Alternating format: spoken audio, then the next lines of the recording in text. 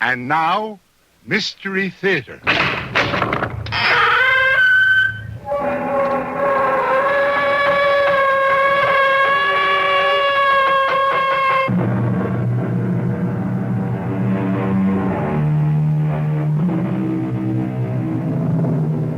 Come in. Welcome. I'm E.G. Marshall. Welcome to the world of terrifying imagination, the fear you can hear. This time, a contemporary tale concerning the ill-fated flight of the first American woman astronaut, the flight of the Diana I.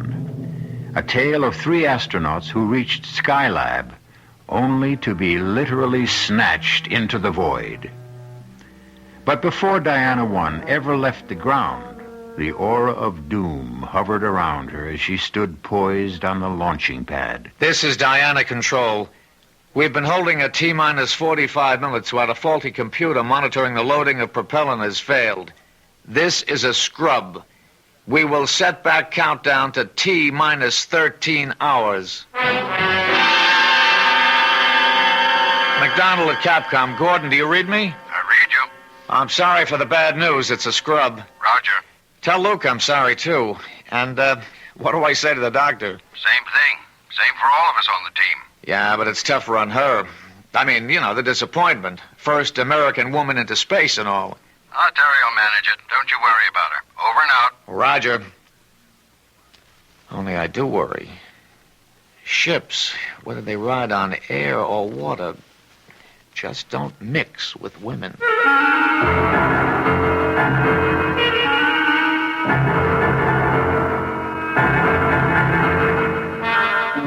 Our mystery drama, Out of Sight, was written especially for the Mystery Theater by Ian Martin and stars Julia Meade.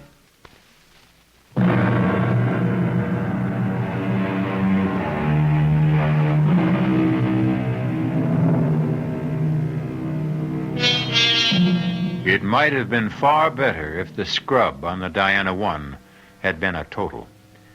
This was only another in the long series of delays that had plagued the spaceship and haunted not only the astronauts themselves, but the ground crew as well. Returning to the compound from the launching, the most concerned of all was the first of Our Lady astronauts. I don't mind admitting it. What I really feel like is bursting into tears. Who doesn't? Well, the difference is you're a man, and I'm a woman. No doubt of that. Although I must say I go for you a lot more as you are now than in the spacesuit. Down, boy. Back off, Marine. Hey, what are you getting so sore about, Navy? You got her. And I mean to keep her. Yes, sir, Captain. I mean, Commander. Hey, don't pass my digs. Are we all having dinner together? Yeah, sure thing, but I want to get me a shower and a shave first. We were up on that rocket so long, I practically grew a beard on my knees. Well, I'll see you later.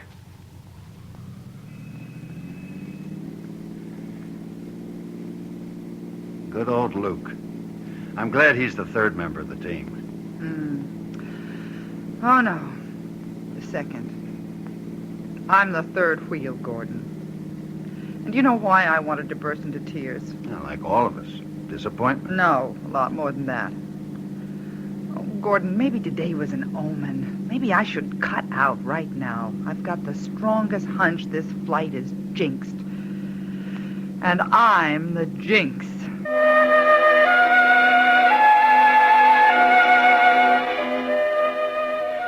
Terry? Hey, Terry, where are you? At the window, Gordon. I didn't mean to wake you. It's okay. What's wrong, Terry? Look, darling. The sky is filled with stars, glistening like fish in a net. Oh, hold me a minute. Of course. How many nights we've talked about this trip. Hope to make it together. All the long training and planning. And now it's here at last. Or almost here. And I'm not going. What? I'm not going, Gordon. Oh, but you've got to. You can't back out now. Lieutenant Nettles is back up for me. Oh, but she's not a doctor. She's a woman. That's the important thing. I wasn't picked for this trip primarily because I'm a doctor. But why would you cut out now? Because I'm scared. I'm a jinx. No, you're not going to start in with the superstitions like Luke. No, it's more than just superstition.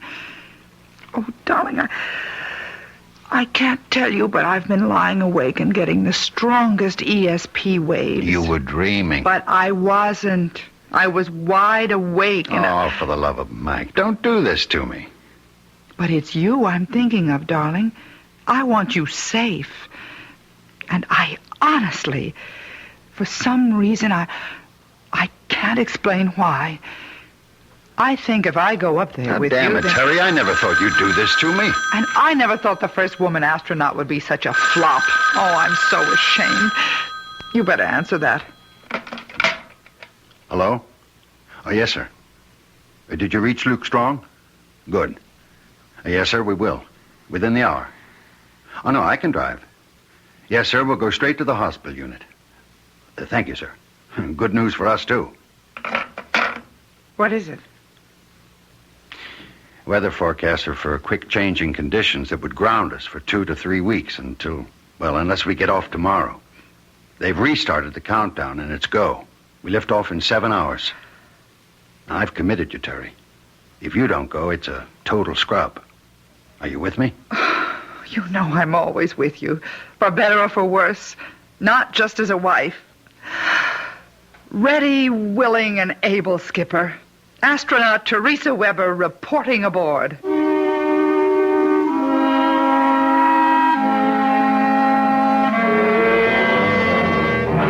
Pilot to Capcom. You read me? Yes, Commander, we read you. Are we still on countdown? Yeah, Gordy, T5 and counting. A okay with you? All systems are go here. Check, Luke. Everything reads good to me. Cabin pressure is holding at 6.1 pounds. Roger. We are T40 and counting. Looks good all the way. Good. Keep me posted. Roger. Over and out. How do you feel, Terry? Now that I'm here, great. Hang in, lovely. You've only begun to live. What do you say, Luke? Well, let's get it all put together.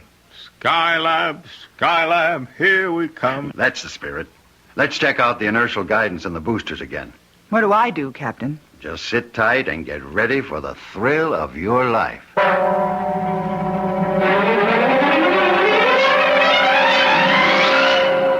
This is Diana Control. The D1 countdown is at T-minus 35 seconds and counting. All systems are reported in a go condition. Pilot, co-pilot, and Dr. Weber are ready. The Diana spacecraft umbilical is cut. We have transferred to internal power. We are counting down starting now. 13, 12, 11, 10, 9. Ignition sequence starting. 5, 4. We have ignition. All engines are running. We have a liftoff.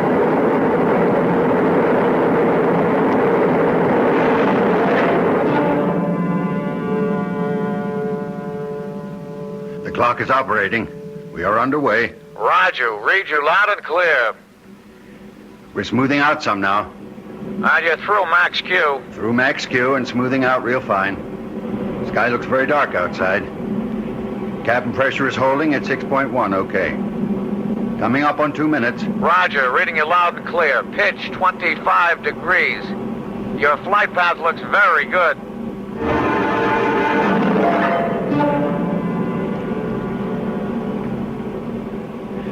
We're up on S4B stage burn, and I read it. Mark, 2 minutes.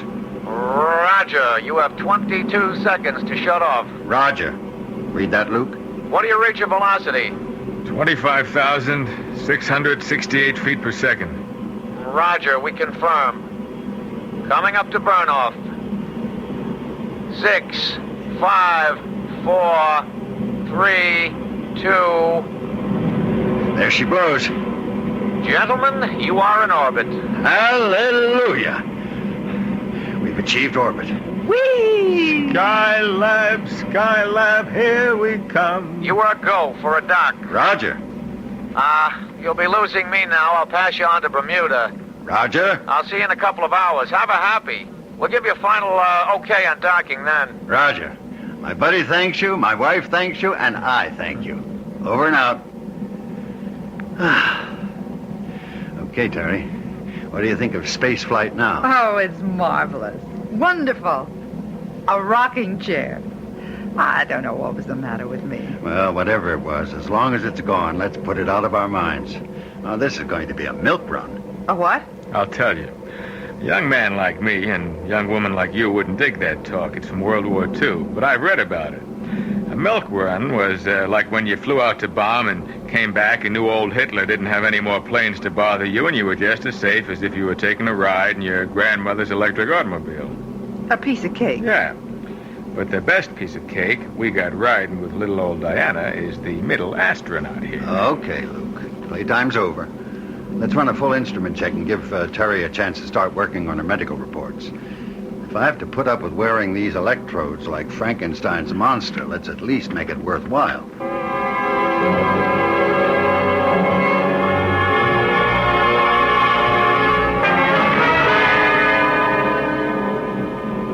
Can you boost your signal, Hawaii? Do you read me? Anything wrong, Gordon? No. We just passed out of range of Hawaii. We should be picking up on Houston and Mac any moment. It's always kind of scary, though, isn't it? What? Anytime the tracking stations don't overlap and you lose contact. Ah, you get used to it. It's only for a few moments at most. Wouldn't it be... Wouldn't it be what, Terry? Oh, that's just silly imagination. No, you got me going. I want to hear what. Well, I was just thinking, wouldn't it be awful if we did lose touch completely with Earth? Not possible. Too many backup systems, different frequencies, emergency equipment. Yeah, but just supposing as long as Terry brought it up, we did lose contact, what would happen then? Well, we can still fly the ship. But with no arrangement for splashdown, where would we fly to? Well, we can always dock with Skylab and use their equipment.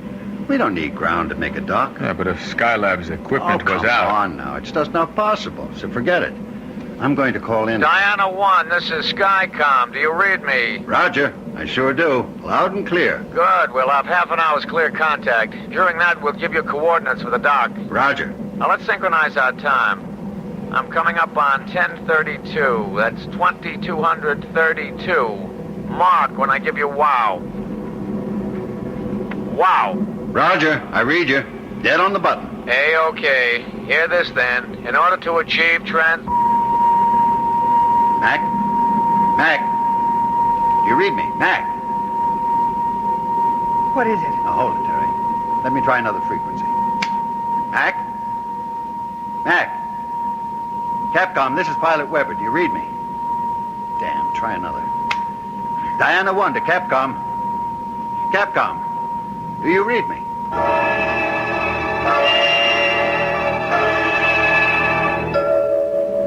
I can't raise a thing, Skipper. I've tracked over Bermuda, Africa. Everything's dead. Every frequency. I can't understand it. All other systems are go.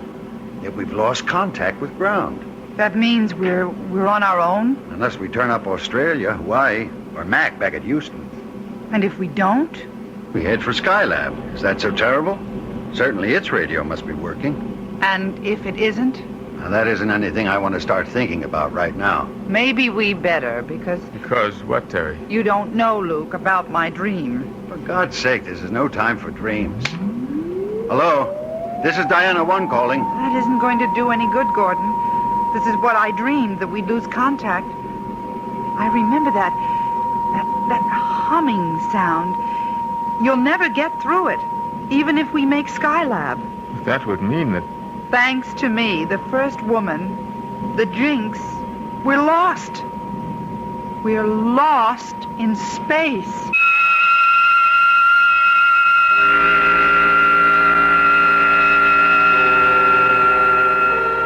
Can you imagine being condemned to wander in space till food and oxygen gave out? Or the orbiting vehicle you made your home plunged through the friction of the atmosphere to roast you to ashes in fire and flame? The very thought of it makes my blood run cold. But perhaps you will prove to be made of sterner stuff when I return shortly with Act Two.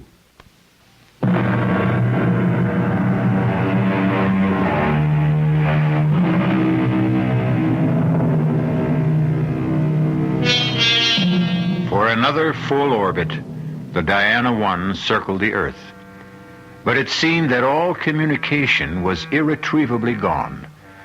On all frequencies, on all tracking stations our astronauts tried to raise, they heard only that high, oscillating hum. Now, we've got to face it. We're clear out of touch. There's only one thing left to do. Make the dock ourselves. Well, we've used up a critical amount of fuel attitudinizing ourselves to try to pick up Capcom signals. I know. Do we go for a dock this time around or wait till next orbit? Well, we've repositioned all the way around this time. We'll never be aligned more favorably. With a tweak burn, we ought to have precise apogee and gain on her enough to lock onto target with radar. How soon will we see the lab? 25 to 20 miles we ought to have clear. There she is. Ahead and just a little bit above us. She's right, Gordy. Okay, we'll intercept. We're on our own. We're going to have to chase for a while, but we're locked on by radar and fitting.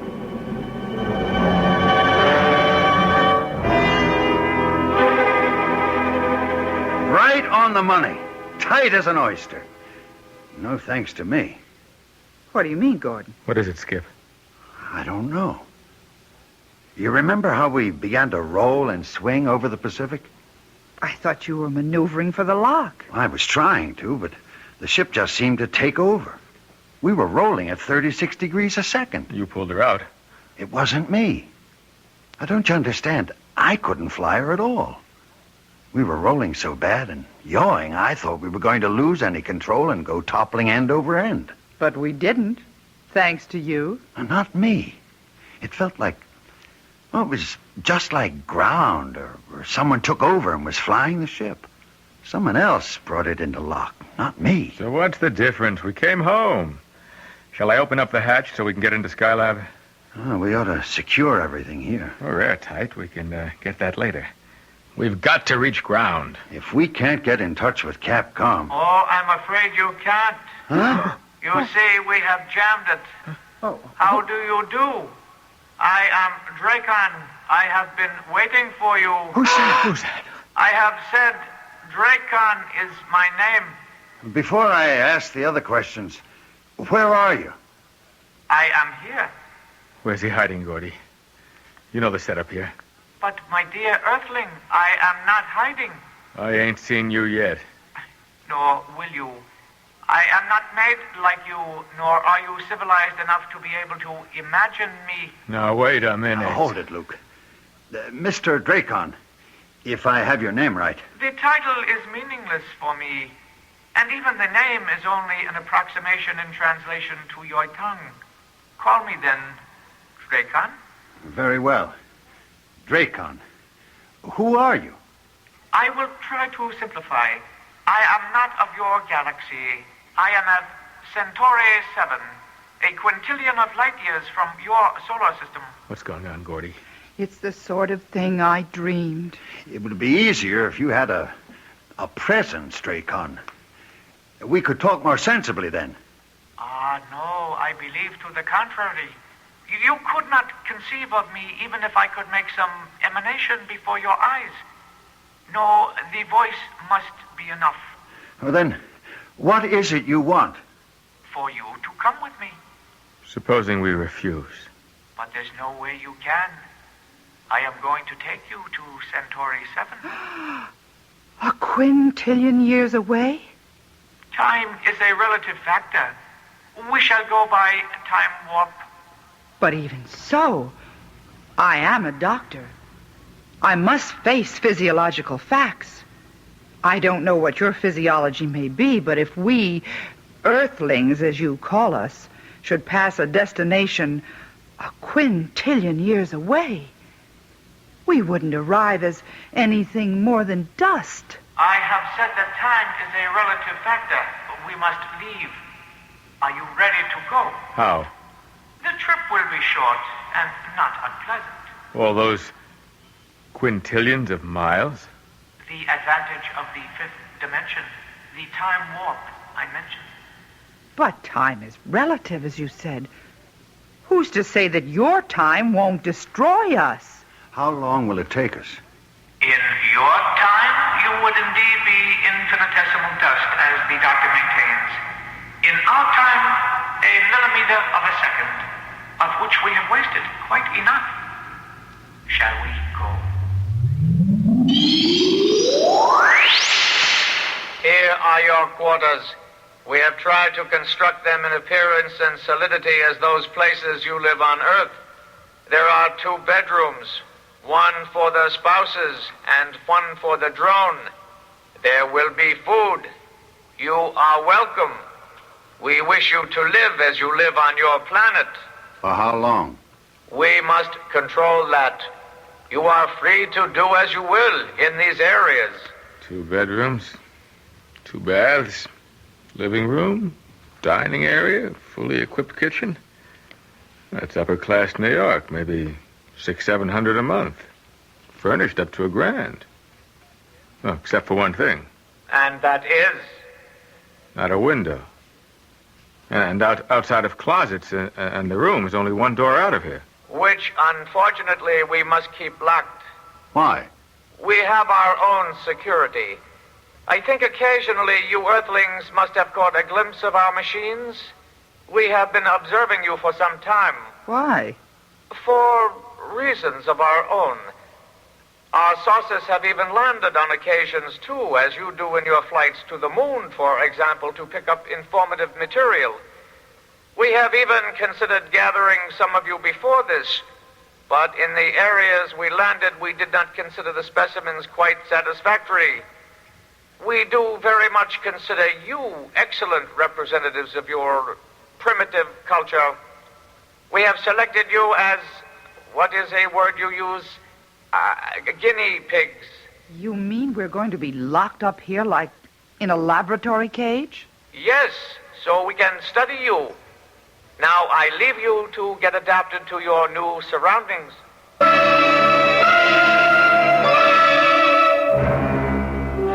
I have brought the Earthlings, O Ancient One. You did not pluck them from the planet itself. No, Ancient One. From the atmosphere, from one of their spaceships. Why did you pick these? One is a female. Our first opportunity to gather such a specimen without alerting the Earthlings. So be it. What is your wish now, Dracon? Permission to start the test. As you wish.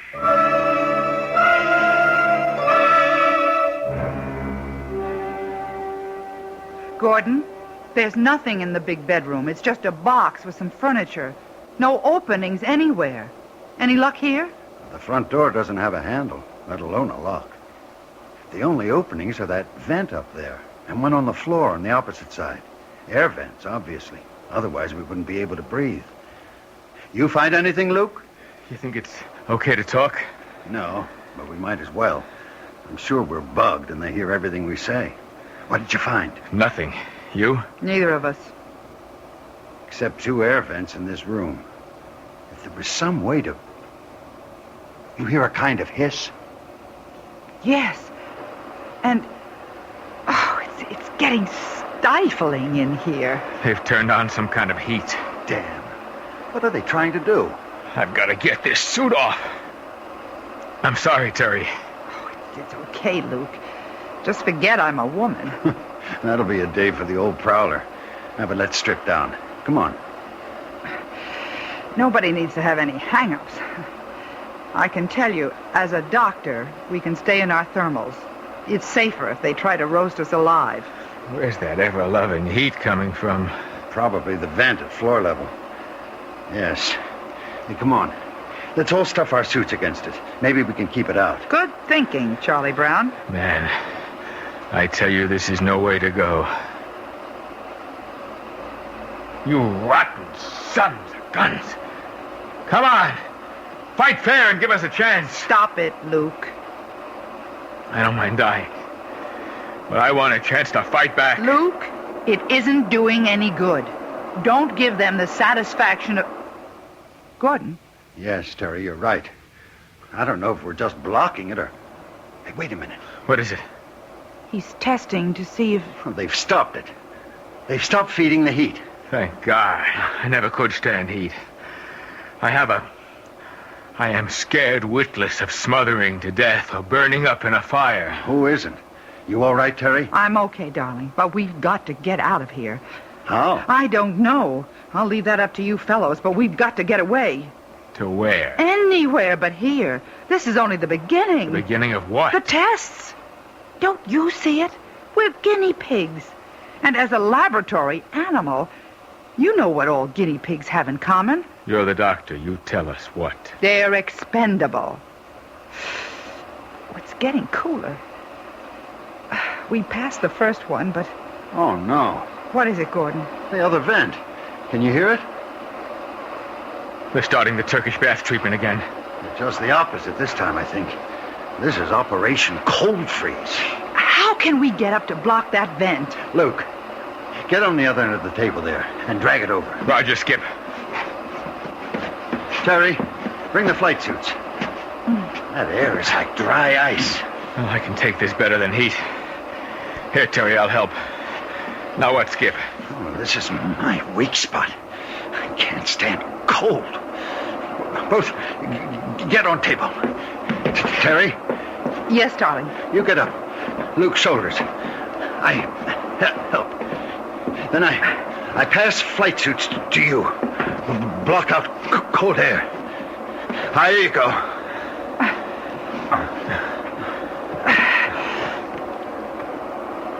I'm okay. Hand me the suits. I'm braced against the wall.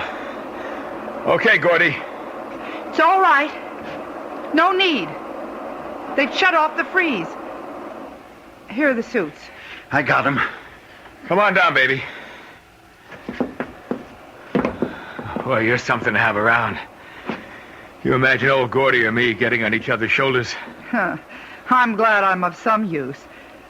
Now it's the men's turn. What do you mean? This is only the beginning. How much more of this can we go through? One exposure or another is going to be too much for one or all of us. Let's try to get out of here. How? Only one way. The door. What we need is a prize of some kind. Oh, wait a minute. The table. It has metal legs. Help me turn it over, Luke. Sure. Yeah. There's a flange at the top. And screws. Oh, now, if we just had something... Would you believe?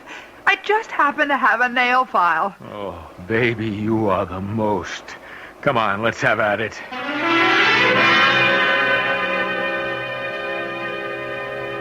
Have we got the flange far enough in between the jamb and the door this time? This looks like it. Ready? If we do get the door open, then what, darling? Now, first, let's get it open. Then we'll know. You ready, Luke? Roger. You too, Terry. Give us all the weight you can. I'm ready. Then all together. Set? On the count of 3.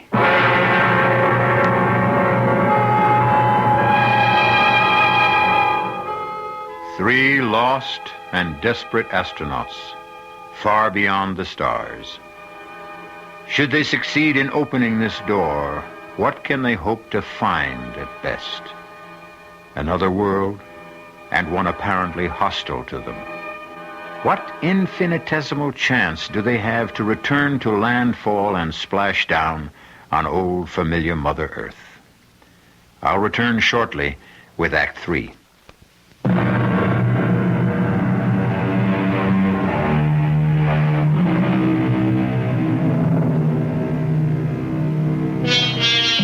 Is there any threat worse to sanity than the unknown? And yet, faced with the prospect of death by any factor of the known, which of us would not gamble and reach for the unknown as an alternative? Our 3 lost astronauts are no different as they struggle to open a door on what? What kind of a world lies beyond it?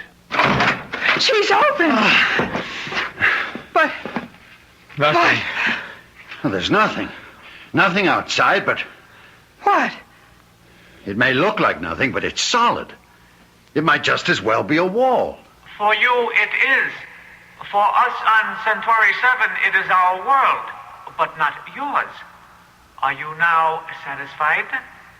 But what do you intend to do with us? We must finish our tests before we tell you that. Now you are weary. First, you must rest.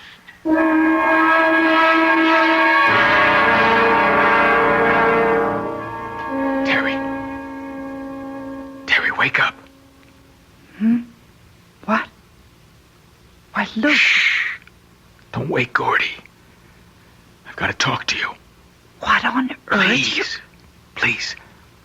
Come into my room. Okay. Just a second till I find my shoes. Come on. I'm coming. What is it? I've got to talk to you. Terry, we're all going to die here. We don't know that. Well, I do. And there's something I want before I do. What are you? You. I want you, Terry. Luke, listen to me. I'm not listening to anyone anymore, just myself. Now, Gordy stole you away from me, but just for once, I'm going to steal something away from him. Gordy is your best friend. That's for laughs. Everything I ever wanted in life, I had to fight him for. For space flight, the commandership of this one you, he always won. Keep away from me. Not this time, not this once. You can't. I won't. I'll scream for Gordon. You do, and you get this in your throat. If I can't have you, he never will again. Oh, where did you get that knife? From the table, 3 of them there. Okay, Terry. Come here. Get away from her, Luke. Gordy. Look out, he has a knife. So have I. All right, Luke. You wanted to use the knife? Come on. Try it on me. That suits me just great. You bought yourself a real Donnybrook. Stop it. Stop it, both of you. Stay out of this, Terry. I won't stay out of it. And for the information of both of you, I have a knife, too. Okay, Luke. Drop yours. Let your lousy husband get me in the back, no thanks. Hey, stay out of this, Terry. He's had this coming a long time. Will you listen to me? Both of you? Don't you see this is just another test? A what? Don't you remember? We're guinea pigs. They're testing every kind of reaction in us. Luke, please. I know how you feel about me. You love me. That's right, Terry. But not that way. As a friend, as you love Gordon. Love? Yes, love. You weren't made for hate or frustration or violence any more than Gordon is. It's them, Dracon or whoever they are. They're putting it all into your heads. They want to see how far they can provoke us, how much we can stand. They're the ones we have to fight. They're the ones we can't let win. What am I doing with a knife? Oh, God, Terry. Gordy, forgive me. I didn't know what I was doing. Neither did I. I woke up choking with this black hatred, and where did I get this? They put them on the table. It's just as I said. Another of their tests. What's that smell? It's coming from this lower vent. It smells like... Bitter almonds. That's cyanide. Get away from there. They've sealed up the door again. We've got to get out of here. The bed... No, they're louvered doors. It'll seep through. We've got to get away entirely. How? Even if we could get the door open again, I thought of it when the heat was coming in before. I think the cover on that vent up there is loose. It's big enough to crawl through. Get the other table, Luke. Drag it over. I've got the table leg that we used on the door. Maybe I can pry it open with that. Come on, Luke. The smell is getting heavier. I'm with you. Okay. Now give Terry a hand up. There you go. Now up on my shoulders.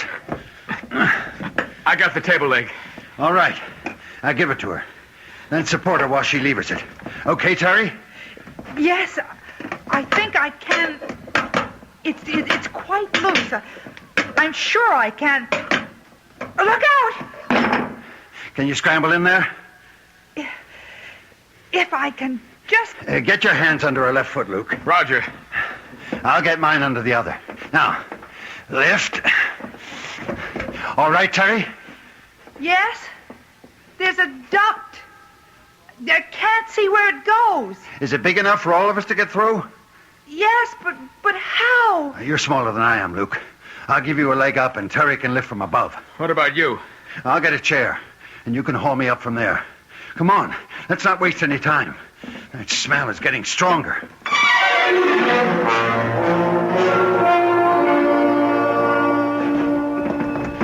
Terry?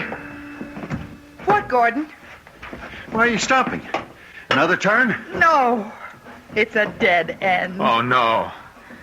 Are you sure? It's blocked in front and on both sides. Wait a minute. What? It's open above. Like a chimney. How wide is it? Just a moment. It's round. About maybe 3 feet in diameter. Any light? No, just as dark in here. It's no use. We'll have to go back. We can't go back. Not to that cyanide. Maybe they stopped pumping it in. What else can we do? We can try what mountain climbers do. What? Terry, Yes, Gordon. can you stand up where you are? Yes, I think Yes, I'm standing with my head in the chimney. All right. Now listen carefully. Remember when we climbed Old Baldy? Yes, 1,000,000 years ago. Now, hang in, baby. Don't you flake out on us. I won't. You mean that guide that showed us how to chimney climb? Yes. Now turn towards me and put your back against the wall. Now, can you get your feet up there on the other side? Just about. Then I brace my back and then push up, right? Right. Then slide your feet up an inch or two and keep repeating. Roger. You'll have to go next, Luke. You get it? I get the idea. But supposing that thing's 30 or 40 feet tall. We go as far as we can, and we all fall and break our necks together.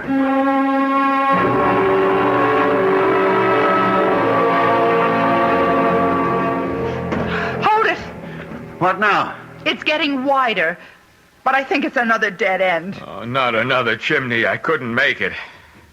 This one goes down. There's a draft and... Oh, Lord. What? If we only had a light. I have only one match left. I've been saving it. It's wider. You think you could come up here? I'll try. Watch it, darling. You're right at the edge. Where do you suppose this could go? There's fresh air. Maybe outside. Let's see. Oh, maybe we've gotten a break at last. That's only about a 30-degree pitch. Ah! Well, there goes the match. But where goes the tunnel? I'll let you know any moment. If anything happens to me, you and Luke can try going back. Oh, no, sir.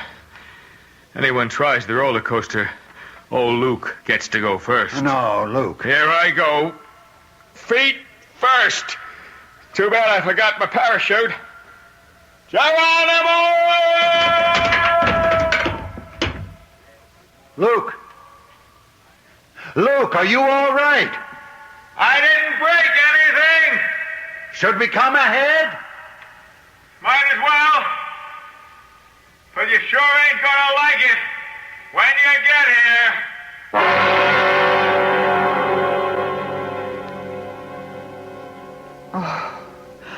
All that for nothing. Right back where we started. At least we don't have to bother about trying the lower vent. We know where it goes to. And at least there's none of that cyanide gas. Yeah, but now what? Now we have finished with our external examination. I am sorry to say that the continuation of our test program may be even more unpleasant. Now, look. If you'll let Captain Strong and my wife go, you can... Just a minute, old buddy. Same offer here, Dracon, or whatever your name is. Only I stay. I'm afraid not satisfactory. The female is essential for more reasons than one. Why? First of all, your physiology is quite different from the male. We will want to study that. Secondly, you are a doctor. We can use your expertise to dissect your male companions so that we may study how to work on you. No. Absolutely not. I won't lift a finger to help you. Suppose we were to offer to let your husband go. I'll answer that. No. Let me. Darling, I'd gladly die for you. But I couldn't kill for you. I wouldn't expect you to. I love you. I love you. And we both love you, Luke. One for all, and all for one. I guess we've bought it for good this time. But wherever we go, we stick together. Very well, Earthlings. I will give you your wish. You'll have to execute a turnaround. Hey, Diana 1, do you read me? I read you loud and clear. Why? I don't know. Funny thing. I had a loco notion, we all did down here, that we lost you for a couple of seconds. Not as far as I know. You didn't notice a kind of a time lag? Oh, hold it, Capcom. You hear him, Luke? Mac? Yeah. I don't know what he's talking about. You, Terry? Capcom to Diana 1, do you read me? I read you. We registered a sort of oscillator hum during that 2-second gap. How about you? I didn't hear it. A half a sec. You pick up anything on instruments, Luke? Or hear a sort of oscillator hum? I did. Just like in my dream. Or I think I did.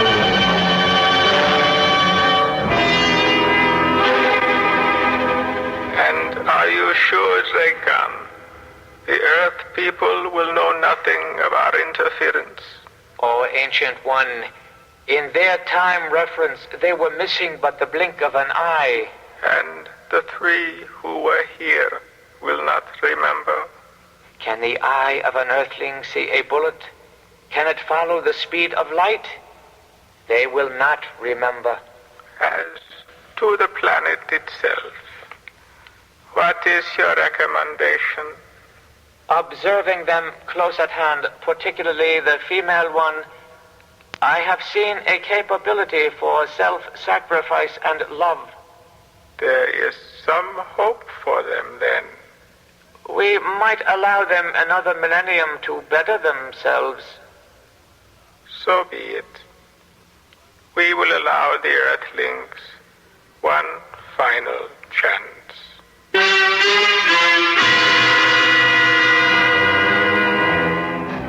So there are no such things as flying saucers and strangers out of space. And man is the only creature to travel the roads among the stars. I wonder. Oh, well, it may not be too much longer before we find out for sure. Only a few thousand years. I'll be back shortly.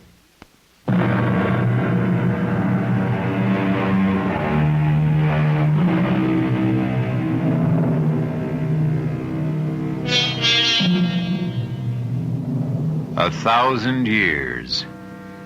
The millennium. Perhaps the one mentioned in the book of the Revelation, when the angel came down from heaven with the key to the bottomless pit and a great chain in his hand. And he bound the devil and cast him into the pit and sealed it, so that he should deceive the nations no more. Not a bad idea. Not a bad idea at all. We could all begin with the devil in all of us. It might just be worth a try. Our cast included Julia Mead, Sidney Walker, Ira Lewis, and Jack Grimes. The entire production was under the direction of Hyman Brown. This is E.G. Marshall inviting you to return to our Mystery Theater for another adventure in the macabre. Until next time, pleasant dreams.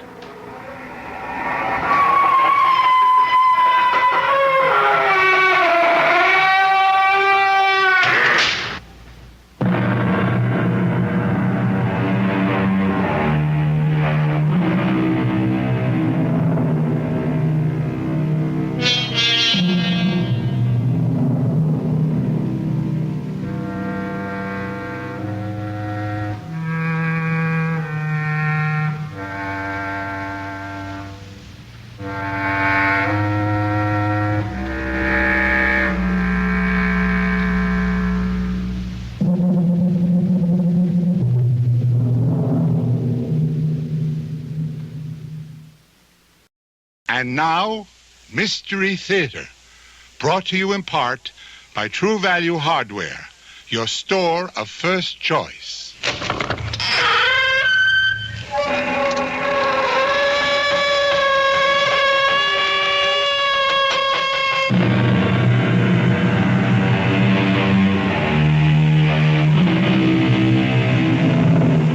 Come in. Welcome. I'm E.G. Marshall. Welcome to the terrifying world of your imagination. My story explores the dark, uncharted area of the human brain. Despite medical research, scientists admit that there is much that is still unknown about the flesh and blood computer, which guides our conscious and unconscious lives. Let us listen as Colonel Edmund Plant of the CMI warns Dr. Gentry what dangers exist when we attempt to control this complicated human mechanism. Let me explain, Doctor.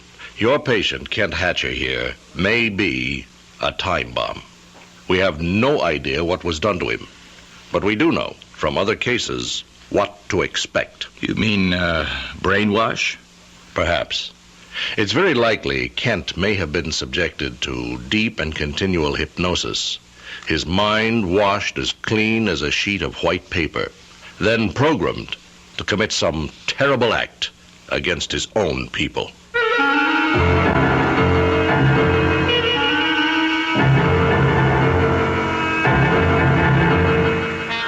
Our mystery drama, Prognosis Negative, was written especially for the Mystery Theater by Sidney Sloan and stars William Redfield and Bryna Rayburn.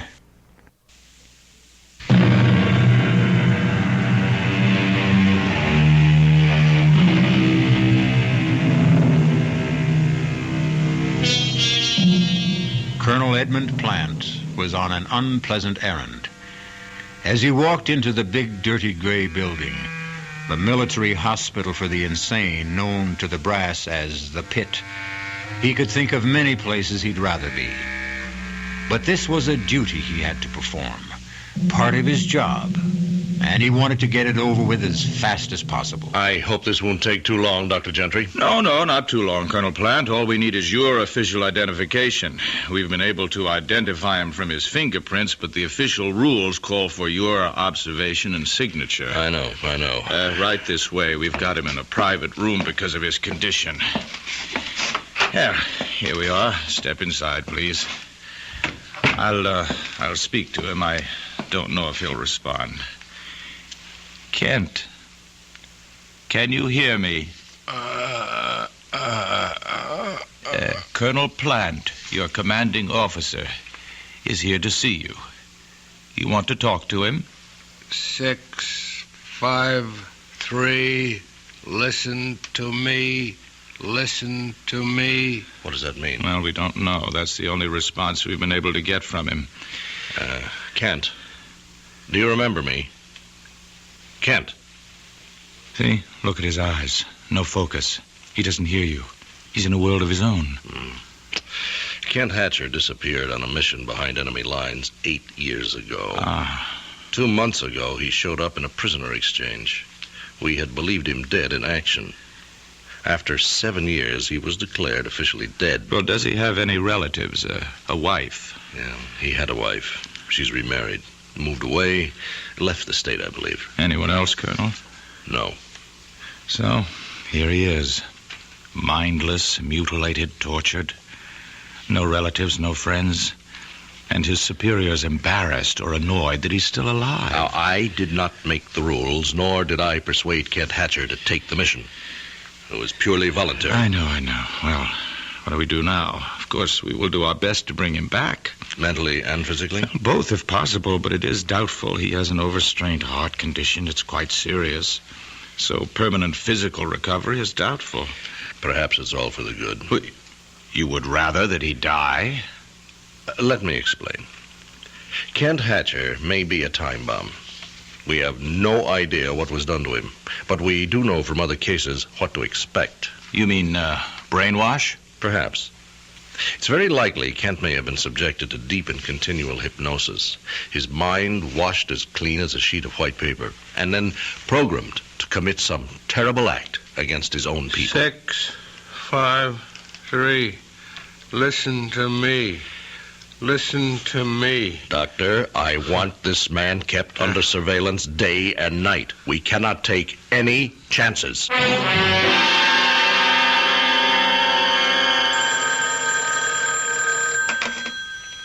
CMI, Colonel Plant here. Oh, Colonel, this is Dr. Gentry, Paul Gentry. Yes? Remember we were talking just last week about the case of Kent Hatcher, one of your agents? Oh, yes, that. Well, yes. I'm afraid I'm going to puncture that theory of yours about Hatcher being something of a time bomb ready to blow up. I'm certain that he's not dangerous. On what do you base your findings? Well, he's been under intense treatment and has begun to respond very rapidly. He's mild and cooperative. He's almost childlike. I see. I've reduced the guard to 1 8-hour shift, midnight to 8 in the morning, and at all other times he is constantly in the hands of our nurses and therapists and other personnel. Well, you are something of a gambler, Doctor. What, gambler? Taking that kind of a risk. No. I don't think so. Doctor, has it occurred to you that this entire mild convalescence may have been programmed into the mind of this man to throw you off guard? Oh, nonsense. I know a harmless man when I see one. To leave him unguarded is taking chances with the lives of many people. Heaven only knows what has been fed into his receptive and willing mind.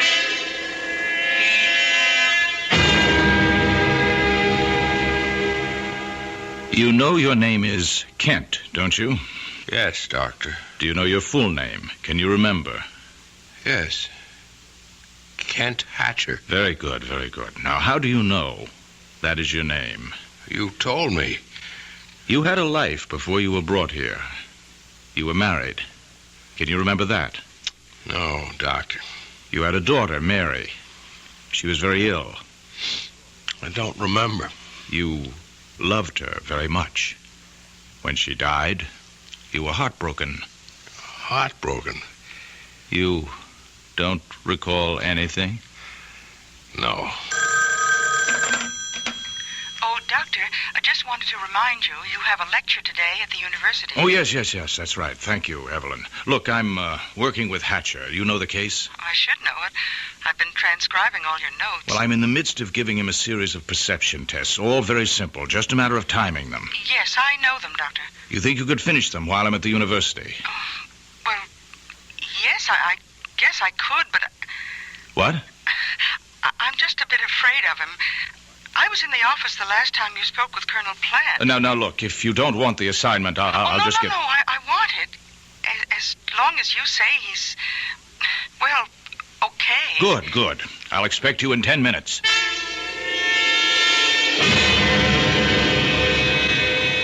Excellent, Mr. Hatcher. Excellent. Well, I'll have a good report for Dr. Gentry.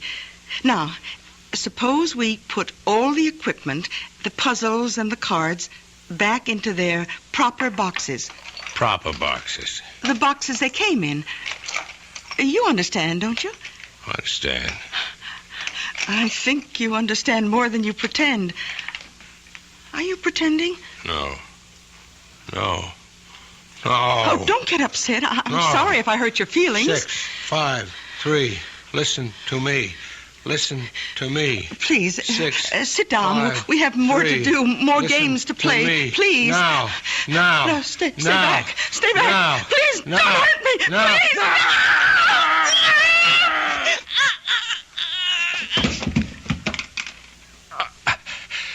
6, 5, 3. Listen to me. Listen to me.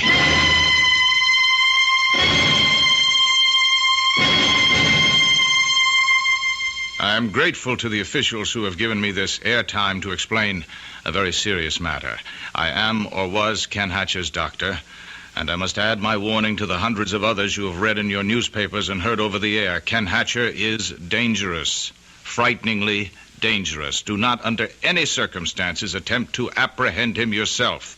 Call the special numbers that have been set up for this purpose. Do not let his mild manner deceive you. He is a killer who will act without even the slightest provocation. The police have orders to shoot on sight.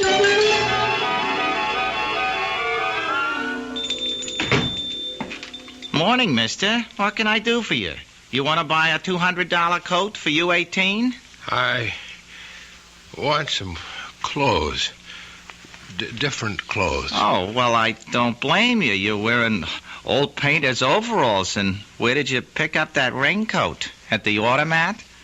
Give me clothes. Sure. Sure, mister. Didn't mean to hurt your feelings or nothing. Look, I figure you about a 40 long, right on this rack over here. So, you just go ahead and help yourself, huh? You pick out what you want. I gotta go to the back of the store to, do a little alteration, okay? You just pick out what you want, and then call me, right? Okay. I'll see you in a minute. What was that number I seen in the paper? Where is it? Where is it? Here.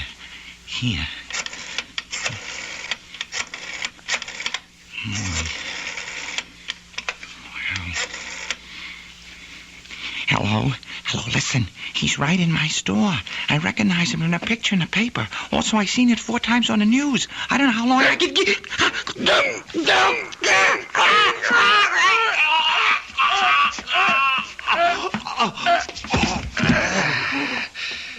6, 5, 3. Listen to me. Listen to me.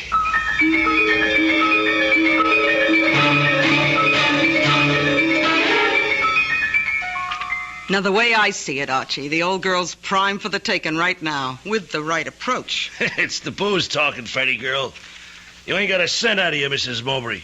And you ain't gonna because you ain't sharp enough to convince her. Look, Archie, you gotta work these big jobs slow.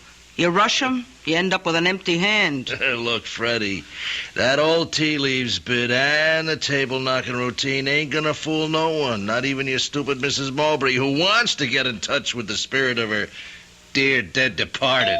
Hey, take the bottle and get in the other room. Might be a customer for a reading. This hour, 11:45? Yeah, it's probably some drunk. All the better. They give bigger fees. And no complaints. Now get out. All right. I'll be sitting behind the curtain in the kitchen.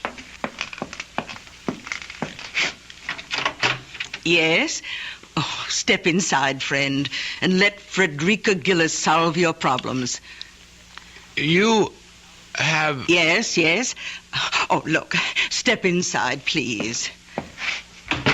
That's better. Now, what's troubling you, friend? Money matters, domestic difficulties, fear of the future? There is a sign in your window. Spiritual reader, forecaster of the future, palms red, tea leaves. No, not that. Not what? The sign, the sign, room to rent. Oh, that. Well, that's a mistake, mister. We had a room vacant, but we really don't have it. I took that room 3 months ago. I'm the lodger here. There ain't no more room. But the sign is still in the window. It's just a mistake. It should have been taken down. No room? No room, chum. So, this way out. Wait. Maybe we have got a room for this gentleman. What? Freddie, have you got... Top floor, sort of an attic room, if you don't mind the climb. What? Wait a minute, you can't give him that room. Now, I've got all the photographic equipment in there. Well, you better clear it out, because I've just rented the room to this here nice gentleman. You want to take a look at it, sir? I'll take it. Without even looking at it? I think you better go up and then decide. I want to be fair about it.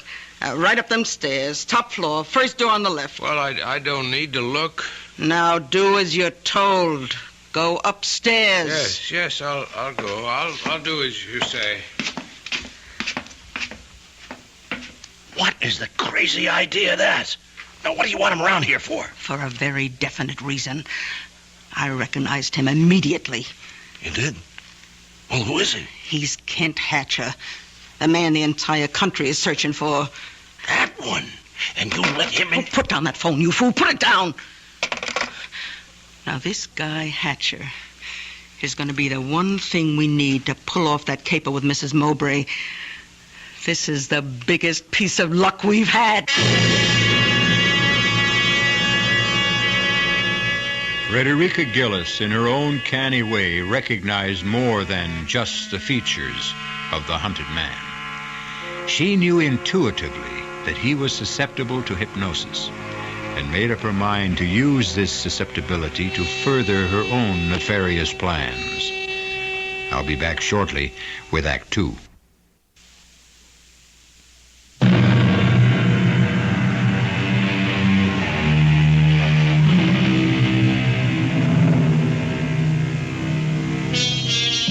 Several days have passed since Kent Hatcher, the hunted man, found refuge with Frederica Gillis and her accomplice Archie. She has not permitted him to leave the house, and, in fact, has been working to disguise his much publicized, scarred face. That you, Archie? Right, Freddy girl.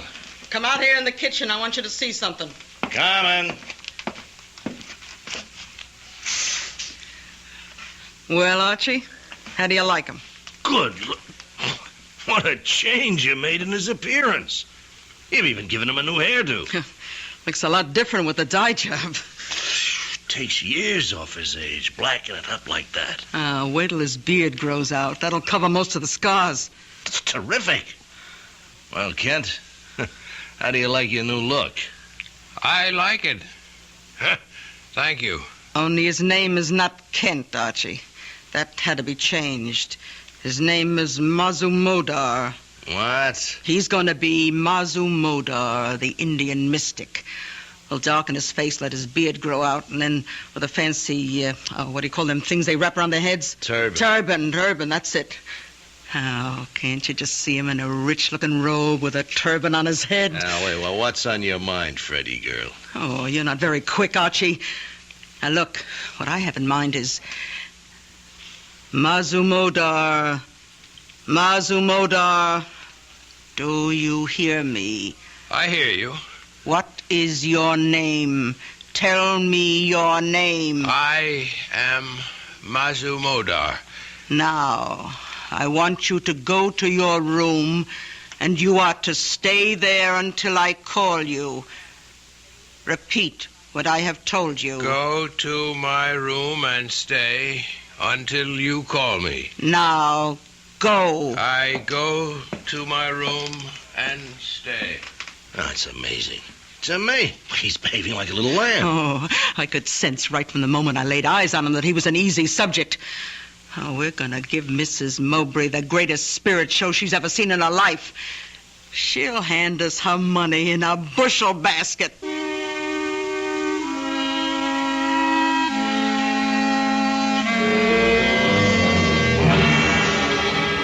Everything ready, Archie? Yeah, I think so. Now, let's run over the list. Wind effect, whistling sound, eerie music. Okay, but not too much. When she does get in touch with her dear departed Kenneth, what's she going to ask him? And what's our phony medium Kent going to reply? Mazumodar. Remember that. Okay, Mazumodar. What's he going to say? Now, you can't guess what the old gal might ask when the seance starts. Look, I've been working with him all week. If the going gets too rough for him and he can't give a good answer, I'll just break things up, stop the seance, say that the contact with the spirit world is broken. Okay. What time's she coming? Oh, I told her 8 o'clock. Well, now, just to get things straight, now, I'll be in the kitchen. All the sound effects will be piped into here where the seance is taking place, right? Right. And when I want the sound out, I'll say, Mazumodar, do you feel a presence in this room? Then I fade sound out and Mazumodar takes over. Huh? That's all there is to it. And Mrs. Mowbray will be here in 30 minutes.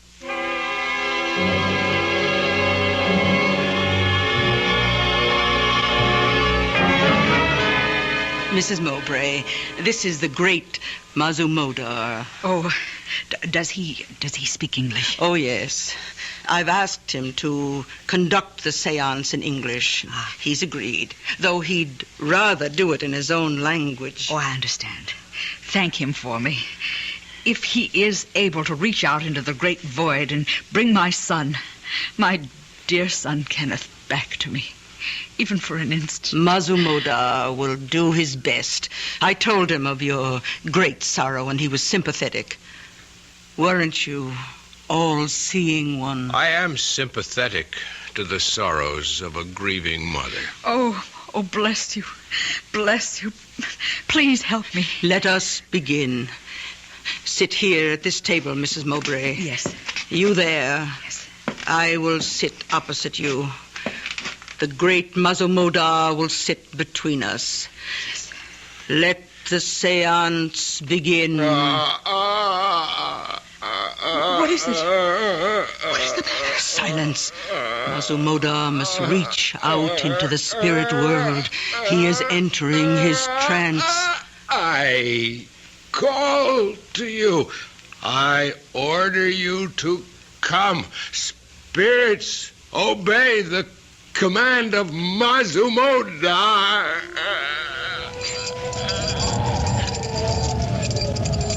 Do you feel a presence, all-seeing one? There is one here who demands to speak.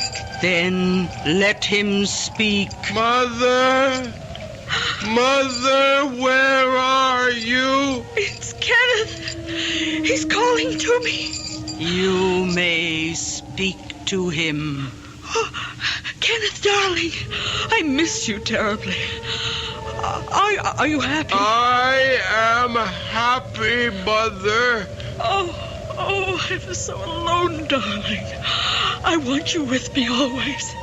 I have felt your presence near me. I have been with you from the moment of my death. It has been difficult reaching you, difficult to let you hear my voice. Now you are being helped by kind and gentle people. Be good to them, Mother. Without them, our thin thread of contact will dissolve. I will return to you, and we will talk again. I will return. Oh, what happened? Why has he gone? Oh, call him back, I beg you. Mazumoda, I will give you anything you want, but please let me speak to him again. Now stop that. You want to ruin everything? Stop, I say. The seance is at an end. Oh, please. Ask Mazumoda to forgive me for my outburst. Mazumoda understands, Mrs. Mowbray. Oh, I hope he does. When may I come again? I will call you after I consult with him.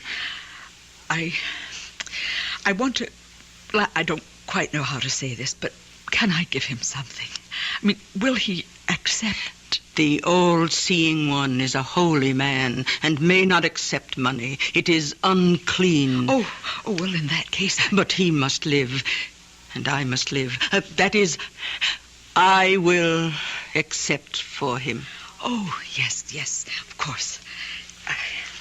Here. Oh. You are a good person, Mrs. Gillis. I'm so lucky to have found you. Goodbye. Thank you again, and please call me soon. Soon. Goodbye. Archie? She's gone finally, huh? You didn't let the seance go too long, did you? Just long enough to make her want more. It was a complete success. Mazumoda was perfect. She loosened up the purse strings a wee bit, too, didn't she? I heard her say something about money. Yeah, 500. Take your cut. 500? Whew, it's better than I thought. Peanuts. That's just a down payment on what she's going to give us. Beg us to take. You got something big on your mind? Well, next time, she's not going to be taken in quite so much by the atmosphere of the seance. She wants something more definite, more tangible. Well, we got all that info we collected from the Army files about her son. You know, flyer, shot down. Body never recovered. Final report of his burial in enemy territory. Oh, nothing in that stuff will have any influence on her. Now, just take a look at this snapshot, taken with his buddies overseas. Take a good look at it. Yeah, all right. Yeah, well, what's so important about this photo? Look at his right wrist. What do you see? Here, use this magnifying glass. Here. Yeah. Looks like he's wearing one of them identity bracelets this guys wore at the time, especially the flyers. That's correct. Now, it was specially made for him, she told me, by a fancy jeweler. Now, at the time of his death, it was destroyed or stolen. She never got it back. So what? We're going to reproduce that bracelet. And at the next seance, Mazumodar will ask the dear departed Kenneth for some proof that he is really Mrs. Mowbray's son. And then old Mazumi will drop the identity bracelet right into Mrs. Mowbray's sweating hands. Oh, that's great. That's really a great idea, Frederica girl. Well, now, look, you take this photo and blow it up as large as you can. And then blow up the portion that takes in the right wrist. Yeah, then blow that up again. Yeah. Then get all the details. And then we find a jeweler who can reproduce the identification bracelet exactly. What do you think that'll be worth to the rich Mrs. Mowbray?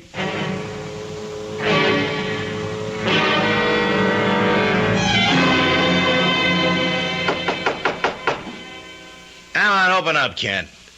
God, will you be a good guy? Good guy, now open up the door, huh? Look, I gotta get in there, Kent. Now, I got all my photographic equipment in there. Well, thanks, old man. Hey, I'm sorry if I disturbed you. It won't take me a minute. No.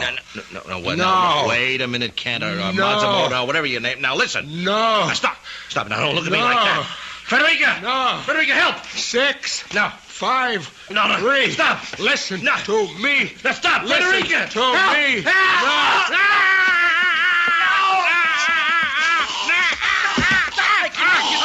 No, you hear me? You hear me and you obey. Tell me that you hear me. I hear you. Well, now go back into your room and stay there until I order you to leave. Repeat what I have said. Go back to my room. Stay there. Until I order you to leave. Until you order me to leave.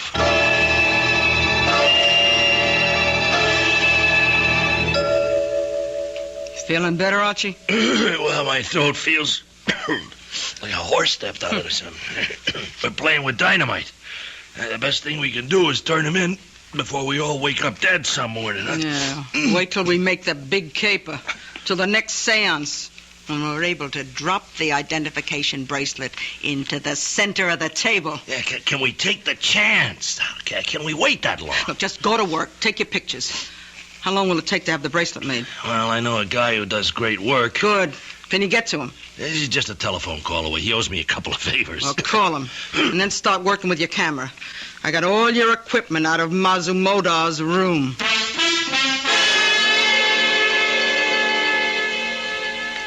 Here. Feast your eyes on that. Oh, the bracelet. You got it. Told you the jeweler was a friend, huh? Did it in 2 days. Now, ain't it beautiful? Let me see the photo. The blow-up you made. Here. Spitting image. Oh, perfect. Looks like the original. Yeah. Look how he made it look as though it had been in a fire, eh? Marbury went down in flames, you know. Yeah. Oh, good touch. Makes it look authentic. Look, I'll call Mrs. Mowbray and set up the seance as soon as possible. Listen, there's one little fly in the ointment, Freddie girl. What? Maybe we ought to get a new medium to run the show, huh? What are you talking about? New medium? No. We've got to use Mazumoda. We've established him. Well, you got to unestablish him. He's gone. Gone? When? How? We'll just have to find him. Come on. He didn't have much money, so he couldn't have gone far. Well, wouldn't it be better to report the whole thing to the police? And throw away enough money to keep us in the good things for the rest of our life? Are you crazy? But now... No buts. Mazumoda is the key that will unlock Mrs. Mowbray's bank account. And we're not going to let that slip out of our hands.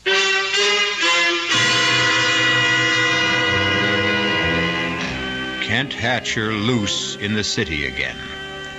No one to control his homicidal urges. His changed appearance would make it difficult for the police to recognize and to apprehend him. Will they? I'll be back shortly with Act 3.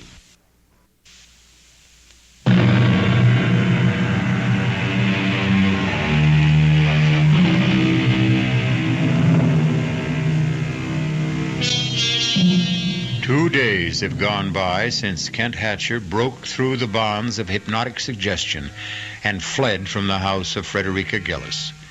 Mrs. Gillis and Archie have been hunting for him for hours. But the tortured man wanders through the big city.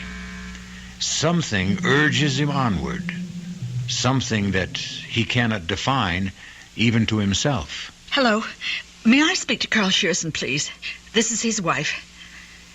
Carl, Alma, I know you don't like me calling the office, but I think I saw him. No, Carl, I'm sure. He's changed, but I knew him.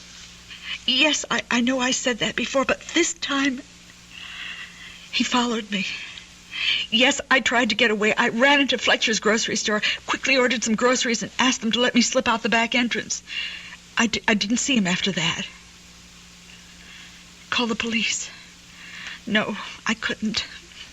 They'll kill him. They're searching for him, and they'll take no chances. Oh, someone at the door. Must be my grocery order. I told them to send it up. Call me back in a few minutes, Carl. Coming. Oh, no. No. Please, don't come in here.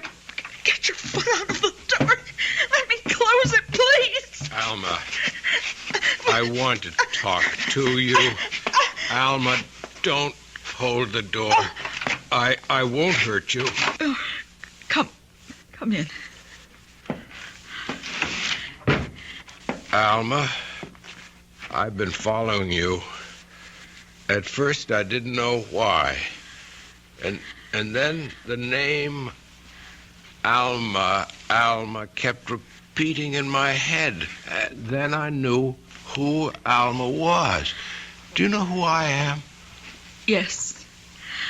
I know you, Kent. They told me you were dead. I was alone all those years. I'm remarried. Remarried? You were declared legally dead. Even then, I hesitated, but Carl insisted that we marry. He's a good man, kind. I need him. He loves me. Our daughter, Mary, dead, isn't she? Pneumonia. The year after you disappeared. Dead. Everything dead, or gone, or over. Kent, you must go away. Hide. They're looking for you. They may find you here. All over. You know, Alma, I can hardly remember what you used to look like.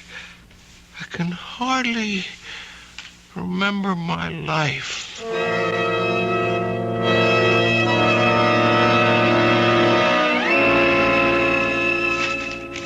There's nothing here in the papers, nothing on the radio or TV. All it says is, fugitive killer still at large. Seems he ran into his ex-missus and her new husband reported it to the police. Well, that means he's still in town. Yeah, worse luck. I wish he'd take off with the great open spaces. I hope we never see him again. What are you talking about, Archie? We need him. I'm hoping he'll come back here. Here? Yeah, where else can he go? He hasn't a cent. He knows he's safe here. Question is, Freddie, are we? I can control him, and we need him. I've stalled Mrs. Mowbray twice. I can't keep doing it without her losing interest. If he walked in that door today, we could schedule the seance for tonight and it... Clear out of here, Archie. That's a client wants a reading. I'll go in the kitchen. All right. Call me if you want me. Here. You, Mazumoda. Oh, come in. Archie, Come here. What is it? What? Why, it's him. What? You was right. He did come back. Mazumodar, listen to me. Listen. You are to go to your room. Go to my room. You will change your street clothes to Mazumodar's robe and turban. Do you understand? I understand. Now, go to your room. I go to my room. It's amazing. That's truly amazing. You got him like a monkey on a string. I told you I could control him. You gonna pull it off tonight? Why should we wait? As soon as we get our money, we'll get rid of him, turn him in. Right, it's my sentiments exactly. Now, he is too hot to handle. The sooner the cops get him, the better. Hand me the phone.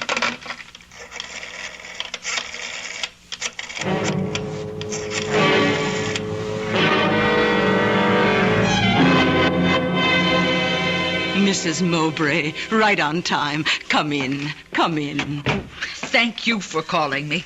I began to think that all contact with my son Kenneth was broken. I thought perhaps I had disturbed Mazumodar by my outburst. Oh, no. Nothing like that. But I must tell you, his efforts on your behalf have taken their toll of his strength. I don't quite understand. Well, every night, Mazumodar has reached out into the darkness of death to touch the spirit of your son. Oh, has he really? The effort has drained his strength. He is not well. Oh, then perhaps... It may take him months, perhaps years to recuperate, and the expenses incurred are very high. I will pay them anything. Well, I am certain that he will be successful tonight. I have been in communion with the spirit of your son. I have informed him that he must appear to you and must give you some evidence known only to the two of you to prove without any doubt that it is truly he. Oh, if he could. We will begin. Sit here at this table, as we did the last time. Yes. You there, I across from you, and Mazumodar sitting between us. Yes. Now, I will dim the lights. Let us join hands and complete the mystic circle.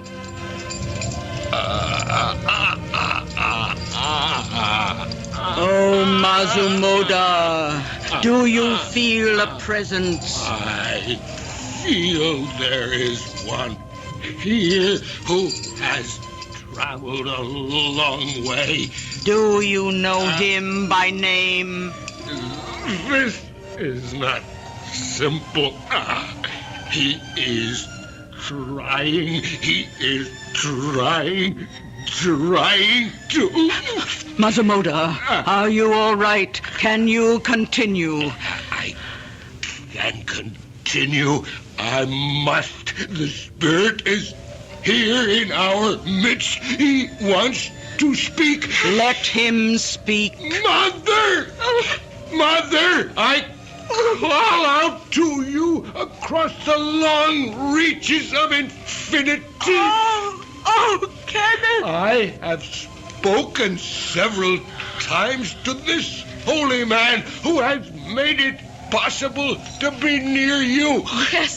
Yes, Kenneth. He has informed me that I must give you substantial proof of my presence here. What should it be? Oh, anything. I believe it is really you. No, I will give you proof of my love for you, dear mother. Do you remember your loving gift to me? What gift? Shortly before I left to go overseas on my last furlough home. The bracelet. The identification bracelet. Yes. It was never found, never returned to me. I wanted that more than anything else. I knew that, and I return it to you now. It's his bracelet. Oh, my son, my son. Lights, let us turn on the lights. The seance is over. Oh, my dear son. Oh, how could you all been to me to bring back this bracelet? Oh, this is all I have left of him. Oh, thank you, Masamota. How can I ever adequately thank you? I am sympathetic to the grief of a lonely mother. Masamota, he's fallen. Quick, help me. Help me lift him. Archie, come in here quickly. What is it? Hey, what's happened? Masamota has fainted. Collapsed. Here, help me. Here. I'll get him under the right arm now. Yes. And then you get him. Wait a minute. It's no use. Just leave him there. Leave him? He's dead.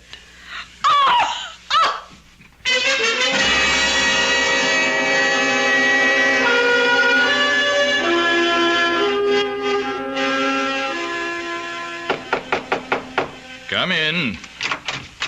Oh, yes, Colonel Plant. I've been expecting you. Yes. Official identification of the body, I know. Well, I don't make the rules. I realize that, Doctor. Let's get on with it. I have another appointment. Very well. If you'll come this way. Yeah, after you, Colonel. We, keep the bodies here prior to identification. Of course. Right this way, please. And here we are, number 31416. Do you identify this man, Colonel Plant? I do. His name was Kent Hatcher. His serial number... No, that won't be necessary, Colonel. It's all here on this form. May I have your signature, please? Yes, of course. There you are. Thank you. Is that all? No, that's all that's required officially, Colonel. But do you mind if I ask you a question? Yes, go ahead. That business with the identification bracelet? Oh, it was a fake, a reproduction. Mrs. Gillis' accomplice, Archie, had it made from a photograph. We got all that in their confessions. They had made it look as though the dead son, Kenneth, had sent the bracelet to his mother from the great beyond? Mm-hmm. Yes, it's a common trick played by people of this type to bilk naive women. However, there was one aspect of the matter that has not been satisfactorily explained. You mean about the inscription on the inside of the identification band? To my son, forever and ever, Mother. Doctor, there was no way they could have known what that was, or whether there was even an inscription. In some mysterious way, that engraving appeared on the inner face of the silver bracelet. How? We shall never know.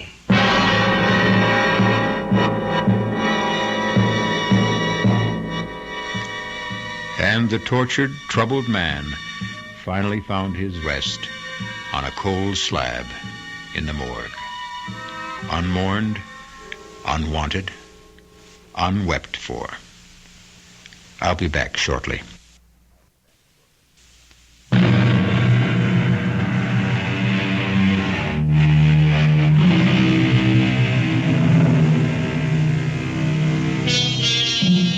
So we've had a look at the terrifying results of tampering with the human brain. All the experts agreed pretty much on the methods that had been used, but not one had an answer for Kent Hatcher's mysterious extrasensory knowledge of the inscription on the inside of the bracelet. That he took to his grave. Our cast included William Redfield, Bryna Rayburn, Mason Adams, Earl Hammond, and Martha Greenhouse. The entire production was under the direction of Hyman Brown. This is E.G. Marshall inviting you to return to our Mystery Theater for another adventure in the macabre. Until next time, pleasant dreams.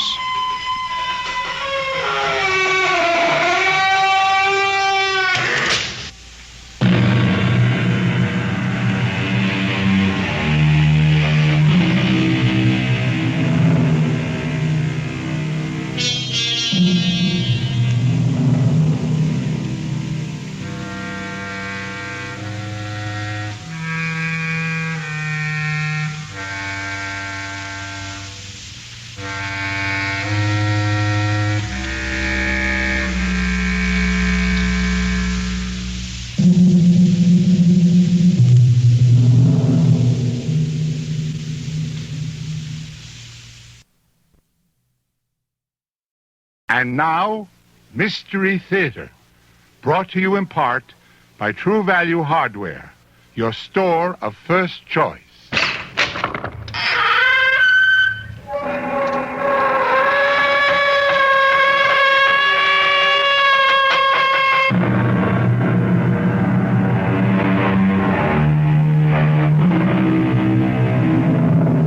Come in. Welcome. I'm E.G. Marshall. Welcome to a chilling insight into the powers of witchcraft and an ancient curse. Witchcraft today is an in thing with the young, which may appear somewhat incongruous since witches, demons, and warlocks are older than the beginning of recorded time. And somehow, despite all of society's maledictions and efforts to stamp it out, witchcraft has survived, as we will demonstrate in our spine-tingling tale. Do you believe in demons, Miss Bell? Frankly, no.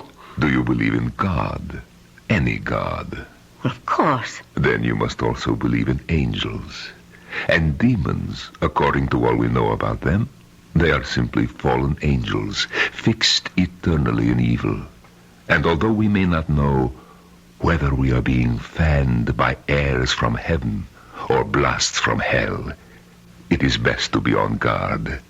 And having said that, I should not like to be Robert Anthony, whom you will meet very soon.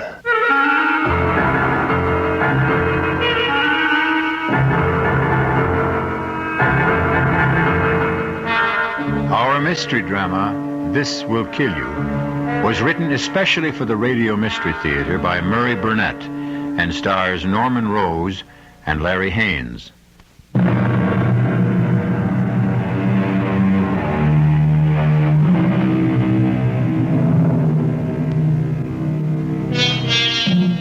Rage, my friends, is one of the curses of mankind. Rage thickens the blood, assails the eardrums, racks the body with a mad urge to destroy. It has been said that whom the gods would destroy, they first make mad, and that applies to all of us, even if some are on speaking terms with God or the devil. Witness a man who is consumed with rage, Theodore Rackazzi. Obviously, you couldn't have heard me come in, Ted. What are you breaking things for? Are you thinking of redecorating? This is the wrong time to try to be amusing, Liz. Well, what should I do? Ask if you've gone crazy? Evidently, you have not read this filthy, ignorant, arrogant, vicious review of my book. Oh, of course I have. That presumptuous idiot, Robert Anthony, to write such a review. Oh, come off it, Ted. You know, you sound like you're back to the Middle Ages. What are you going to do? Challenge him to a duel? I have other powers, other resources. Well, you're serious. Serious? After this review, let me read just one part to you. Mr. Ragozzi, possessor of an awesome reputation as an expert on witchcraft, in this unnecessarily long book titled Demons and Demonology, has gathered the wildest concoction of old wives' tales, superstitions, and demons ever brought before the public. And, what is worse, he has given credence to them. To take witchcraft as seriously as Mr. Ragozzi does is simply childish. Ted, he's just another writer-reviewer trying to be clever. Yes, at my expense. At anybody's expense. You just happen to be the target of the day. Mm-hmm. And now he is my target. For what? A nasty letter to the editor? For death. Oh, sure. If you thought this review was bad, wait until you see the ones you get after you kill him. I will not kill him. Oh, that's a relief. Liz, pick a date. What? Pick a date. Any date that comes to your mind. And the time. Write them down on this slip of paper. What for? Oh, to please me. All right. What's today? The 14th. Here. Okay, will this do? The 28th. 10:53 p.m. Oh, yes, it will do beautifully. Thank you, Liz. You're welcome. And now that we finished playing games, can we go? Of course. But the game is just about to begin.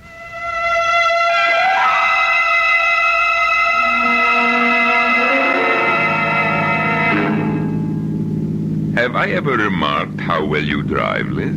Often, thank you. I think that's what attracted me to you in the first place. Your driving and your legs. I'm happy to see that you're feeling better. Yes, due to you as usual. Well, I haven't done a thing. Oh, yes, you have. You know that date you wrote down for me? Yes? Well, that is the exact date and time that Robert Anthony will die. Oh, sorry I asked. You don't believe me? Oh, I thought you'd forgotten about that silly review. Where are you going? To the party. Ted, why did you ask me to write down the date? Oh, a whim. It amused me to leave the amount of time that Anthony has left to live to mere chance. Well, suppose I'd picked a date next year. Oh, that would have given Anthony more time. That's all. You sound so certain. I am. What's the matter with me? Why am I talking as if there were any possibility that you have the power to kill another human being? Why, indeed. I can almost understand why Anthony wrote about your book the way he did. Yes, of course. Like Mr. Anthony, you also are a dabbler in the occult. Like him, you are an innocent, naive, playing like children with forces you neither understand nor respect. How about a bet? On what? On me and my powers against Robert Anthony. Oh, don't be ridiculous. Oh, yes, you're afraid to trust your skepticism. It's very simply proven. If Anthony dies on the day and at the exact time we both know, then I win. If he doesn't, you are the victor. And you know once and for all that Theodore Ragozzi is a fraud and a cheat. That part tempts me. Then I have your word. It is a bet. What are we betting? Your soul.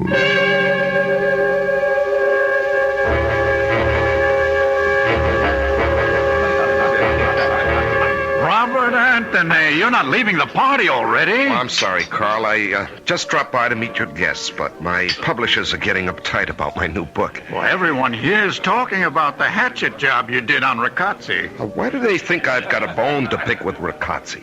Well, I've read a lot of reviews, but... Look, I've had a job to do, to review a book. I never even met the man. I took off because his book was so ponderous. Instead of writing a history of demons and demonology, which would be interesting, Ragozzi wrote as if he were putting down facts. Sorry if I touched a nerve. It's all right, forget it. I just think there's entirely too much fuss about the review.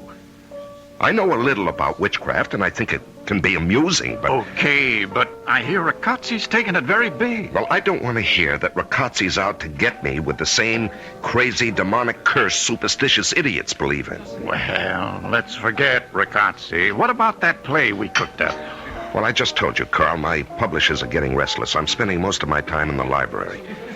Look, can we put it off for a week or two? Okay. Fine. I've got to run. But I'll call, Carl, just to let you know I'm still alive.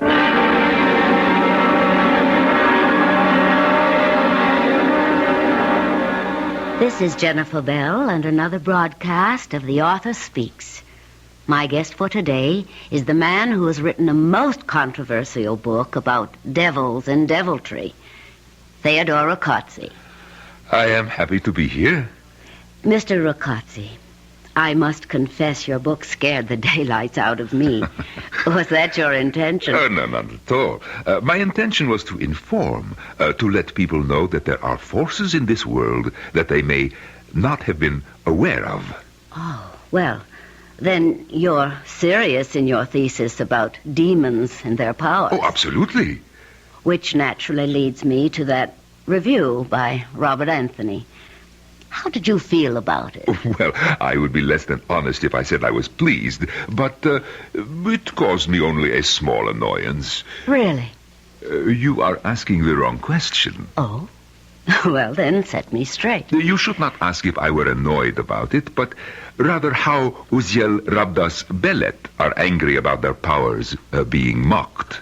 Well, I'm not acquainted with those gentlemen you mentioned. Which is just as well for you. You see, they are demons, powerful demons, and if they take offense, well, I should not like to be Mr. Robert Anthony.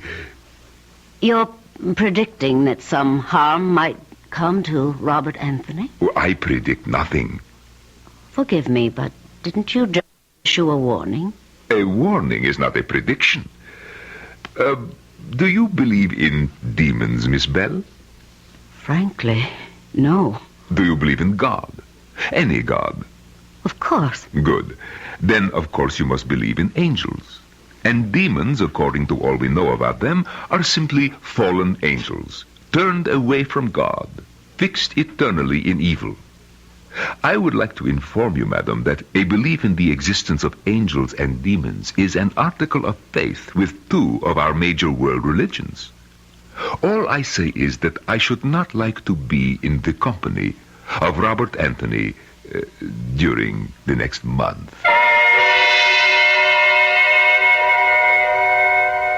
Good morning. I see you have my books waiting for me, those 5 over there. Thank you.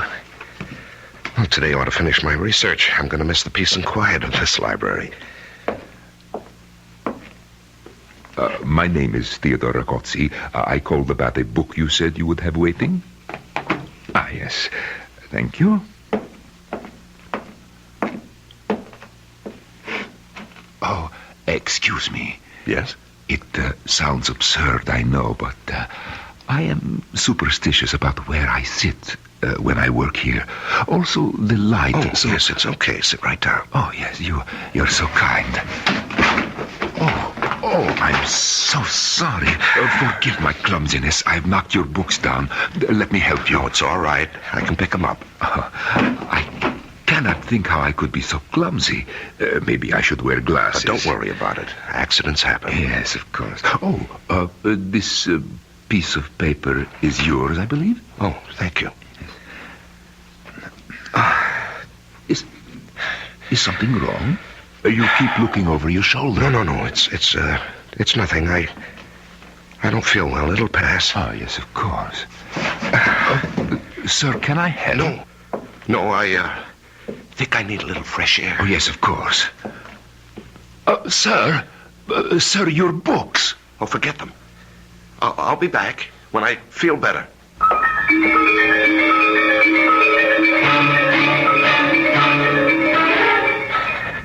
I've got to slow down. I must slow down. There's nothing following me. Nothing. Oh, that's better. Get some control.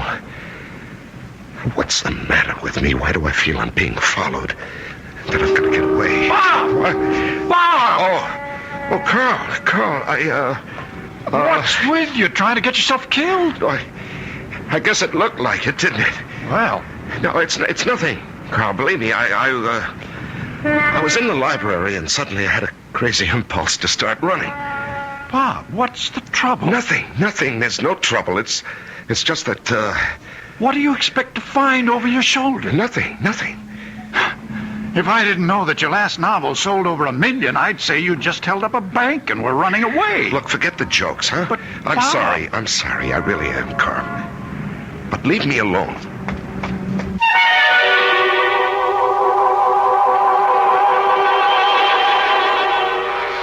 Whom the gods would destroy, they first make mad. But are the gods desirous of destroying Robert Anthony, or the demons? And who are the demons that are driving him? I'll be back shortly with Act 2.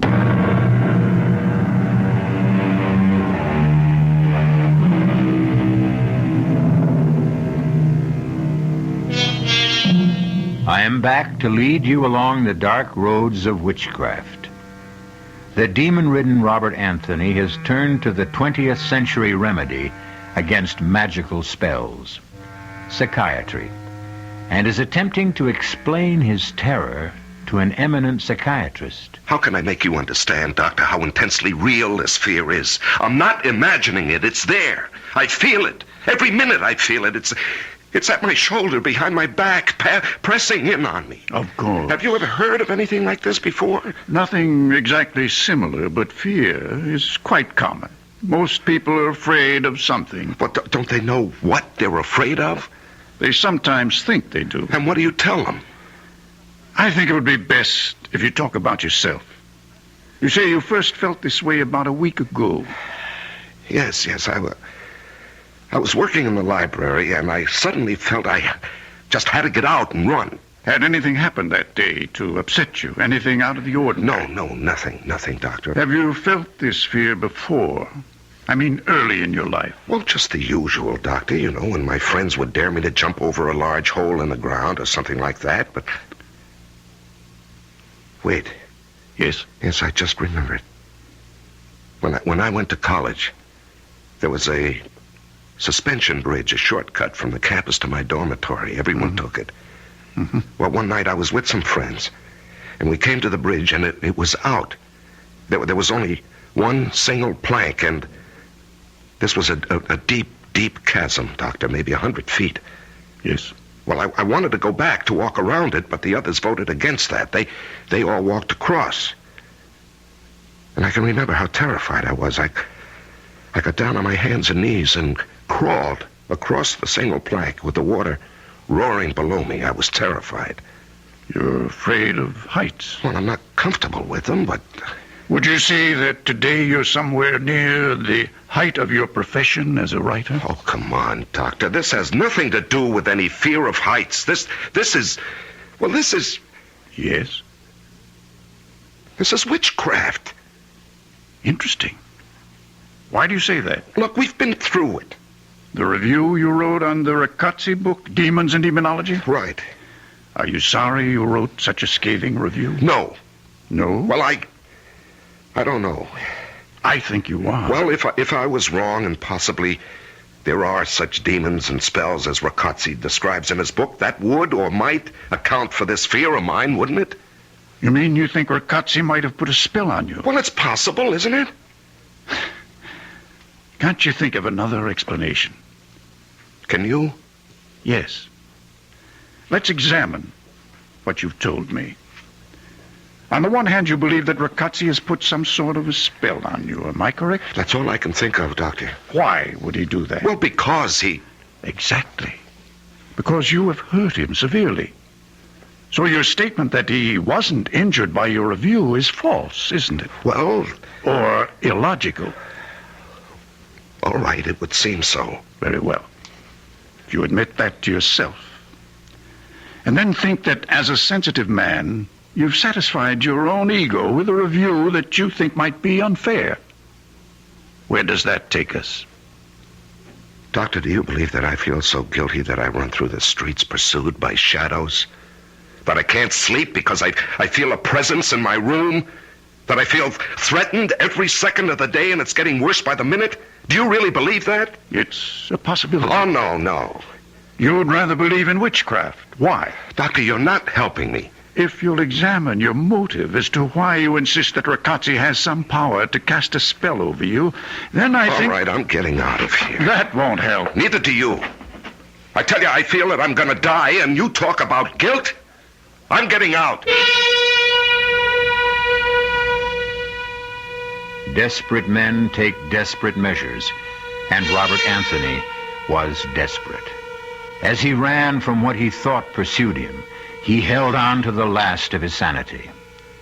In his dabbling in witchcraft, he had heard, as had everyone interested in diabolism, of Professor Thurman Anderson, an outstanding scholar and acknowledged authority in the field.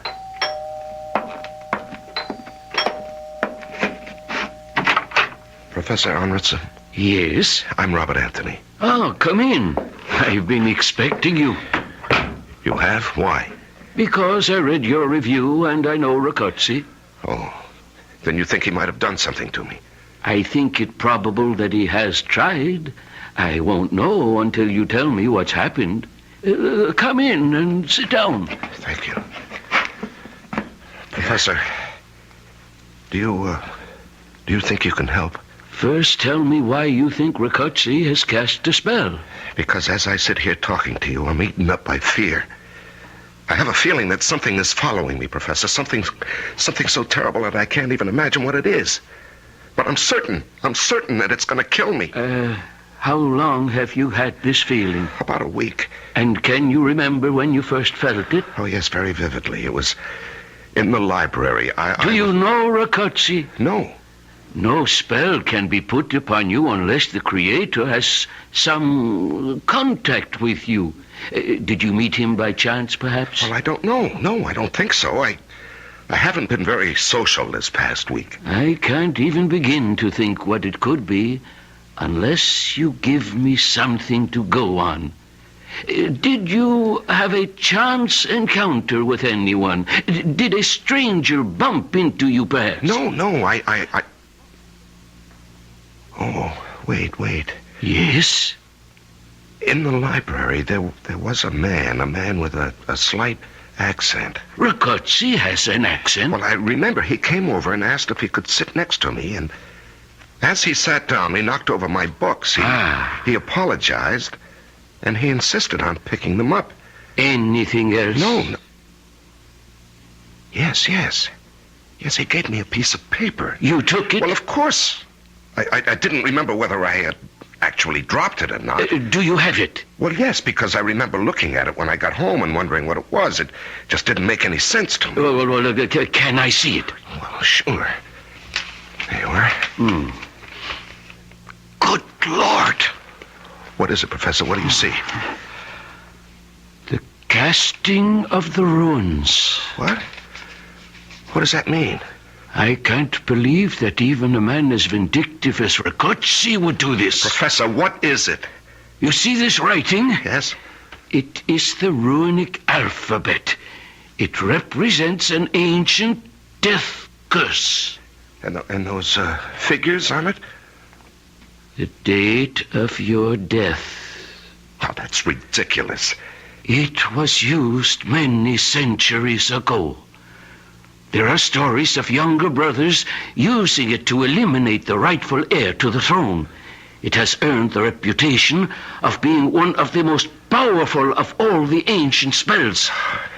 The drawback, of course, was the absolute necessity of having the man or woman casting the runes to pass the curse on directly and have it accepted. Oh, no, I won't believe that. This is the 20th century, Professor. Careful. Lose this paper and you lose your only chance. Chance? You mean there's something I can do? One thing. What is it? Pass the curse to someone else. Oh, this is unbelievable. If someone else told me about this conversation, I'd say we were both fit subjects for an insane asylum. No, I can't go on this way. Professor, how do I go about passing this on? You have someone in mind? Do I have to know a person? No, you could pass it to a stranger. Well, how? Simply brush up against someone in the street or on a bus or subway. See that he drops something. Then pick it up, and along with the package, you pass this piece of paper saying, I believe this is yours. When they accept it, they have it, and you are rid of it. Oh, no, I couldn't do that to anybody. I just couldn't. Why not? If you don't believe in the curse. I don't know about the curse. I can't believe that it will actually kill anyone, but I know how I feel. That is very real and horrible. Well? How much time do I have? Today is the 23rd. The date here is the 28th, 10:53 p.m. There's not a lot of time, is there? Plenty, if you start to pass it now. No, I just can't, Professor. I wouldn't give this to my worst enemy, let alone... Hold it. How about Riccozzi? I wondered how long you would take before you got around to that. Yes, of course. I'll pass it back to him. How? Well, I'll just... Exactly. Rakotsi obviously knows you. He is going to be on his guard. Well, can someone else pass it? No. It must be passed directly. There must be a way.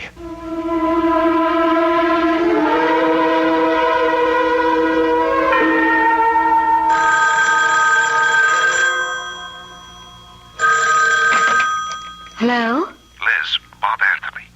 Oh, Liz, I must see you. I don't understand. Well, I hate to sound like an old-fashioned melodrama, but it really is a matter of life and death. All right.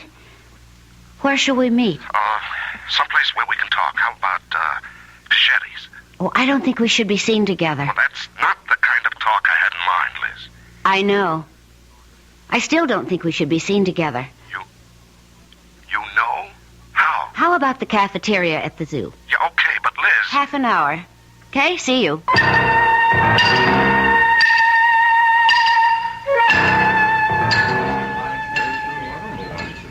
Sorry I'm late. No, you're not. I'm early. What would you like? Oh, just coffee. All right, I'll get it for you. No, I really don't want anything. Why did you call me? Liz, you wouldn't be surprised and go all girlish on me if I tell you it's because of your relationship with Rakotsi. No. Okay. This is going to sound crazy. Well, try me.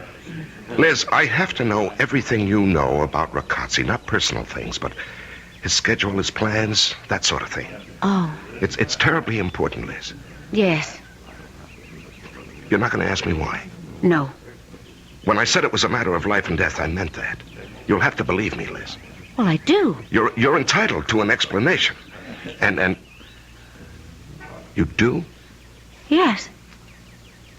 You know, I'm making a fool of myself. I'm talking to the wrong person.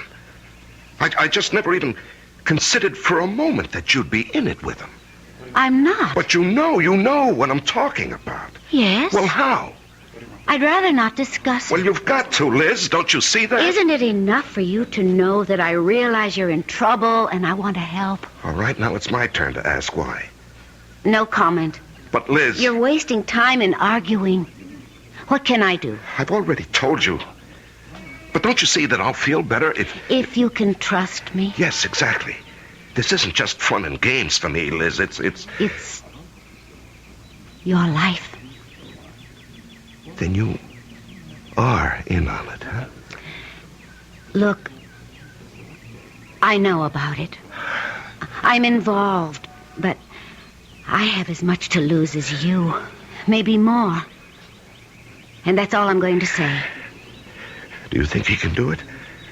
More important, what makes you think he can?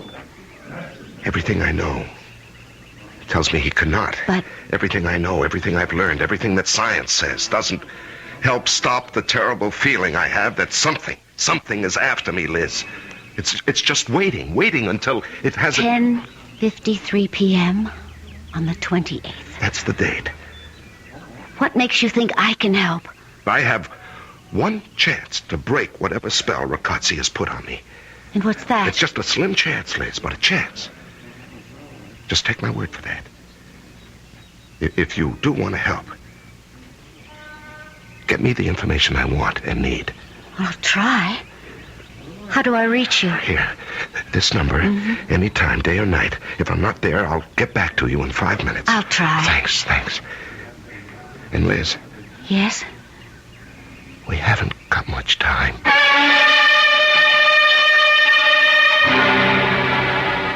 Time is running out on Robert Anthony. Whatever it is that's following him, or what he honestly believes to be following him, has a target date. I'll be back shortly with Act 3.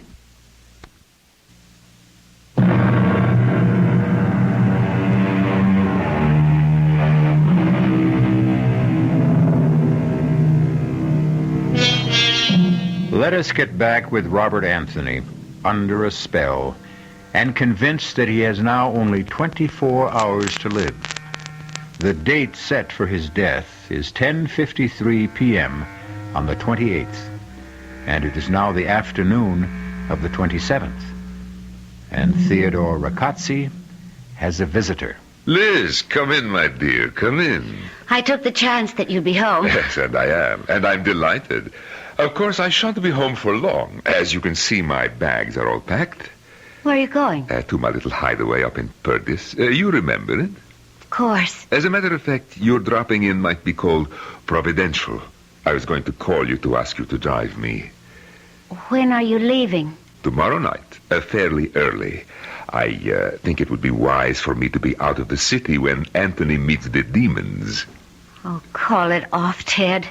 I beg your pardon? I'm asking you to call it off. Call what off, dear Liz?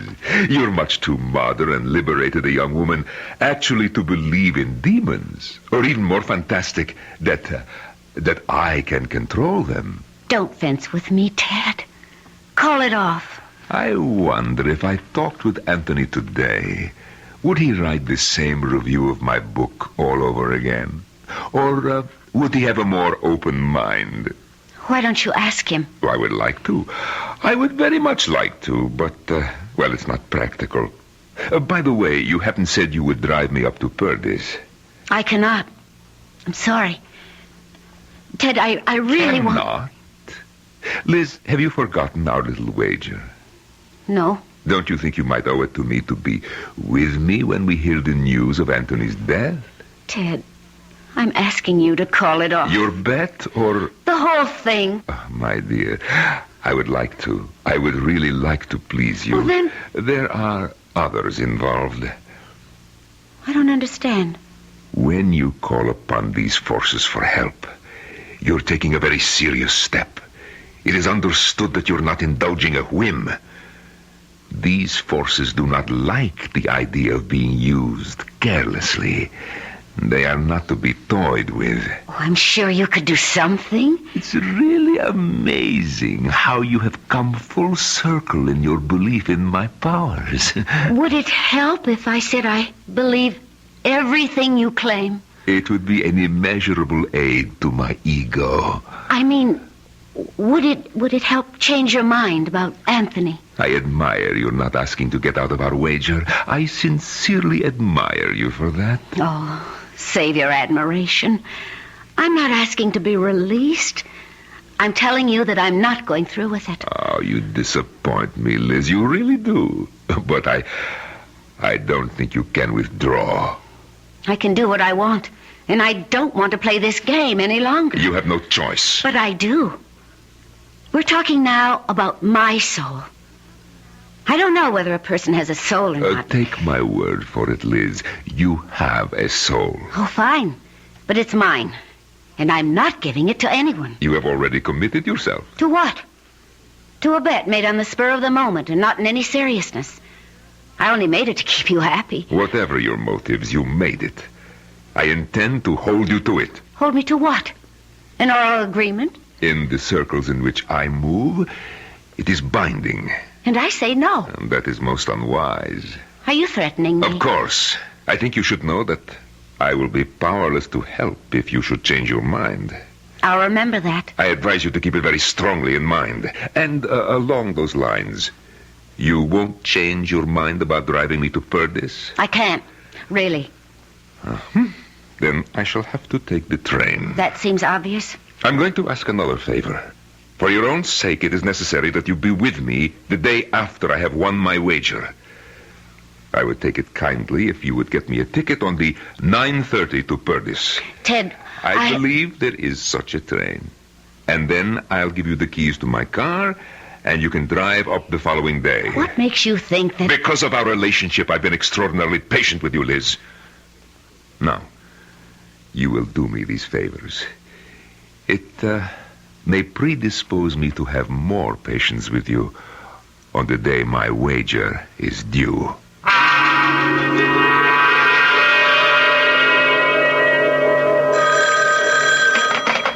Hello?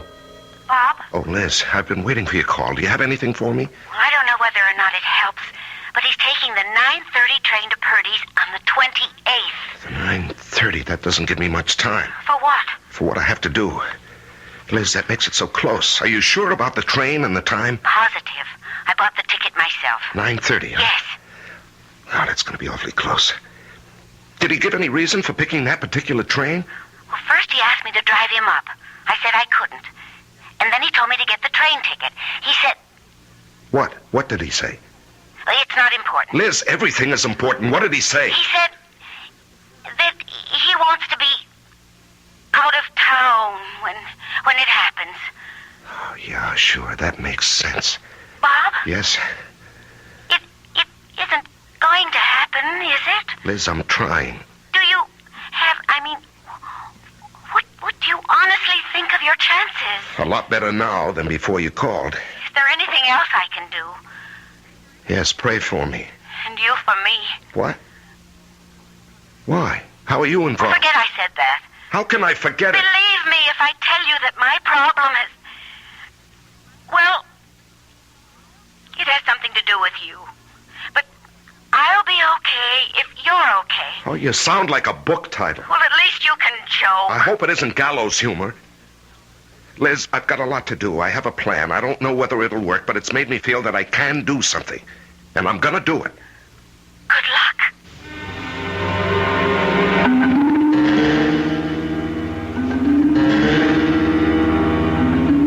Bob Anthony! I didn't believe it when you called. How can I help you? I need a makeup job. For a TV appearance? No. I must be disguised so that even my own mother wouldn't know me. Can you do that? Well, maybe if you tell me what it's for, it might help. No, I can't tell you. You'll have to take my word that it's deadly serious. Well, how long will you need to wear the disguise? 4 hours at the outside. How many people do you want to fool? One. A man. Uh-huh. How well does he know you? Well, that's hard to say. He's not an intimate friend. In fact, I only met him once, but he knew me then. One more question. Hmm? How does this guy think of you? Oh, I suppose he sees me as a young, smart aleck. Good. So we have to make you old. Step into my parlor. Okay.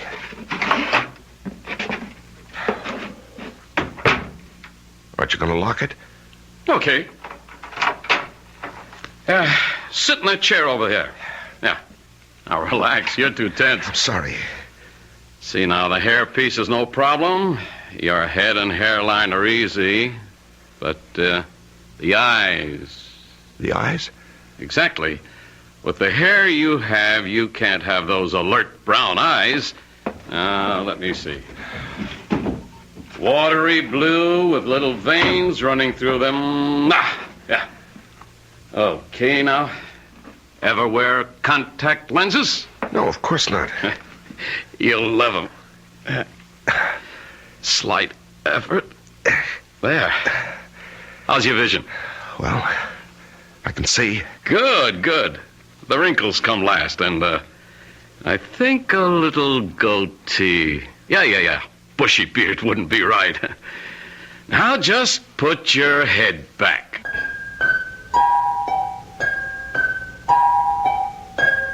Grand Central Station in New York City at 9 o'clock of any evening is a dreary place.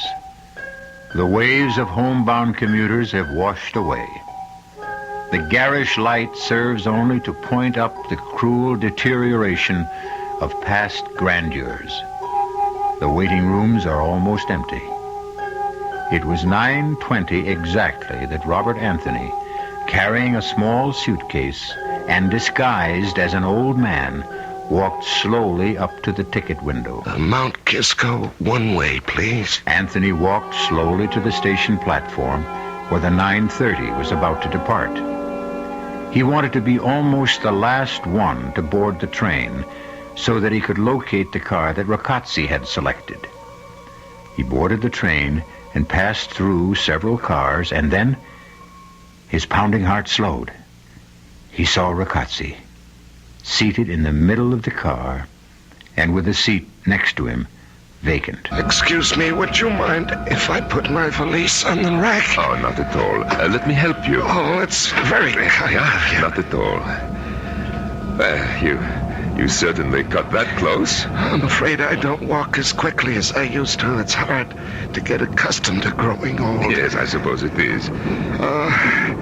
I hope hope you'll forgive an old man's curiosity, but that book you're reading... The Dynamics of Witchcraft. Yes, that subject has always fascinated me. Me too. Did you ever study it? No, but when I was younger, Halloween was my favorite holiday.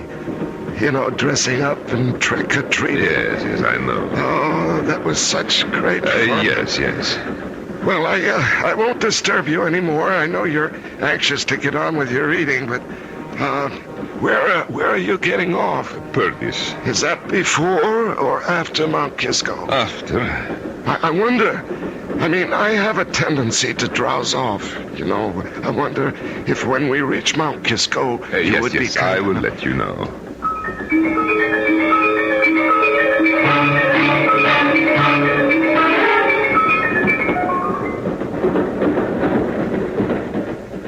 Excuse me, is it, are we... It's the next station. Did you have a nice nap? Oh, yes, very refreshing, thank you. I do hope my nephew will be at the station. Yes, I'm sure he will. What time is it? 10:20. Are we on time? Well, I don't know. I suppose so, but even if we're running late, I'm sure your nephew will wait. Yes, I hope so. You know, when you get old, you seem to worry about everything. The young have their worries. But they're not the same, are they? Sometimes they are. Sometimes a young man can worry himself almost to death. Oh, that seems such a waste. Or even worry about dying. Yes. I have known some young people who are simply terrified of dying. Oh, I didn't think the young gave much thought to death. Oh, some of them do. Some of them do indeed. Take my word for it. Well, it seems strange. Strange? Old man, I could tell you stories that are beyond belief. Stories that... Well, I seem to be talking a lot. Well, I enjoy it. Thank you, but we're coming into Mount Kisco. Oh, well, I've enjoyed talking to you. And now I'll just get my luggage from the rack. Oh, my. Look what I've done. I've dropped my bag. Here, let me help you. No. I've caused you too much trouble. I'll be able to... Oh, your book. I just seem to make things worse. If you would let me do it, it would be much simpler. Oh, yes, thank you. But do let me return your book. I believe this is yours. Yes. And now you'd better start if you want to get off and meet your nephew. Yes. Goodbye, and thank you. Wait. What? You bastard. The paper. Please, let go of me, my nephew. Stop acting. You're Anthony. I know it. Yes, you're right. And I'm getting off here. Not until you tell me where you hid the curse. That paper you passed to me. Miss your train. Damn the train. Where is it? The paper. I'll do anything. But you know how close it is. This very little time. I beg you, please, for the love of God, tell me where you put that paper. It's in the book. I slipped it in the book when I gave it back to you. The book? Where? Oh, my God! Catch it! Catch it, Anthony! Grab it! No way, Rakotze. Get it yourself. It's blowing away! You know I'm lost if I don't get that paper. Come back! Come back! I'll get you! Rakotze! Look out! The train!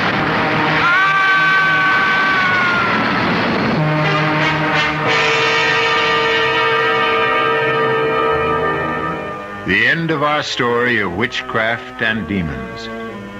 The obituary notice said that Theodore Rakotze met his death when he inexplicably ran in front of a southbound express at the Mount Kisco station. Inexplicably? I'll be back shortly.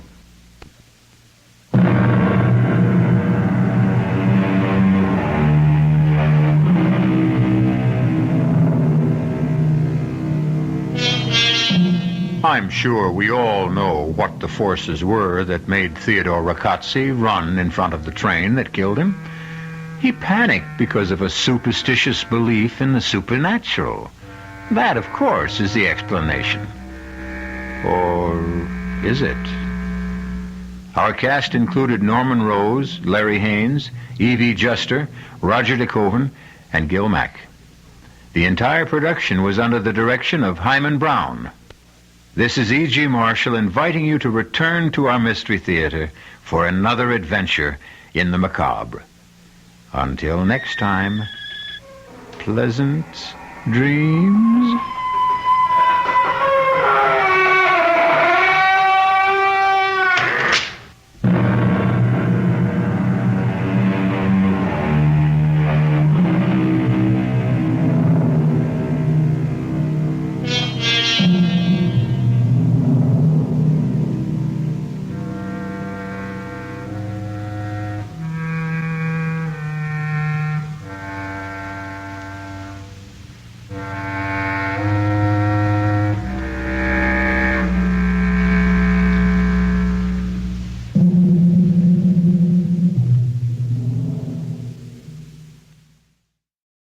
And now, Mystery Theater, brought to you in part by True Value Hardware, your store of first choice.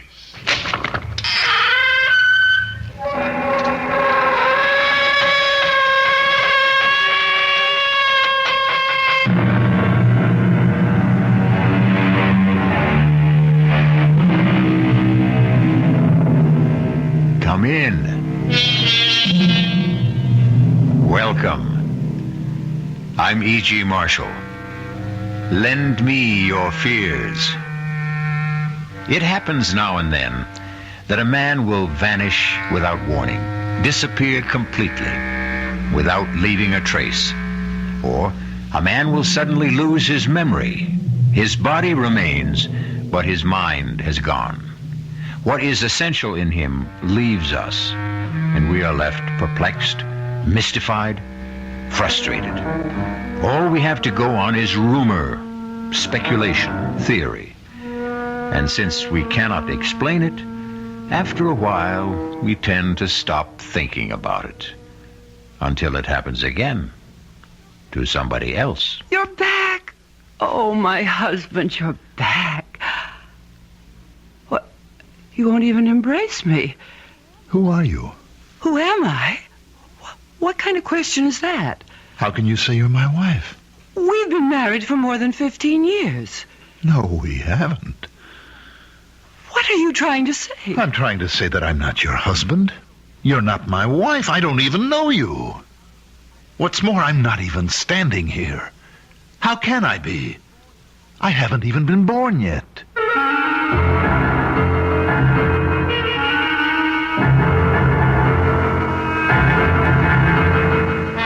Our mystery drama, A Long Time to Die, was written especially for the Mystery Theater by Sam Dan and stars Mandel Kramer.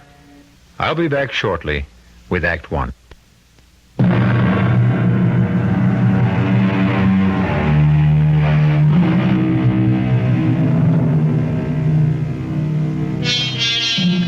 His name is Alfred Stewart Ainsley. He's 41 years old. Average height, average weight, average looks. Nothing about his appearance to make him memorable. Indeed, he has never in his life done anything to bring him notice from beyond the circle of his immediate family, his close friends, and his rather esoteric profession. His name was in the newspaper twice. First when he was born, and then 30 years later when he was married. However, he is about to make up for it. Right now, his name is on the front pages of newspapers in every country of the civilized world. Alfred Stewart Ainsley, quiet, unassuming, has it in his power to shake the government of the most important country in the world, and perhaps alter the very course of history. Alfred, do you want a drink of water? Water? Darling, I know this is difficult, but... Feel okay, Al? No, Jerry, he's not feeling okay. Can't you see there's obviously something wrong with him? Al, what is it? He's pale. He's sweating. Now, look, Al, you're not the one who's being investigated. If you're not feeling well, we can ask for a recess. The chairman's just come in. The committee stands in order. Mr. Ainsley, we will resume with your testimony. You are still under oath.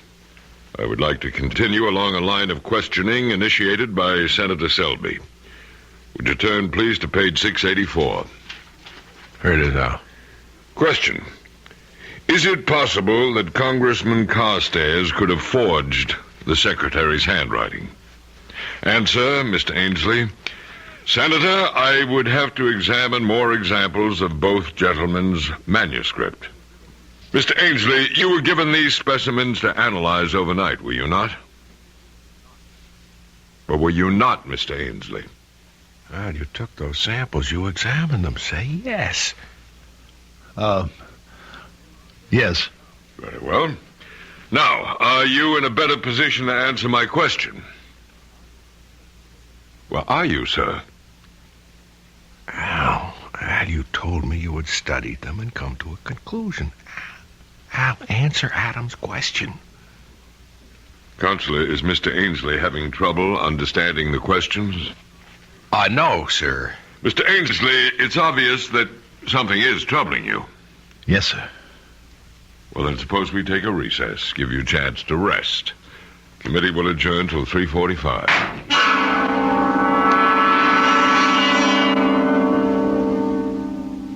Well, Al, do you want to talk to me? I never saw that before. Saw what? A man makes smoke.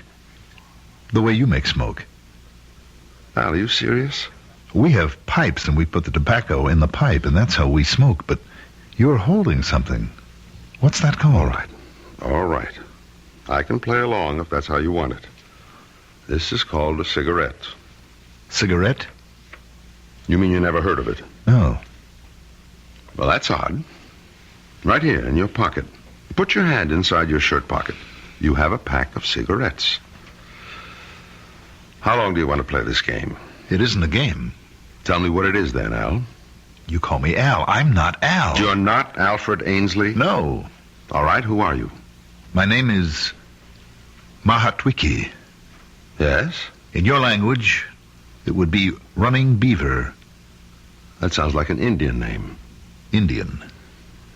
That word, Indian. Yes. In this language, in your language, it would be Indian. You claim you're an Indian? Yes. Well. You don't believe me? Just tell me how you got here.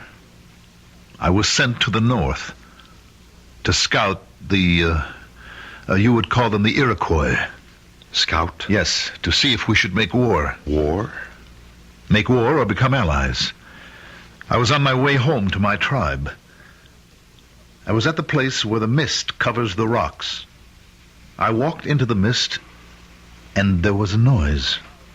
What kind of noise? Loud thunder, a flash of lightning. It was as if someone had hit me over the head with a club. I knew nothing. Then I was sitting in a strange room in strange clothes, and strange people were talking to me on a subject I know nothing about. You claim to be an Indian. You talk about fighting and wars. Well, that would be before the white men came to this country. I've never seen men like you and these others. There's one small detail that troubles me. How does it happen you speak English? I don't know. You don't know? I don't know. I was returning to my people. They live near the banks of the Great River. The Great River? The Potomac. Ah. As I told you, something took place in the mist. I awoke. Now I am in a strange place. I find that I can speak the language, but I don't know what anything means. Where is this place? Who are you? I'm your doctor, your friend. My name is Carl Stitzer. And who am I? Al Ainsley. You're a collector of and a dealer in autographs, historical papers. You're considered one of the top experts on handwriting. I don't know what any of that is. What is it that you know how to do? To track? To scout? To hunt? All right, Al. I've gone along as far as I can. Now let me tell you something. Your testimony can destroy Congressman Carstairs. I don't know anything about this Carstairs. If you testify that, in your opinion, Carstairs forged those papers, then not only will Carstairs be destroyed, but the principles he stands for will be discredited. You believe in what Carstairs stands for, Al. I am not Al. You're torn, Al. You don't want to examine those documents. I don't even know what documents are. Because if they are forgeries, you will put an end to Congressman Carstairs' political life. And you can't bring yourself to do that. I am a stranger in a strange land. I need a friend. You're afraid to find out if Carstairs is guilty. You can't face the consequences. When a man finds himself in such an intolerable situation, he tries to escape. You're a doctor. In my language, that means a medicine man, a magician. You've escaped to a remote past, to a long-gone, buried, forgotten world. You don't believe me. You don't believe me.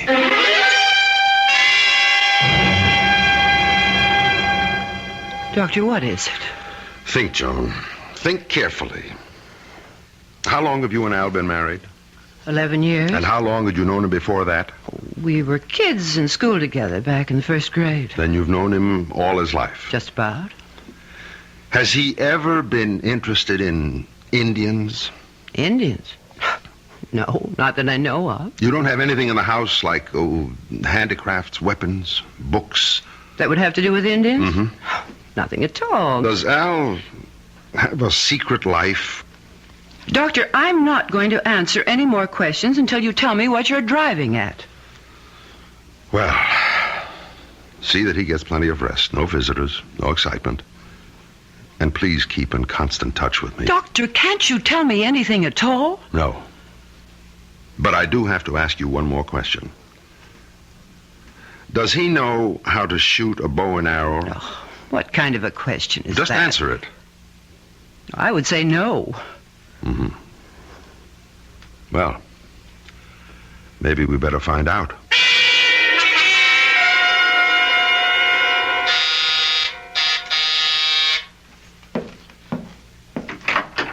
Morning, Jerry. Doc, I've been waiting for you. Is Al dressed and ready? Look, Doc, you've just got to talk to me. Why? Why? Why? Don't pretend to be living in a world of your own. You read the papers, you hear the news broadcasts. Yes? Al has to testify. Yes or no. Whichever way, it no longer matters, but he can't remain quiet. He's not the only handwriting expert in the world. The committee can call another. It's too late for that now. The rumors are out. He's been bought off, he's been scared off, and both sides are under suspicion. I admit it's an unfortunate situation. Now, look, Doc, you can maybe stall the committee another day, maybe two, maybe even through the weekend recess, but that is about as far as you can go. I'm doing the best I can. Why can't he testify? I can't tell you. You can't or you won't? Both. Now, let me tell you what's going to happen. The committee has the right to assign their own doctors to examine Al. I know. Well, how much time do I have? A week? That's really stretching it.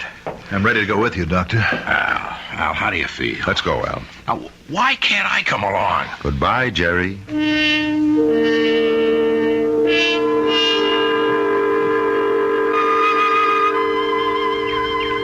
A fox has been by here. Is that so? Mm-hmm. You can see his tracks. Well, I can't. This valley looks familiar. And yet, so strange. Where are all the animals? There's no sign of deer or wolf. Where are the animals? If you really are running beaver, you wouldn't believe what's happened. Now, in this box is a bow. A bow? Yes. Here's the bow, the strings, the arrows. I've never seen a bow like this one. How strong. And these arrows. I don't know the first thing about it. Is this mine? To keep? To be able to hunt with? Why don't you hit that oak tree? About 60 or 70 yards to the left. Well, that's no shot. The tree is standing still. A child could hit that tree. What's moving? Is there a rabbit or a squirrel, a hawk? No, I'm sorry. There's nothing around. All right, then. I'll put this arrow into the center of the trunk of that small tree on the right. That maple. But that's almost 150 yards. It's an ordinary shot. I'm ashamed of it. But there's nothing else. Right in the center. Well, Doctor? I don't know, Running Beaver. I don't know. How do I explain this? Someone, probably a seasoned politician, said once, "When in doubt, tell the truth." That sounds great, in theory. But how would you like to have to tell this kind of truth to a sharp congressional committee? We'll have more of this kind of truth when we return shortly with Act Two.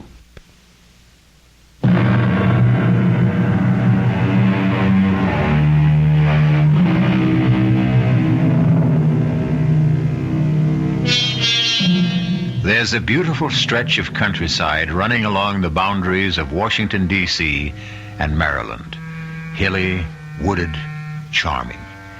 It's the site of many lovely homes.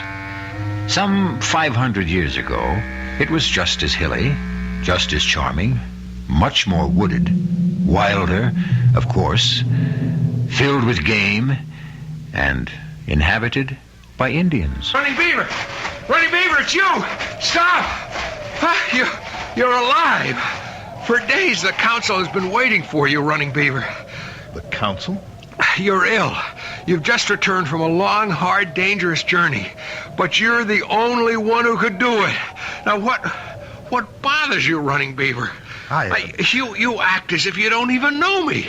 I'm your friend, your blood brother, Eagle Wing. Come, we must go to the council immediately.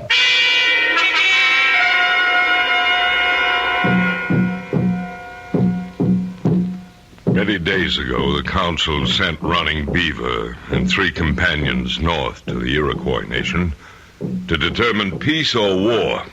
And now Running Beaver returns alone, and we ask him, where are your companions?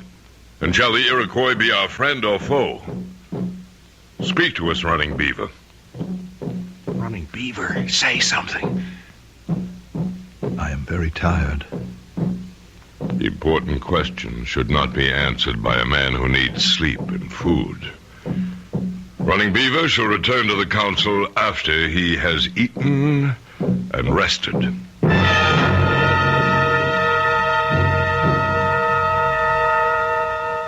Sit, my husband. I have meat, corn. I was so frightened, so afraid the Iroquois would kill you. Sit, rest, and eat. Now, I will tell you the news about the boy. The boy? Our son. He's been chosen for the Wolf Society. You always wanted that. Your mother brought him this bearskin robe. You're not eating. It's not cooked. It's the way you like it. Is something wrong? You don't look right. Perhaps you'd better see the medicine man. The medicine man? Red Bear. He always liked you. There is something wrong. This is not like you. Not to be hungry, to be so quiet. You're frightened. Why are you frightened?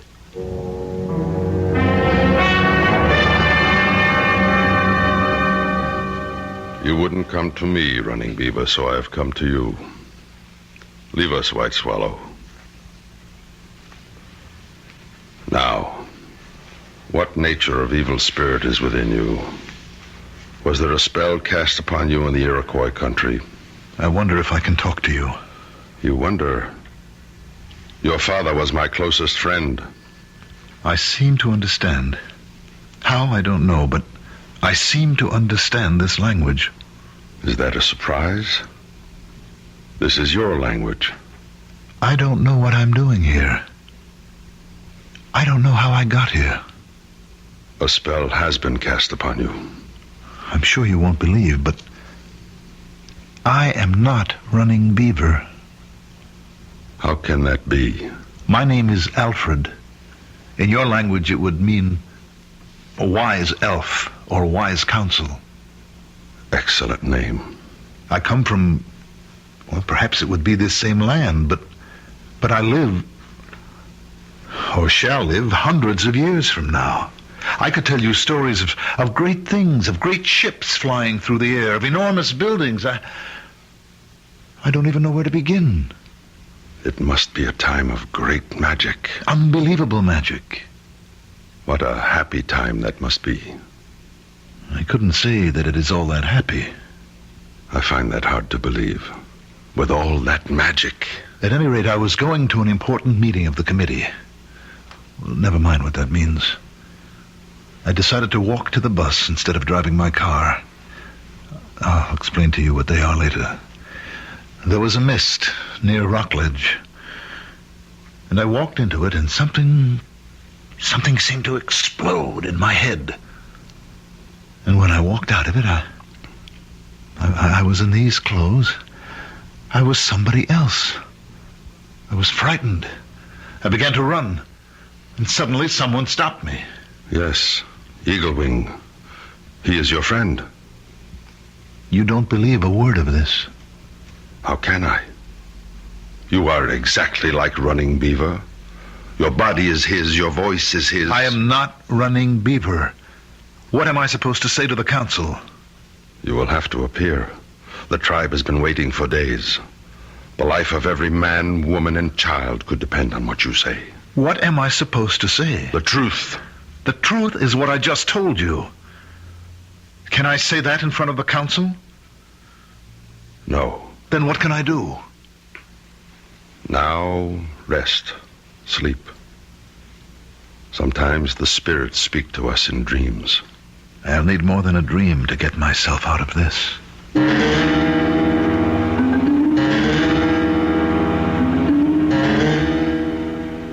Running Beaver? My husband? Are you awake?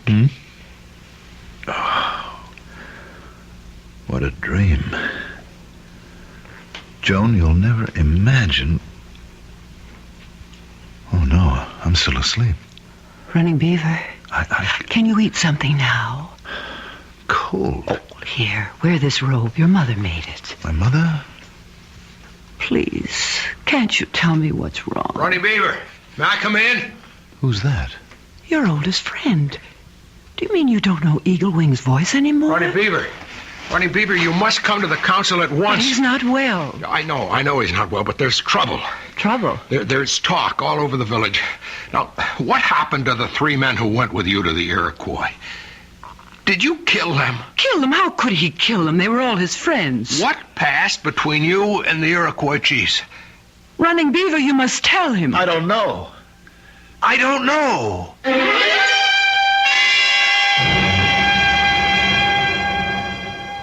I tell you, all of you gathered here, I don't know. Running Beaver, in war and peace, you've been first among us. We sent you as our ambassador to the Iroquois. We entrusted you with the lives of 3 of our bravest young men. Now, where are they? Their families have a right to know. Speak. Chief, I will speak for him. No one can speak for a man before the council. Not even you, Red Bear. Running Beaver is ill. What kind of illness? He has lost his memory. Convenient loss of memory. Quiet! Where is my son? Where is he gone? I can't see him anymore. Quiet! He has lost his memory? Yes. Can you cure him, Red Bear? I can try. You have 6 days. At the end of that time, Running Beaver will talk to the council or else submit to justice.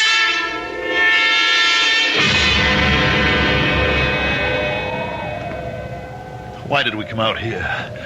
I'm so cold. Where is your knife, Running Beaver? Knife? Running Beaver always carries a knife. Well, I didn't think... Give him your knife, Eagle Wing. Why do I want a knife? Eagle Wing, attack him. Attack? But everyone knows Running Beaver can't be beaten with a knife. Let's make sure. I'll only do it if he keeps his knife in its sheath. Now, you know how excited he gets even when we fight in fun. Attack him, Eagle Wing. Have your knife at the ready, but Running Beaver. Look. Are you ready, Running Beaver? Now. What did you do that for? Did I catch you off guard? Look, I am trying to tell you people I am not... Eagle Wing, go back to the village. But Do as I tell you. I was never able to do Go that. back to the village. There is magic Yes, here. yes, I'm going. What did I just see? You saw a man knock me down.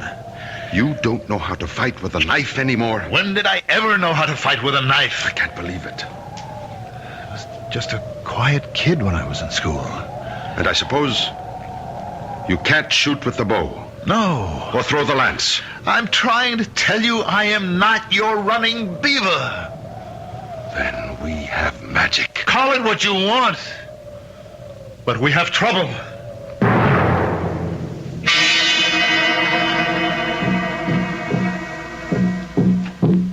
As chief of this council, I call upon Running Beaver to speak. Chief Star Tracker. I haven't called on you, Red Bear.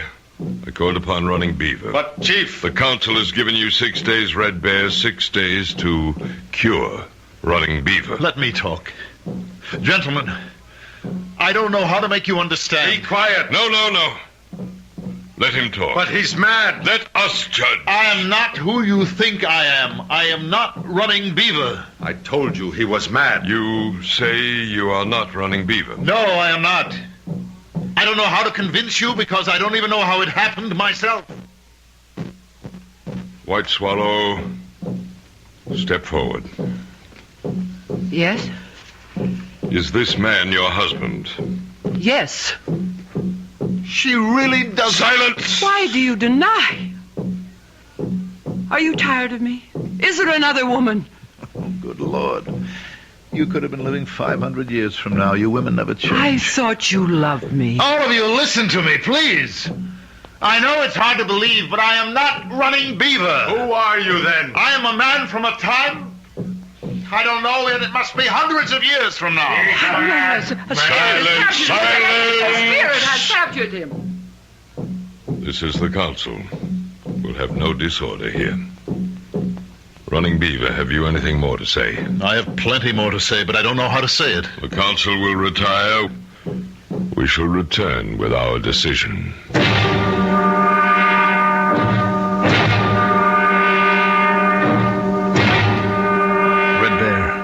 What are they going to do with me? Well... It's not good, is it? It will depend. Depend on what? Star Tracker is a devout believer in magic. I think he believes you. Well, then it can't be bad. But the people are angry, and 3 young men are missing. Probably dead. The people feel it's your fault. But... Probably the council will declare that you have been possessed by an evil spirit. That's all nonsense. I'm sure you know what you think. But you asked me what I think. What will happen? The evil spirit will have to be driven out of you. How? Or shouldn't I ask? By fire, by lance, by arrows. You mean they'll kill me? That's how we drive out the evil spirit. Is there anything I can do, Red Bear? I don't know, but I'll try to think.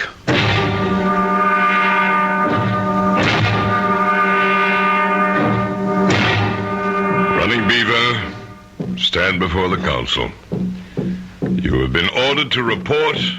You refuse. I tried to tell you. Therefore, the council has decided to drive the evil spirit out of you. No! Tell them, Running Beaver, tell them! We must have silence. Tonight, Running Beaver, the council will drive the spirit from you. Wait! He has the right to ask for judgment by combat. What are you saying? Must I remind the council of the law? Very clever, Red Bear. No one dares. Silence! Silence! Well, you've heard the challenge. Who will fight Running Beaver? Your reputation has just saved you. No one will dare to meet you. No one will accept the challenge. Are we a tribe of trembling women? Must I, at my age, save the honor of the people? I'll fight him. Eagle Wing. You're his best friend. No longer. After all, he denies he's Running Beaver, doesn't he? The council accepts the offer of Eagle Wing. May the one who is right win. Clear a space. Wait! The law says each contestant must fast and pray for 3 days. No, Silence! We shall obey the law. We shall meet again in 3 days. What did you get me into? I got you 3 days. What good will it do me? You could learn to fight with a knife.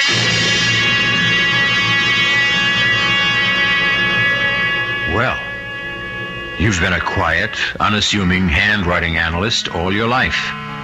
You've never so much as swatted a fly in anger. Now, suddenly, you have to fight to the death with knives, no less. And how is the other fellow doing? The one who has to face the Congressional Committee? We'll see how it all comes out when we return shortly with Act 3.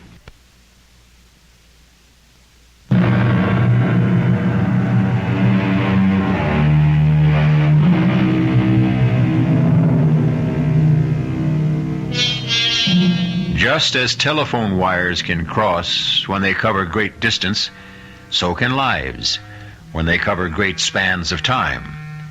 2 such lives have been disrupted. Running Beaver, an Indian who lived 500 years ago, and Alfred Stewart Ainsley, who is a contemporary of ours. Alfred Ainsley is now talking to his lawyer. That is, his lawyer thinks it's Alfred Ainsley. We know it's Running Beaver. Al, level with me. Is this a stall? I keep telling you, I don't know what you're talking about. I can't help it. I talk to the reporters. I talk to the committee people. Nobody understands you. You keep saying you're a friend of Al Ainsley. Yes, Al. We've been friends since college. Then you should know that I am not Al Ainsley. My name is Running Beaver. I'm an Indian. I lived about 500 years ago. I better get Doc Stitzer back here. Jerry, what are you doing here? I ordered complete rest for Al. You know what Al just told me, Doctor? He thinks he's an Indian. It happens to be true. It happens to be... Oh, I see. Yeah, I think I see. What do you think you see, Jerry?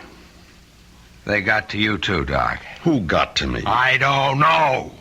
But somebody doesn't want Al to testify. He's been bought off, and so have you. Jerry, I resent that. The 2 of you concocted this ridiculous... It happens to be true. Do you think that you can sell this to Senator Adams, to the committee, to the news media? I only tell you what I perceive as the truth. Oh, they'll skin you alive. What is he saying, Doctor? Something very unpleasant. That's not the worst. You're going to be finished, Al. Your career will be ruined. You won't have an ounce of credibility left. Jerry, enough for now. No, it's not enough. They'll get you on contempt. They can even pull obstruction of justice, conspiracy. Al, do you realize you can go to jail? Jerry, he doesn't realize anything of the sort. But it should be obvious It to him. would be, if he were Al Ainsley. Doc, are you crazy, Jerry, too? Jerry, this is no time for anyone to lose his head. Okay. Let's be calm. Let's be reasonable. How does a thing like this happen? There's no answer. I've done some research, consulted, and the best I can come up with is... Look, at the speed of light, there's no regular sequence of time. The past, the present, the future, everything is mixed and jumbled up. Everything becomes a storm of pure energy. Doc, what can I do to convince you guys? Sometimes, in rare cases, our thoughts, our ideas achieve such intensity that they, too, become a form of energy and carry our minds into this raging storm. And minds can be mixed up and thrown from one body into another. I can't believe I'm sitting here listening Whatever to this. the reason, he's not Al Ainsley. Now, get a hold of yourself. Jerry, now you can't excite him anymore. I'll throw you out of here. You may not have to throw me out. I want to leave.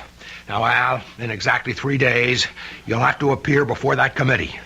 If you value your reputation and your freedom, please think up a better story. Or best of all, tell the truth.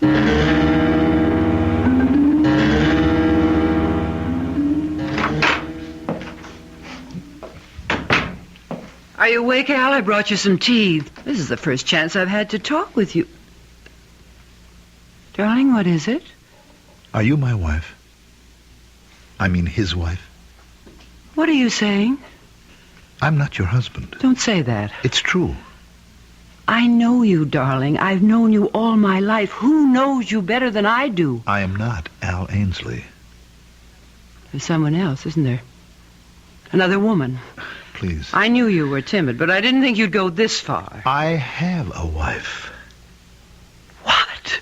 Her name is White Swallow, and we have a son. Al, I don't know what your game is, but you won't get away with it.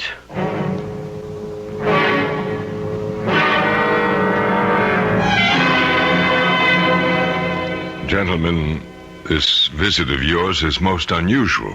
I know it is, Senator Adams. I have no right to conduct committee business privately. Senator, we just wanted to acquaint you with certain facts. And? Well, please just listen. No matter what you hear, just listen. Then use your own judgment. Go ahead, Al.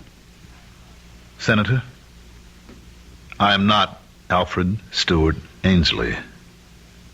You're not. I am Running Bear. I am a Potomac Indian. This is most unusual. Dr. Stitzer and I, we believe that I lived 500 years ago. Somehow I have occupied the body of Mr. Ainsley. But though I have his body, I have none of his skills. And that's all. And this is what you want me to believe, hmm? It's the truth, Senator. You'll be at the committee hearings on Monday morning. Senator, didn't you hear... Doctor, I don't believe a word of it.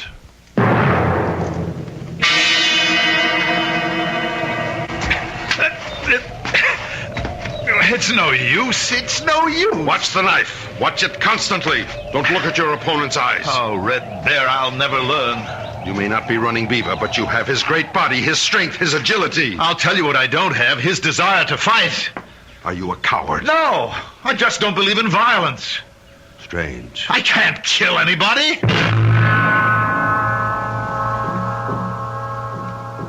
The council has already decided, Red Bear.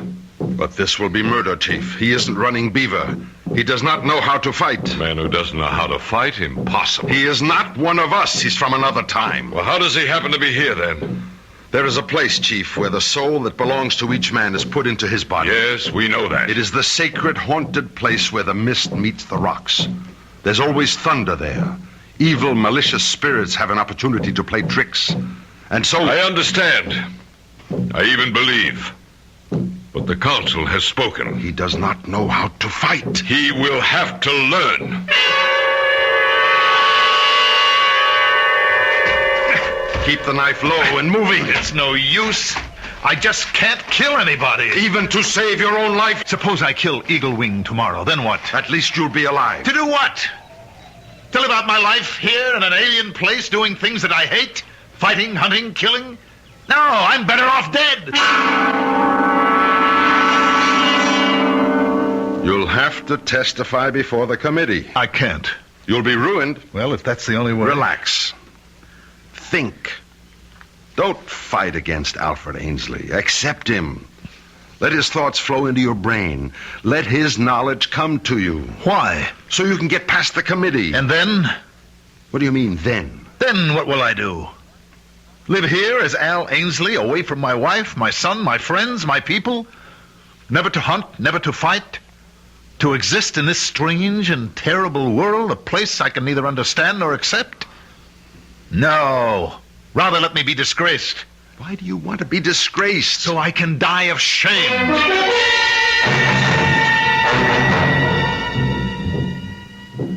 Wake up, Running Beaver. Wake up.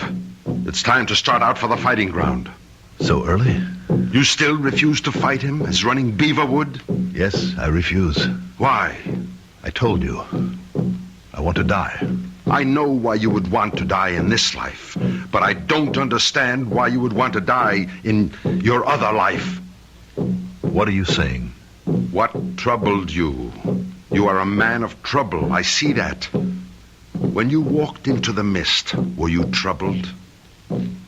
How did you know? I am only guessing. In your other life, did you also want to die? I'm not sure. Perhaps I did want to. Why? Because I would have to say something that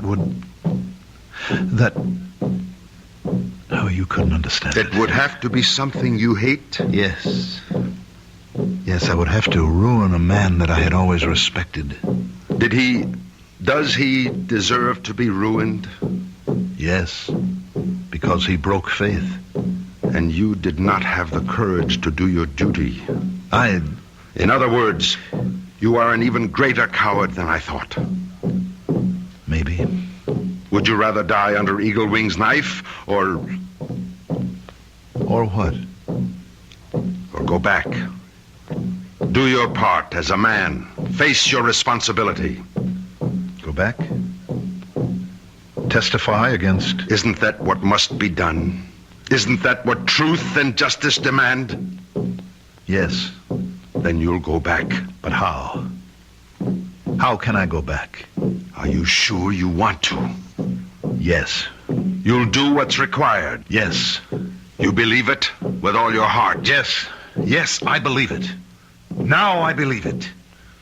Then come with me. Where? To the place of mist.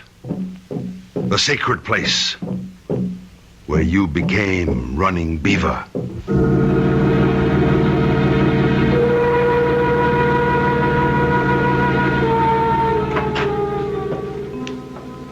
Time to be leaving for the committee meeting.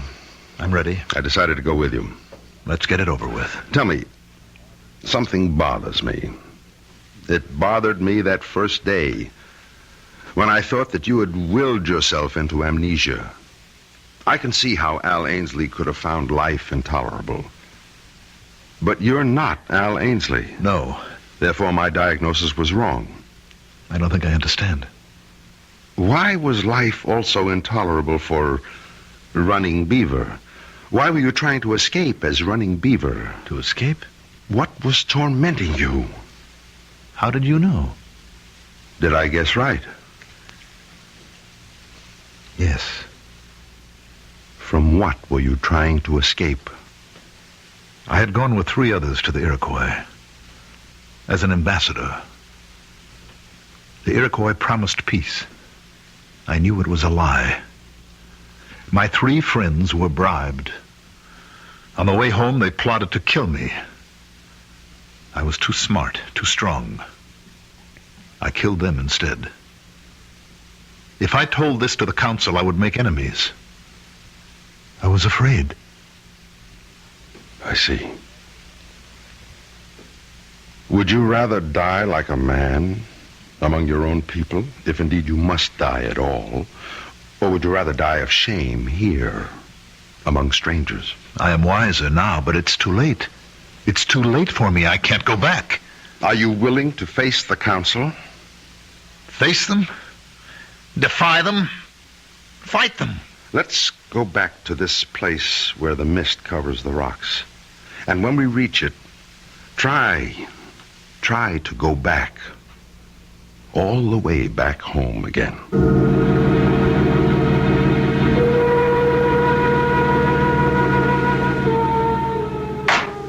The committee will stand in order. Mr. Ainsley, are you finally prepared to report your findings? Yes, Mr. Chairman. I've studied all the relevant materials, and I am absolutely convinced. I will stake my professional reputation on the fact that the signature is forged.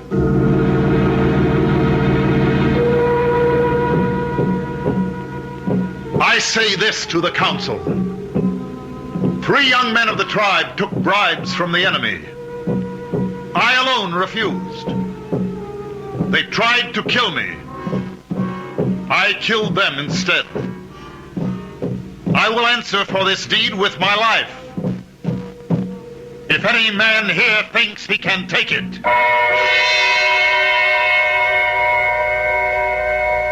At a certain speed, at a certain intensity, at a certain burning level of anxiety or desire, time, space, and spirit can be twisted out of shape or sequence. That's how we might explain it today. On the other hand, there are evil and mischievous spirits who delight in creating misery and confusion. That would be yesterday's explanation. Choose one or the other. Or supply your own. I'll be back shortly.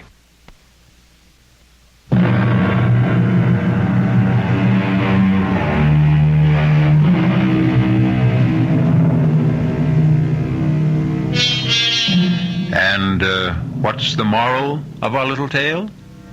Simply this. Whenever you're desperate for a means of escape from a problem, don't try too hard for an easy way out. You might just be unlucky enough to find it. Our cast included Mandel Kramer, Grace Matthews, Arnold Moss, Nat Polan, and Mason Adams. The entire production was under the direction of Hyman Brown. This is E.G. Marshall inviting you to return to our Mystery Theater for another adventure in the macabre. Until next time, pleasant dreams.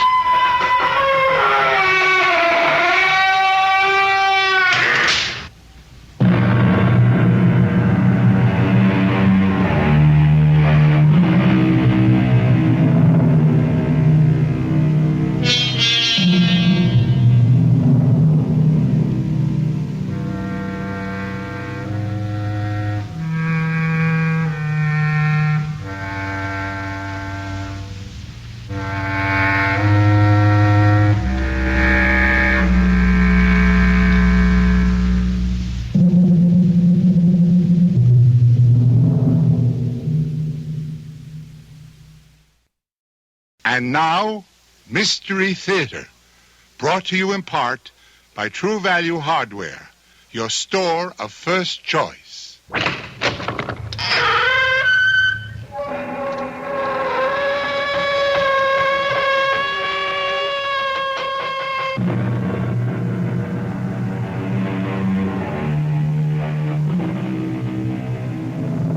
Come in.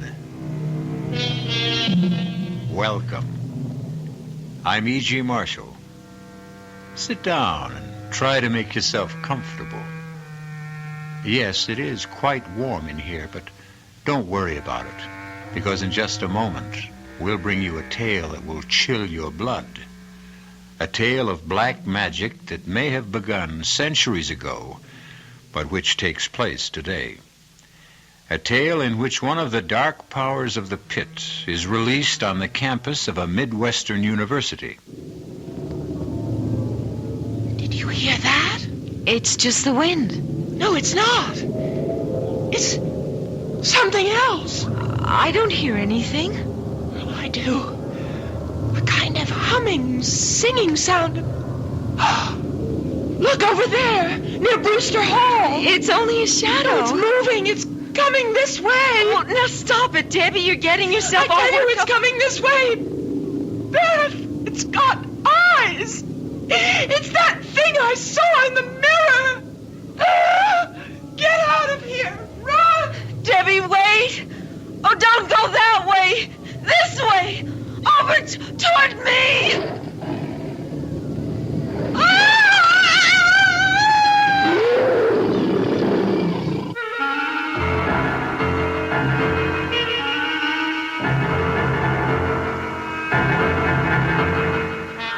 Our mystery drama, The Sending, was written especially for the Mystery Theater by Robert Newman and stars Mandel Kramer and Marion Seldes. I'll be back shortly with Act One.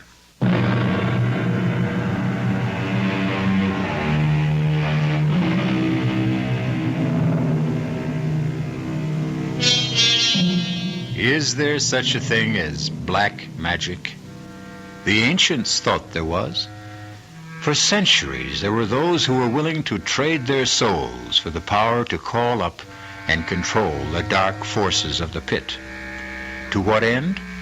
Sometimes for power or wealth. Sometimes, as in this tale, to achieve eternal youth, eternal life. But, as we will see, there is always great danger involved, and the price is always high, and usually paid in blood. Our spine tingler begins in a large, rambling house on the edge of the campus of a Midwestern university. A gray-haired woman, strangely shrunken but with intense, gleaming eyes, sits in a chair in a sparsely furnished room, waiting and listening. Arnold? Yes? Where are you?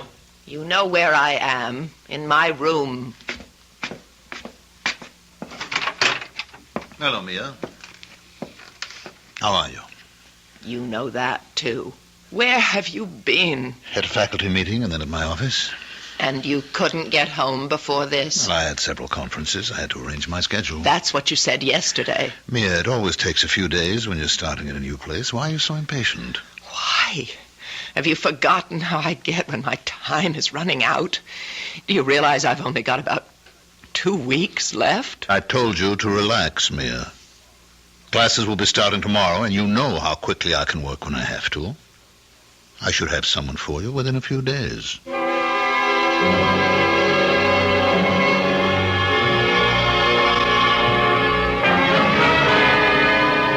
So, to sum up our first session, what we're dealing with then is a tradition that goes back to the dawn of time.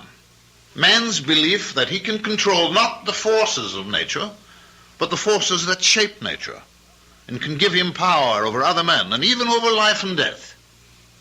That will be all for today.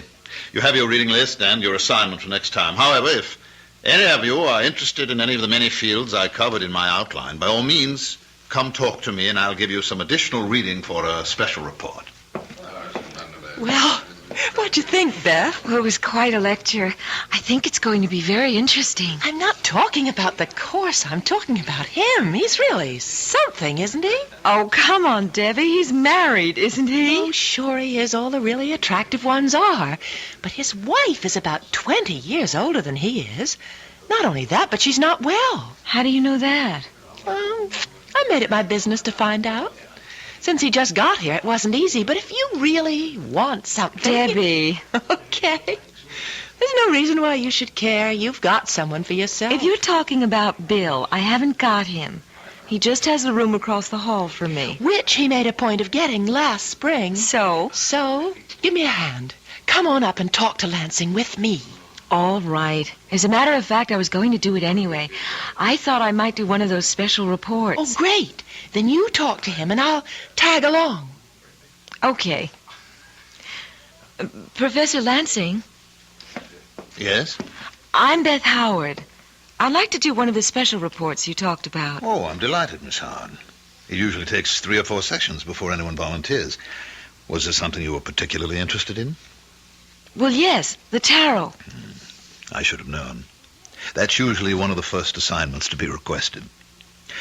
Tell me, do you have a set of tarot cards? No, I haven't. Well, after you do your report, I'm sure the bookstore will have to order them. But in the meantime, if you'll stop by my office this afternoon, I'll give you my set and also a supplementary reading list. Oh, thank you, Professor. Not at all.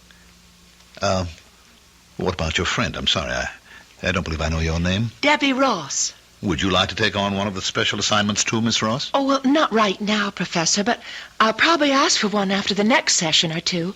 But in the meantime, I wanted to tell you that I think the course is absolutely fascinating. Well, thank you, Miss Ross. Today's lecture was very general, of course, an attempt to indicate approach and sketch in background, but I hope you'll continue to find it interesting. Oh, I'm sure I will.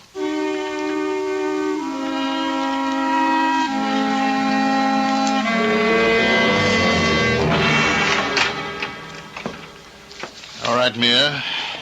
I told you you could relax, and you can. You've got one? I have several. 2 in particular. I'm sure you'll be delighted with either one of them. You're sure? Mia, haven't I done it often enough so that I can tell? Yes, we both have, but Arnold, it'll have to be soon, or I'll be so weak I won't be able to help. Don't worry, Mia. It will be soon. Not more than another few days.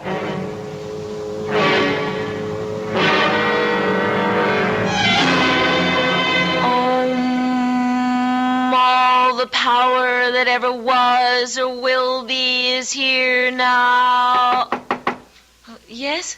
Who is it? Who would you like it to be? Hi. Hi, yourself. So you're into the tarot. How did you know that? I heard your intoning. Oh, yes. But how did you know that had anything to do with the tarot? I'm not exactly an ignoramus, but I did a lot of reading in it on my own, and in practically everything that was related to it. You never cease to astonish me. Yes, I'm quite an astonishing guy. Uh-huh. But how come you're not just studying it, but working with the cards? It's for Professor Lansing's course. I'm doing a special report for him. Oh, good old Witchcraft 1-2. Now, come on, Bill. We were a little surprised when we heard he was going to be giving it. Though I don't know why we should have been. Quite a few of the universities are giving courses like it. After all, this is the age of Aquarius. It happens to be a very interesting course. Yeah, sure it is. And Lansing's a fascinating man. Yes, he is. You know him? I've never met him officially, but I've seen him at the pool. The pool? Yeah, he's a very good swimmer. Oh, I'll have to tell that to Debbie.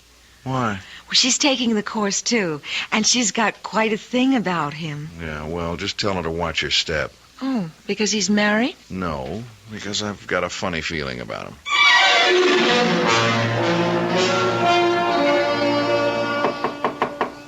Yes, come in. Good afternoon, Professor Lansing. Good afternoon. It's Miss Ross, isn't it? Yes. Oh, I hope this is all right, my coming here to your office. Well, that's what I'm here for. What can I do for you? Well, I told you after your first lecture that one of these days I'd like to do one of your special reports. Yes, I remember. And you're ready to do one now, yes. are you? I've gotten pretty well squared away in all my other courses, so I do have time for it. Well, I'm delighted. Now, is there any area that you're particularly interested in? No. Well, then how about divination? Foretelling the future? That's right. That's a big field, isn't it? Yes, it is. There must be 100 ways people have used to look into the future. I'll give you a reading list on it, and why don't I give you this, too? What's that? It's called a speculum. It's an old bronze mirror. What a fascinating-looking thing. Yes, it is, isn't it? I got it in Paris years ago. I've never been able to date it, but it's probably Roman, Mithraic. But what is this strange-looking head on it? That's Kronos, or eternal time. He was an important figure in the mysteries of Mithra. And what do I do with it? Well, it was undoubtedly used not just in Roman times, but all through the Middle Ages to foretell the future by looking into a mirror. Oh. Why don't you try it? You'll find the technique described in Zeller, one of the first books on the reading list. Oh, it sounds very exciting. Thank you very much, Professor. Not at all. It's a very rare and unusual thing, so I wouldn't give it to just anyone. But I know you'll take good care of it. And we'll all be looking forward to your report.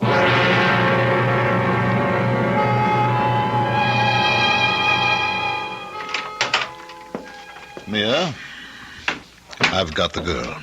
One of the two I told you about. Her name is Debbie Ross. She has the mirror? I just gave it to her. Good. When can we do it? You are impatient, aren't you? Yes. All right. We'll do it tonight. I hope you're approaching the occult with the proper amount of skepticism, said Professor Lansing. But somehow he didn't sound very skeptical himself just now. Exactly what are he and his wife planning to do tonight? And what does that have to do with the mirror he gave Debbie? We'll find out shortly when I return with Act 2.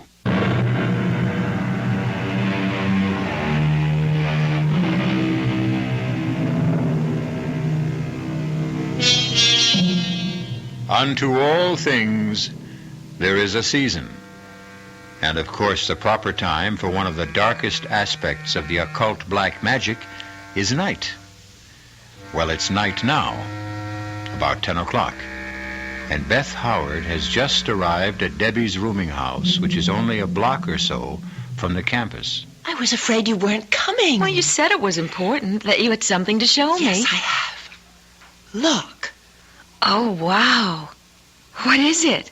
A speculum. What's that? An old bronze mirror, probably Roman. Where did you get it? From Professor Lansing. Oh. I went to see him this afternoon. Beth, I think he likes me. He said he wouldn't give it to just anyone. I'm sure he wouldn't. It's a very unusual thing. What are you supposed to do with it? Well, it's all here in this book. The room should be dark, lit only by one candle, and you sit with your back to the candle, and you stare into the mirror, keeping your mind a blank. Uh-huh. Have you done it yet? No. Well, I started to, and I felt a little funny about it. Funny how? Just funny. It's a wonderful-looking thing, but it's pretty weird. You know, all those figures around the edge of it. Is that why you called me? Yes. I thought maybe you wouldn't mind staying here with me while I tried it. Oh, of course I don't mind. Are you going to do it now? Oh, yes. I'll light the candle. Get the light switch. All right. It's strange, but I know how you feel. I felt very much the same way when I was working with the tarot cards. We don't really believe in any of the things we're doing, but for centuries, people did believe in them. Keep quiet. I'm going to look and concentrate. All right. Well, do you see anything? I don't know. I think maybe... What do you see? Wait, I'm not sure. It's probably just a shadow, but I do think I see something in there. Oh, what does it look like? It's hard to tell. It's dark, very dark and shapeless. It's moving. It's turning. Beth, it's got eyes. Flaming eyes. Oh, come on now, Debbie. It has. It's looking at me. right, Beth. I'm not going to look anymore. Okay. Oh. You really did think you saw something? Yes. Well, as you said, it was probably just a shadow, the candle flickering. You really are shook up, aren't you? Yes, I am. You want to come over to my place and stay overnight with me? Well, could I? Of course. Bill's out, too, giving a seminar, but he should be back soon, and if my light's on, he'll come in for a while. Oh, good. Just let me get my coat and wrap this up again. You're taking the mirror? Oh, I'd better. It may be a scary thing, but it's very valuable, and I said I'd take care of it.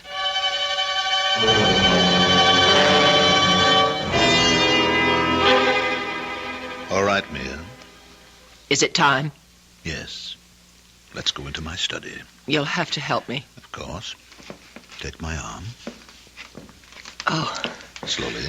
Arnold, I really am weak. I've never felt so weak before. It doesn't matter. We'll all be over in a little while. Here, now, sit down. Yes. I'll get the box.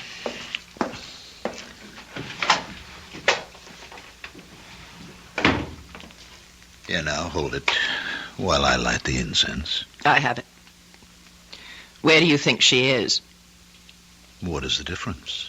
She has the mirror. No matter where she is, it will find her. Are you ready? Yes. Give me the rod. Here. All right, now you'll be quick with the R theme when I need it. Yes. Peor, wherever you are, hear me. Do you hear me, Peor? With this rod, and in the names of Gagerem, Amatet, Algar, and Algasna, I summon thee. It's coming, Arnold. There it is. Over there. I see it. Take the rod and give me the R theme. Why must it be wrapped this way? You know why. It mustn't be touched until it's needed. Quickly, hurry. Here. Stay where you are. I hold the R theme, whose hilt is signed with the seal of Solomon and which is more powerful than you are. Now hearken to me. We have a life for you. You will know her as you always have before because she has your mirror. I give her to you and thus buy another year of life for Mia. Is it agreed? Good. Begone then and take her, and then fulfill your part of the bargain. Is it gone? Yes. Are you all right? Yes. Yes. Somehow I always forget how much it takes out of me. Yeah, here's the R theme. Wrap it up again carefully. I'll get us both some brandy.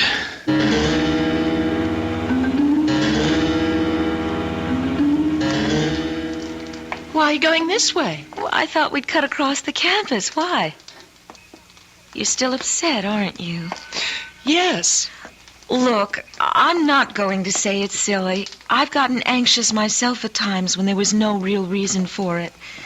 But you know the whole thing was just your imagination. You've been doing a lot of reading about things that are strange, and you think you saw something in the mirror. Probably one of those heads that are on it. I guess you're right. I'm sure I am. But if it's going to affect you this way, maybe you should give up the course altogether. No, that seems silly. Besides, you always claimed one of my troubles was I was too literal and I didn't have any imagination. Well, it's beginning to look as if I was wrong. Well, why don't we talk to Bill about it? It turns out he knows a lot about this sort of thing. How come? Well, he got interested in it through his work in English Lit. The tarot when he was writing a paper on the wasteland, and black magic when he was doing an analysis of the Gothic novels. You two are really an item, aren't you? I don't know what you mean. Oh, of course you do. You never see anyone else, neither does he. Well, I like him, and he likes me. You just like him? Okay. I more than like him. If he asked me to marry him, I'd do it in a minute. He will. How do you know? I just think he will. Well, it's not all that simple. He's just an instructor now, and it'll be a while before he gets his What is it? Don't you hear that? Oh, it's just the wind. No, it isn't. It's something else. I don't hear anything. Well, I do. A kind of humming, singing sound. Look, over there, near Brewster Hall. What? It's only a shadow. No, it's moving. It's coming this way. No, stop it, Debbie. You're getting yourself all worked up about I tell you, it's coming this way. Beth! It's got eyes. It's that thing I saw in the mirror.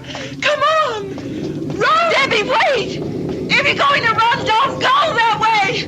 Oh, come this way! Over toward me! Oh! It is something! It is! Oh, God, I've got to get help!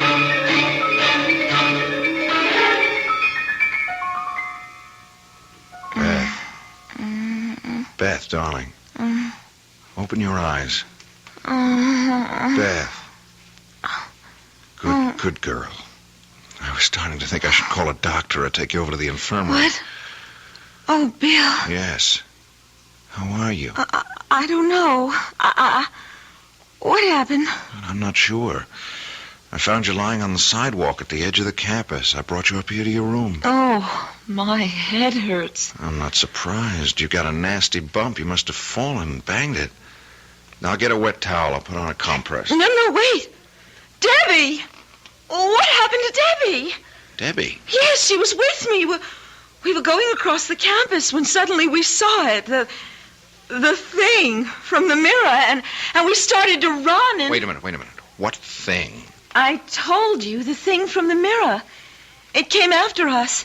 After her, and I heard her scream. Oh, Bill, you've got to go look for her. Yeah, sure. Look, let me get that compress. No, I'm all right. You've got to go find her. All right, now quiet down, Beth. Now, when I found you were all alone. Because I ran one way toward the house here, and she ran the other, and it was after... You don't believe me. Well, it's a little hard when I don't know what you're talking about. I mean, what was this thing that came after you, and what was the mirror? The mirror that Professor Lansing gave her. She was going to do a report for him on divination, like the one I'm doing on the tarot and... All right, now, will you hold it a minute? When I left you to go to my seminar, you were still here. Uh-huh. You said you were going to stay here and do some reading. Right, and then Debbie called and asked me to come to her place, and she said she had something to show me. The mirror. Yes, an old bronze one, a speculum she called it. She was supposed to look into it, describe what she saw. Yeah, speculomancy. That's right. But she felt funny about it, nervous. So she wanted me there while she did it. Yeah, and did she do it? Yes, we put out the light and lit a candle, and she saw... Well, no, she thought she saw something in it, a dark shape with flaming eyes, and that made her more jumpy than ever, so I told her to come back here and stay overnight with me. Mm-hmm. So you started to walk across the campus together. That's right, and there was no one around, and then we heard something, a strange sound. The wind. Oh, that's what I thought, too, at first.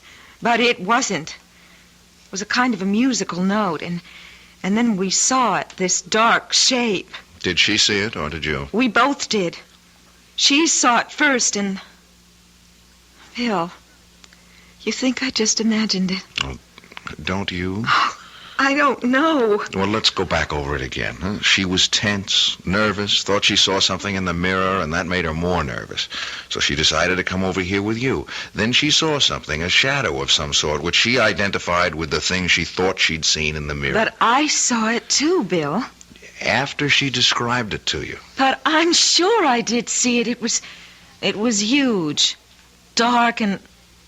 All right, if I did imagine it, where's Debbie? She's probably back in the room, embarrassed to death at the fuss she made. No, I suppose that's possible. When I think about it, it does sound a little silly. I mean, two grown women getting hysterical. But, Bill, would you call her and make sure? Her number's in the book next to the phone. Sure. Let's see. Here we are. You know, I think maybe she ought to come over here anyway so that we can talk about this, because if the two of you are going to get all worked up about that ridiculous course of lancing... It's not ridiculous. It's very interesting just because we got a little silly about it. Well? Oh, there's no answer. Bill, I don't like this. I think we should go and look for her. Go look where? If she's not in her room and she didn't come up here, she could be anywhere. I mean, with another friend. I don't care. I still want to look for her. I'll show you where it happened, where we started running and... Well, what good will that do, unless she fell and hurt herself also? Look, I'll tell you what. I'll call the campus police and see if they came across her or heard or saw anything. All right. Hello, security. This is William Taylor of the English department. This is a rather odd call, but I wonder if any of your men ran into an undergraduate by the name of Debbie Ross within the last hour or so. Yeah, well, another student, Beth Howard, was with her. They were walking across campus, and they were frightened by something. No, it wasn't a man. It was, what? Oh, no. Where was this? I see. All right. I'll come right over. Bill, what is it?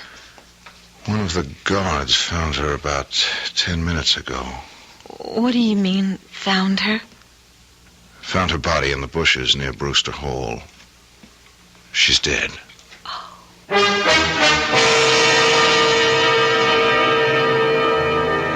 Man is a rational animal, and we always look for a rational explanation of anything that puzzles us. But what if there is no rational explanation for it? Do we admit that there may be things we don't know about? Things that we've refused to recognize because the idea terrifies us? Debbie Ross is dead. But how did she die? We'll find out when I return shortly with Act 3.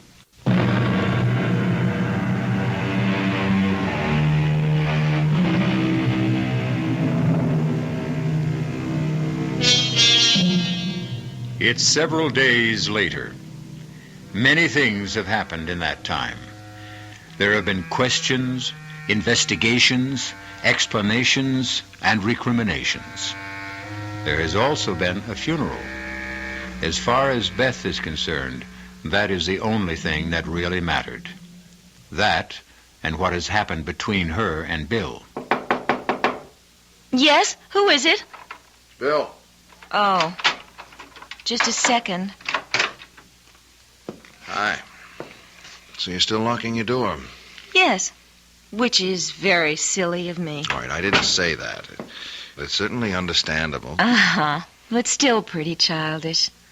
You've been treating me as if I were a hysterical female. No, that's not true. I've been perfectly willing to talk to you about it, but you know what the facts are. Of course. There were no marks on Debbie's body, at least none that could have killed her. She died of a heart attack. That's right. But they checked back on the physical she took when she was admitted here, and there was nothing wrong with her heart. Look, Bill, we've been through this before. Debbie thought she saw something in the mirror. Thought she saw it again out on that campus, and that made me think I saw it too. Look, darling. Don't call me darling. Why not? Because I don't want you to. When I first signed up for the course, you teased me about it, even though you've done a lot of reading in that same field yourself. I didn't tease Yes, you did, Bill. And you made a few remarks about Lansing, saying you had a funny feeling about him. But now... I still have a funny feeling about him. As a matter of fact, I feel funnier about him now than ever. Why? Well, because I did a little checking up on him this afternoon. You know, we taught this same course at State last year. Yes, I know. What of it? Well, there was an incident there that was very similar to what happened to Debbie. I mean, a student, a member of the swimming team, and therefore presumably very healthy, died suddenly one night of a heart attack. One of his students? No. That's the only difference. He wasn't one of Lansing's students. Well, then why do you call it similar? And And why are you making a point of it? If there was no connection between them, Look, Bill... I don't know if there was or not, but I thought perhaps I ought to look into it a little further. How? And I'm going to go see Lansing. I'm going to talk to him. No, Bill. Why not? Because I feel odd about him, too. I have ever since Debbie died, and I'm afraid.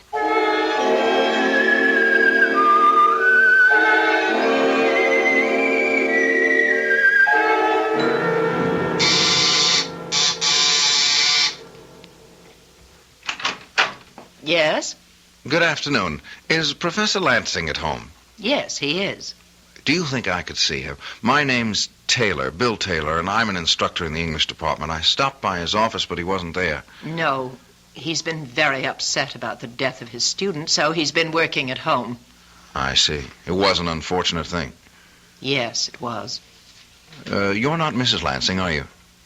Yes, I am. Why? Oh, well, it's just that I thought, I heard... That I wasn't well? Yes, that's right. I wasn't. But I'm fine now. Do you want to come with me? I'm sure Arnold will be glad to talk to you. Thank you. Yes? Arnold, this is Mr. Taylor of the English department here. Come in, Mr. Taylor, come in. Sit down, won't you? Thank you. First of all, I'd like to tell you how pleased I am that you agreed to stay and continue with your course.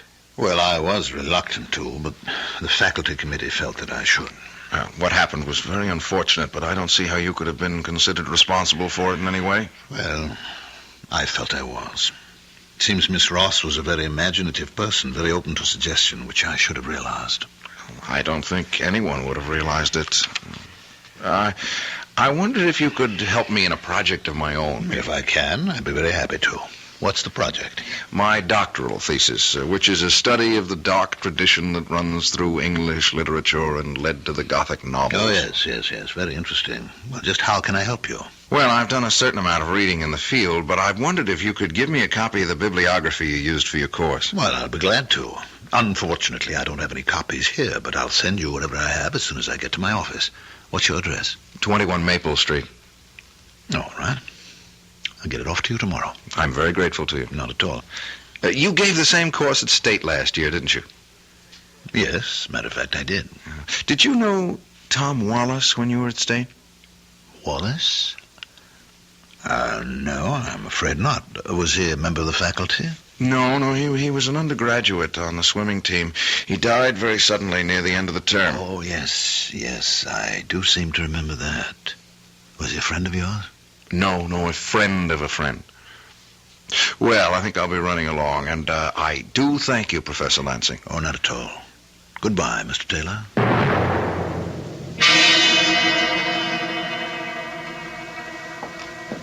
Did he go? Yes. What did you think of him? He seemed like quite a pleasant young man and very attractive. Hmm. Well, I'm glad you think so, because he's going to be our next. Oh?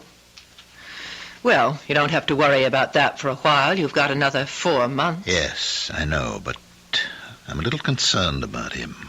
As you said, he seemed quite pleasant and very plausible, but he asked me some rather strange questions. What kind of questions? About where I'd been before I taught at State. Also about your young friend, Tom Wallace. You think he suspects? I don't see how he can. But we can't afford to take any chances. No, I suppose not. I wasn't going to mention it, but he acted rather strangely with me, too. He seemed surprised that I was up and around. Oh? That settles it, then. When are you going to do it? As soon as possible.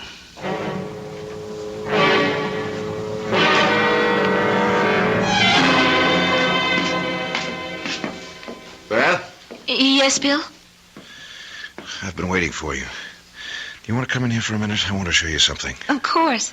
What is it? This. Oh, it's the mirror. The mirror Lansing gave Debbie. Uh-huh. That's what I thought. Where did you get it? I found it in my desk drawer about a half an hour ago. Well, how did it get there? Well, obviously somebody put it there. I was out all morning, and I never locked my door. Professor Lansing? Who else? It's his. And the police must have given it back to him after Debbie died. Well, why would he put it in your desk? That's a very interesting question. I think I can answer it, but if I do, you're going to think I've flipped out. No, I won't. Well, you should, because it's completely impossible. Do you know what a sending is? No. When someone who's involved in black magic knows enough and is powerful enough to raise an evil spirit, he can send that spirit to destroy someone. Oh, no. You mean that thing that Debbie saw in the mirror that I saw out on the campus? Yes. And it's here now? In the mirror? No. But the spirit has to be guided to the victim. And in this case, it's being done with the mirror. It will go where the mirror is. I still don't understand, Bill. I can understand why he might want to get rid of you, but what did he have against Debbie? He didn't have anything against her, but there was something of hers he wanted. Her life. Her life? Do you remember what I told you about Mrs. Lansing yesterday? Uh-huh. That while the story was that she was quite old and ill, she turned out to be young and well and attractive? Yes. Well, according to the grimoires, the books of black magic, when you raise a spirit, you can also make a bargain with it. Give it the life of someone else in exchange for some more time for yourself or someone close to you. Bill. I told you it was impossible. Well, I would have said so, too, a week or so ago, but now I don't think so. I think it's true. Well, what are you going to do about it? And I've got to get rid of the mirror. Destroy it. No, I'm not sure I can do that. I'm going to act as if it were all true, all possible, and fight fire with fire. I'm going to get the mirror back to Lansing. Give it back to him? No, put it in his house without his knowing it. Well, how can you do that? I think I can. He has a class this afternoon. Yeah, but what about his wife? Well, she'll probably go out sometime. If she doesn't, I'll phone her. I'll give her a message that'll get her out of the house. Bill, I'm coming with you.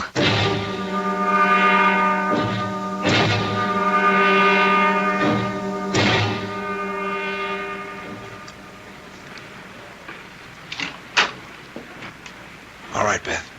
Come on in. How did you get in? The back door was open. You're sure no one's home? Well, you saw his wife leave a minute ago. Yes. What do you want me to do? Wait here with the door open a crack so you can see out. All right. Where are you going? Into his study. You won't belong? I'm frightened. No. I'll be back as quick as I can. All right. Go ahead. Bill! What is it? Nothing. The clock startled me. Will you be much longer? No. Come in here a minute. You think it's safe? Yes. What is it? I hid the mirror behind the books on one of the shelves, but while I was here, I thought I'd look in his desk, and I found this box. What's in it? This rod. It's used for raising spirits. And that other thing that's all wrapped up? Yeah, I was just going to look at it. I think Yes. It's an arthame. What's that?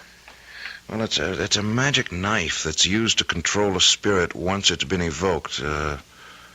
This is the seal of Solomon here on the hilt. And it is all true, at least... Yeah, it looks that way. Bill, you got rid of the mirror, so let's go. Just a second, I want to think. I don't want him to be able to do anything like this again, but I can't take the whole box. I mean, if I do, he'll know someone was here. On the other hand, yes, I can take the arthame. Well, won't that do the same thing, Bill? Let him know we were here? No, not right away. See, when I was here yesterday, I saw... Oh, there it is. A dagger. See, I'll wrap that up and I'll put it in the box instead of the arthame. Well, what'll happen if he tries to use it? I don't know.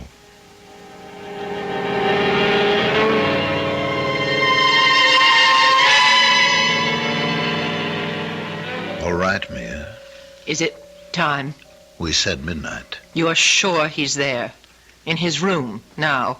He has an early class tomorrow, so I would assume so. Now hold the box while I light the incense. Arnold, I don't like this. Why not? We've never done anything like it before. Twice, not just in the same place, but within a few weeks. We had no choice, Mia. He's suspicious. And if he goes on prying, asking questions... Yes. All right. Give me the rod. Here. Pior, wherever you are, hear me. Do you hear me, Pior? With this rod and in the names of Dageram, Amartet, Algar, and Algasna, I summon thee. There it is, Arnold. Over there, near the bookcase. I see it. Give me the Arthim. Here. Stay where you are. I hold the Arthim. I have another life for you. A man this time. He has your mirror. Go to him and destroy him. Why are you looking at me that way? Why aren't you going? I tell you, he has your mirror. Bill, this isn't the Arthim, it's my Persian dagger. What? Quick, find it. If you don't... No. No, keep away from me, please. Oh, my God, no!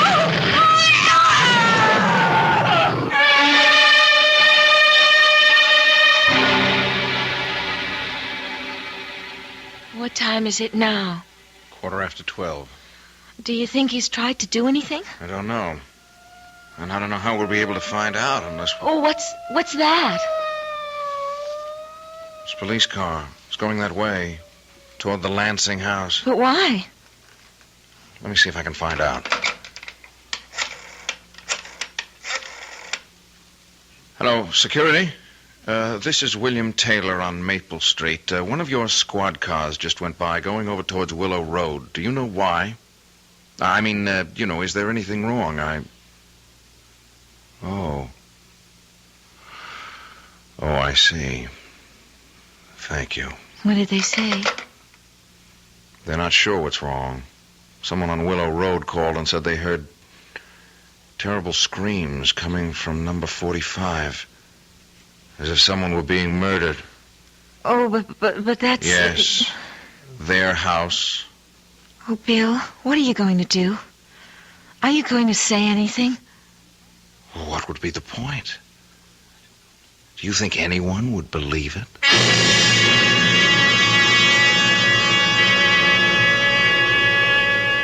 Of course no one would believe it. Things like that don't happen. At least not today. Oh, people may have thought they were possible once. There are many medieval tales of men who tried to use the powers of evil for their own ends and were finally destroyed by them.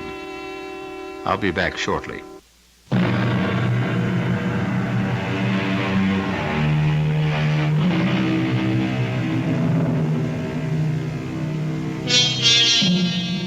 As I told you, the tale you just heard was a work of fiction, completely imaginary. But I am reminded of what Shakespeare said.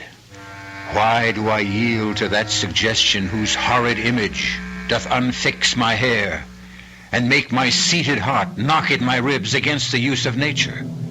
Present fears are less than horrible imaginings. Our cast included Mandel Kramer, Marion Seldes, Tony Roberts, and Phoebe Doran. The entire production was under the direction of Hyman Brown. This is E.G. Marshall inviting you to return to our Mystery Theater for another adventure in the macabre.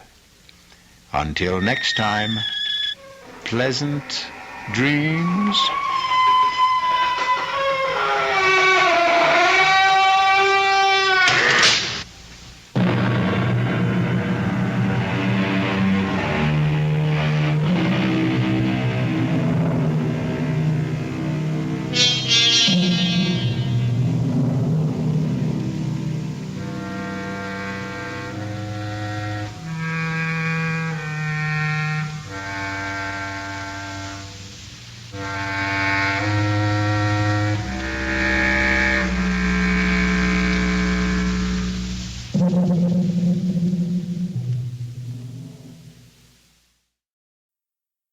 CBS for Seattle, this is KIXI, where the time now is 6 minutes past 11. The CBS Radio Mystery Theater presents...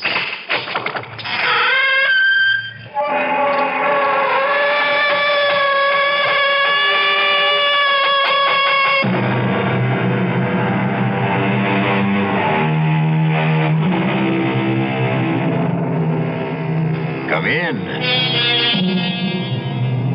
Welcome. I'm E.G. Marshall. Welcome to the world of terrifying imagination. The fear you can hear. Just mention the word swamp, and cold settles in the bones. The dampness runs through the veins like slime.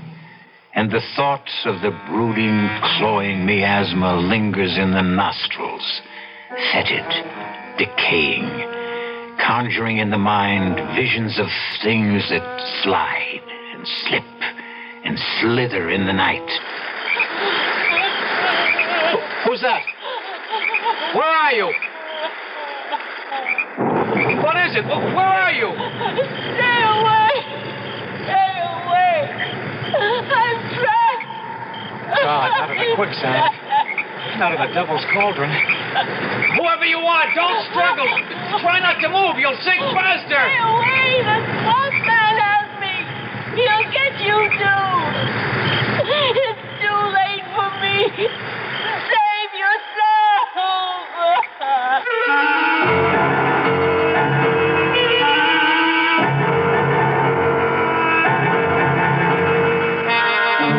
Our mystery drama, The Creature from the Swamp, was written especially for the Mystery Theater by Ian Martin and stars Jack Grimes and Joan Loring. It is sponsored in part by Anheuser-Busch Incorporated, brewers of Budweiser, and by the Kellogg Company, makers of Kellogg's Special K cereal. I'll be back shortly with Act One. Ever see a beer drinker pour his beer real easy down the side of the glass? Maybe you do it yourself. If so, the Budweiser brewmaster thinks you're missing something, especially if you're a Budweiser drinker. You see, Bud is brewed, so it will kick up a healthy head of foam. Exclusive beechwood aging and natural carbonation make it a lively brew. Well, anyway, pouring Bud plunk down the middle of the glass helps bring out the best in that clean white Budweiser foam and real beer aroma. It also helps you get the full benefit of a taste, smoothness, and drinkability you'll find in no other beer at any price. Remember, brewing beer right does make a difference. Next time, pour that Budweiser right down the middle and see for yourself. Anheuser-Busch, St. Louis. Hey, we're the Action Corps. See, we contribute more. T's for the teamwork of our crew. Our ideals are high. Oh, oughtn't you apply? Means it's now that we need you. A-C-T. We could go on all day. Oh. Here's why volunteers are needed right away. Action is VISTA, the Peace Corps, RSVP, SCORE, and other volunteer programs that are helping people to help themselves. If you're trained in a skill or just have a little love to share, Action needs you. Yeah, baby. Action really needs you. Don't crawl under a rock. Get into action. Oh, yeah. This is a public service of this station and the Advertising Council.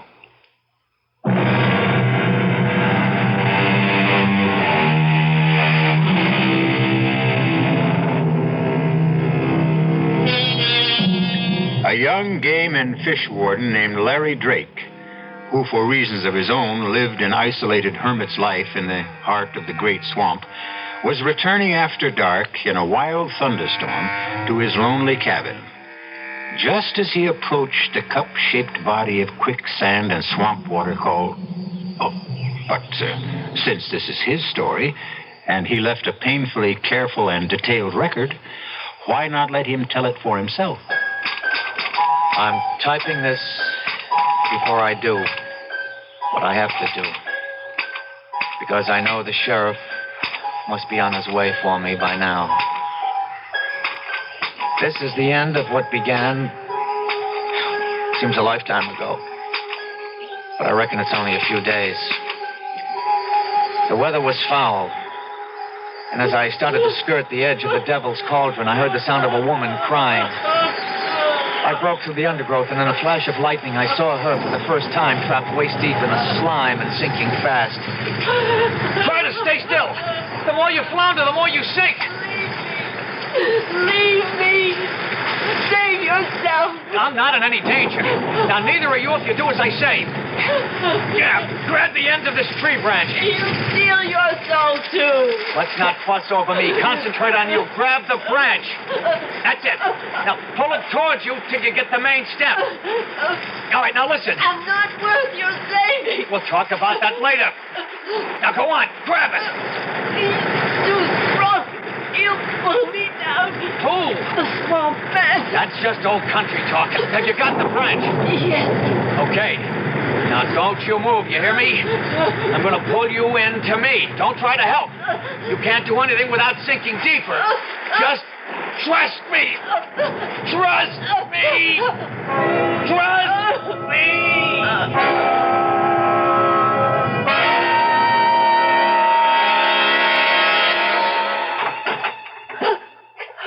Now, hush up, hush up. You're all right. Who are you? Oh, just a guy who pulled you out of the swamp.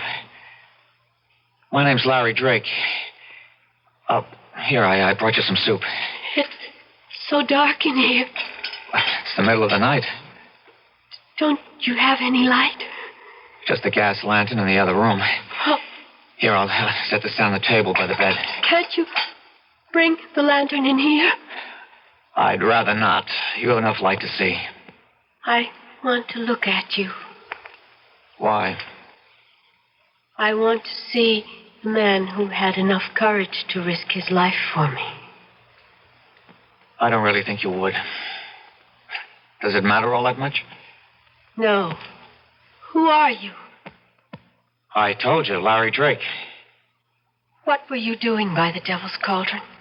Coming home. You live here? Yep. If you call it living. Why? I mean, what do you do? I'm a fish and game warden. You see, right here smack in the middle of the great swamp is the last colony of great whooping spoonbills in the world. It's my job to try to keep them living. The blind leading the blind, or the damned trying to preserve the damned. I don't quite understand you. No, I suppose not. See, the spoonbill and me, we're just the same kind of species, right out of Mr. Darwin. What does that mean? We don't seem to fit our environment. Oh, that makes me sort of the same. Well, now I don't understand you. It doesn't matter. Who are you? My name is Udine. That's all? Just Udine? I like the way you say it. That's all. Okay. I don't want to pry. What were you doing way out here at the end of the world? I was trying to escape. Run away? If you want to call it that. From whom? The swamp man. The who? He lives at the bottom of the Devil's Cauldron. There are only holes where his eyes ought to be. And his hair is made of Spanish moss. His shoulders are knotted with muscles, and his hands can span a wagon wheel. He has no legs. Only a great long trunk with one huge foot like a giant clam that grips the rock at the bottom with a suction no one can break. And he lives on those who are foolish enough to walk the swamp by night. With his hands, he draws them down, down beneath the green slime and shifting black sand. Oh, you've had a bad scare. You need to rest. You should have left me. Now you're lost, too. Oh, what a storm. Devil's out walking tonight. Evening, Sheriff. Ain't had a spring like this since 53. Who's that there stretched out on the tater sacks? Oh, that Bubba James and some riffraff friend of his runs the still with him. Passed out cold. Yeah, but they brung in some powerful tasty corn liquor. Could you use a shot against the cold? You wouldn't have to twist my arm, Jeb. I always said you run the best store in Carteret. Well, the only one. Guess you ain't doing much business today, Jeb. No, powerful slow. Oh, damn, I meant to tell you right off. Guess who blew in again just before dark? Who? Larry Drake. Larry? Thought you said he come in yesterday to stock up for the month. Oh, he did. He come back again today, all the way from the swamp? He did. Well, how come? Well, he wanted some more supplies and a female dress and other such things. What? You think he's finally getting over Barbara Jane? Well, figure it out for yourself. Well, how'd he look? Well, that's hard to say. No different, I guess, than he ever will. Well, why didn't he stay in the hospital and have that face fixed? Well, I reckon after what happened, he just plain didn't care. Looks like maybe he might now. You mean old turtle-skinned Drake's got himself shacked up with some woman? Why, doggone, Bubba, I thought you was cold turkey. You only got to mention woman around old Bubba and he's awake. You lay off, Larry Drake. He's had enough trouble for his lifetime without having to carry you on his back. I'd just like to see what kind of woman old bacon-faced Larry Drake could get to look at him twice.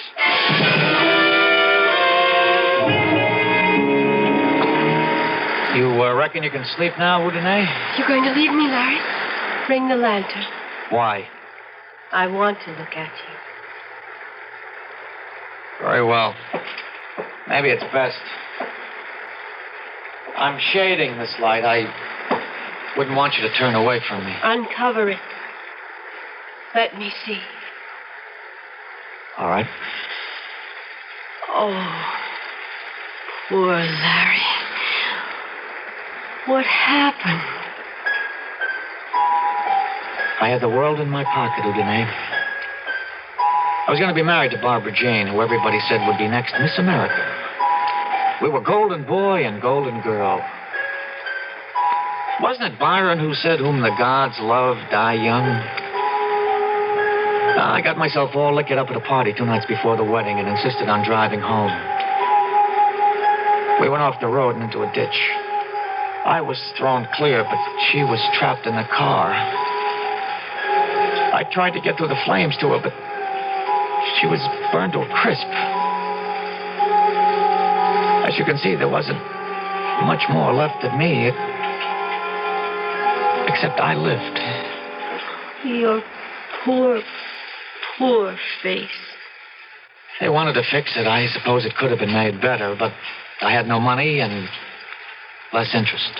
I want you to go to the swamp and bring me water from the cauldron and mud from the edge. What for? I'll show you. I don't want to leave you now. I wouldn't let you leave me now. You can only go by daylight. He can only come out of the swamp by night. The swamp man? Yes. I'm not afraid of him. I'll go now. No, please, Larry, don't. Stay with me. Stay with me. Come, hold me in your arms. What is it? Are you ill? I'm afraid, Larry. I'm only afraid. He came for me once before, on a night like this, before I was... You see, he needs the damp and the wetness, because he can't walk. He has to crawl like a snake. Please, Larry, please, hold me tight. Danae. Oh. Do you know what it's like to hold a woman again?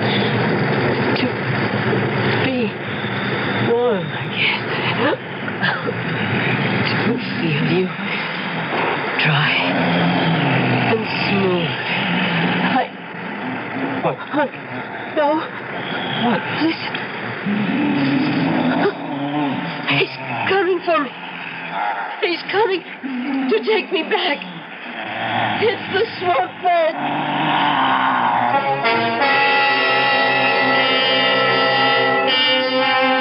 What creatures of the night the mind can form. What faceless horrors that creep and crawl and drag themselves out of the imagination into the world we think safe. Is the sound Larry and Udine strain to hear some unimaginable creature born from the murky deeps of the rotting swamps? Or does he exist only in the forest of the mind? I'll return shortly with Act Two.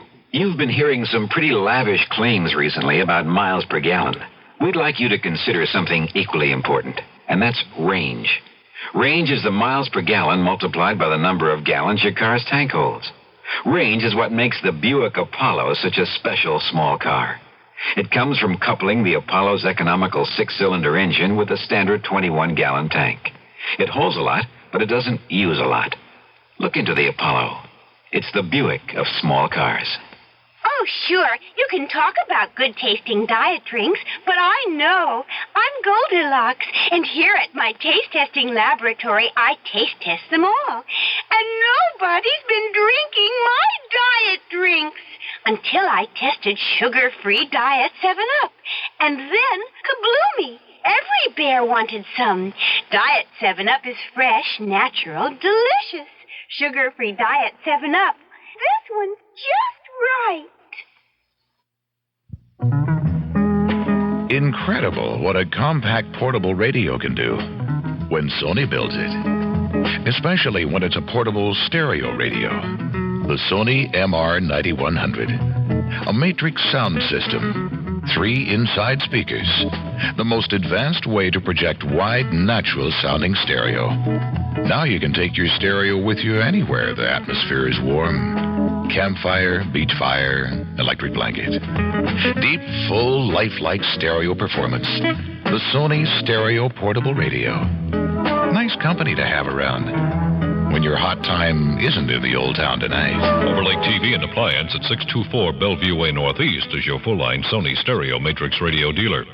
Bob Arnstein and his sales staff know just what Sony Stereo Matrix radios can do for folks that work and play in this Northwest environment. It's a pretty nice way to enjoy the great outdoors in your home, away from home.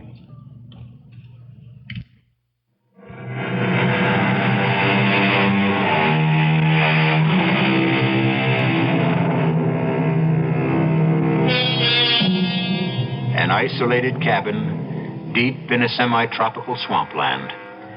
A young man scarred physically and mentally by a tragic accident. A strange girl called only Udine, rescued from being sucked to death in smothering quicksand. And outside, a something that bumps and crawls in the rain-swept night. Listen. Let me go. No. If he's there, I'll get rid of him. You can't stand against the swamp man, Larry. I can try. No, it's me he's come for. Don't go out there. Wait. What is it? Listen. Do you hear anything? The rain has stopped. He isn't moving anymore. Damn all, let's settle this. Larry!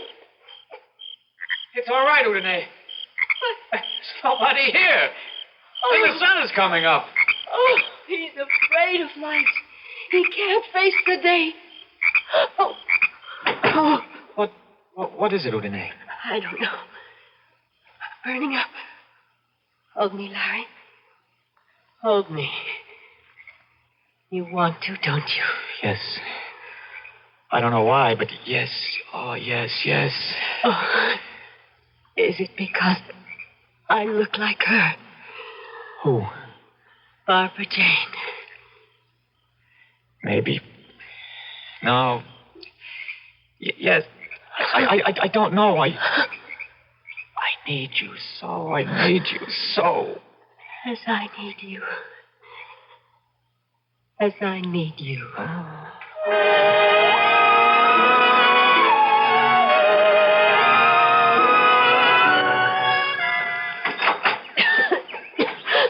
Who is it? It's Larry. It's all right. I went out to get the mud in the swamp water. Give me water, please. I'll get some fresh. No. From the swamp. I have a glass here. Yeah, but it's stagnant. It'll poison you. No. No. Like medicine. Give me. Are you sure? Please. Okay, here, Udine. Thank you. Oh, that's better. Oh, I feel much better now. I'm worried about that cough. It's nothing. I'm just very dry. You look so flushed. Bring me the other pail. You did bring mud. Looks more like slime to me. Oh. You sure? Of course, I'm sure. It's marvelous, Larry. You'll see. It soothes the skin. Look, I rub it into my skin, and I can feel the muscles relax, and then become renewed again. It smooths away every wrinkle. Come here, Larry. Kneel beside me. Don't look at me in the light. Don't be afraid. I see behind the mask. And I'm going to gentle that poor, charred skin. Feel how smooth and gentle. Shut your eyes. And you are in a cave of water. Down in the cool, green depths, quiet and soulful, like a cathedral at the silent bottom of a sun-struck lake. I could have this moment last forever, or choose it for the one to die. Does it feel good? I don't know about this primeval slime. It's all in the touch of your hands. Oh, if only it were.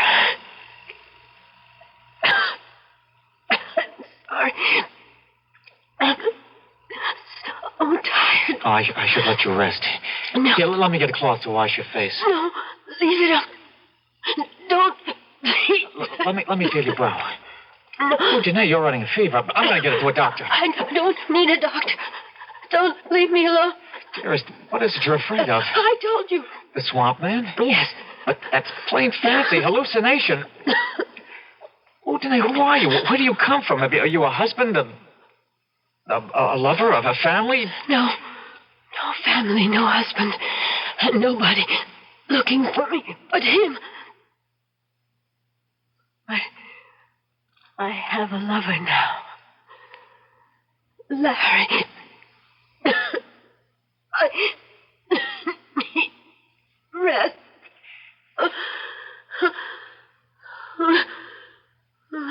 Udine? Udine? She must be running 100 at 3 or 4. I've got to get a doctor. A doctor!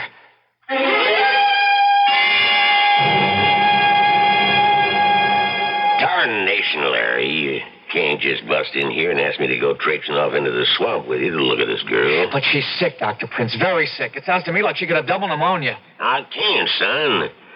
There's only one of me. Bring her in here, and I'll be glad to examine her. I'd have to carry her out of the swamp. You know there's no road into my cabin. Yes, I know it. It's why I can't spare the time. You think this antibiotic will bring her temperature down? Well, I can only hope. I don't dare prescribe anything else sight unseen. Of course, if I knew for a fact that it was the swamp fever, You need a blood test for that. Yeah? All right, Doc. I'll bring you back a blood sample myself. That's right.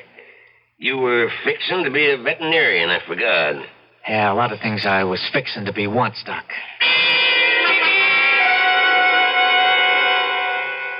There you are, Larry boy. That'll be $3.75 out of 10. Now, you take 2 every 4 hours.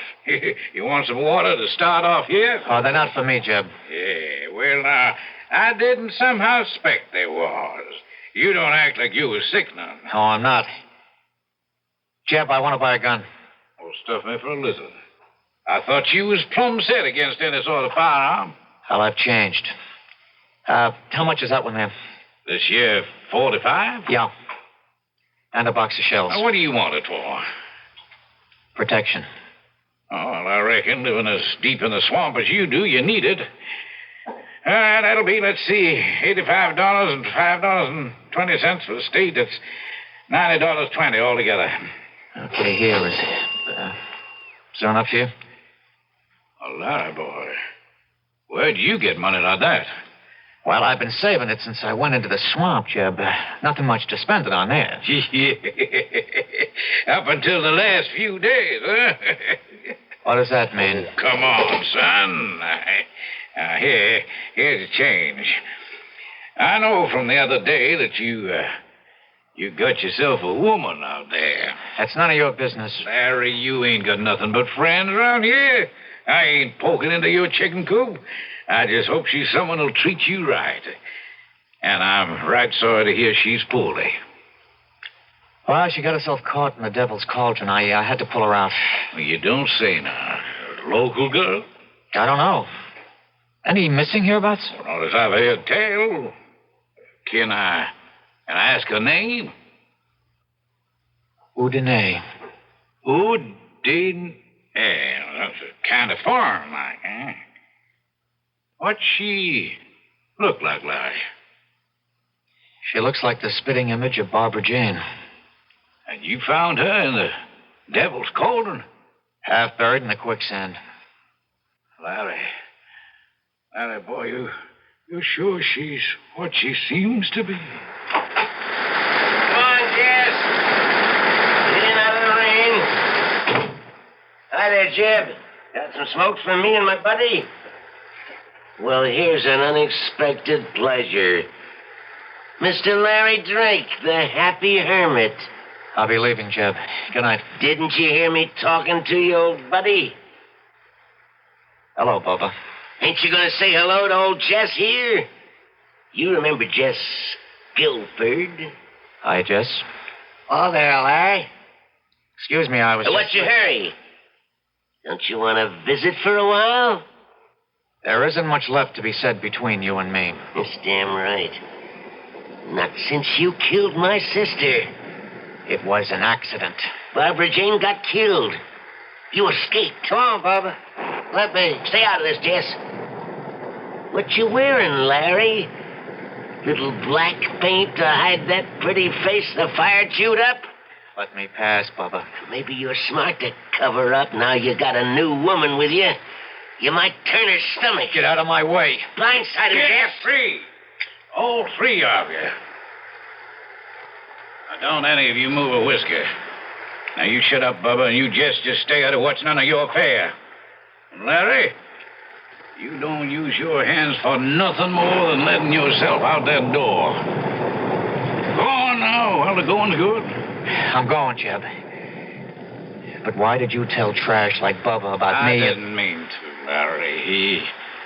He overheard by accident. Okay. Now, Bubba, you stay away from me. I've taken all from you. I'm going to.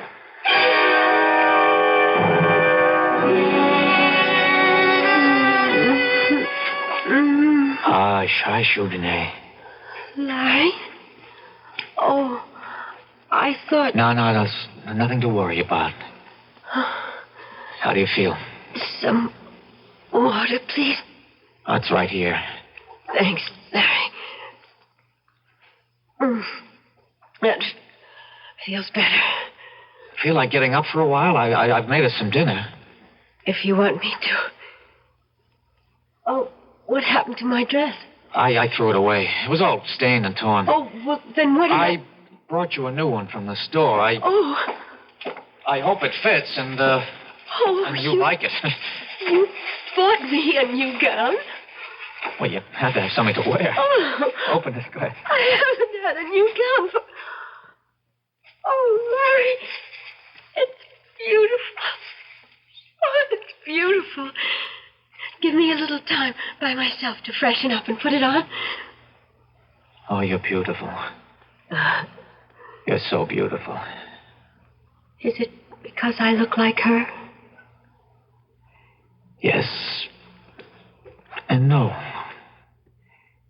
Barbara Jane is dead. You're alive. What is it? Nothing. Larry, tired again. So tired. Oh, I've kept you sitting here too long in front of the fire. No. Oh, you sure cast a spell over me. I didn't realize it had gone out. I'll get some fresh wood. No, darling, I don't need a fire. I just need... Is it still raining? Yeah, cats and dogs. Oh. So heavy you can't see. It's pitch dark out. Well, it's been a black day. Night came early. Then, so will he. This time he won't wait too late. Hey, listen to me, darling. You're here with me. You're safe. There's no such thing as a swamp man. He's coming. I feel it. He's coming. It's just superstition and folk No, talk. listen. You see, there's nothing. Listen.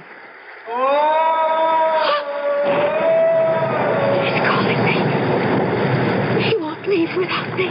He won't leave with you as long as I'm here. No, Larry, don't go after me. I brought some protection. My gun's no use against him. We'll find out soon enough. Swamp Man, if you come for her, you won't get her. I'm giving you one last warning. Stay back.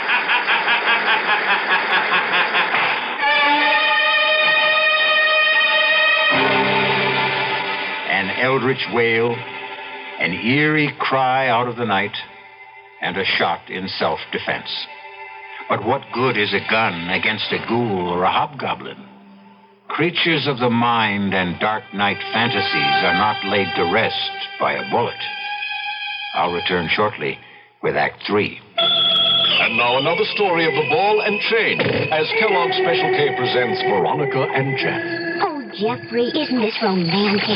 Out in a quiet lake at night with you rowing the boat. Yes, Veronica, it's really neat. Jeffrey, what was that? Frogs. Frogs that go bonk? They're pretty weird frogs. Oh, Jeffrey, you're such a card. You have a ball and chain, like the ones they use in those Special K commercials. Yes, Veronica, it symbolizes my few pounds of extra weight. But I'm going to get rid of it. How? By exercising. You know, like rowing this boat and eating smart at every meal, starting with a Special K breakfast. You mean a 1 ounce bowl of high-protein Special K, 4 ounces of skim milk, orange juice, and coffee? Precisely. It's less than 240 calories, and it tastes delicious.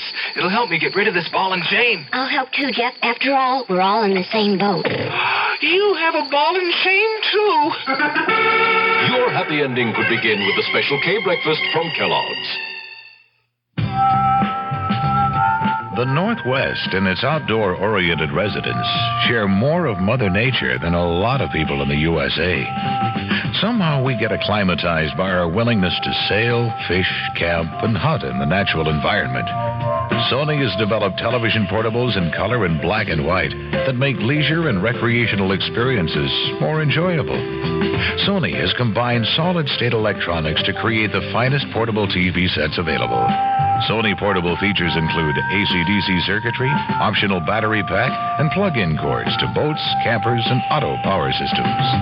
The glare-free screen is really great, too, when the sun finally comes out. Remember now that Overlake TV and Appliance at 624 Bellevue Way Northeast is your full-line Sony television dealer. Bob Arnstein and his sales staff are real outdoor enthusiasts. They know just what Sony portable TV sets can do for folks who work and play in this Northwest environment. It's a nice way to enjoy the great outdoors or the many moods of Mother Nature.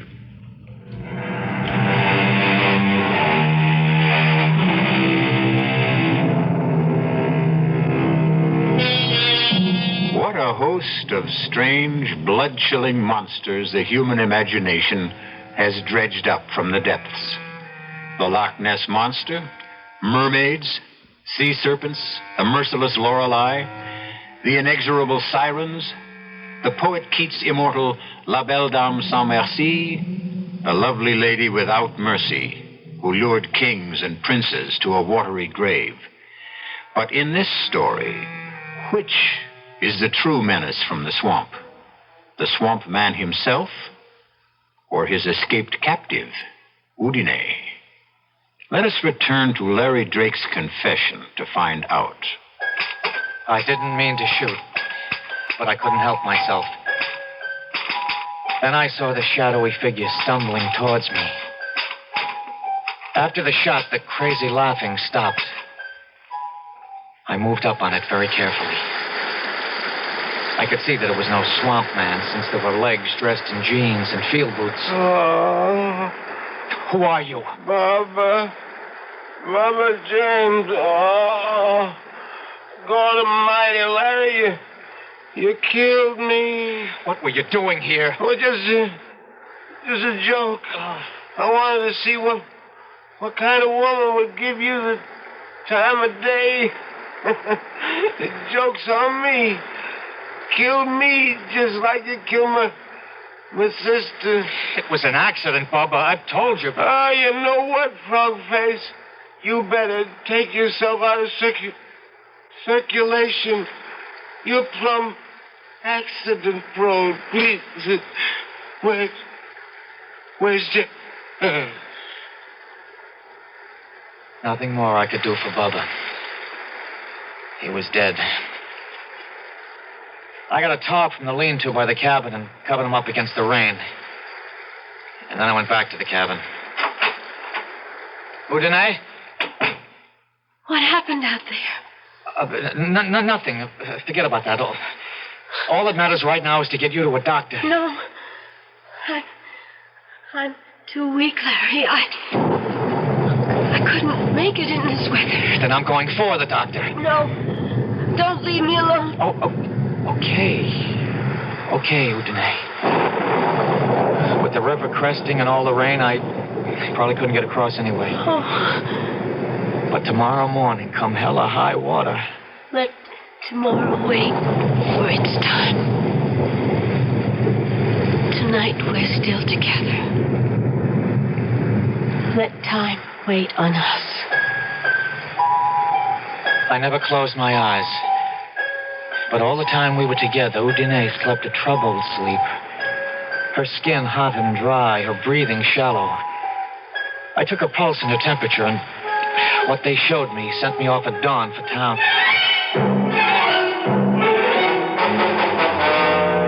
Well, I don't know what the Sam hell you're up to, Larry.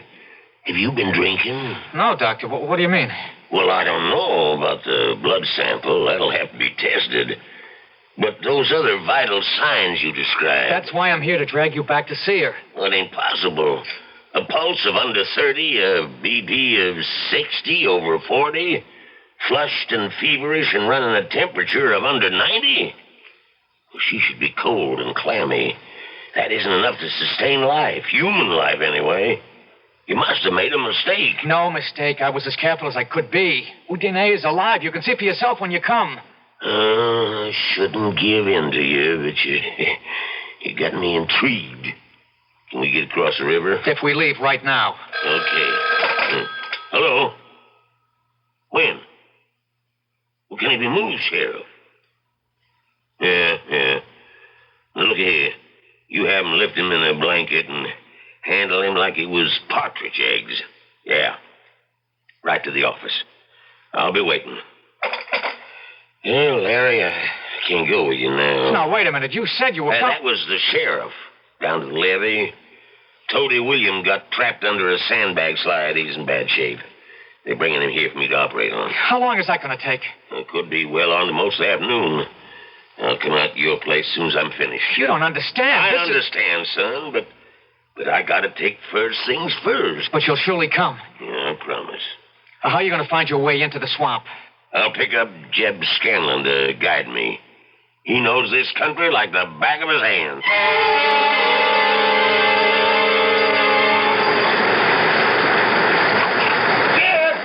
Jeb! I just told him, what ails you, boy? You look high on the ground. Now, where's your sidekick, Bubba? Bubba, he's dead, Jeb. He's dead. Larry Drake blew a hole in him with a big old 45. Lord almighty. The sheriff know about this? No, I just got to town. I thought I might find him here. Oh, he's down the river. Crest goes by this afternoon around 4. Here's your drink. Oh, thank you. When did all this happen? Last night. Bubba and me, well, you know, Bubba, he figured he was going to bother Larry some about the woman he was supposed to be shacked up with. We come up on the cabin, and the lights was on. And Bubba, he says, I want to give old frog-faced Larry and his fancy woman some big scare. He just watched me make like old swamp man. And then he started calling, kind of ghostly-like, and the next thing I knew... Come on, boy, pull yourself together. Larry come out on the porch, and he called out. Then he just let rip with that big old cannon. I heard that slug rip right through Bubba, and I took off for the trees like all the devils in hell was on my tail. So you don't know if Bubba's dead?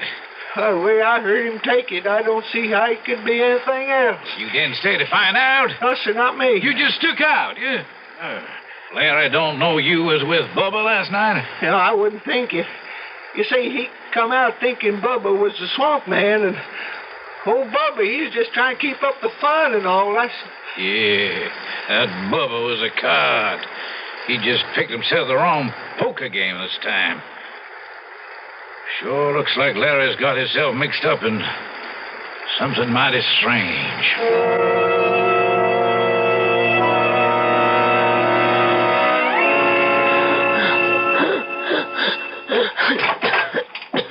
Udine? I'm in bed, Larry. I'm sorry I was gone so long. He's won. I know that now. Who? The swamp man. I can't live in the air anymore. That's ridiculous. That's sheer nonsense. Look at me, Larry. I'm dying. I'm out of my element. Your element? It isn't air anymore. It's water. I have to go back or die. If only you could come with me. But he'd never let you. I'd fight him for you. Oh, I suppose you'd try. You love me that much. Larry. Yes. The wine we had at dinner last night. Yes. Could you bring a glass and share it with me? Okay, I'll get it. But this is no goodbye toast. I'd never let you go. I know. Okay, this is to drink to your staying here till Dr. Prince gets here and has a chance to prescribe for you and make you well. So that you and me can live forever afterwards. Drink deep, Larry. My love. To you.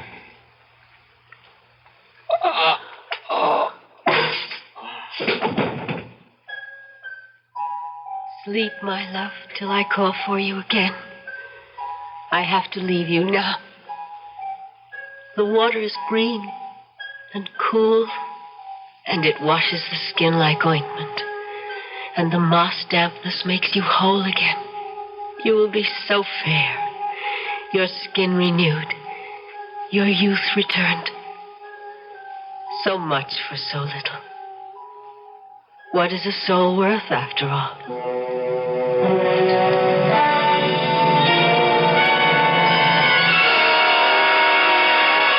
Well, quite frankly, I think my patient is much more Larry than this mysterious woman. What's that mean? Well, from all the evidence, no one, save Larry, has seen her. You don't mean she don't exist? So physiologically, as a doctor, I don't see how she can. In addition to the impossible figures on her vital signs, I got a report on her blood sample. And?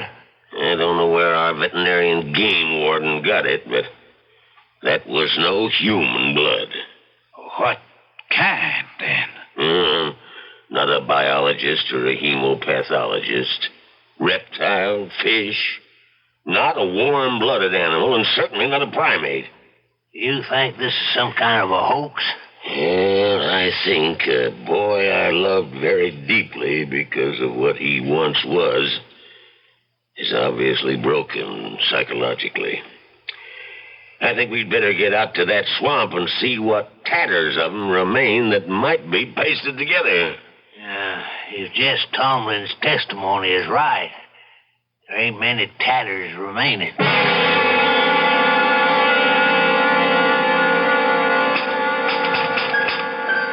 So this is the end of it. I don't know what Undine put in that wine, but I just woke up and she's gone. I intend to follow her now once I finish this. I don't know what I shall find in the Devil's Cauldron. A fight to the death with the Swamp Man, reunion with Undine, peace at last, or eternal damnation. I only know that a moment ago I looked in the mirror and my face is no longer twisted or scarred. The skin is as young and unwrinkled as it was that night so long ago when Barbara Jane and I left a party 2 days before we were to be married. I will step into the sand and wait to sink while death smooths me over. Maybe there's still time. We better head back for the swamp.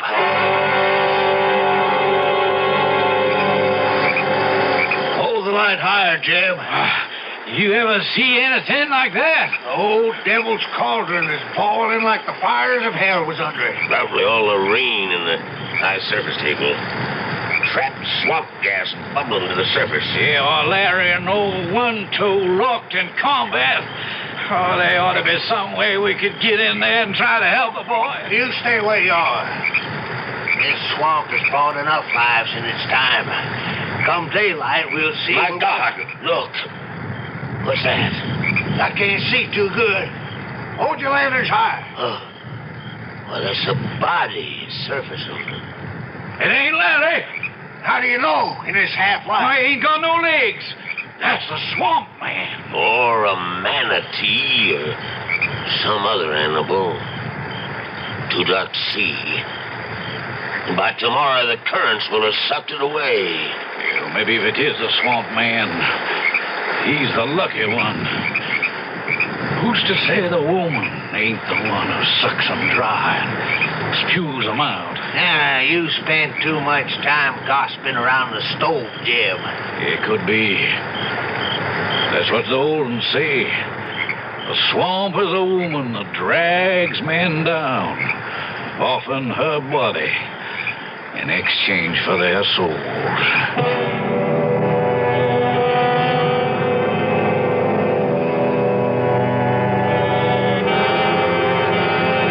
The legend goes. But then, there are so many legends. The classic fabled water sprites called Undine, who could receive human souls by marrying a mortal La Belle Dame Sans Merci who stole men's souls in exchange for love. Their numbers must be legion. And for that matter, since no one but Larry ever saw her, perhaps Undine was only a figment of the imagination. I leave you to make your choice. I'll be back shortly. Buick introduces a new concept for you to consider in light of all the concern about miles per gallon. Range.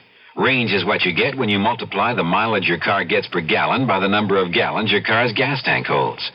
Range is one of the things that help make Buick Apollo such a special small car.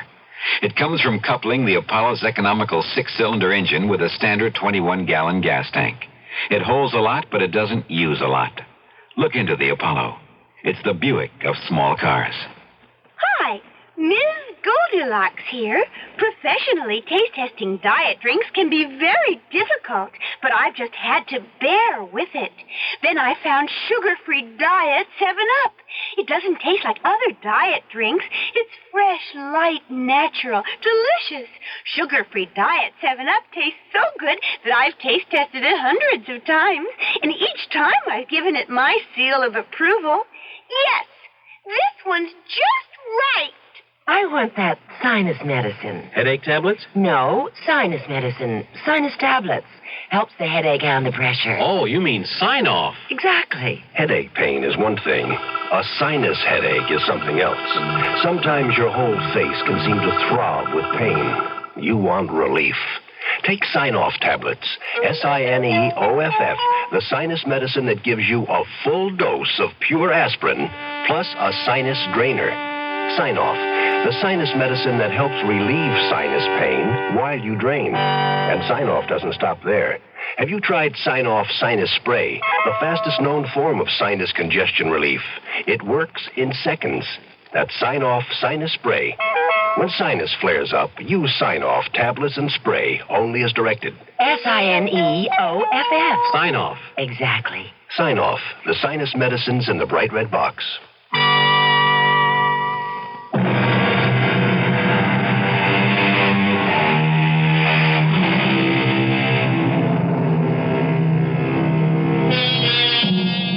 One footnote before we part. The word of this story having gotten around, the Okefenokee Swamp is avoided by hunters these days like the plague. And as a result, the wildlife, left in peace and quiet, breed happily and prolifically once again. So, like Larry and Udine, let's allow them all to rest in peace. Our cast included Jack Grimes, Joan Loring, Ian Martin, Robert Dryden, and Leon Janney. The entire production was under the direction of Hyman Brown. Radio Mystery Theater was sponsored in part by New Sugar-Free Diet 7-Up, Sign-Off, the Sinus Medicines, and Buick Motor Division. This is E.G. Marshall inviting you to return to our Mystery Theater for another adventure in the macabre. Until next time, pleasant dreams.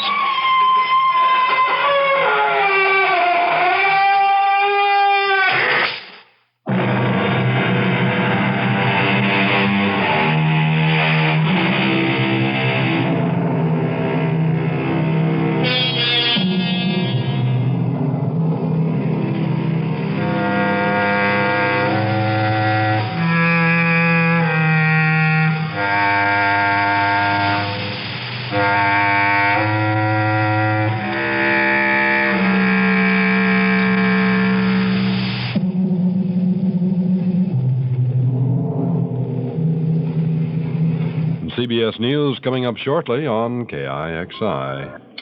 CBS News is next on KIXI AM and FM in Seattle. It's 12 midnight. CBS News. Thousands of people are still being evacuated from several villages in northeast England as toxic fumes spread following an explosion in a chemical plant. About 40 people may have been killed. This is Doug Poling reporting on the CBS radio network. Authorities say about 20,000 people are being evacuated in 7 villages to save them from poisonous fumes. The fumes are coming from a chemical plant wrecked in a powerful explosion Saturday in the village of Flixborough, about 180 miles north of London. In nearby Scunthorpe, England, newsman Pat Otter of the Grimsby Evening Telegraph described the explosion. The explosion had torn much of the plant apart, although some sections, including the very dangerous ammonia storage area, appeared to be still intact. We could also see a whole fleet of fire engines and emergency vehicles parked in the narrow roads leading up to the Flixborough works. But at the seat of the disaster, all we could make out were 2 or 3 jets of water being played onto one of the blazing units. And as for the villages of Flixborough and Burton Stather, Roxby, Wintringham and West Halton and the small town of Winterton, they had just disappeared under the enormous pall of smoke. At first, police said up to 90 people may have died in the explosion. Now they're saying 40 persons are still missing. Only 2 bodies have been found so far. More news after this message. I want that sinus medicine. Headache tablets? No, sinus medicine. Sinus tablets. Helps the headache and the pressure. Oh, you mean Sign-Off. Exactly. Headache pain is one thing. A sinus headache is something else. Sometimes your whole face can seem to throb with pain. You want relief. Take Sign-Off tablets. SINEOFF, the sinus medicine that gives you a full dose of pure aspirin, plus a sinus drainer. Sign-Off, the sinus medicine that helps relieve sinus pain while you drain. And Sign-Off doesn't stop there. Have you tried Sign-Off Sinus Spray, the fastest known form of sinus congestion relief? It works in seconds. That's Sign-Off Sinus Spray. When sinus flares up, use Sign-Off tablets and spray only as directed. SINEOFF. Sign-Off. Exactly. Sign-Off, the sinus medicines in the bright red box.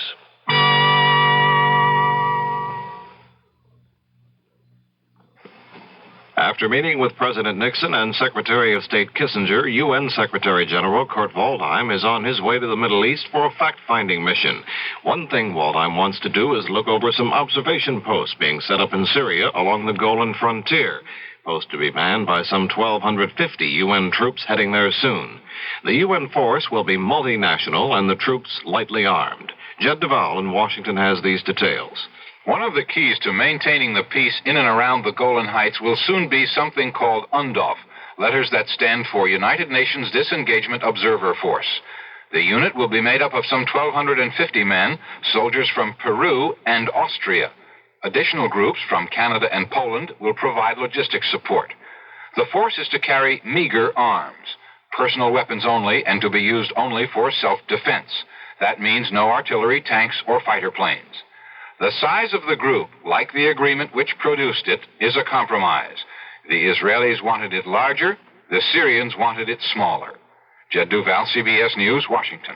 The UN troops may find their work safe if things keep up as they have for the past 2 days. Since the signing of the disengagement agreement Friday morning, the border area between Israel and Syria has been quiet.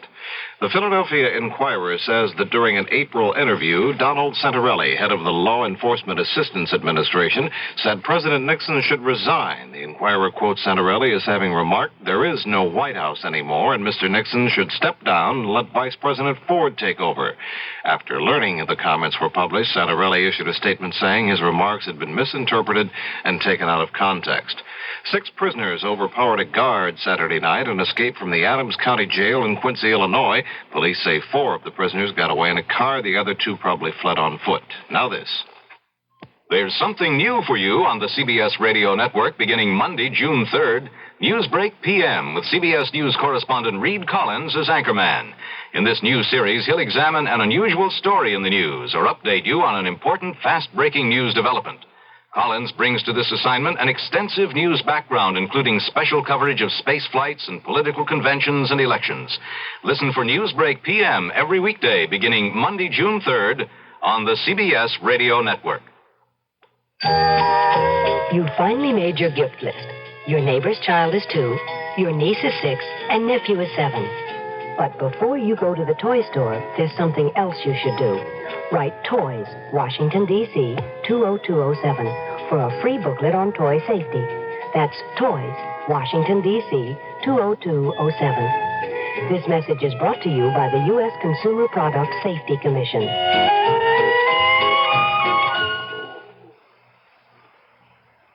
There have been rumors that Premier Zhou Enlai of China is seriously ill, but Edward Heath, former Conservative Prime Minister of England, says he found Zhou to be alert, relaxed, and having a delightful sense of humor.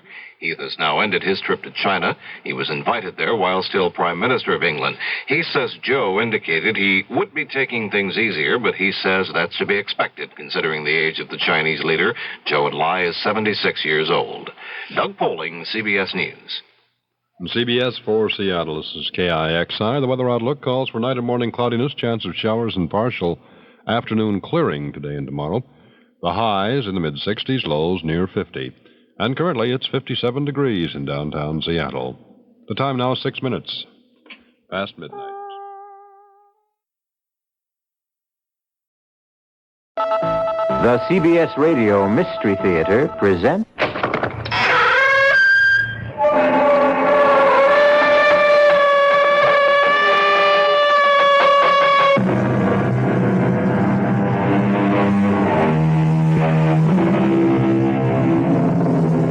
Come in. Welcome. I'm E.G. Marshall. Welcome to the world of unbridled imagination.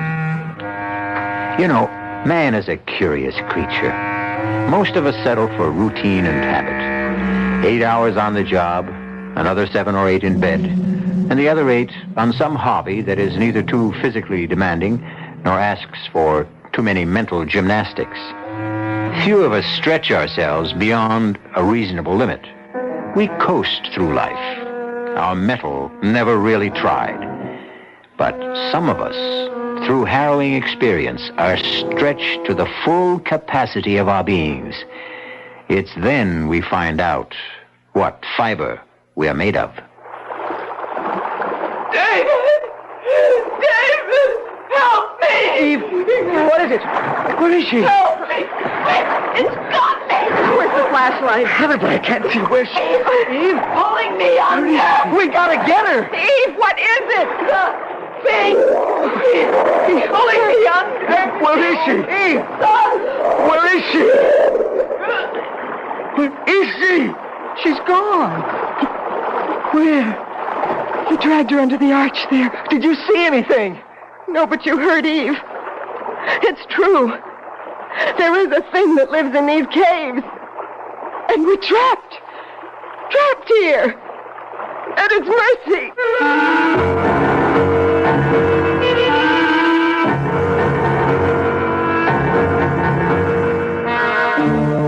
Our mystery drama, The Thing in the Cave, was written especially for the Mystery Theater by Ian Martin and stars Terry Keane and Marion Seldes.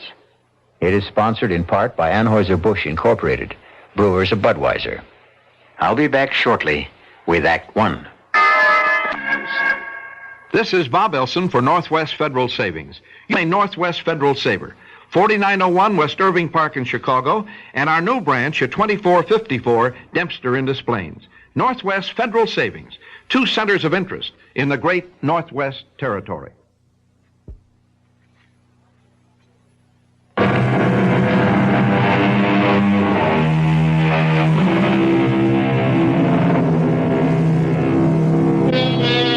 I don't suppose many of us ever plan to grow up to be speleologists, since most of us are subject to claustrophobia to at least some degree. For the very few of you who don't recognize the Latin terms, let me add that a speleologist, of course, is someone who studies and explores caves, and claustrophobia is that suffocating, pervasive dread of being shut in. This tale concerns itself with 4 young spelunkers. Those are cave explorers who do it only for fun, and their gruesome experience of being cave-bound, literally buried alive. It's just around the next bend in the trail, Hank. It's funny being born and bred in these mountains, and yet I've never been inside Choctaw Cave. Well, I'm not sure I want to myself. You get claustrophobia too, Barbara. David, I never even dare close the door in a phone booth. Darling, Yes, Eve? we can forget all this, you know. I don't have to have my childhood revisited. No, thanks. Right on. If I refused you this little memory trip, I'd hear about it for the rest of our marriage. If you ever decide to go through with the wedding. Oh, just you try to leave me at the altar, David Towers. Well, here we are. Are we here? Yes, sir, General Custer. Cavalry dismount. Well, I don't see any cave. It's right behind that scrub oak there. Listen, what do we do about the horses? Oh, here. I'll hitch us all to the aspen here. My old Baldy, all I gotta do is let the reins trail. He won't budge more than 20 feet till I get back. Hey, you know, it's kind of clouding up over in the northwest. Maybe we ought to be getting back down the mountain. Ah, come on, give Eve her kicks. What's this? Oh, just my old faithful knapsack with some of the remains of lunch and a flashlight. Meet an old Boy Scout. Be prepared. I brought a water bottle, too. Hey, come to think of it, if Eve wants to get up to the ledge, which she says goes to the back cavern, we ought to bring along a rope. Fetch my lariat, too, while you're at it. Will do. Where are you fellows? Come on. Bobby and I have found the entrance to the cave.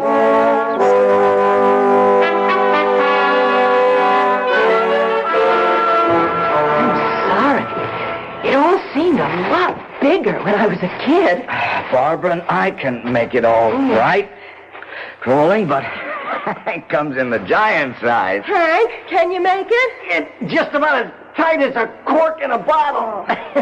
If I get stuck, you can be sorry if this is the only way in and out. With just a moment, we can all stand up. You'll see. Maybe we should all forget it.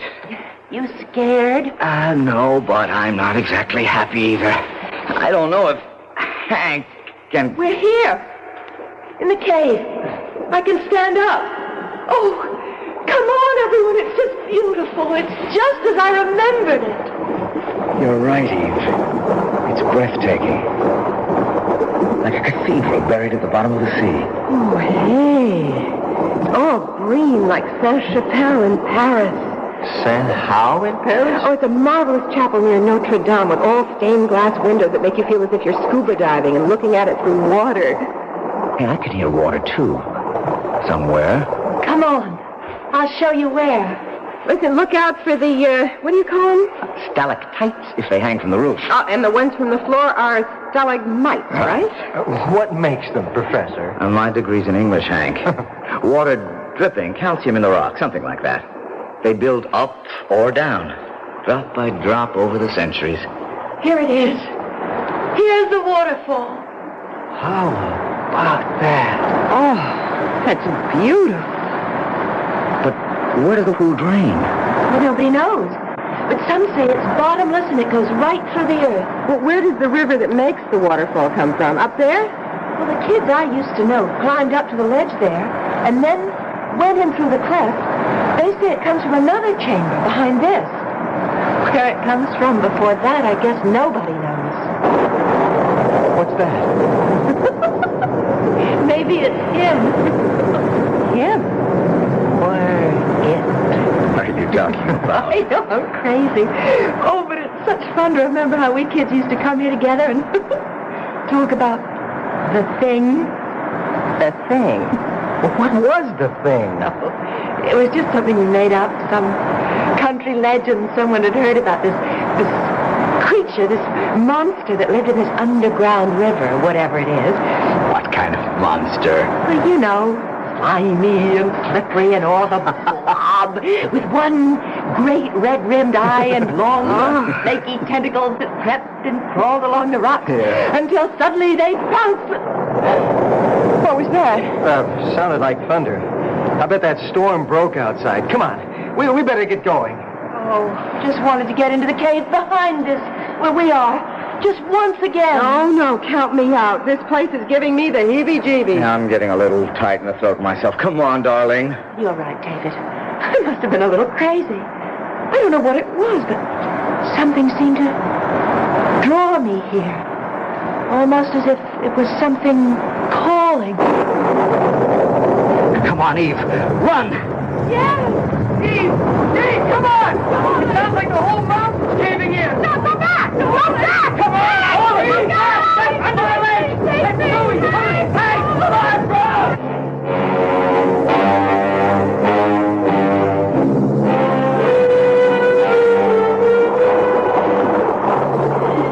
Barbara, I'm sorry. I'm so sorry. Hang in there, Eve. Now, we mustn't lose our heads. It's so dark. So pitch dark. What happened to Hank and David? They've gone to see about clearing the entrance. If we only had some light. The boys had the only flashlight. Wait a minute. What is it? Is it the... No, cool it, Eve. Just Hank and Dave coming back with the light. Oh, any luck? You both all right? We'll make it. How's Eve? Oh, I'm okay, David. Can we go now? Well, it isn't going to be that easy. Well, can't we help to clear? Eve, Barbara, I don't know. The landslide we heard, it may have covered over the cave entrance outside. You mean that even if people came looking for us, they might not be able to find the entrance to the cave? But that's why we have to start clearing out from inside here. Eve. Well, what is it? I mean, at least we know where the way out is. We can crawl back through the tunnel, Eve, and then we'll... We don't know where the way out is anymore. What do you mean? The whole area where we passed along the stalactites and the stalagmites has collapsed. Even if we could guess where the tunnel going out began, the rocks blocking it are so large, it would take a bulldozer to move them. Oh, good Lord. Then we're trapped. We're sealed in like a tomb, and it's all my fault. Oh, darling, it's all Eve, don't. Come on, darling, baby. David, let me handle her. Eve, stop it. Stop it. Take it easy, Barbara. Now, Eve, come on.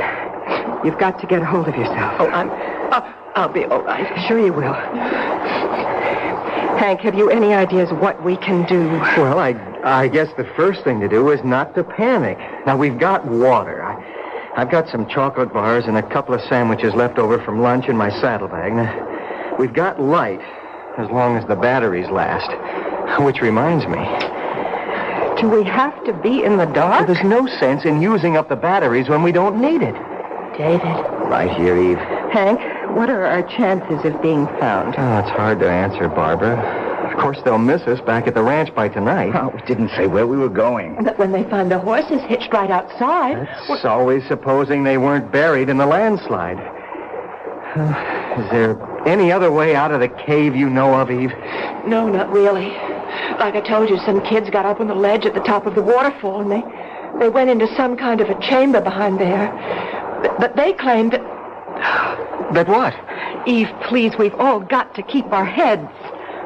Well, it's just that the thing came rising out of the water, hissing and snarling, so they just took up and ran. Well, I don't guess 4 of us grown-ups, long as we stick together, are going to dream up any boogeyman out of the shadows. I've got to turn the light on for a minute. 20 after 4. They won't miss us till dinner time. By the time they started any kind of search, it'll be dark. Yeah, and with the thunderstorm and the Pacoda River running high as it does at the ford, they may figured we holed up at Halfway House. That's this side of the river? Yes, and there's no phone, right, Hank? That's right. Look, it's only about 20 feet up to that ledge. It'd be easy to climb. Dave and me could go in through that cleft and have a look around. Maybe there's a way out that way. You girls wait here. Oh, no way. I'm not sitting around in the dark. We'll all go, Hank. Well, okay. You climb first, then. David, right behind you. Then Barb, and I'll come up last. Let's go.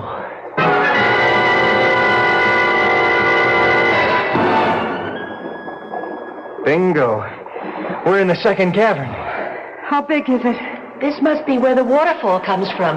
Is there any way out? Hold it, everyone. Hold it. Let's see. Let's start to the left here. The walls are so smooth, like they've been polished. Once upon a time, I guess the whole floor was underwater. Shine the light higher, Hank, so we can... Let's see. There we... Any clefts or passageways at ground level first. It's so small. You're over halfway around and nothing. Maybe where the water comes in? We'll be there in a minute. Nope.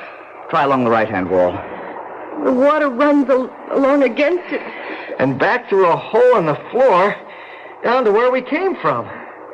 Shine the light back again where the water comes in. Why?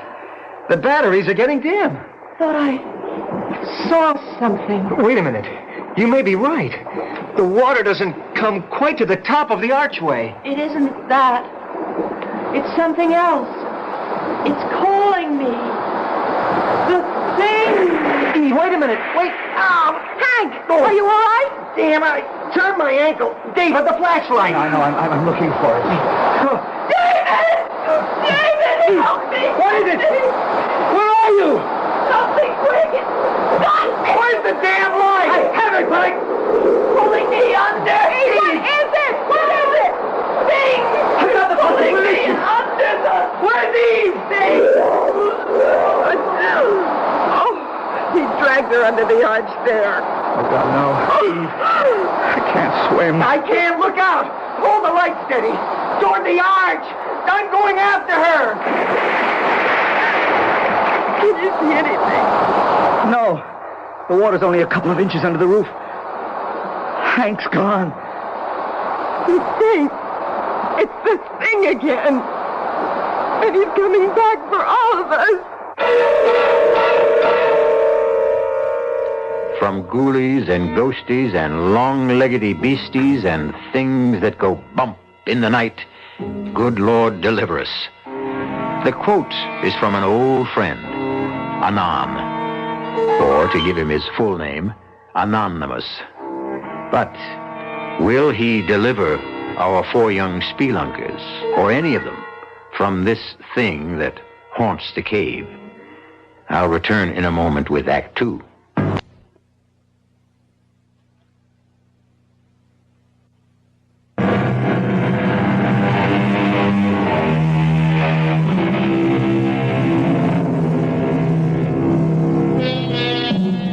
There's a creepy, crawly feeling about the very thought of being shut in anywhere, without doors or windows. Confinement of any kind is as foreign to the human animal as it is to his fellow beasts. And as for caves, I know I wouldn't be found dead in one. Oh, I hope that figure of speech isn't a prophetic one for one of our 4 young friends who are cave-bound. What was that? Column of water, I don't know. But didn't you see something inside it with great arms reaching out like a tree? It was just a geyser, a water spout, some freak of nature. Eve said there was a thing. Oh, what does it matter? Eve's gone. She's dead, drowned. And it's my fault. And Hank hasn't come back either. David, you can't help it if you can't swim. Hasn't helped Hank, but he could. He's disappeared. She was my girl. If anyone had to die with her, it should have been me. Maybe they've gotten to another cave. If they hadn't, their bodies would have come up to the surface. Look at that vortex there, Barbara. Where the spout or whatever it is came from. Just before the archway. Spins like a whirlpool. It could have sucked them both down to the bowels of the earth. Oh, David, what are we going to do? I don't care anymore. Well, I do. Give me that flashlight. It's getting dimmer. Maybe there's a hole or passage higher up that might... What's that? That. The light is to them. Put it out. No, I can't. I don't want to be in the dark with them. We'll have them all over us. Ah! One brushed against me. Please, help me.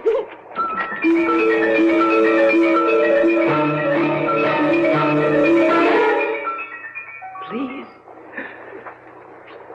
Please, help me. Help me. Take it easy, Eve. You're all right. You'll be all right. The thing hold me under the water. You're out of the water now. Where? I don't know. Dry land, anyway. Hank. Yes. How did you get here? I went into the water. Try to save me? Oh, it's an Eagle Scout. You know, trustworthy, loyal, helpful. What about David? He can't swim. Oh, but how did you... I don't think I could explain. What do you mean? It just doesn't make sense. The stream was flowing out of the arch. So I was swimming against it, but suddenly, something just pulled me along against the current. What about you? Oh, don't you see? It was him. The thing. Oh, if it was, why did he save you and me? You thought it wanted to drown you. Yes, I did at first, but then it seemed so kind, as if it wanted to help. But Barbara and David, we've got to get back. Take it easy. Too tired. Oh, there's some lights that we can... No, nothing but matches. Soaking wet. Maybe dry out. Can't even see the time.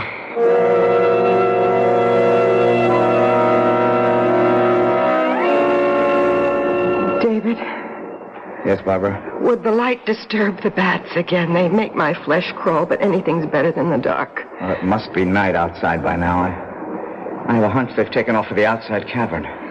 Well, are they in for a surprise when they find there's no exit anymore? Maybe they know of one out of here. Let's try. So far, so good. It's getting so dim. The roof isn't all that high. Let's see. Well? Can you see anything? No. It's like the inside of an egg. Oh, David, what are we going to do? Get back. Get back near the arch. The rock's flat. Maybe if the water goes down or something, we can figure a way... Damn! Battery's gone. Oh, no. No, there's got to be light. David, I can't take it. Barbara. I'm joking. Barbara. I'm joking. Hold it. Wait a minute. Oh, thank God. Some light. It's only a lighter. It won't last long. Now, we've got to save it. Sit down. Just don't turn it off. I have to. Just keep thinking it's there if it's needed. It's there if it's needed. Oh, David, hold me. Please. Okay.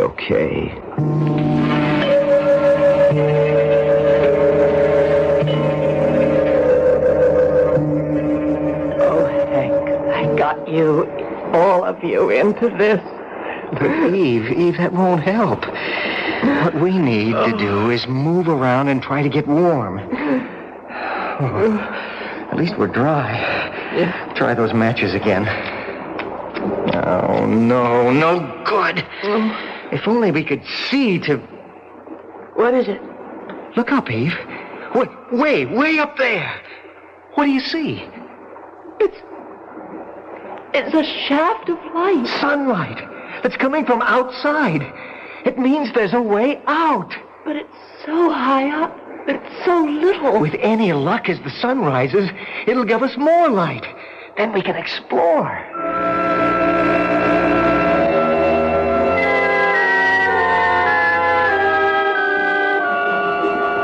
How far up to where that light's coming in? Oh, must be a good 60 feet. Hard to tell in this light. Could we climb up there? Oh, Lord, no. We've got to think about Barb and David first anyway. Oh, I've been thinking about that. Trouble is, I was groggy when I fetched ashore here. I've no idea how long the underwater swim is. But with the current going with you... There's a good chance I could make it through, but making it back's another problem. Especially since David doesn't swim.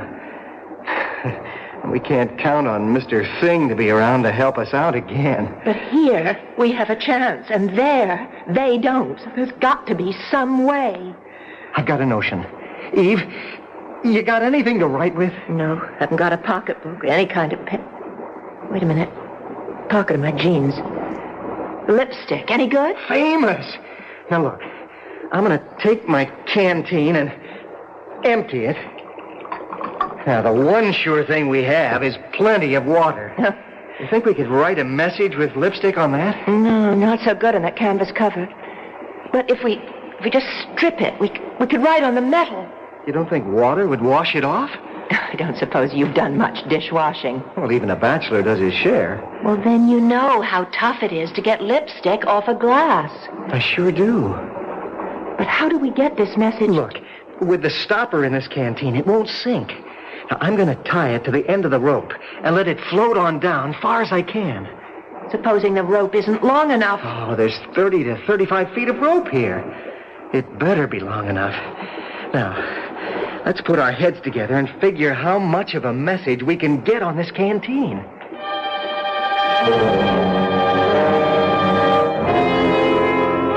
David? Yes, Bob? Is it me? Or is it getting hard to breathe in here? It's all in the mind. You know, it's funny. What? I used to be kind of jealous of all the big brains. Me, I was just, fun and games and the action girl. And no ties, strictly let it all hang out loose. I wish I had the chance to find just one fella. Oh, David. What, Barbie? You're not kidding me. The air's getting heavier and heavier. Please, can't we have a little light? There's not much light if you... What is it? There's something floating in the stream. Here, hold this up for me. Can you reach it? Yeah, I have it. What is it? It's a canteen. It's tied to a rope. Looks like Hank's canteen. The water bottle he brought in without the cover. Hold it closer. Oh, look. There's writing on it. Oh, God, I'm blind without my glasses. It's in lipstick. That means Eve. Here, can you read it? Hold the flame steady. Okay. Eve, Hank, safe, tug, rope 3 times if found. Way out. If writing materials, reply. Send all in flask. How much do you measure? About 20 feet. And how far can you... Wait. 1, 2, 3. They've got it. Now all we have to do is wait for one tug, and we can bring back the message.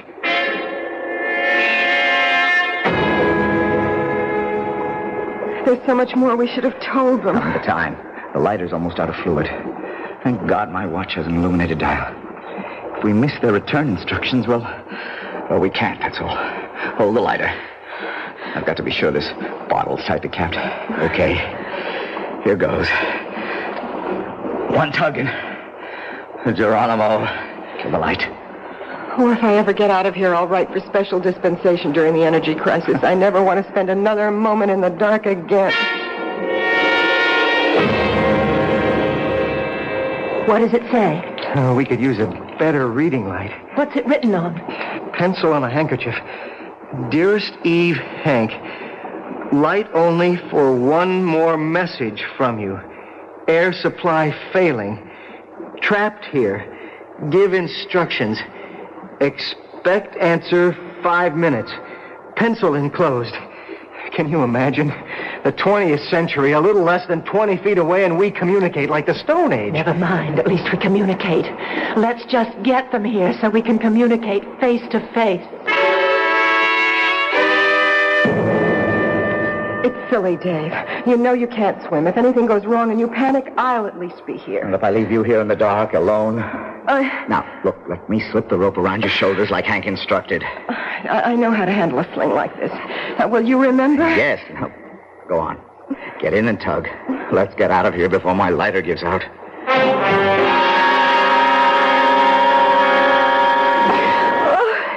It's nothing. I could have swum it alone. I didn't hold my breath more than half a minute. Oh, Bobby, it's so good to see you again. Let's get that sling off and float it back on the bottle to David. Yes, hurry. You think you'll be able to manage? Oh, sure, a cinch. Oh, here you are, Hank. Oh, I just hope your boyfriend isn't jealous. You mean the thing? No, I'm sorry. I shouldn't have said that. 17, 18, 19, 20, 21. It should be right on the mark now. What's the matter? Hasn't he tugged yet? Give him a chance. I hope the lighter hasn't run out of fuel. But if he can't see, then how can he get... Watch it. There's the tug. Come on. Let's all pull fast. Should it come as easy as that? Something's wrong. He's lost the rope. Oh. He's lost the rope, all right. But it's something worse than that. Get back, everybody! Get back!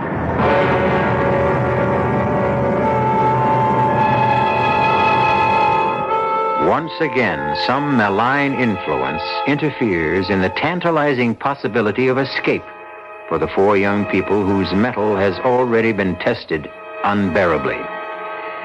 And for the lovers, the tables are bitterly turned. It seems that it is Eve's turn to mourn David. We'll return shortly with Act 3. This is WBBM Chicago News Radio 78.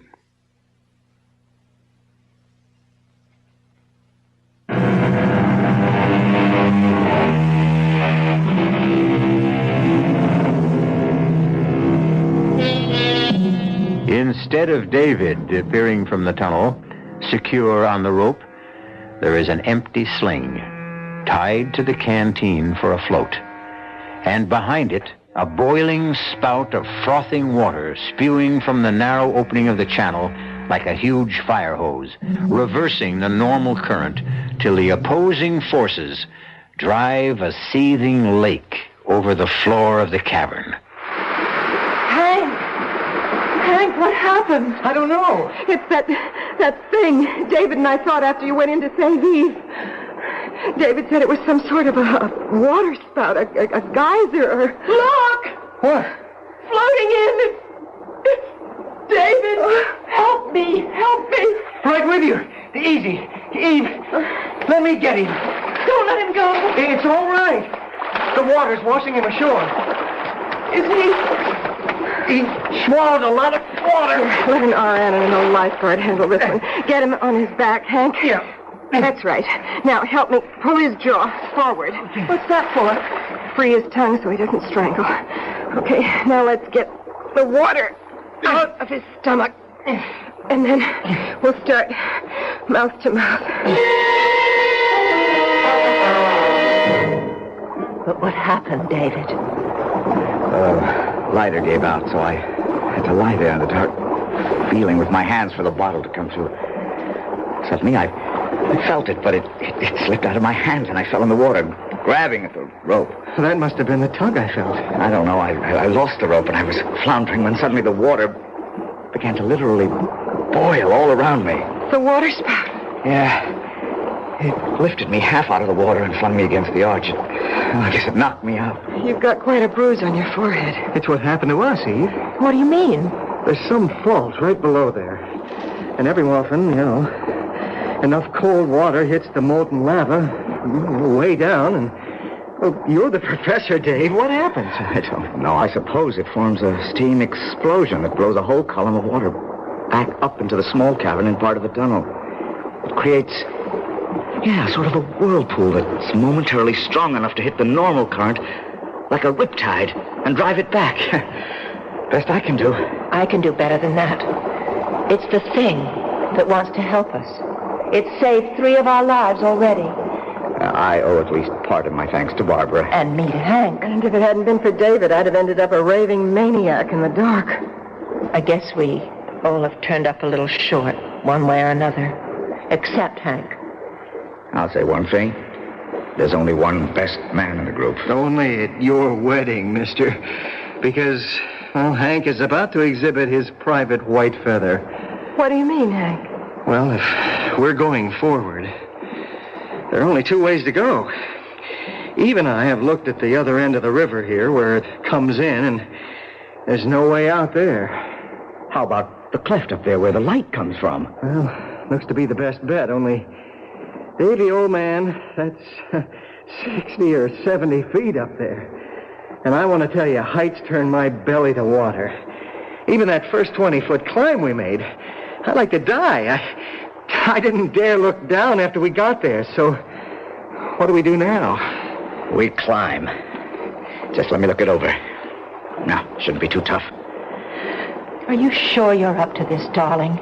Eva, I may be an egghead, no muscle boy, and I can't swim. But one thing I do know how to do is climb mountains. This one's my baby.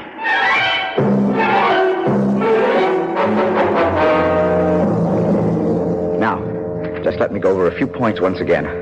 I lead, Eve follows, Barb, and then Hank. What if I fall? You're on a sling. The rest of us can hold you, and if you don't lose your head, try to relax. And as you swing back to the wall, grab hold again. But you're not going to fall. Yeah, but... Look, it isn't a tough climb. The main thing is, don't look down. All right. Just keep your eyes up. And each one follow whatever toe holds or hand holds the one before is used. I'll test each one of them first.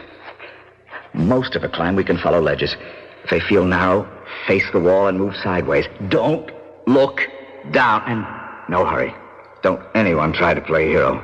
If you're tired, let me know, and we'll rest, okay? I'm not worried, darling. I trust you, Dave. Well, if we don't get started, I may never move.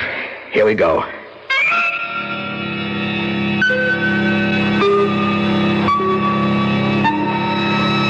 we're halfway up now. Anyone want to take a rest? No, I'm all right. Let's just keep going. I'm afraid to stop. Next part's going to be a little tougher. Hang in and keep your eyes up. Dave! Dave! Hold on, anyone. What is it, Hank? Dave, I can't! I can't! My knees... It's so far down! Hank, damn it! Look up here at me! Now that's better. Now you listen. We only have about 15 more feet to go. There's a nice wide ledge we can settle on while I explore the cleft we're heading for. You lose your head, you can take all of us with you. Just cut me loose and let me... Don't be a fool, Hank! We're a few feet from getting back in the world. Come on, don't let us all down. All right, I'll try!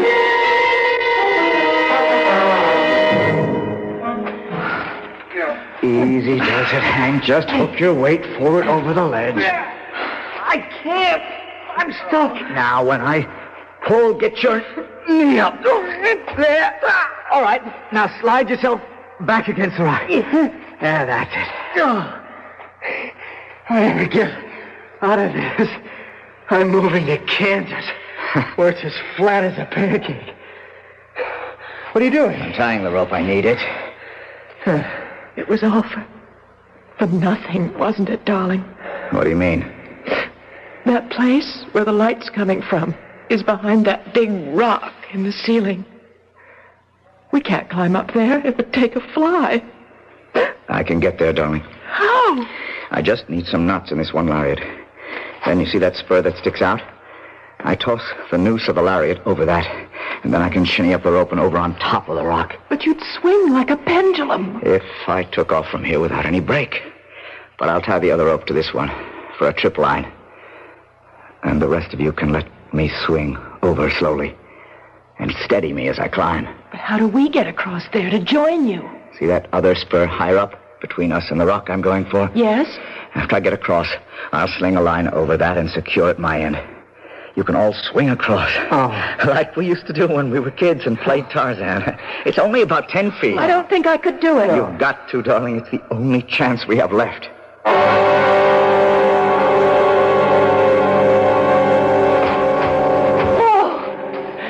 Thank heaven. I never thought he'd make it. Did you find the rift? Yes. Does it lead outside? Eventually. It's a sort of long chimney. Could we climb it? Yes, if we were gremlins. It's wide enough all right one way, but the other, it's not over 6 or 7 inches. None of us could get through. Oh, no. Oh, that blows it. But what can we do, David? There's nothing to do except climb down again. Not me. I haven't the guts. I don't think I have the strength. You have a mutiny on your hands, Captain. I couldn't make that climb down again either. Okay. We'll do what I told you before. Swing all of you over here. There's plenty of room for all of us.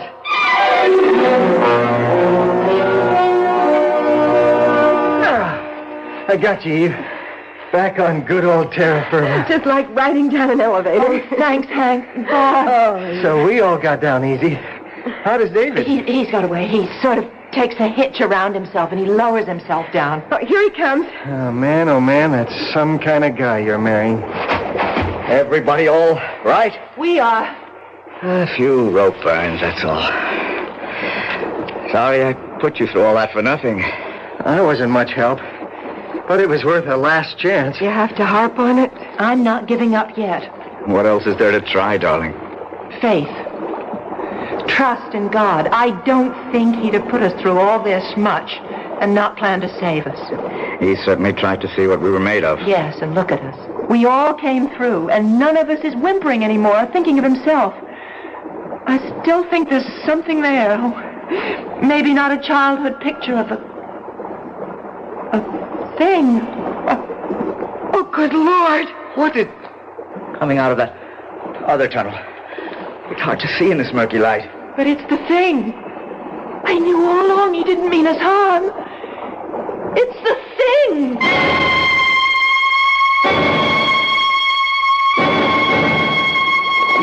I reckon I must have thrown quite a scare into you folks. Jim Trimble here, Deep Sea Diving and Ocean Bed Recovery Incorporated, ex-frogman in the Navy. You got a mess of folks mighty worried about you on the outside. They're going to be some relief once my boys bring in scuba tanks and gear to get you to the outside there. Just, let me give them the go-ahead.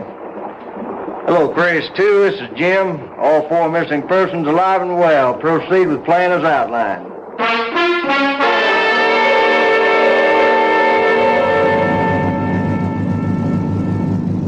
But how did you find us? Well, sir, my daddy was quite a diver in his day. Free diving, that was. Not with gear like today. And he always had a notion there was a back way into Choctaw Cave through the underground river. And he found it one day off Chippewa Lake here, and I was about 16, and, well, he went down and he never came back. I wonder if he ever made it to the caves. Oh, no doubt about that, ma'am. After I got out of the Navy, I went down myself with scuba gear and a motor outfit just like now.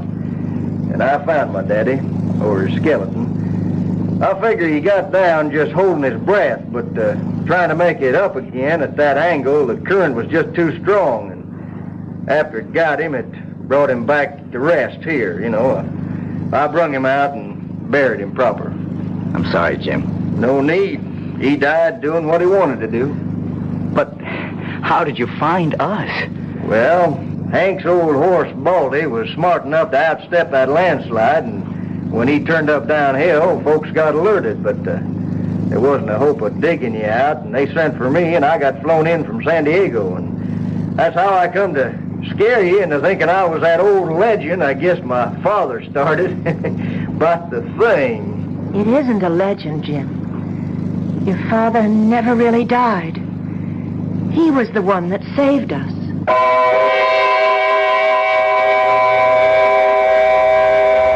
Deep in the Choctaw Caves, the fountains of hot water still spout. The vortexes swirl. The long double lariat still hangs swinging from that high spur. But no living creature will ever enter them again, for even the bats are gone, smothered in the first two caverns where air forever was shut off. Perhaps all that is left is one thing, with a small t now, for it has become the pleasant ghost of a simple, kindly man. I'll be back shortly. You know, you hack it through life, and you struggle to get a lot of things. I can't do everything, and I make mistakes. And you know what? That's when they started to say they love me. Ain't that funny? From the Franciscans, with love.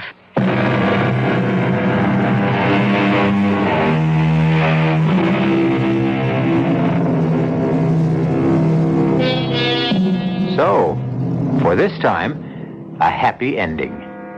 And let's write the epitaph to this tale of suspense in Milton's words.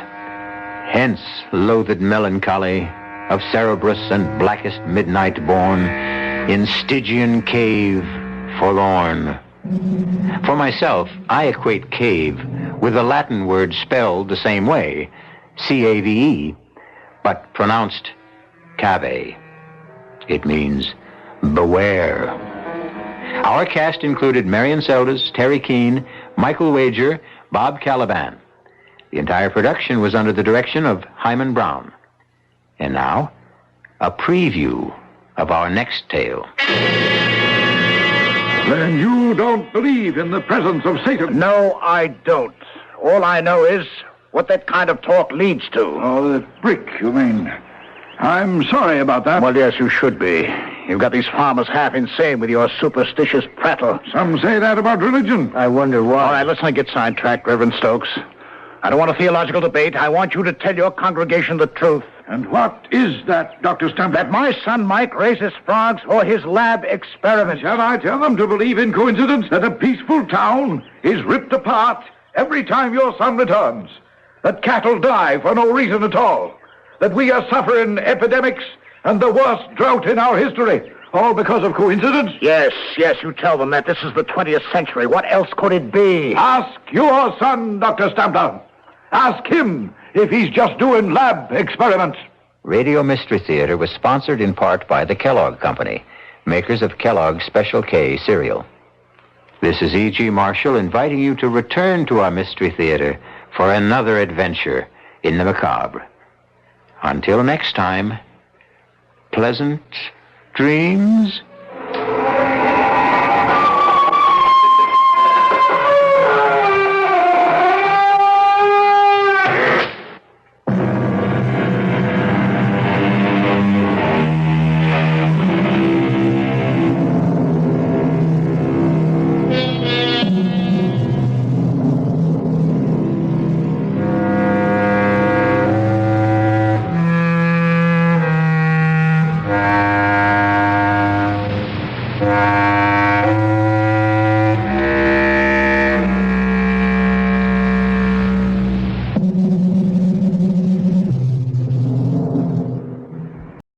And now, Mystery Theater, brought to you in part by True Value Hardware, your store of first choice.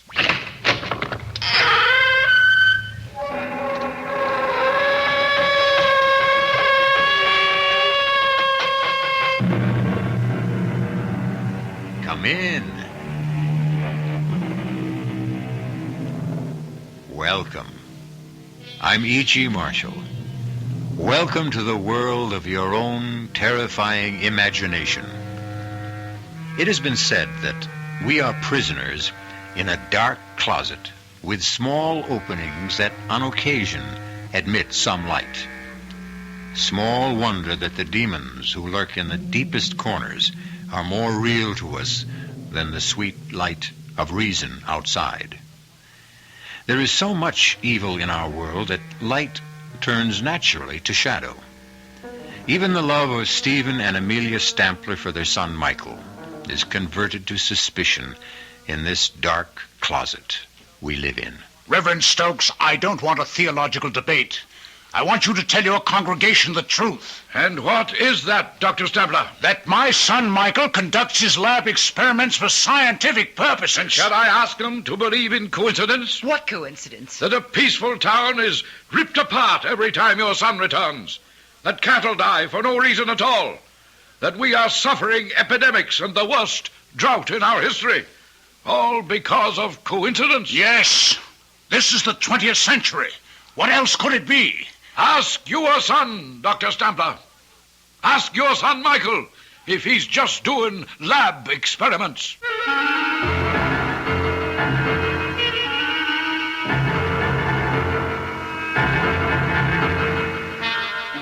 Our mystery drama, A Sacrifice in Blood, was written especially for the Mystery Theater by Milt Wissoff and stars Patricia Rowe and Ralph Bell.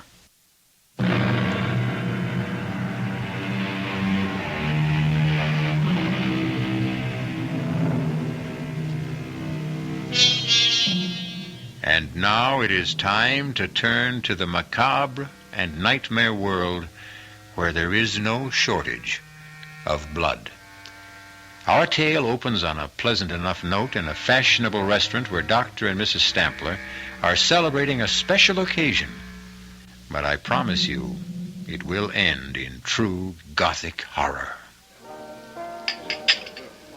Not another drop, Stephen. I've had my fill, and so have you. I suppose you're right, my dear, but this is really so special. One more dig and the Stamplers hang up their shovels. Well, not really.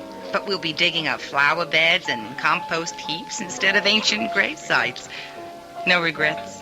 None, my dear. We should have retired years ago. Then why not now? I mean, what can this one dig mean? Well, it will be a fitting climax to our career, Amelia. Perhaps the most significant find of our lifetime. Professor Serubius agrees with me. The last excavations there indicate a pre-Toltec civilization existed that was not completely archaic. A highly sophisticated people. Who worship the devil. Oh, why not? Most of us still do. Black masses are held in California. Covens of witches gather in New Mexico. Blood rites take place in the shadows of New York skyscrapers. Oh, nonsense. You've had too much wine. Oh, too much wine. I haven't had enough. Come, Amelia. Let's toast the occasion. To a splendid find. To a safe return.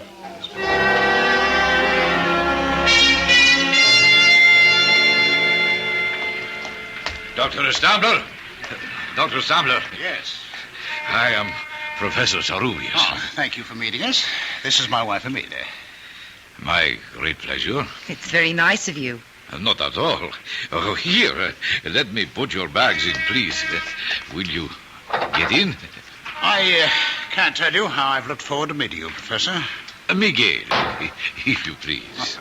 And I am honored by the opportunity of working with so eminent a scientist. And I would be delighted to have a nice hot bath and about 3 days of uninterrupted slumber.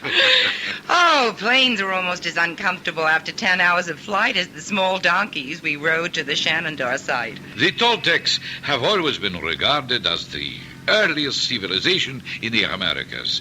The new finds at Acapulco may show one much earlier still. You really believe it was a civilization? Oh, most certainly. Not by our standards, perhaps, but certainly in its day. You shall have the opportunity to see for yourselves. We leave at 5 a.m. Monday morning. But that's 3 days away. Why the delay? There is much preparation, including the paperwork. You shall get some rest, and I will have the pleasure of acting as your host, if you will permit it. Of course. And forgive my impatience.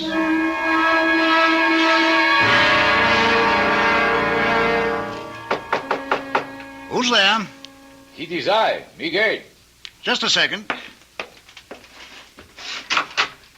Forgive me. I know it is late, but it was necessary for me to see you. Oh, that's all right. Come on in. We weren't in bed yet. What is it? I am afraid I have bad news for you. We will have to postpone our trip. Why? There is word of trouble in the mountains where the site is. But what kind of trouble? Oh, nothing serious, but it will cause us some delay.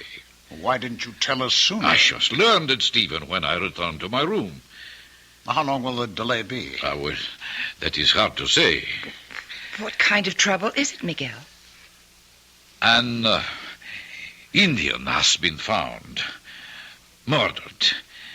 It was a ritual killing. His skin has been removed.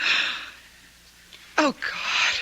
Well, we still get back to the basic question, Miguel. How long will we be delayed? Then you're still bent on going? Well, of course, Amelia. A native killing isn't going to stop me. I've encountered worse on other digs. Well, answer me, Miguel. Perhaps you should forget it, Stephen. Oh, come on, now, both of you. I'm not going to change my plans. If you insist, we will continue, but I must warn you, it will be difficult to assemble a crew. But not impossible. No, not impossible if we pay enough. There is always someone who will take a risk if the inducement is great enough. I guess you're right, Miguel. See what you can do. Then you'll go along with me? I wouldn't miss it for the world.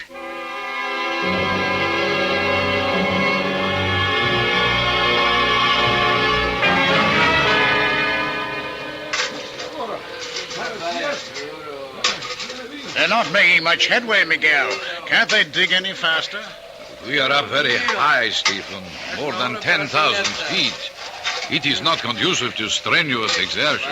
They didn't display too much zeal on the climb, either. Well, they're not used to the altitude. Why didn't we get men who are? But you know the answer. No one else would come. You haven't seen anyone else since we got up here. They know better. They have broken through to a new chamber. Well, I hope it's more fruitful than the last one. Let's go take a look. Look there. They have an opening wide enough to go through. May I? Of course. This is your excavation, Stephen. Are you all right? Yes. Come on in. My God. It's so still in here. Even echoes die after thousands of years. We seem to be in the anteroom. I imagine the main chamber is just through those doors. It would appear so. Get the men in here. We've got to get those doors open, and it looks like one heck of a job. Siga pronto. No quiero entrarlo. Siga. No. Siga pronto. Well, what are they waiting for? They will not enter. Well, tell them they'll get docked if they're not in here pronto. It is no use. They will not come. All right, then we'll get the doors opened by ourselves. Let's see how thick they are. Throw me a hammer, will you?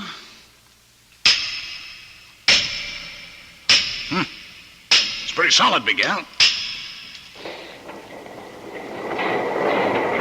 Stephen, look! The doors are opening. How? Well, perhaps Stephen struck some kind of a trigger mechanism by accident. Well, never mind how. It'll save us some sweat, that's all. Stephen, please, be careful. There's something here that makes me... I will go ahead. Not on your life, Miguel. This is one big step I'm going to take. Come on, follow me.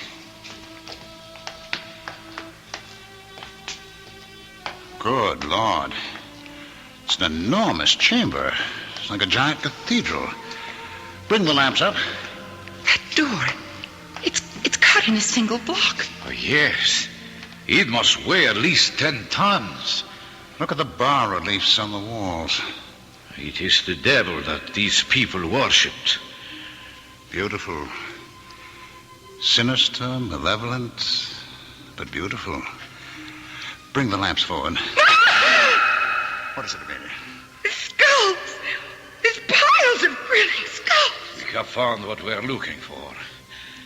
The sacrificial chambers of the temple. Yes, you're right, Miguel. Can you make out these inscriptions? I see, yes. They tell the story of the ritual. These were incense burners where human hearts smoked. The skulls piled at the base of that enormous slab of stone were sacrificed on that altar. What's that? Oh, Miguel just described it, my dear. The stone slab was the altar. No, I mean in the center of the altar. Probably the debris of centuries. I just saw something stir. It's a baby. What? Completely naked. On that cold stone. Oh, a poor child.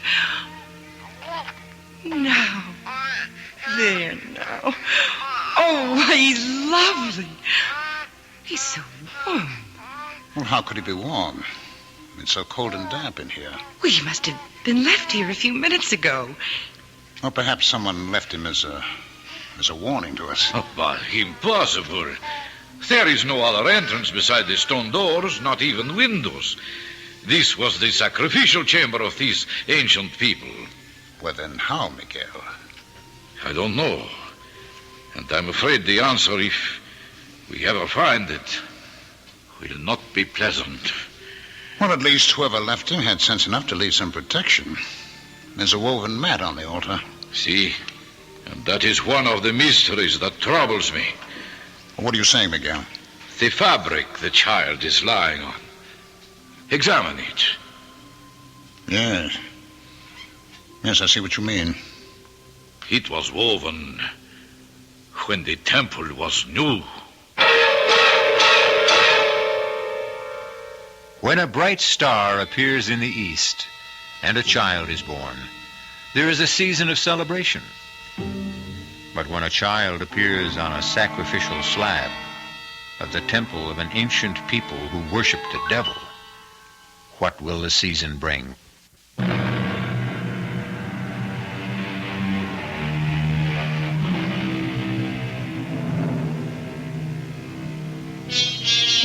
We live by the philosophy that no one is born evil, that only time and circumstance can corrupt the innocence of an infant. And yet, deep within us, we feel some doubt when monsters arise. What made Cain? Was Adolf Hitler or Jack the Ripper ever a clean slate? Why should we not wonder even stronger when a child appears out of nowhere in the temple of Satan? Well, I am not happy to see you leave, my friends. We'll miss you too, Miguel. Oh, that of course, but I wish you had not decided to adopt the baby and take him with you. I would have preferred you to leave him here with me until I could ascertain what his origins are. I think he's right, Amelia. There's still time to change our mind. Oh, no, we fought harder to take him with us than those artifacts from the chamber. I'm not going to give him up now. What difference does it make where our son came from or who left him there? He's a perfectly normal baby, and well, he means more to me than the trophies we're carrying off. Well, if you have made your minds up, then all I can say is via con Dios. I am very delighted that you both have what you wish. Stephen, your find will have an historical impact. Our find, Miguel, would have been impossible without you. And my gratitude for helping us with the baby. We've named your godchild Michael for you. Ah, a great honor, Emil. You'll keep trying to trace his parents? Yes, if that is what you wish. Don't try too hard, Miguel. It doesn't matter where he came from. We're all he needs from now on. I hope you are right, Emilia.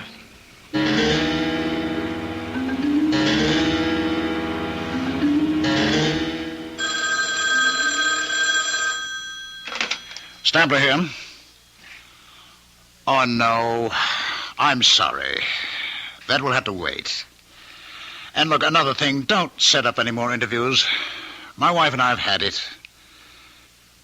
All right, I'll let you know, right. Don't be so short with Conrad. He's only trying to promote your book. I know he is, Amelia, but we're entitled to some privacy. We've been back home for almost a year now, and I'm sick of interviews and publicity. People poking around here. Oh, you know you don't mean that. You're positively glowing with success. Yeah. You proved your theory about the pre-Celtic people, the influence they had on earlier civilizations, and, well, just look at the results. Academic honors and, the fantastic sale of your books on the expedition. This year has been good for you, Steve. Well, of course it has, Amelia, but if we hadn't gone on that bloody trip, we'd have some peace at least. We wouldn't have Michael. Well, no, you're right, my dear. Oh, he's quite a handful for a kid his age. Only a year old. He's been walking for months. And he's such a good-looking child. He's so well-behaved. Oh, too well-behaved. You know, it's scary. He hardly makes any sounds at all. Oh, count your blessings. Our neighbors envy us so. They want to know how I discipline Michael. He's such an angel. Doesn't need any discipline. Oh, maybe he doesn't, but I do. I've got to finish my notes for the lecture tour. Are you sure you won't come with me, Amelia? Well, who'd look after Michael? Well, Karen. She's perfectly capable. Oh, nonsense. I mean, you'll be gone a month. He needs me. So do I. Oh, don't tell me you're jealous. Oh, no. But I am disturbed. You've got to give a little, Em. Don't try to smother him. It's no good for either of you.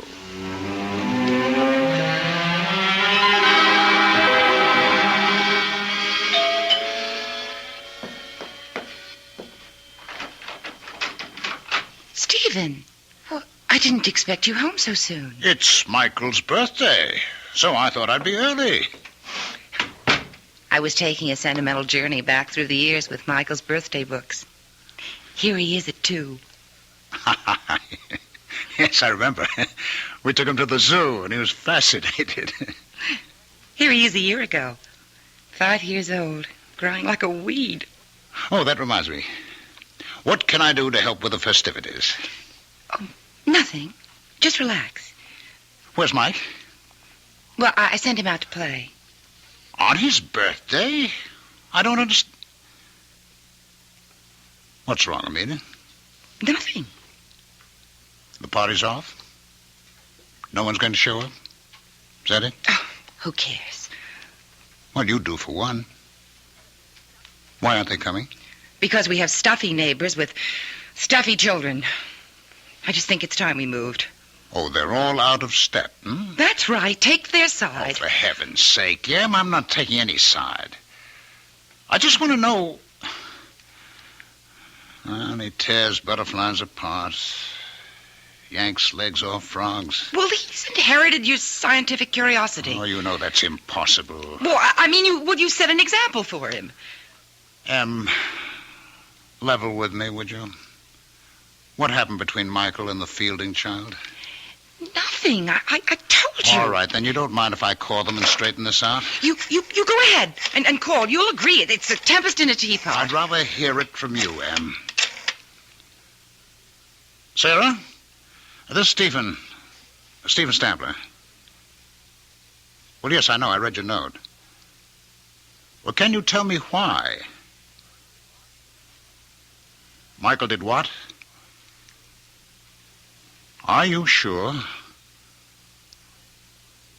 I see. Yes, I know how you feel. And, thanks for being direct. Bye. Well? I just don't understand. It's curiosity. It's simple, childish curiosity. Children try to discover the world around them. They smell, taste, feel. They hurt? Well, yes, sometimes they hurt. Not out of malice. Try to be honest, Em. How would you feel if you were Sarah Fielding? I hope I'd have the good sense to take things in stride. Would you? I can't believe it's you. I mean, you've lost all sense of objectivity. And you've lost all sense of proportion. Are you trying to cast Michael as a monster? I'd like to understand him, but I think I need help. And so does he.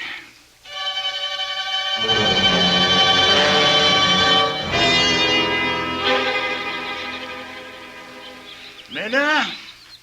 Oh, there you are. How are the silver bells? Fine. But the cockle shells are a bit droopy, and so am I. Oh, nonsense. Very gallant, Stephen. But age is beginning to catch up. I don't know where the last 10 years have disappeared. Seems only yesterday that Michael was 6, entering school for the first time. Now he's almost grown. 17. Oh, my, you look handsome today. You're even wearing a tie. Yes, so I have. What's the occasion? We have a friend in town, old Ceruvius. Oh, I didn't know he was in the States. Well, neither did I. He's consulting with the museum people, and he'd like to see us. I asked him out to lunch. Oh, that was thoughtful. Now, there's no need to fuss, Amelia. Of course not. I'll get the soil off my hands and throw something together if Miguel doesn't mind. I certainly don't. Well, thank you, Anne. Is there anything I can get from town for you? No, just hurry back. Ceruvius is dying to see Mike. What time is Mike due here? Oh, dear, I forgot to tell you. There was a letter from Michael in the morning mail. He's staying at the academy through the holidays. Well, that's odd. Did he say why? Well, he wants to catch up with some school work, and there's an experiment going in the lab. He just can't leave. Well, that's too bad. Miguel was looking forward to a visit with Mike. He made quite a point of it.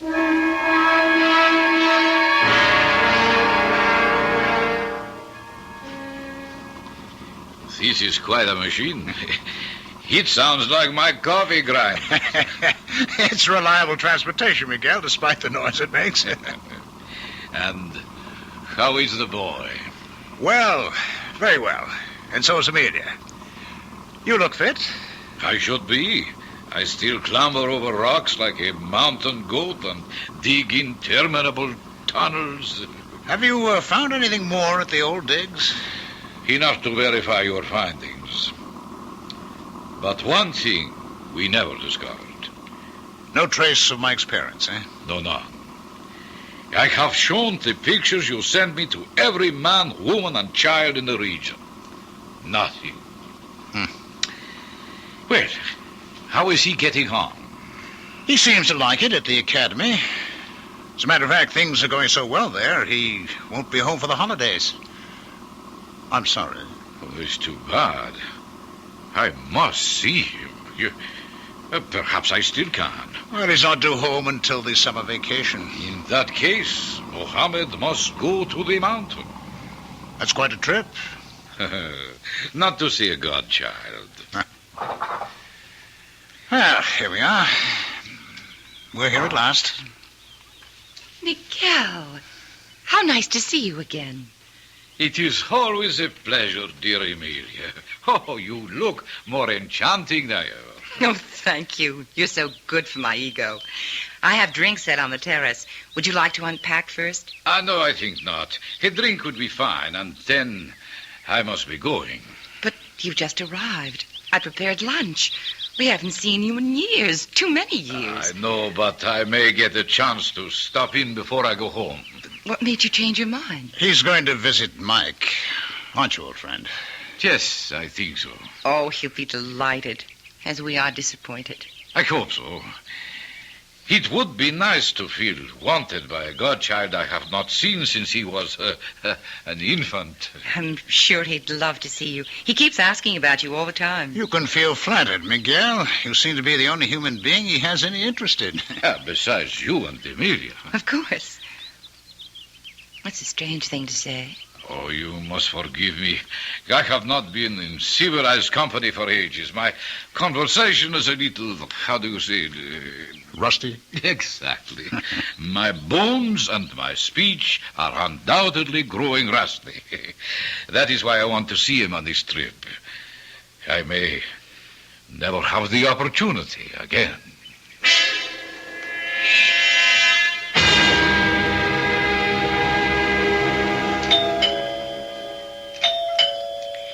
you get that, Stephen? I'm just finishing the shelf, dear. Very well. Michael, I don't understand. No hello? Should I go out and start over again? Oh, it's not silly. Hello, darling. That's more like it. Stephen, it's Michael. Mike! I know. Mother had the same reaction. I just got through sooner than I thought I would, so I rushed home. Put your bags in your room, and I'll fix something to eat. You look well, Dad. Oh, why shouldn't I? Leisure is good for the thinking classes. Oh, you look a bit drawn. Are they pushing you? No, I'm pushing myself. There's so much to do. What's new? Your godfather paid us a visit. He wanted to see you. Well, here I am. Well, you had to leave. Obviously, he didn't get to see you at the academy. No, I didn't even know he planned to make the trip. Oh, that's odd. He said he would go to the academy directly. We must have crossed paths. Oh, excuse me, Mike. Hello. Yes, this is Dr. Stephen Stabler. Would you mind reading it? What? Would you read that again, please? Oh, my God. What is it, dear? It's a wire from the academy. They found Cerubius. Found him? Yes. Miguel is dead.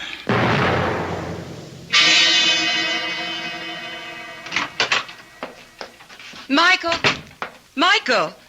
Are you home? He's out, Amelia. His car's gone. Strange. He seemed under the weather this morning.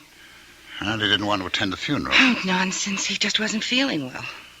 You still believe that act after all these years? You know, he's always avoided unpleasantness that way. Well, it was unpleasant, Stephen. An old friend to go that way. All right, Em. It's all over. What could have done it? You mean who, Em? No, I don't. Nothing human could have been responsible for Miguel's death. I wonder. You wonder what, Dad?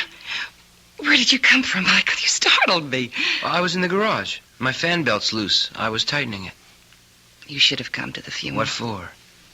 I never saw Professor Cerubius. He was your godfather. You were his namesake. I wasn't feeling so hot anyway. I thought I was coming down with something. How do you feel now? Better, I think. You look healthy enough to me. Well, that doesn't mean a thing. I'll put the tea up, and then it's off to bed with you. She still thinks you're a child, Mike. I know. I want to talk to you, Dad. That's why I came home from school. All right, shoot. I really don't know what I want to do. I think I've had the academy. But you said you liked it there. You're doing well. I know, but I can't make the scene there anymore. Too much work? No, not really. I'm just not on to some of the stuff I've got to handle there. The creeps in Fairmount are still living in the 17th century. They'd have witch burning if the law didn't forbid it. What's that got to do with you? Well, some of my experiments have got them on the warpath. I thought you were working in the physical sciences. Well, not exactly. I've been going beyond that. Like what? Well, for one thing, ESP. You've always felt I had it. Well, that's not considered supernatural today. Yeah, I know, but the townies think it is. Oh, that's all the fuss. I think you should stay on. It never pays to bow down to ignorance. I'm glad you see it that way, Dad. Oh, but there's more, isn't there, huh? What do you know about my people?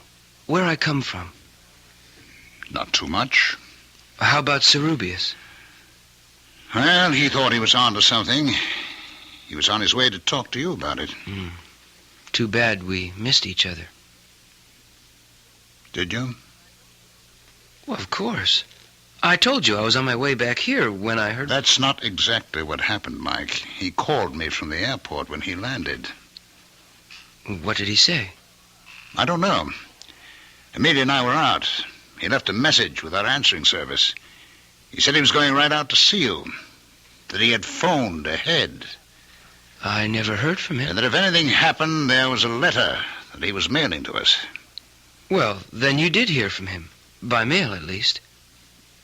We never received the letter. Did you? Now you're accusing me of tampering with your mail? I'm only asking, Michael. Do you really think I saw Cerubius that night?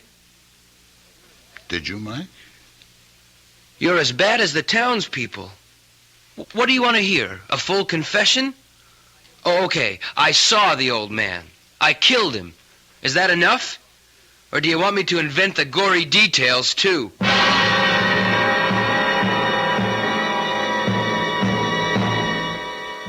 Fear can be a force for good or evil.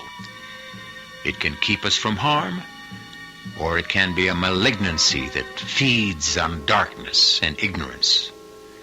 Is Mike a victim of rumor and coincidence, or is he truly evil?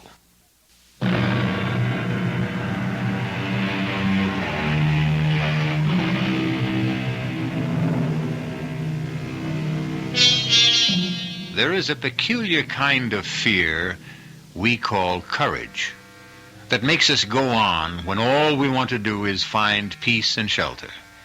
It makes men who fear heights climb mountains.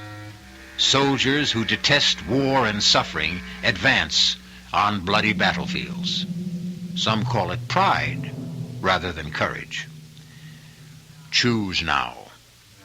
Retreat now and regret it, or go on with me to Act 3. Mike, I've just heard from the police. They're still running down leads on the murder of Cerubius, but they admit it seems hopeless. Too bad. Did you ever get the letter he said he mailed you? No, I don't know what could have happened. Neither do I. How are you doing in the workshop? I don't know. Thank God frogs are such fast breeders. I kill them off so fast. No results? Only with our neighbors. They seem to connect my frogs with everything bad that's happening. The Gilmore child comes down with meningitis, my frogs are responsible. The drought and the unusual heat, the salmonella outbreak, all part of my wicked machinations.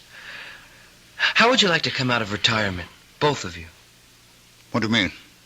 I'd like to go back to the place you found me, to see if I can trace my origins. Maybe I'll find myself then. Well, I don't know, Mike. I just hadn't thought about it. Well, then don't. Let's just do it. Oh, what on earth? It's a gift from our loving neighbors. It's a brick. There's a note attached to it. Let me see that, Mike. This is your last warning. Leave, or we will send you back to the hell where you belong. They're not all clods after all. Someone has imagination and a gift of expression. This is no laughing matter, Mike. I'm going to find out who's responsible for this outrage.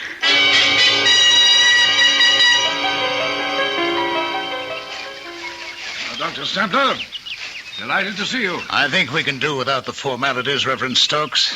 I just want some answers. Yes, so do I. I haven't seen you in church for quite a while. You're very fortunate I didn't attend last week. I don't think you'd care for my reaction to your sermon. Oh, then you don't believe in the presence of Satan? No, I don't. All I know is what that kind of talk leads to. Oh, the brick, you mean. I'm sorry about that. Well, yes, you should be. You've got these farmers half insane with your superstitious prattle. Some say that about religion. I wonder why. All right, let's not get sidetracked, Reverend Stokes.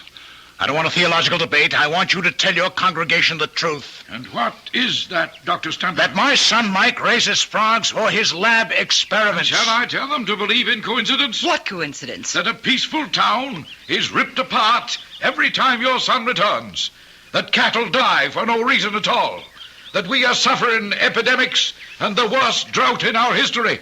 All because of coincidence? Yes, you tell them that. This is the 20th century. What else could it be? Ask your son, Dr. Stempler. Ask him if he's just doing lab experiments. I told you, Dad, I'm going back where you found me, with or without you. Mike, that is foolish. Cerubius excavated for years but found nothing. What makes you think you can? Because I was born to it and Cerubius was not.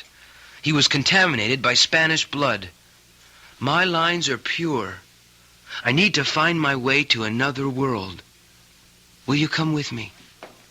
You're not serious, Mike. I've got to go, Mother.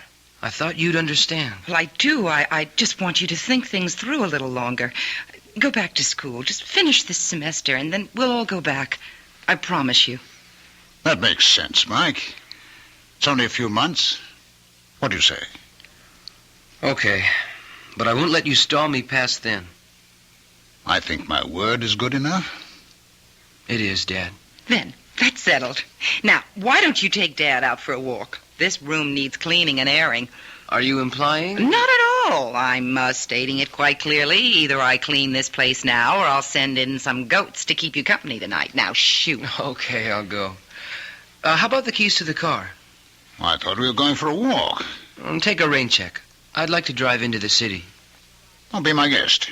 Here. Just drive carefully. Don't worry. I'll be back for dinner. Can I give you a hand, Amelia? I don't think so, Stephen. My, this place is dusty. I'll empty the trash basket for you. Just dump things in the plastic bag. Don't you feed Mike, Amelia? Of course I do. Look at all these hamburger wrappings. Well, I think he feeds his frogs with them. Oh, no. What's wrong, Stephen? You're as white as a sheet. Yeah. This piece of paper. Well, what is it? It's part of an envelope, Amelia. The one that contained the letter Serubius wrote to us. Oh, my God. But why didn't Mike... Destroy the letter? That's what I'm wondering, too. And I don't like the answer I get.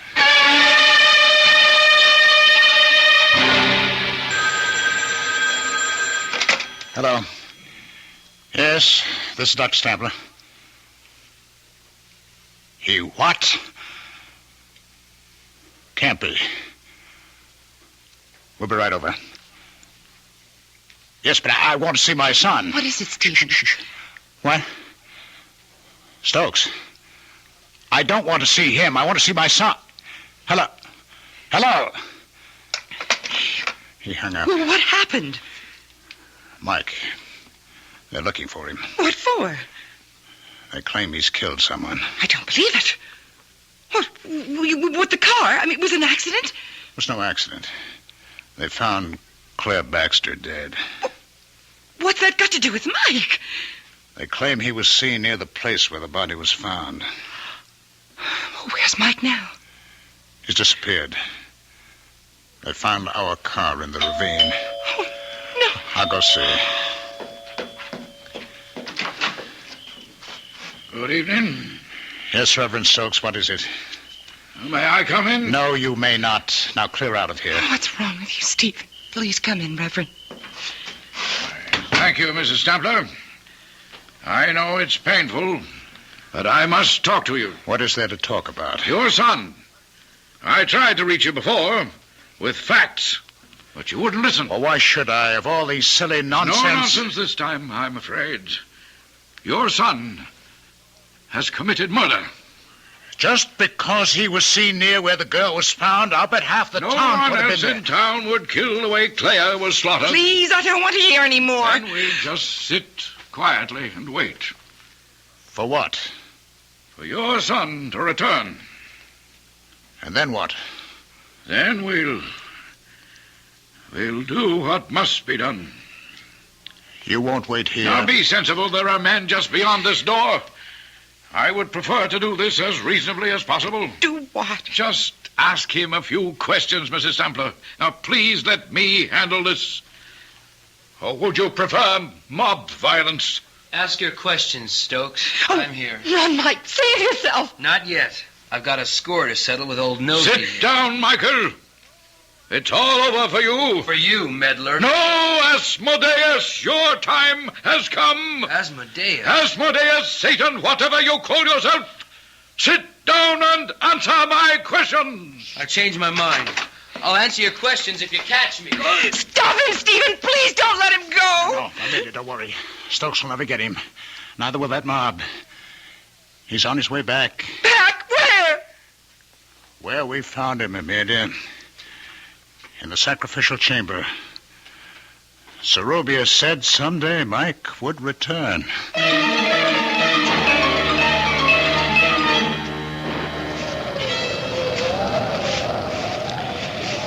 Just a while longer, Amelia. I'm all right, Stephen. Do you think we'll find him? He wanted so badly to find his way back. He must be here. I'm glad he got away from them all. I'm not so sure about that. I pieced together Serubius' letter from the scraps in the wastebasket. It explains a great deal. Michael was not just an ordinary Indian child abandoned by his parents. The tribes have a legend about the pure-born son of kings who is sacrificed for his people. Do you think Michael? I don't know, Amelia.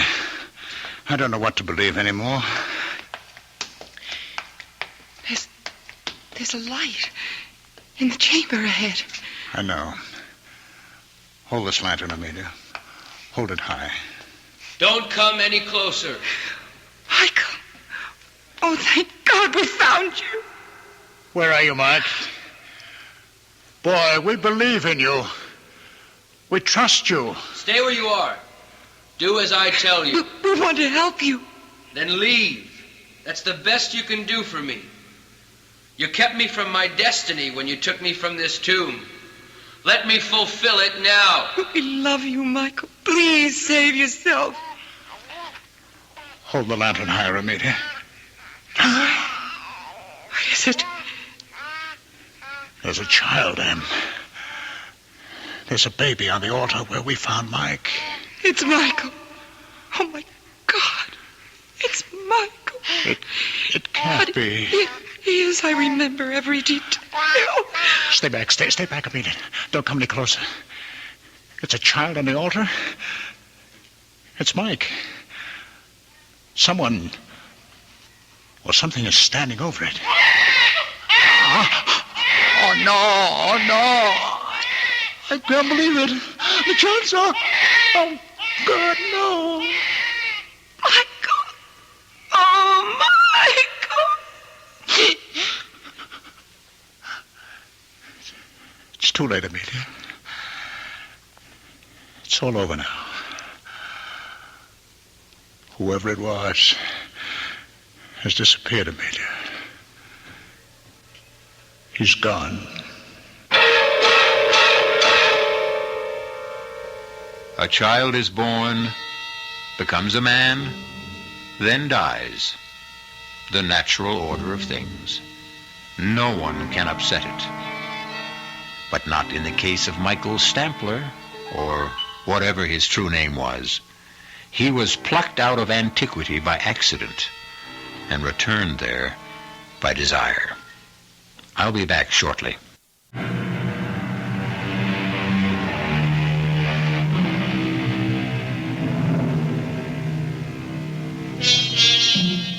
The dark closet was opened for a short time, and instead of light streaming in, evil oozed out.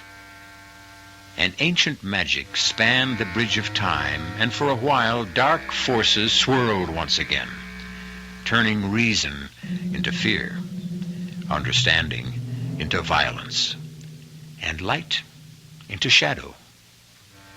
Our cast included Patricia Rowe, Ralph Bell, Don Scardino, and Ian Martin. The entire production was under the direction of Hyman Brown. This is E.G. Marshall inviting you to return to our Mystery Theater for another adventure in the macabre. Until next time, pleasant dreams.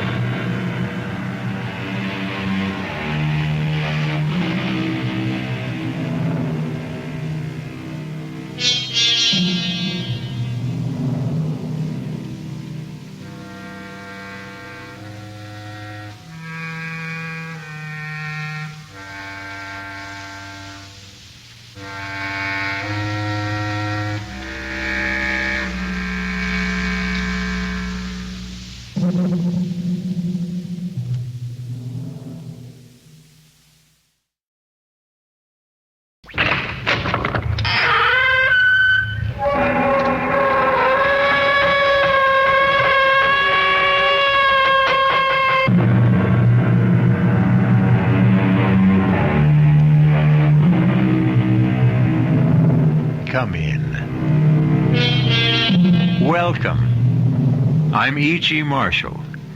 Welcome to the world of your own terrifying imagination. There are people who suddenly find themselves tortured and taunted by a fragile wisp of a memory. It's a memory of something they may have said or something they think they did. Exactly what it was has been long forgotten. But now it must be paid for. And the price? Life itself.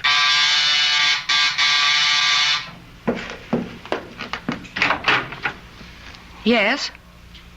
Are you Mrs. Louise Goodman? That's right. Are you sure? Why, of course I'm sure. It's just that I don't want to make a mistake. I'm Mrs. Louise Goodman. Who are you? And what is it you want? I want to keep my promise. Promise? What promise? I promised I'd kill you. Remember?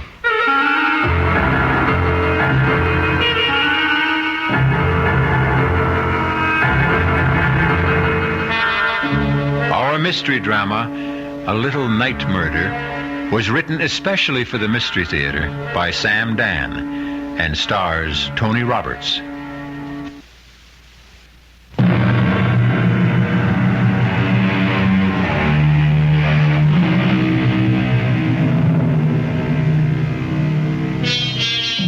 Downtown at night, the city is a deserted place. The lofty office buildings, those gleaming towers of glass and steel, stand quiet, empty and foreboding, like ancient temples. And like the ancient temples, they also have their priestesses. These are the ladies who enter at night with mops and brooms and vacuum cleaners to clear away the debris of the day's worship and purify the offices for tomorrow's rituals. We are concerned now with one of these, a sturdy, middle-aged woman named Mary Margaret Cannon. Steady, hard-working, no nonsense. But on this Friday evening, something seems amiss. Mary Margaret is pale.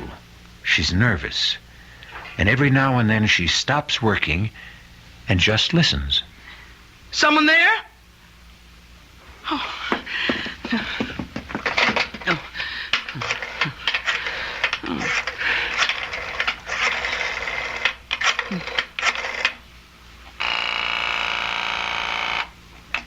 Hello? Terry. Terry, I'm scared. Scared? You? What did you be scared of? I don't know. It's these murders. Murders? These women who've been getting killed. I'll come and stay with you if you want. Oh, please. I'm so nervous, so jumpy. I'm so scared. Yeah, but why? I just don't know. Terry. Yes? I hear someone coming. Are you sure? I hear someone. Terry. I'll hang up and call the police. Oh, no, don't. It's just the guard. Yeah, you see? Now, is everything okay? Oh, yeah. Look, you just forget I called and get your rest. Oh, good evening, Tom. Oh, you're not Tom. No. I'm the new man, Mrs. Cannon. Oh, well, what happened to Tom? He called in earlier today. He said he was sick. They sent me down to relieve him. How'd you know my name? Oh, Tom told me. I asked him, who's in the building tonight, and he said, just Mrs. Cannon. But what? Tom doesn't know my last name any more than I know his. We're just Mary and Tom. How did you know? Why shouldn't I know your last name? You know mine. How? How would I know your last name? It's Jackson. Remember? Little Peter Jackson. I never saw you before in my life. Oh, you did. Yes, you did. What do you want? I want to keep my promise. What promise? I promised I'd kill you. Well, why do you want to kill me? You don't remember? Well, let me refresh your memory, Mary Margaret Cannon. 23 years ago, you lived on Baxter Street, and one morning you walked into a little grocery store. Now you remember. You have exactly 30 seconds to live. Oh, please don't kill me, please. Shouldn't you be saying your prayers? But I told the truth. If it was the truth, then God will forgive you. Pray, Mary Margaret Cannon. Pray. Oh, listen. My husband and I, we have a little money put aside. And I know exactly how you got it. You can have it. All of it. Only don't please. Pray, Mary Margaret. Jackson! Peter Jackson! Maybe 30 years old, tall, thin, blonde! Don't shout. No one can hear you. They'll hear me. They'll arrest you and hang you. His name is Jackson. Peter Jackson. Oh, no, don't. They'll catch you, Peter. They'll catch you. Number 4. Mrs. Mary Margaret Cannon. Number 5, coming up, Miss Alice Maitland.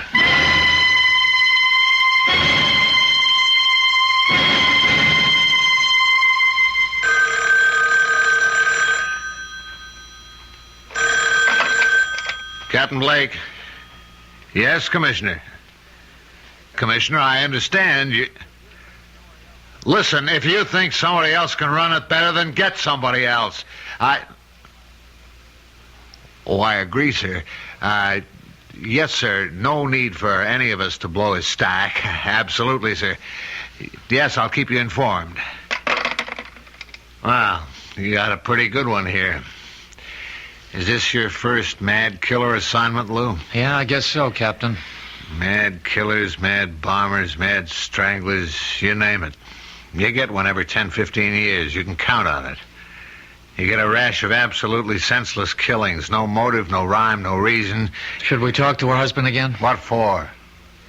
All he's going to tell us is what a great lady she was and how they neither of them ever had any enemies. Captain Blake, suppose it isn't a mad killer. 4 murders in 11 days. Number 1, Mrs. Martha Denson, shot while parking her car late at night. Number 2, Mrs. Janet Drew, shot in her backyard. Number 3, Mrs. Louise Goodman, shot in her apartment. Number 4, this cleaning lady, shot while at work. Well, could there be a connection? Did they have something in common? There's no pattern. None of them knew each other as far as we can make out, or even had anything in common. Yeah, that we know of. It's the toughest situation in our business. A mad killer. Okay, he's a mad killer. Every killer is mad. But does this one have a method to his madness? Yeah. He uses a .38 caliber revolver and shoots women. The last one, Mrs. Cannon, that's the problem. What kind of problem? Well, he's a mad killer, you say, so he wanders around, and if he gets a chance, he'll kill. He sees a woman alone in a parking lot, Mrs. Denson. He shoots her. He sees Mrs. Drew in her backyard. He shoots her. He sees Mrs. Goodman alone in her apartment. He shoots her. Okay, how do you account for Mrs. Cannon? You're dealing with a madman, Lou. You can't account for anything he does. All right, 3 women are targets of opportunity. They happened along, or he happened along, and that was it. But he went out of his way to kill Mrs. Cannon. Look, he had to slug the night watchman. He had to take the elevator up 12 stories to find her. It means he wasn't just out to kill any woman. He wanted that woman. Why? That's good thinking, Lou. And if this were almost any other kind of case... Blake. What? Oh, no. Not another one. Okay. Send her in. Did they tell you about nuts while you were getting your college degree? This one coming in sounds like a 14-carat nut to me. Captain Blake? Yes, I'm Captain Blake. This Detective Parker. How do you do? Huh? I'm Miss Maitland, Alice Maitland. I own a bookshop on 3rd Street, and... well, it's about the murders. Do you know anything about the murders, Miss Maitland? I I know who's going to be killed next. You do? Who? Me. Why do you say that? I have a premonition. I see. I know what you gentlemen must be thinking. You're convinced I'm a hysterical woman or a crank. No, but Miss Maitland, do you have any enemies? I don't know of any. Well, we know there's a homicidal maniac loose. It's true he may strike at anyone. That's not why I'm here. I know he's going to strike at me. Well, what reason would anyone have for killing you? What reason was there for killing those other women? Hey, you say your shop is on 3rd Street. I'll see that the officer on the beat keeps an eye on the place. Yes. I just thought I should tell you. That's all anyone can do, I suppose. Goodbye. Goodbye, Miss Maitland. Now, Lou, you have just conversed with an authentic member of the Nut Club. I don't know about that, Captain. She's a charter member. She belongs to the I'm the Next Victim chapter. I still say she's not a nut. Maybe not. Maybe she's just some poor little dame half scared out of her wits. Oh, she was calm. She was very calm. As a matter of fact, it's as if she knows what she's talking about.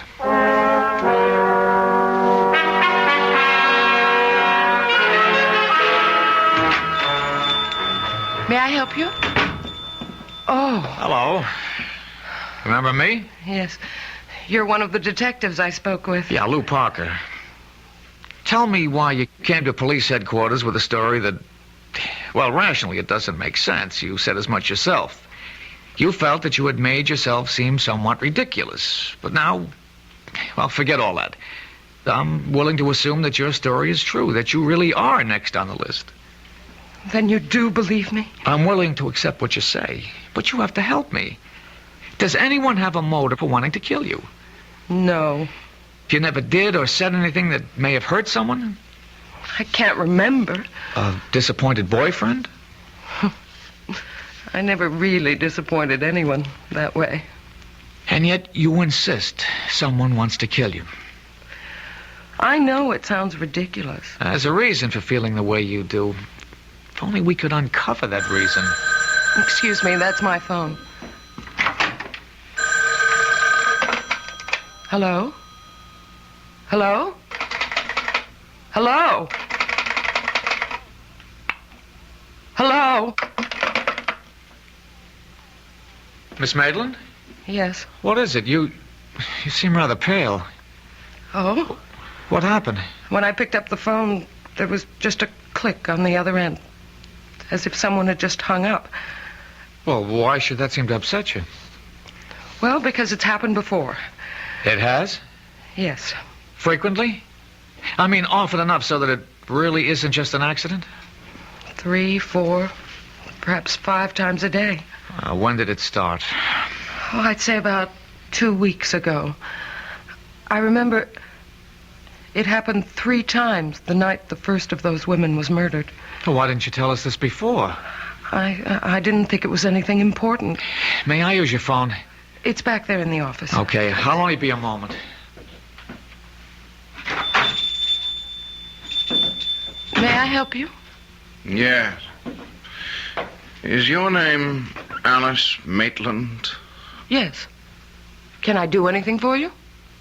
Well, you see, I came here because I have to keep a certain promise I made.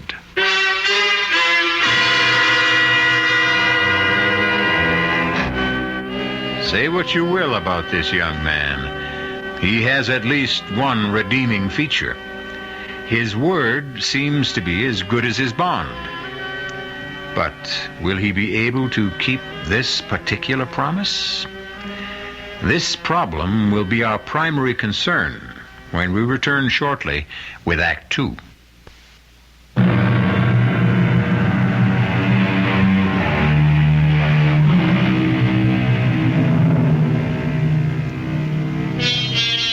At one time, a young man named Peter Jackson has made the same promise to several women.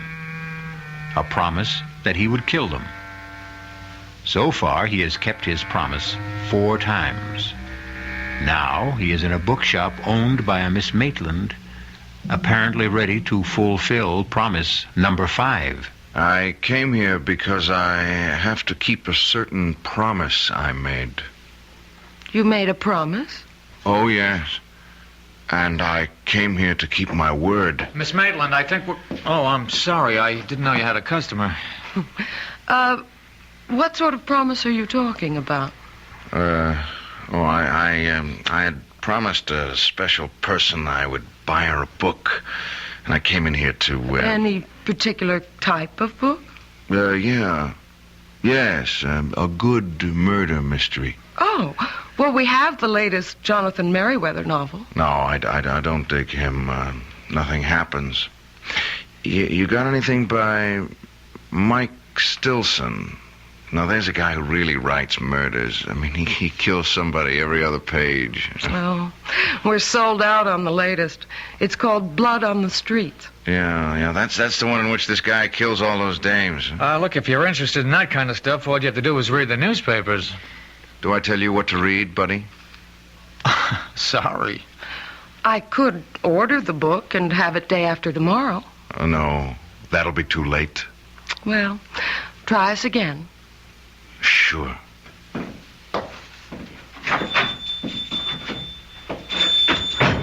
Well, there's a guy with gruesome tastes. Well, takes all kinds.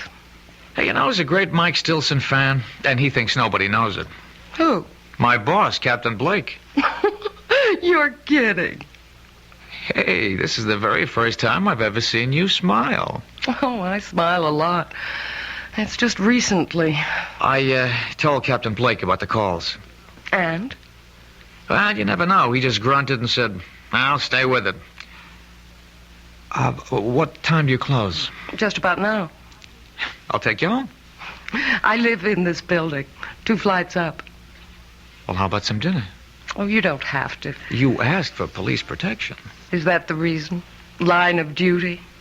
Well, yes and no. I'd like to. Except that, well, it's the end of the month and I'm swamped with paperwork. Well, this neighborhood seems safe enough. It's busy. And that diner across the street stays open all night. Look, keep this card handy at all times. It's got a special phone number. Now use it. Anytime you're disturbed by anything at all, no matter how slight or trivial, don't feel embarrassed. Just get on the phone.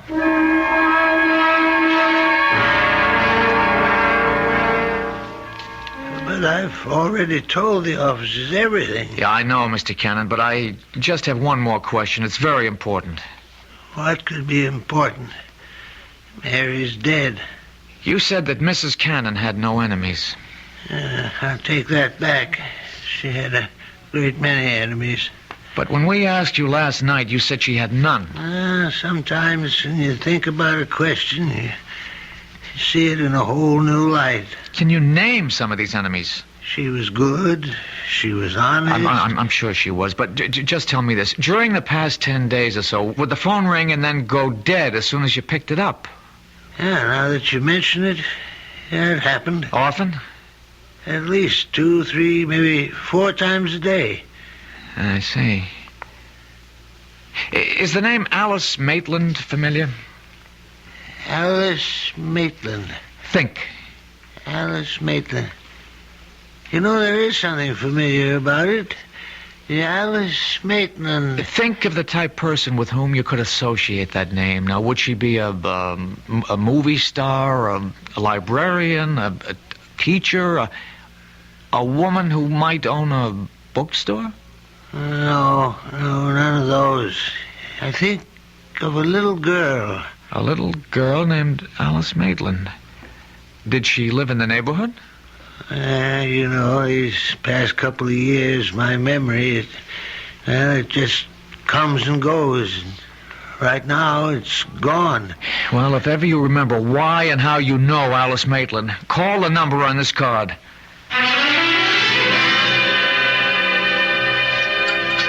I'll have another cup of coffee, please. You waiting for somebody, mister? Well, not exactly. Why do you ask? Oh, I don't know. You've been sitting around for hours drinking this stuff. Is the coffee in this joint that good? Look, don't be frightened. Oh, who's frightened? Well, you are, so, just look at this.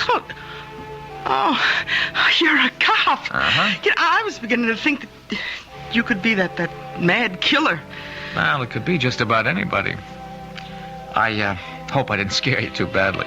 Well, the truth is, I wasn't that much scared for myself. No? Well, you've just been staring at that building across the street. I got the idea you were watching for something. Are you? Well, maybe. Could I have change for the telephone, please? Thank you.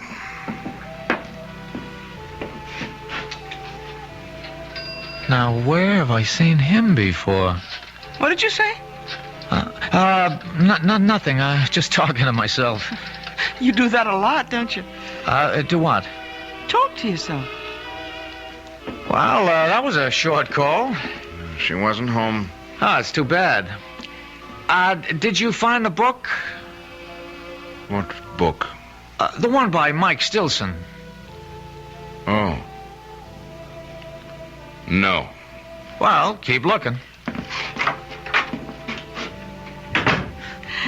You know the best way to stop talking to yourself? No.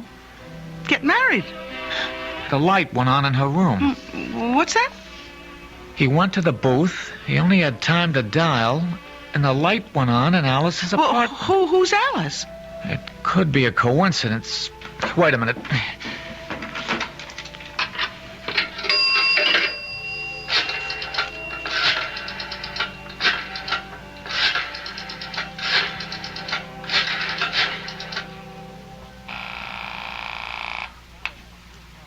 Hello? Alice, it's Lou Parker. Did I wake you? No. I'm up. Did your phone ring just a minute ago? Did it ring? Well, I don't know. What do you mean you don't know? Well, I'd fallen asleep, and, well, I must have been having a bad dream. I think I heard the phone, but it could have been in the dream. Anyhow, I did wake up suddenly, and I turned on the light, but I didn't hear the phone ringing anymore. Could it have been the ringing of the phone that woke you? I don't know. Did I hear it ring, or did I dream it was ringing? Why do you ask? Well, I'm just checking. Anyhow, I'm glad you're okay. I'll see you tomorrow. Good night. Well, that was a short phone call, too. Yeah. How is she? Who? Your girl. Now, how do you know I called my girl? I told you I read character. Do you also read the future? Like an open book. Well, I sure hope so.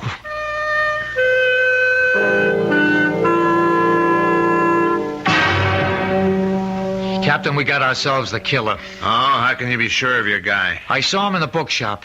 Does that make him a suspect? Maybe he likes to read. Then again in the diner. He may have been hungry. He didn't eat. He just went into the phone booth. He didn't even make a call.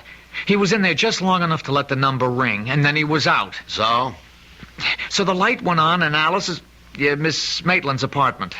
You mean he called her and hung up? Well, what? She isn't sure. How can she not be sure? The phone rang or it didn't? It isn't that simple. You see, she was asleep and she can't be sure. If it was the ringing of the phone that woke her up, or if the ringing of the phone was part of her dream. Good luck. Look, Captain Blake, there's something about this guy. He's young, about 30-ish, thin, blonde, a very hard line to his mouth. Lou, I think you better report in for general duty. This case is getting to you. Look, Captain, please. It's no reflection. It's even to your credit. It shows you care about people. Captain, let me have one more day. All right, Lou. 24 hours.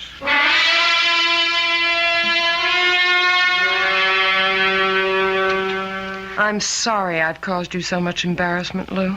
That's all right. Captain Blake is unhappy. He'll get over it. He thinks I'm crazy. Well, he thinks most people are crazy. Lou, you can't keep guarding me forever. He has to strike at you soon. That's the pattern. He's done 4 murders in 12 days. That's one every 3 days. This is the night of the 15th day. He's due. Unless... Unless what? Unless I've scared him off for a while. No, keep away from your window. Why? Well, if he's around, we'll be tipped off. But could I have scared him away? After all, how would he know I'm a cop? You never saw him before? Never. We have to assume he's our killer. And what is the only thing we know about him besides his general physical description? We know he wanted a book by Mike Stilson. Blood on the Streets. But he could have made that up on the spur of the moment. People rarely make things up in the spur of the moment. He knows what he's doing. He's out to frighten you. The phone calls are a part of it. That book, there's something in it that would cause you to be frightened. But what? I don't know. I've never read it. Well, he figures you did. After all, you own a bookstore. I have to sell books by Mike Stilson, but no one can force me to read them. Well, the clue is in that book. Wait a minute.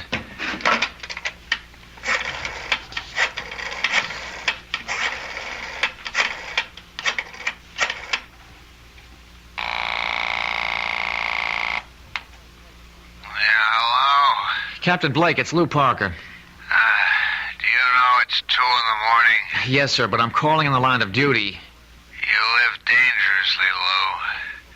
What is it? Captain, you've read all the books by Mike Stilson. What? Don't deny it, sir. It's a known fact throughout the department. You mean you woke me up at 2 a.m. just to ask? Line of duty, sir. If I read those books, it's only because I get a good laugh at how unrealistic they are. Captain, what's the story of Blood on the Streets? Lou, I hope your patrolman's uniform still fits. I'll be able to prove this is the line of duty. Yeah, Alice, pick up in your extension. Well, in a nutshell, a bunch of spoiled, rotten rich kids are kind of high. They're joyriding in this sports car, and they run down and kill this harmless old gent. The harmless old gent has a son. The son comes back from Vietnam. He swears he'll have revenge, so he shoots the joyriders one by one. That's it? That's it. And it better be line of duty. Well, Alice? No. I was never involved in anything like that. Does it remind you of something that might be similar? No. But it has to. Think. I hope you don't mind if I answer your phone. Hello? Detective? Yes. He's here. You know, Blondie. He's sitting at the counter. He's having a ham sandwich and a glass of milk. Thanks. Look, he can't see me, but I can see him. Oh, he's headed for the phone booth. Oh, good work. We better hang up. What is it, Lou? Well, right now, right here and now, we're going to find out. If that telephone should ring...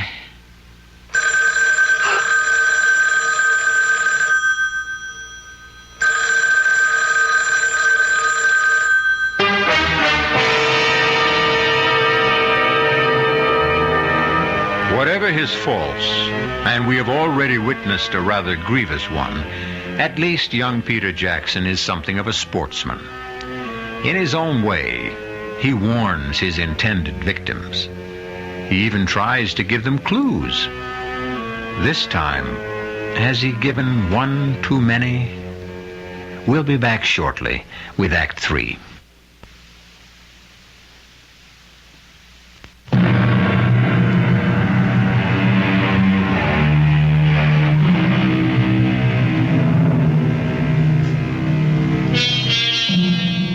What would our civilization be without the telephone?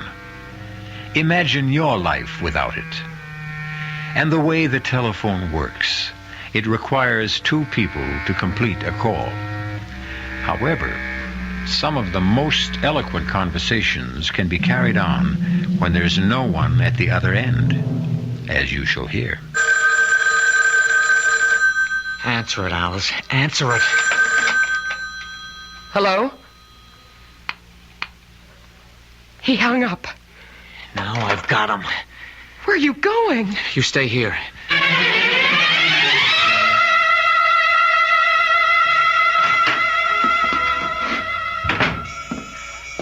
Hi, Detective. Where is he? Blondie? Well, I told you he went into the phone booth. He didn't stay in there more than a couple of seconds, and then he ran out of here. Did you see which way he went? He didn't even pay his check. Which way did he go? Look, you got nothing to worry about. You'll get him. What are you saying? He ran into a cab that's usually parked outside. All right, could you describe I don't have to describe. I know. Look, all I want is I know the cab driver. He's a school teacher for days, and he moonlights. His name is Vic Wilson. Does he have a radio? They all have radios. How could he make a living? What's the company? Oh, what a great witness I make. Jefferson. You even got the number on a card in the phone booth. Blondie's in for it, huh?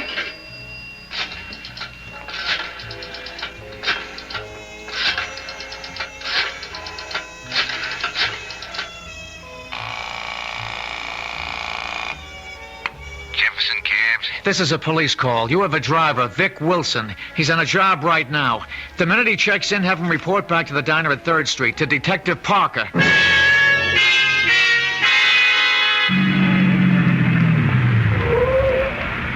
Detective Parker? Yeah. How do I know it's... My badge. Get in. Can't be too careful, that maniac running around loose. Where'd you take your last fare? 790 Crest. Oh, what is it? It's an apartment building. How big? 6 family, I'd say. Attached? No, it's all by itself. There's an empty lot on either side. They're renovating the neighborhood. It's about time. He lives there, huh? Yeah, I've been taking him there for the last couple of days. He comes out of the diner, he gets into the camp, that's where he goes. That's good enough. Is he a bad boy? Well, you wouldn't give him a star for good conduct, teacher. Throw on those searchlights, Haggerty, and hand me that bullhorn.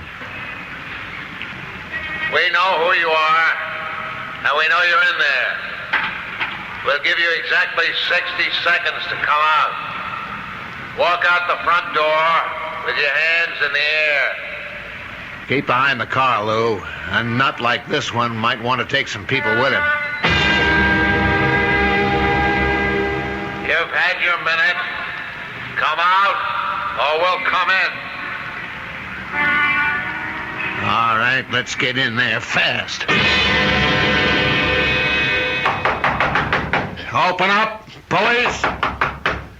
All right, stand to the side of the door, Lou. Cover me.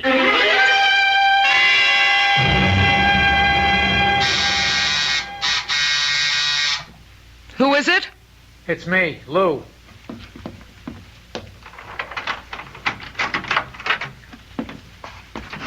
Lou.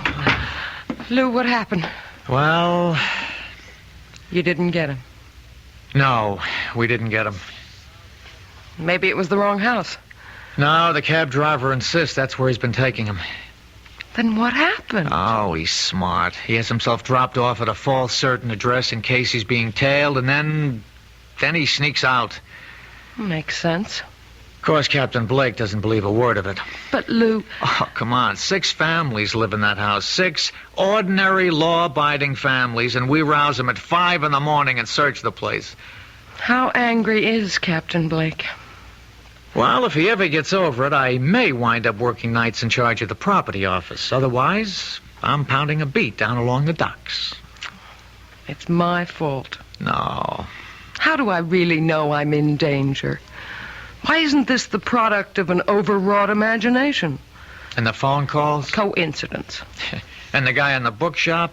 And we see him again in the phone booth just before your telephone rings? It could all be coincidence. I can't accept that. Captain Blake does. As far as I'm concerned, you're in danger, and you're convinced of it too, aren't you? But I don't have to be right. We can't take any more chances. Now, I'm going to stay here with you for another hour. By then, the stores will be open, and we'll buy you a small .25 caliber revolver. No. I'll arrange for a permit, and I'll show you how to use it. But I can't stand the sight of a gun. Alice, if a man is determined to kill you, all the advantages are on his side. We have to reduce the odds. I couldn't own a gun. I couldn't use one even if it meant saving my life. Now, Alice, I don't want to say that sounds silly, but... Lou, I don't think I can ever forget. Forget what? Well, I was standing right next to a man once who was killed by a gun. When? Oh, years ago. I was about 6. Who was killed? A very nice man. He was our grocer, Mr. Jackson. It was the day after New Year's, and Mama sent me out to buy... To this day, I remember. A quart of milk, a half-pound of butter, and a jar of strawberry jam. And then this man came in. He had a gun. It was a holdup. And suddenly, there was a loud explosion and a terrible flash of light. Oh, it was terrible. Mr. Jackson fell to the floor. He was dead. And the man ran away. Was he ever caught? Oh, yes. Just a few hours later. I had to go to the station house to identify him. Do you realize what you've just told me? This is it. You identified the man. He was sent to jail. Now, years later, he wants his revenge. But that's not what happened. No? Oh, well, you see, I was so frightened. I wasn't sure. I really couldn't identify him. And he went free. So why would he want to kill me now? Then that gets us nowhere either. The others couldn't identify him either. The others? Yes. There were other people, but no one was sure of him. Now, if you had identified him and sent him to prison, it'd make sense to suppose he'd want revenge, but you didn't. Now, whoever and wherever he is today, he's happy. But the fact that you failed to identify him could have made someone else unhappy. What do you mean? Oh, the book, Blood on the Streets. It's about a man who killed people who did his father an injury. Did this grocer have a son? I think so. I think a little boy used to play in the store. Oh, but it's so long ago. Who could that be? I'll take it. Hello? Mr. Parker, it's Terry Cannon. Remember me? Yes, Mr. Cannon. They said I could reach you at this number.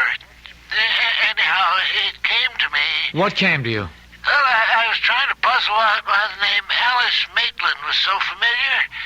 Well, sir, about 23 years ago, Mary Margaret was in a grocery store, and a man was killed in a holdup. I took her down to the station house to identify the gunman. And could she? Well, no, sir, she really couldn't be sure. Anyhow, another one of the witnesses was a little girl. Her name was Alice Maitland. And I remember her because she was the most terrified little thing I'd ever seen in my life. Thank you. Thank you, Mr. Cannon. I've got you. Finally, I've got you all tied together. Who?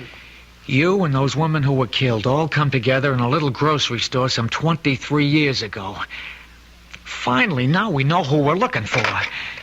I'd like to see the look on Captain Blake's face when I tell him You won't this. live to see that look, friend. Lou! I know you got a gun in the shoulder holster. Just lay the phone down. Slow. Easy. Now, raise the hands. Slow. Easy. That's fine. Just keep them there. I guess your name is Jackson. Peter Jackson, Jr. You figured it out. So I figured I'd have to come back and get both of you. The hands stay up.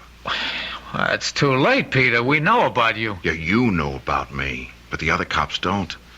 See, I was in the house across the street when you staged the raid. I thought I'd die laughing. I learned never to get dropped off where I live. That way you don't get surprised. You won't get away with it. Oh, I'll get away with it. She's the last one. I'm sorry about you, but I'll walk out of here. And who'll know it was me?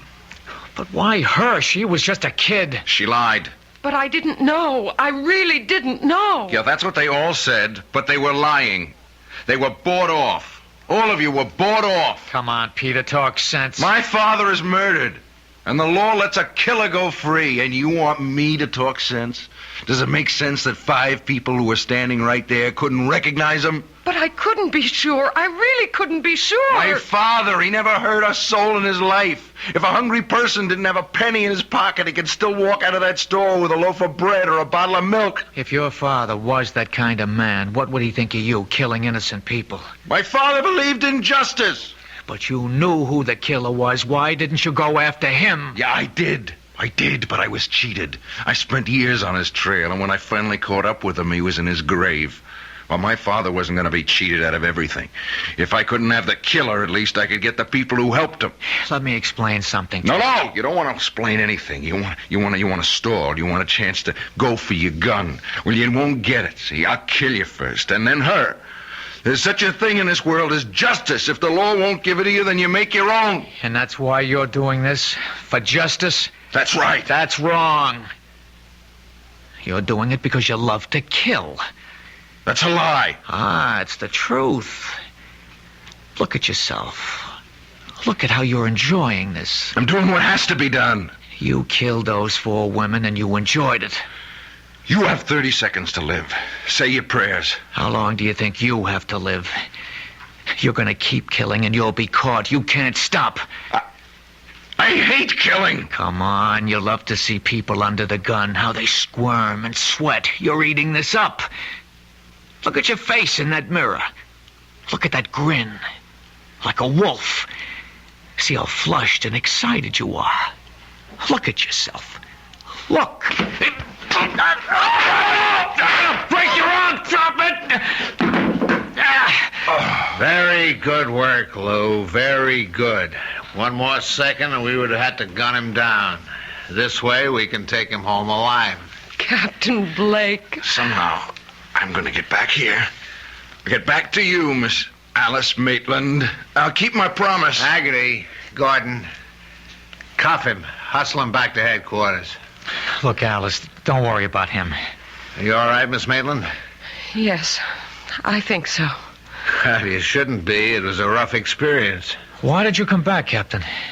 Well, I guess we both solved it, Lou. You broke it by pure and simple brain work. I waited for a miracle. Oh, did you get it? Yeah, I got it. I got it because of this little machine. Huh? Mary Cannon was killed in an office. She managed somehow to throw the switch on a dictating machine. A secretary came into work this morning, and she heard Peter Jackson, and she didn't stop running till she got to my desk. Listen. His name is Jackson. Peter Jackson. They'll catch you, Peter. They'll catch you.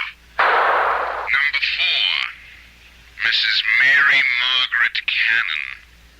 Number 5, coming up, Miss Alice Maitland.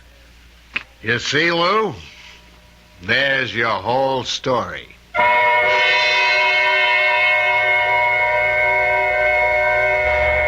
Of course, that isn't our whole story. For instance, you might want to know what happened to Peter Jackson. He's in a hospital for the criminally insane.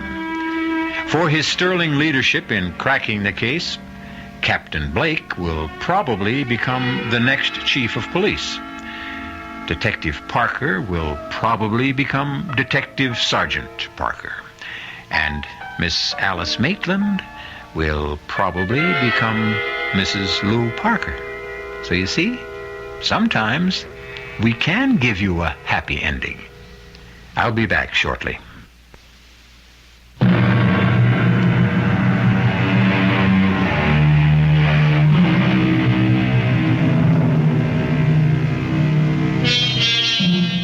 The story you have just heard was concerned with the most precious concept the human race has ever created: justice. And when you think of Peter Jackson, perhaps he proves the point made by a great poet.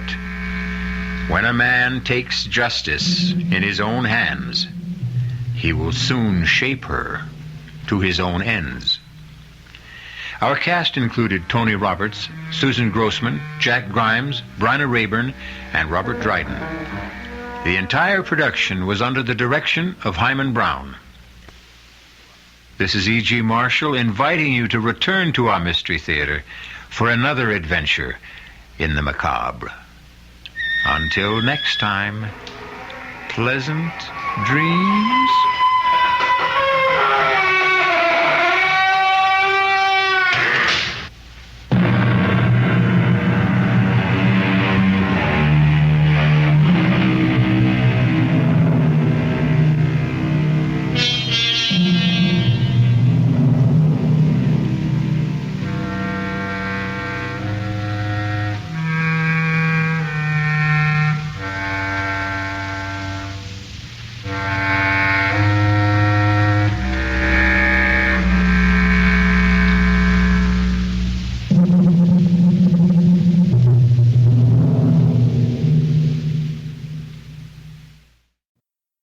The CBS Radio Mystery Theater presents...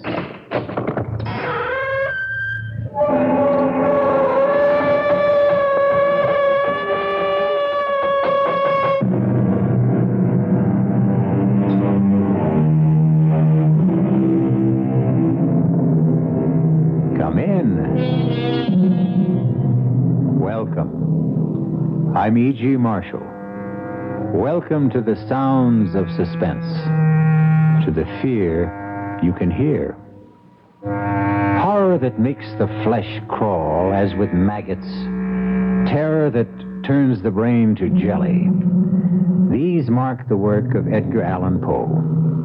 For nearly a century and a half, readers have wondered at the mad creations of his fevered brain, even as their blood ran cold with fear. As shall yours. It comes. What comes? It's here. It stopped. It stands outside my door. What stands outside that door? See? Oh! Good Lord, help us. Please, God, help us.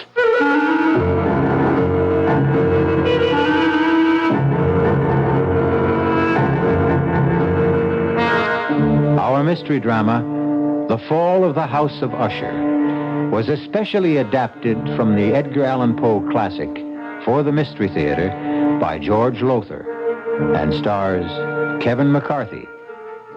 It is sponsored in part by Anheuser-Busch Incorporated, brewers of Budweiser. I'll be back with Act One.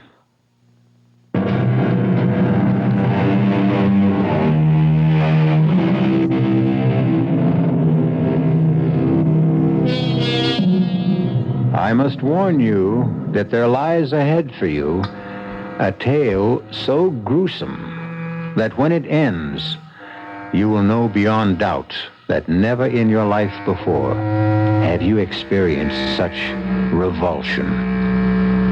Are you prepared for this? Come then to a certain room where a man named Gabriel Mannering sits writing in his diary. A certain room in the house of Usher.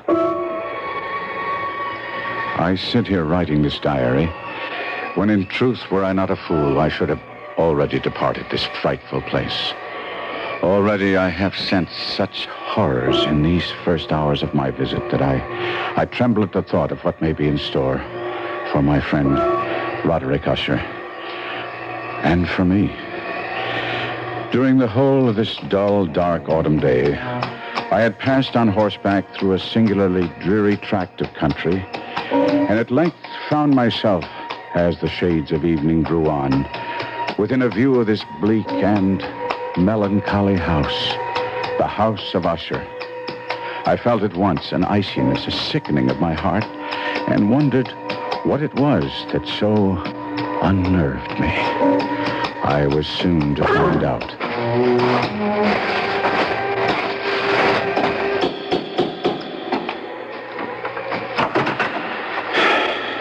You would be Mr. Mannering, sir? Yes. My master awaits you. One moment, my horse. We'll be well cared for, sir. Oh, that carriage standing there. That black carriage? Is there another visitor? Only the doctor. He is attending Miss Madeline. This way, sir. Thank you. Follow me now, sir. We turn here, the passage on our left. Now this to the right. I had no idea the house of Usher was so vast. Oh, yes, vast. Above and below. Below? There are chambers underground, vaults, dungeons that even I have never seen, and I have lived here as servant to Mr. Usher more than 30 years. Here we are, sir. Come. Mr. Gabriel Mannering, sir. Oh, Gabriel, my dear good friend, you've come at last. Roderick, I came immediately on receipt of your letter. It gave me cause for concern, deep concern. After all, Roderick, not having seen each other in years, nor corresponded even, to receive a letter from you was in itself a surprise. But the contents, Roderick, the contents were a shock. How ill are you? Ill? I'm not ill. Not ill? But in your letter... I am not ill! Oh, I may have mentioned something of the sort in my letter, but... More than mentioned, you spoke of acute bodily illness, of oppressive mental disorder, of a malady, dear friend, so strange you could not bear to face it alone. Now, that is why I'm here. That is why I came at once. The terrible agitation in your letter. Oh, mood. It was nothing but mood. Mood of the moment, nothing more. Come now. Cato, the port. Good. Thank you. I'll pour. And, Cato. Sir? Dr. Wyndham is with my sister still? Yes, sir. I would speak with him before he takes his leave if he feels I can bear to... Sir? Nothing. Just say I wish to see him. Yes, sir. It's a vintage port, Gabriel. You'll enjoy it. Its aroma, its fragrant bouquet will delight your nostrils. Its taste will fall sweet on your tongue. Your health, good friend. And yours, Roderick. Well, now, tell me about yourself, Gabriel. How has life gone with you all these years? Oh, as all lives go, I suppose. There's been the good, the bad, the indifferent. Yes, well, mine has been mostly bad. I've prospered. My importing business in Baton Rouge. Ruination, that's been my lot, my fate. The fate of the House of Usher. Well, if you are financially in need... No. I speak of another kind of ruination. Decadence. I speak of the evil that moulders within my body, my mind, my house. House? Oh, no house this. A tomb that houses the living dead. You are ill. Yes, I lied. I am ill with what? With what? With fear. Fear? Of what? I know not. Well, what do we all fear, each of us? What living thing has not known fear? It lives within us, this fear. It rots within us, as I rot within this house. But mark you, good friend, whereas with others fear rides like a restless maggot only now and again, with me, it's ever present, a colorless slime growing within me, spreading, engulfing, drowning me. Roderick. No. I'm all right now. I'm all right. You must go. Go? Well, you shouldn't have come. I shouldn't have asked you. You must leave this house of death, this tomb. Stop that. Now stop. I tell you that... Enough. Enough now. Here. Sit down. Compose yourself. Now hear me, Roderick. I came a great distance through the foulest time of the year to be with you. And here I shall stay until you are well again. You don't understand. I shall never get well. Of course you will. No. She is dying, you see. And I... Your sister? Is it she who is dying? Yes, Madeline. But it's she who is dying. If it is... No, you don't understand. You don't understand. Come in. Dr. Wyndham. Come in, Doctor. Thank you, Cato. May I introduce myself, Doctor? Mr. Usher, as you see, is not himself. I'm a friend of his, Gabriel Manning of Baton Rouge. Oh, how do you do? Louis Wyndham. I entreat your pardon, both of you. Shh, now, Roderick. My nerves sometimes. Yes, I know, and I'm sure Mr. Mannering understands. You've been taking the laudanum I prescribed? I used the last only yesterday. I'll see that you get more. Oh, thank you. My sister? There's no change. How long? Before death. I don't know. Your sister's malady baffles me. I don't know what is killing her, nor do I know what keeps her alive, when in truth, she's all but dead. Oh, would it be an impertinence, Doctor, for me to ask you what you mean by that? Well, no, Mr. Mannering. Quite simply, there have been times when Miss Usher, Madeline, has been devoid of all vital signs. By this, I mean I've been unable at these times to detect a pulse, blood pressure, any respiration whatsoever. Yes. And yet, moments later, she's opened her eyes and returned to the world of the living. Strange. I've encountered nothing like it in years of practice. It's not too far from the truth to say that she is dead, and yet she lives on. Yes. Like the house itself. Now, Roderick, you mustn't harp on... I tell you, we are like this house. My sister and I, we are this house. The house is us. The house is dead, and yet it stands. Your aberration about this house... It is no aberration. It's the truth. The house of Usher crumbles, yet it will not fall. Madeline is dead, yet she will not die. And as for me, oh, heaven, the horror that awaits me. I'll send the laudanum as soon as possible, Mr. Mannering. There's little else I can do. Yes. I have other patients to attend. Thank heavens it's a moonlit night. I have many miles to travel. Good night. Good night.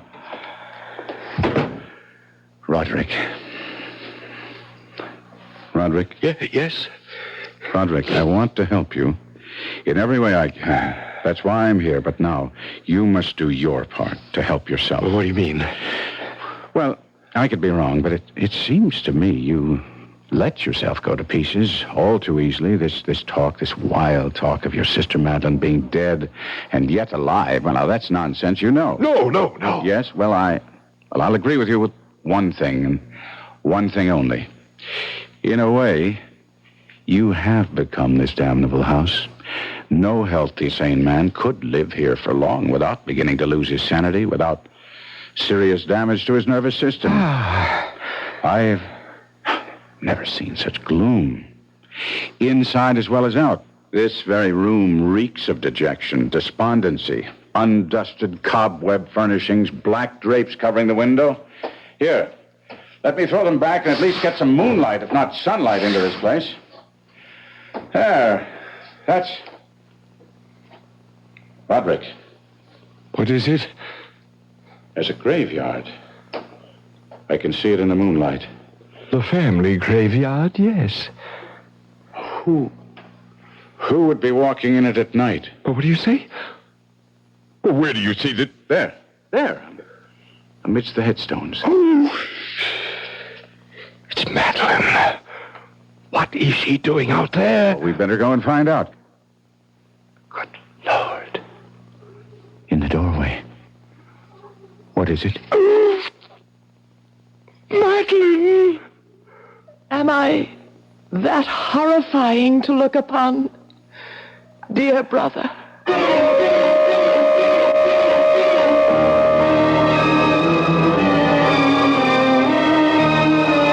Madeline Usher walks among the headstones of the Usher graveyard, yet stands in the doorway at the same time.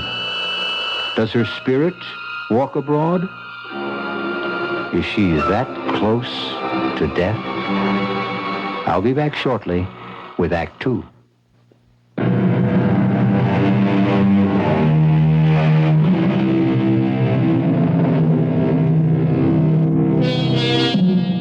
Again, I must ask if you wish to go on, and warn that if you do, you will experience a kind of horror for which I can find no words.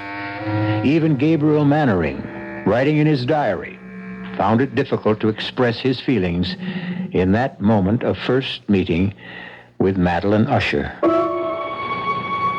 I seek and cannot find words to recreate the terror of that moment.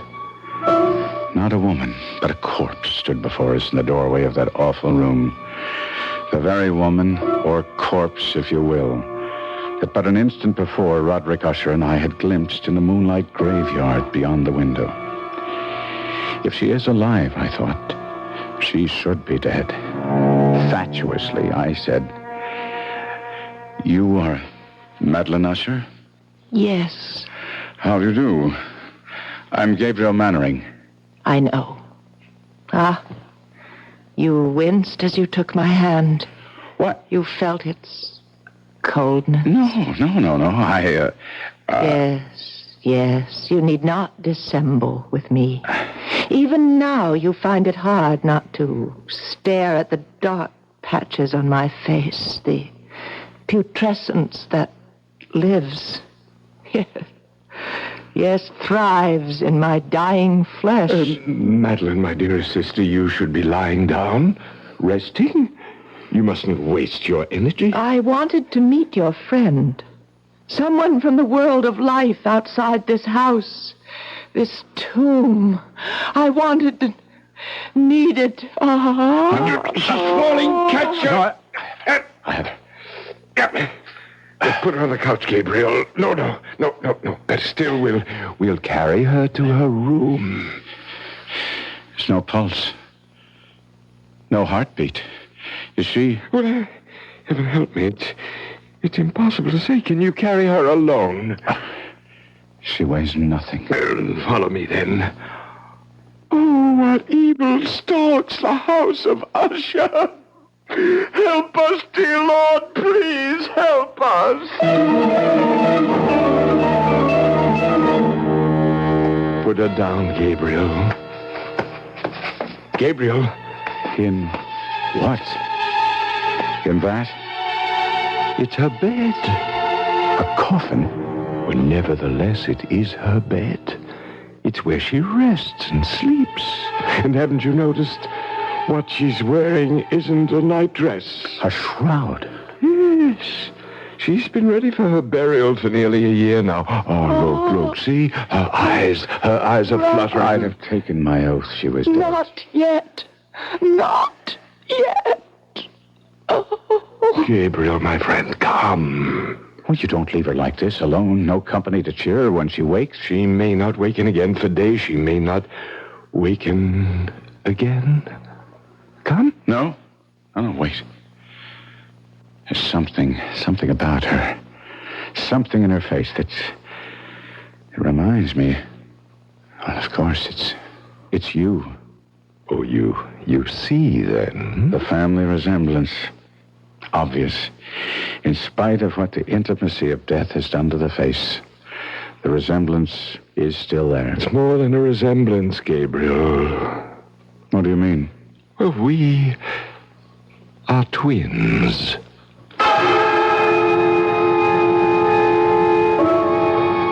As my friend spoke those words in that chamber of death, a curious change came into his face. It floats before me even now as I write, a complexion gone so suddenly cadaverous, his eyes large, liquid and luminous beyond comparison, thin and pallid lips gone thinner, paler, For a moment, he seemed scarce human. I had tried to calm his fevered nerves by telling him it was his sister, not he, who was dying. And he had cried out, You don't understand! You don't understand! And now, in an instant, I did understand, or at least the shadow of what he meant touched me, and I was filled with a dread, a loathing of what was to come that I cannot fully express. Had I known the full truth of what lay before us, my loathing would have increased 100-fold, and I should have fled the house of Usher then and there. Certainly, I should not have found myself at breakfast with Usher the following morning. Another helping, Mr. Mannering? No more, Cato. Then I can give you the message. A message from whom? Miss Madeline. She wishes to see you at your convenience. Well, then I'll go to her, of course. Now, why do you look at me like that? And now why do you turn away? Cato, face me. Look at me. What is it? Cato, is it the odor? Yes, sir. You'd best not go, Gabriel, or if you do, another time. I don't understand. The odor, the stench of putrefaction. It's stronger at times than at others. And you mean that she... Take me to Miss Madeline at once, Cato. No. It will sicken you, nauseate you, even infect you. Well, it can kill me and be damned to it, but I'll not disregard a last wish of a dying woman. Unlike you, Roderick, I do not fear death.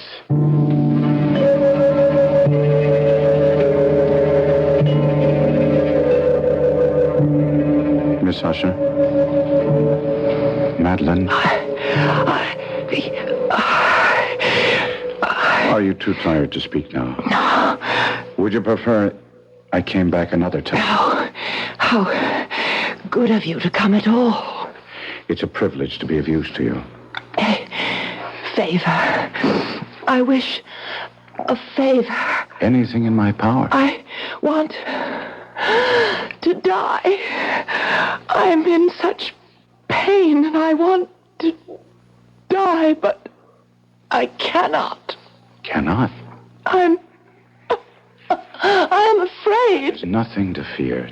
Death is only sleep, a dreamless sleep. Don't fear death. I don't. I fear. You fear what? Burial alive. Why would you have such a fear? What makes you think you might be buried alive? My mother. She? Promise me. Spare yourself. You need say no more. I promise. I promise you that you will not be buried alive. Rest. Rest now. Rest.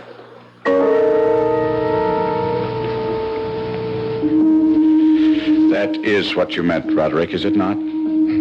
Like her, like your twin, you don't fear death so much as you fear being buried alive.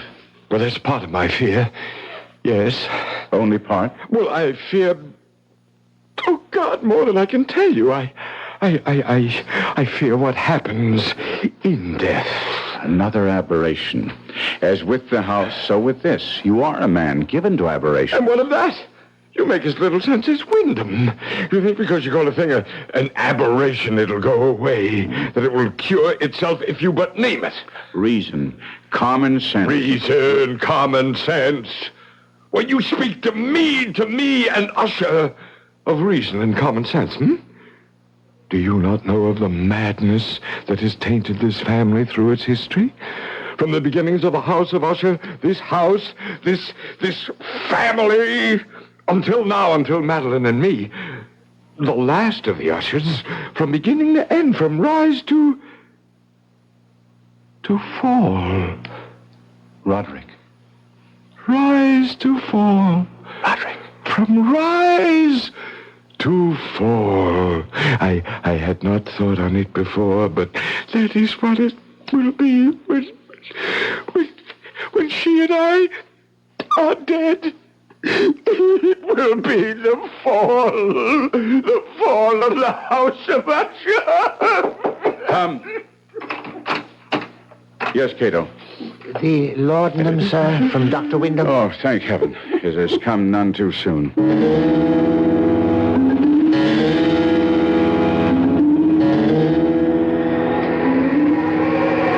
Mr. Mannering, sir. What? Oh, yes. Yes, Cato.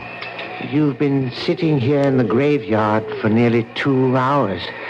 That long? Yes, sir. Tell me, Cato, how long have you been servant to Mr. Usher? More than 30 years, sir. But I thought I'd told you that the night you arrived just a week ago. Did you? Now, then I forgot. Were you here when the mother died? The mother of Mr. Roderick and Miss Madeline? Why do you ask such a question, Miss Mannering? I don't know, really, except I've been dwelling on what Miss Madeline told me about her mother. Buried alive. Was she indeed? Sir, don't ask such questions. Don't dwell on such thoughts. Why not? It was discovered the mother had been buried alive. Yes. Tell me about it. Sir, I entreat you. Understand. You cannot stay in the house of Usher. No one can without something, I know not what, but something evil taking possession of his mind, his spirit, his very soul. It will happen to you. It is happening to you. No. You've been drawn here to this spot.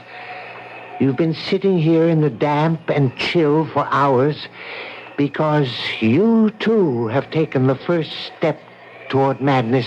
How did they discover she'd been buried alive? Sir, I beg you, turn your thoughts away from... How? If you must hear it. A few weeks after she had been buried, the coffin placed in that vault you see under the trees, it was discovered that she had been buried wearing a valuable ring. A ring? It contained a stone worth a fortune.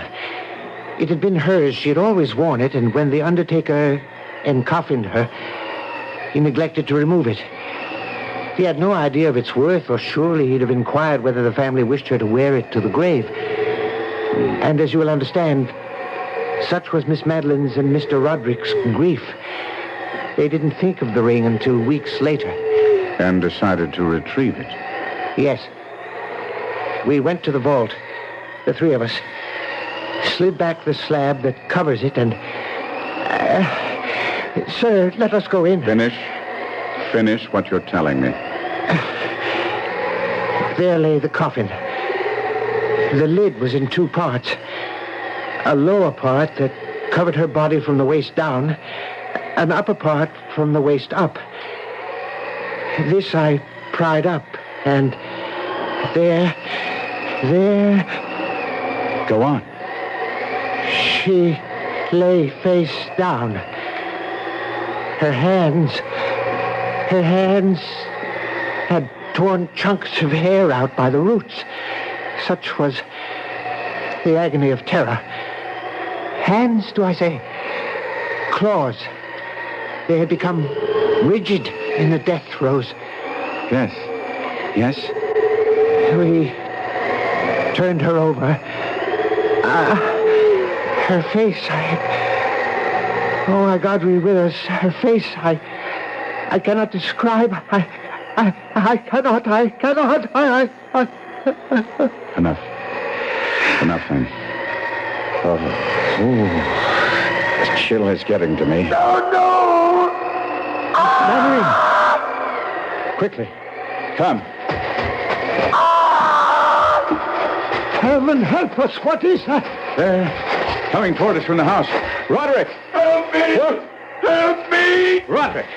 What is it, man? A corpse! A corpse! What? Madeline, dead. She's dead at last. Dead, but... What? What is it? She tried to take me to the grave with her. She tried to drag me into her coffin. Oh, no. Roderick, pull yourself together and tell us. I went to her chamber to see how she was. I called her name again and again and again, and no answer. I felt for a pulse, none. I lay my head against her breast, no heartbeat, and then... Oh, God, her arms were entwined around my neck, her cold arms around my neck, and I tried to break free, but I couldn't.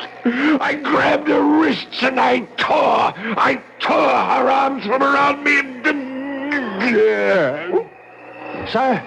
I've got him. Help me carry him inside.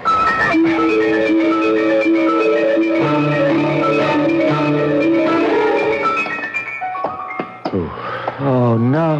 Now be calm, Cato. When Mr. Usher tore himself free, he must have dragged her half out of the coffin. Come. We must put her back in. Cato. I dare not touch her. Very well.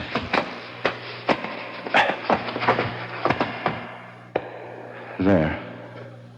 Is she at last dead? She seems so. Ride for the doctor. Tell him to come at once. Yes, sir.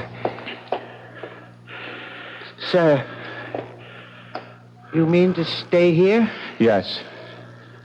But I will be gone at least 2 hours. Should you change your mind, you'll not be able to find your way back to the library in that maze of corridors. Now, don't worry about it. I shall stay here. I made her a promise that she'd not be buried alive, and I mean to keep that promise, Cato.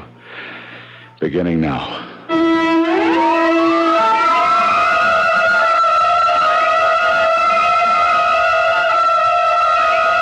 Alone in that chamber of death, within the house of Usher, Gabriel Mannering seats himself beside the coffin of Madeline Usher to keep his vigil and his promise, and wonders if he himself may not be going mad.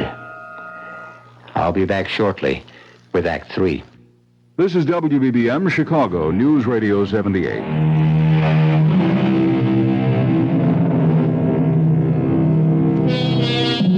Terror so awful as to shatter the human mind haunts the house of Usher, hangs like a shroud in the air, drips on the spirit like the very slime upon the decaying walls.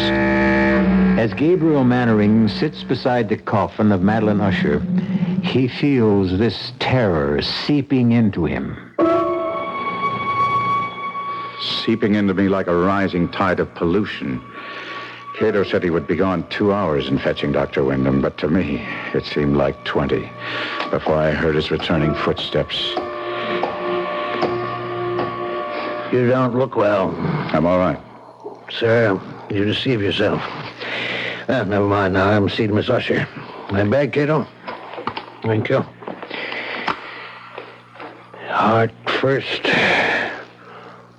Mm-hmm. Is she? No, there's no heartbeat. None whatever. No pulse. No vital signs at all. She is gone, then? Hey, Mr. Mannering, I've attended her in this strange illness for nearly a year. I've seen her in this state 4 times before. What's to be done? What indeed? Well, I would wait a few days at least, and then I should bury her. No. No? She feared to be buried alive. Yes, I know. Her mother. You attended her? No, another man. From what I've been able to learn, I judge her illness was similar, just as unaccountable as baffling. Well, Mr. Mannering, she did indeed fear the same fate her mother suffered, but I should think that after, say, 3 or 4 days... I say no. At least a week. No, 2, even 3. You don't know what you're saying. You can't keep a body for 2 or 3 weeks. Especially hers. Why especially hers? Well, look at her, man. Here. See? Under the skin of the cheeks. Those gray patches. She's partially decomposed already. I gave her my word, Doctor. I said we would make sure. There is an evil in this house. A sinister, malevolent thing that fastened itself on the Ushers years ago. And is beginning to fasten itself on you. Now hear me out. I have not seen you in some days. But the moment I came into this room, I saw it. I tell you, I saw it. The change in you. The sickening in you. I do not use this word lightly, Mr. Mannering. The insanity in you. You are right. I, too, have sensed, well, no matter. I am not given easily to fancies either. However, I am given to honoring a promise. I gave Madeline Usher my word she would not be buried alive, and she will not be. Now, I see that I cannot dissuade you. Very well. Do as you wish. And may God help you.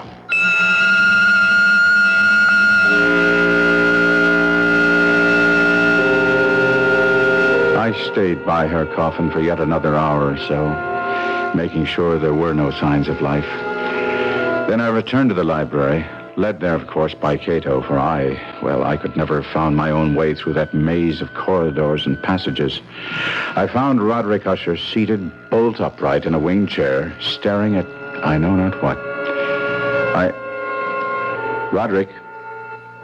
Roderick, I must talk to you. Do you hear me? Yes. Now, Roderick, as I told you, I promised your sister to take every precaution against her being buried alive. She is dead. I know it in my heart, my soul. I know it. I believe so, too. But we must be certain. Now, that presents a problem. Roderick, are you listening? Problem? Yes. Decomposition. If she is dead, she will decompose. And after a period of days, well, you can imagine. Days? Days of what? Of visiting her coffin, at least every 12 hours, say, to make sure she's dead. Are you mad? We must keep her body. 1 week, 2. And the question is, where? Where? We'll have to leave the coffin open in case she should regain her senses. On the other hand, if she is indeed dead, well, there are vaults deep down beneath the house. We could put the coffin in one of those. Good. We'll do that then. Yes, we'll do just that.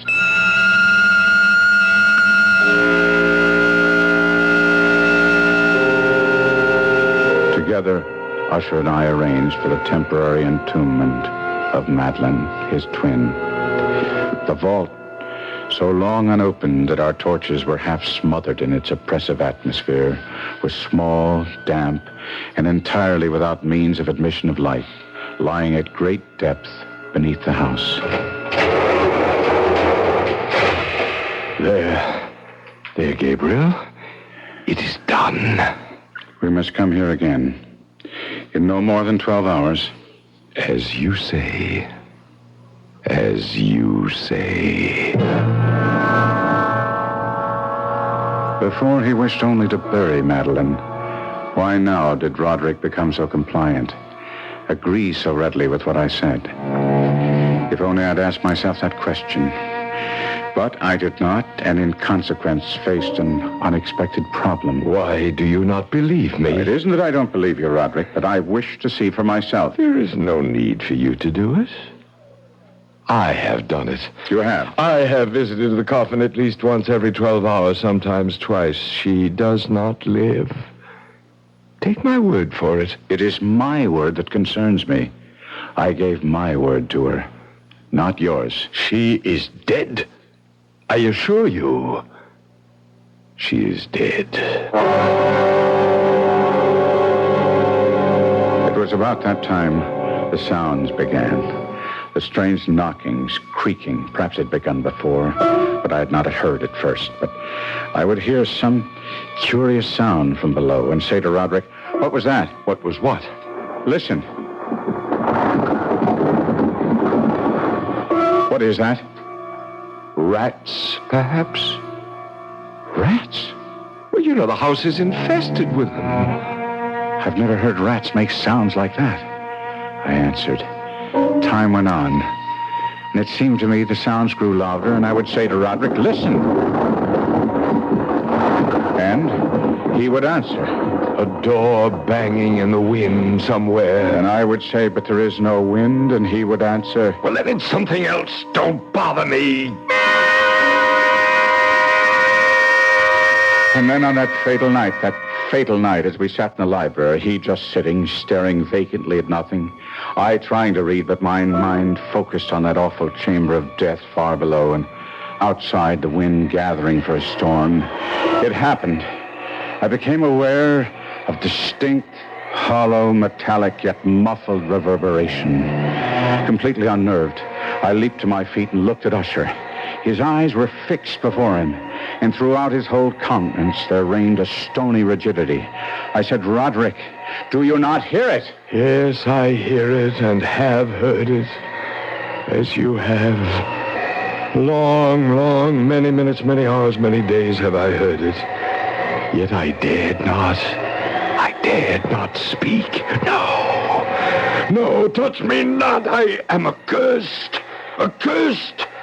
For I heard the sounds as did you, but I dared not speak and dared not go. Not go? My God, are you telling me? That not once have I gone down to see. I dared not. We put her living in the tomb. She comes for me. Listen. Now listen and know. We've heard the rending of the coffin, the grating of the iron hinges of a prison, her struggles within the carpet archway of the vault, and now, she comes for me. In a moment she'll be here. I hear her footsteps on the stair. I hear the horrible beating of her heart. She comes for me, she comes. I tell you, she stands outside the door.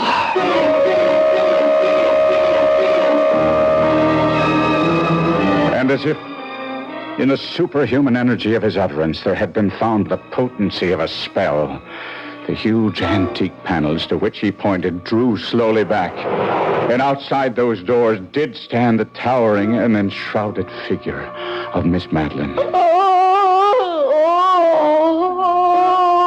There was blood on her white robes and evidence of some bitter struggle on every portion of her putrefied frame. For an instant she remained trembling and reeling to and fro upon the threshold. And then with a moaning cry, fell heavily inward on her brother, and in her violent and now final death agonies, bore him to the floor. A corpse. A victim to the terrors of all he had anticipated.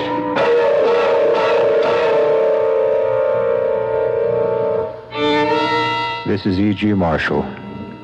I shall return shortly.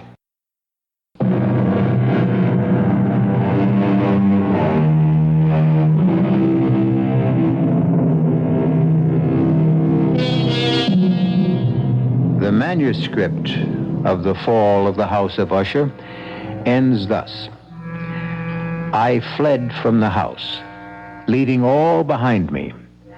As I ran, I heard a sound so horrendous it made me stop and turn. My brain reeled as, looking back, I saw the mighty walls of the house burst asunder. And in a few moments, the moon, breaking through the scudding clouds, a blood-red moon, revealed the end. The fall of the House of Usher. Our cast included Kevin McCarthy, Arnold Moss, Marion Seldes, and Robert Dryden. The entire production was under the direction of Hyman Brown. Now, a preview of our next tale. All right, Mr. Thompson, I'm a human being, too, and I guess if I got a letter from Dries, Hartog, and whatever telling me that I was rich, I wouldn't go into mourning. I'd probably go out and celebrate. Believe me, I understand very well. That's why I wanted to see you, to suggest arranging that happy event without the slightest trouble on your part, without any obligation until you're completely satisfied. What the devil does that mean? All you have to do is say yes. Just that one word, and your dream will come true. Yes to what? In a short time, you'll receive another letter from Johannesburg informing you of the sad news that your cousin, Mr. Well, I still won't reveal his name. Let him remain anonymous. That'll make your decision a great deal easier, I'm sure. What decision? The decision to inherit his estate. Radio Mystery Theater was sponsored in part by the Kellogg Company, makers of Kellogg's Special K cereal. This is E.G. Marshall inviting you to return to our Mystery Theater for another adventure in the macabre. Until next time, pleasant dreams.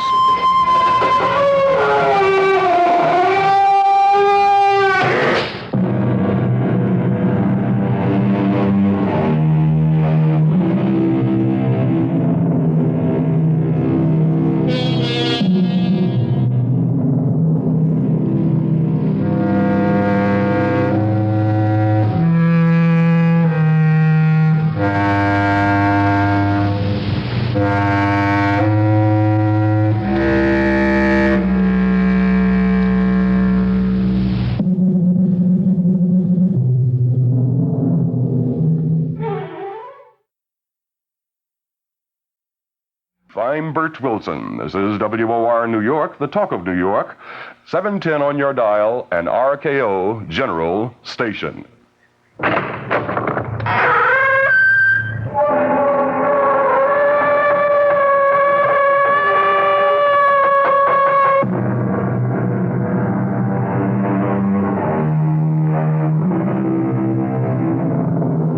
Come in.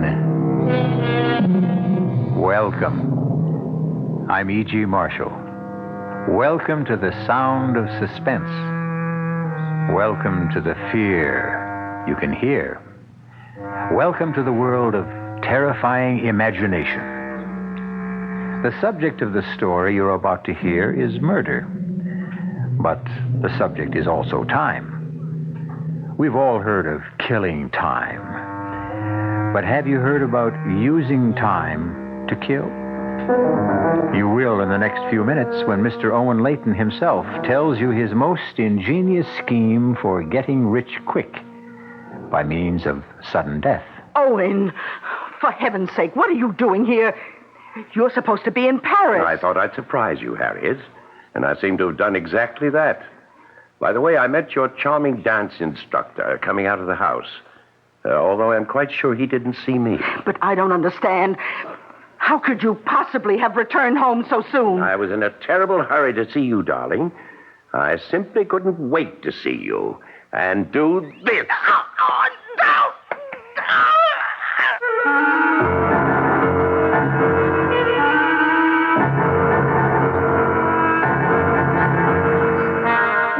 Our mystery drama, Sea of Troubles, was written especially for the Mystery Theater by Henry Slessor and stars Stotts Cotsworth.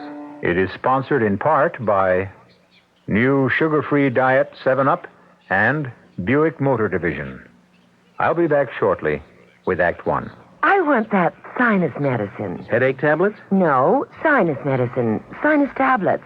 Helps the headache and the pressure. Oh, you mean sign-off. Exactly. Headache pain is one thing.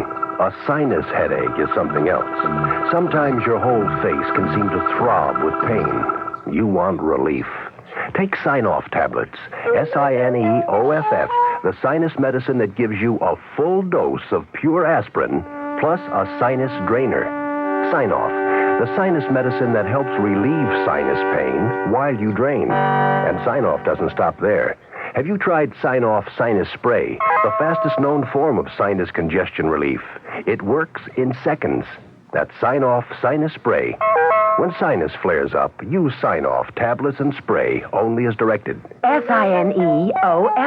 Sign-Off. Exactly. Sign-Off, the sinus medicines in the bright red box. Hey, Mom, what's for dinner?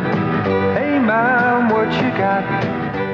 Meat is the star attraction of your dinner menus and probably your most critical food purchase each shopping trip. ShopRite Supermarkets has published a handy, informative meat cookery guide designed to help you prevent wasteful mistakes in buying and cooking meat. The book is free, no purchase required, and it's available at your nearest ShopRite supermarket.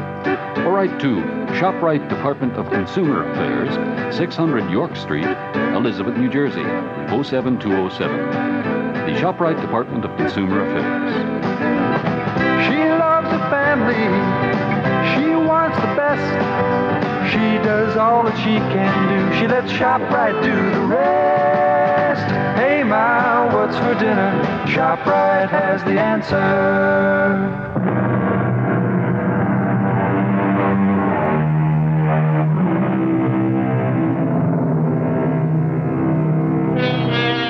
Our spine tingler begins across the sea, in the delightful city of Paris. They say that you can sit at a sidewalk cafe in one of these streets and sooner or later meet everyone you've ever known. Well, now we're going to introduce you to someone who you don't know, but whose acquaintance you'll enjoy making. His name is Owen Layton, and he prefers to tell you his unusual story in his own words.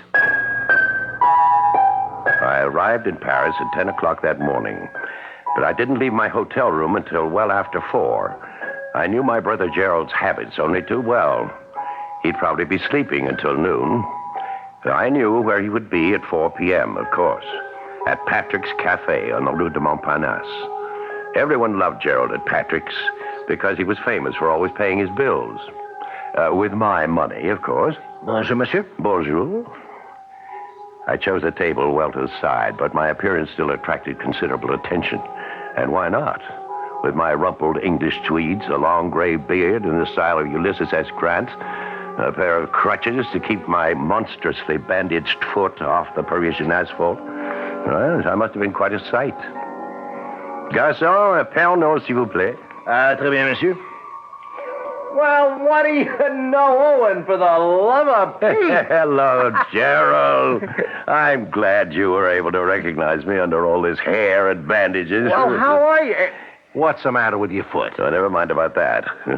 Give me a look at you. I haven't seen my kid brother in over a year. You know something? You look more French than ever. Yeah, come on now. Let's hear about that foot, Owen. And the beard.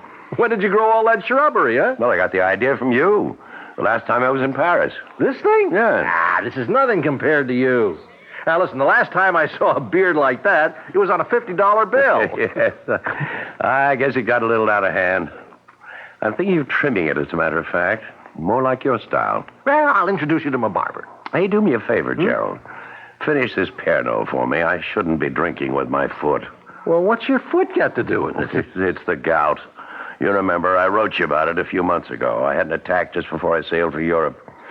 Well, how's your painting coming along? You sold anything yet? The only thing I sold is my watch, as if you didn't know. Yes, I know.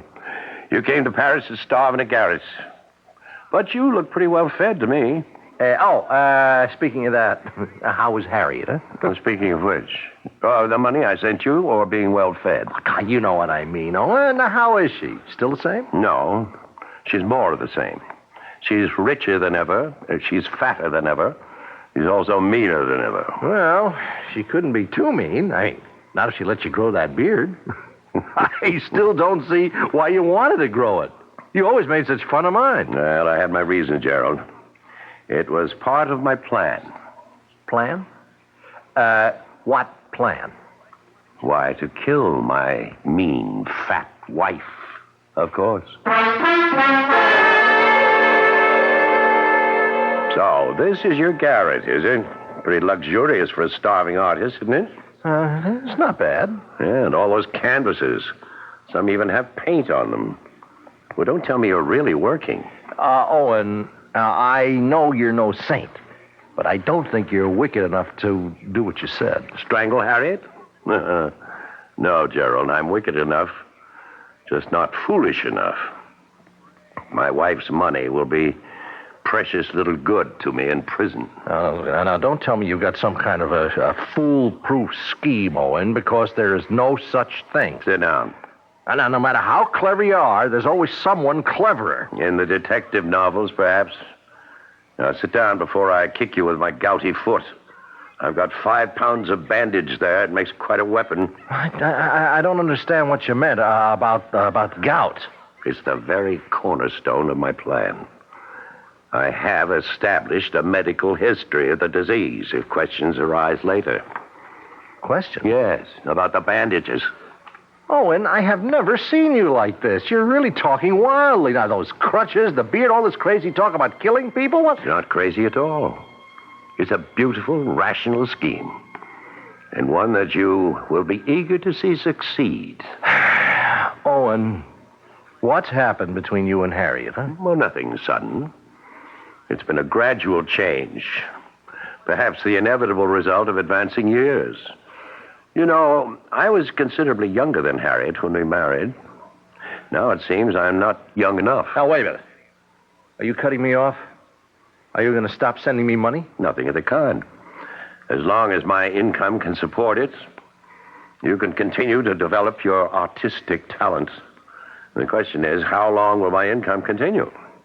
It's been 10 years since I married Harriet. The difference between our ages is suddenly not so great. Harriet is discovering that there are younger men in the world. In fact, there's one particular one she's fond of. You're joking. Yeah, he's a dancing instructor, as a matter of fact. She met him when I had my first attack of gout. I couldn't move for a month while Harriet indulged herself in non-domestic pleasures like dancing. What to talk about? Killing her? Killing her carefully, Gerald, with due regard to the risks involved. Actually, I thought of the answer when I was flat on my back. I had plenty of time to think then. About what? A unique phenomenon of the modern age. The magnificent paradox of transoceanic travel. Travel? Yes. A ship makes its journey in some 5 days. A jet plane takes only a few hours. But you hate planes. You've never been on a plane in your life. Yeah, that's right. They terrify me. But what does all this have to do with killing Harriet? Everything. For you and I, brother, are going to put that transatlantic paradox to use. We're going to prove that the difference between a ship and a plane is a lovely way to commit murder.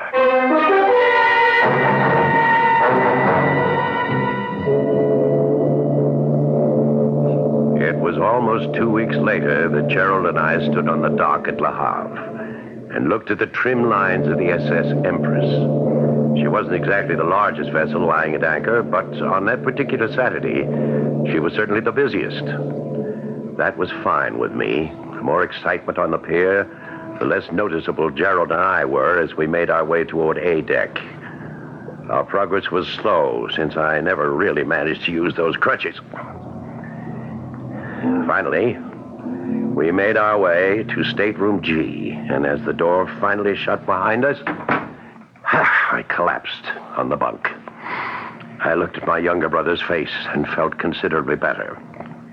Poor Gerald. His complexion was so pale white against his reddish beard, now fuller by 2 barbarous weeks. Relax, Gerald. Everything's going to be all right. Well, I wish I had your confidence, Owen. Now, let's take care of the passports first, and then we can call the steward. All right. Here they are. Ah, good. Now, we have to do this very carefully. With infinite patience, I set about the delicate task of removing the small photographs from both passports. I was as precise as a jeweler. Then I squeezed glue from a tiny tube and replaced them. One bearded face substituted for the other one. Yes, my brother and I look quite a bit alike, despite the 6-year difference in our age. Owen, are you sure nobody will notice? Now, you're not supposed to tamper with these passports. Yes, that's true. And I understand it's also a crime to kill someone. Nevertheless, that's exactly what I plan to do. Now, let's ring for the steward. All right. The man who answered our ring was a perfect delight. An aging cockney with a thin crest of white hair, the mouth of a pixie, and the squinty eyes of a myopic. The latter, of course, was going to be a blessing. Everything all right, Mr. Layton? Yes, everything's just fine. Your name, Mr. Pawkins? Yes, sir, that's me. Sir Pawkins, at your service. Well, Mr. Pawkins, I'm afraid I'm going to be something of a burden to you on this voyage. As you see, I'm an invalid. Oh, yes, sir, your poor foot, sir. Exactly, my poor foot. As a result, I'm going to be forced to take all my meals in here. So you'll have to arrange matters with the dining steward. I trust that can be arranged. Oh, yes, sir, don't you worry none about that, sir. Ah, good. Nor will I be spending any time on deck. The least bit of roll is extremely painful for me. So I'll remain in my stateroom until we reach port. What a pity, sir. No, it's all right. It's all right. I've got a great deal of business to take care of between here and New York. I'll have enough paperwork to keep me busy. So if you'll just bring me my meals and keep me from being disturbed, you'll be doing your job handsomely. All right? Understood? Oh, yes, understood, Mr. Layton. See you later then, Mr. Pawkins. Oh, yes, sir. Oh, we were lucky. He seems like a cooperative old geezer. Yes, but be careful. Always keep your door locked, so he can never enter without knocking. And every time he brings you that tray, make sure that you're either dozing or buried in papers. Understand? Understood. Yeah. Well, when I think about what you're going to do in New York while I'm on board the ship, What I'm going to do in New York is going to be a pleasure. But you're so cold-blooded about it, Owen. You are going to kill a human being. No, I never said that. I said I was going to kill Harriet.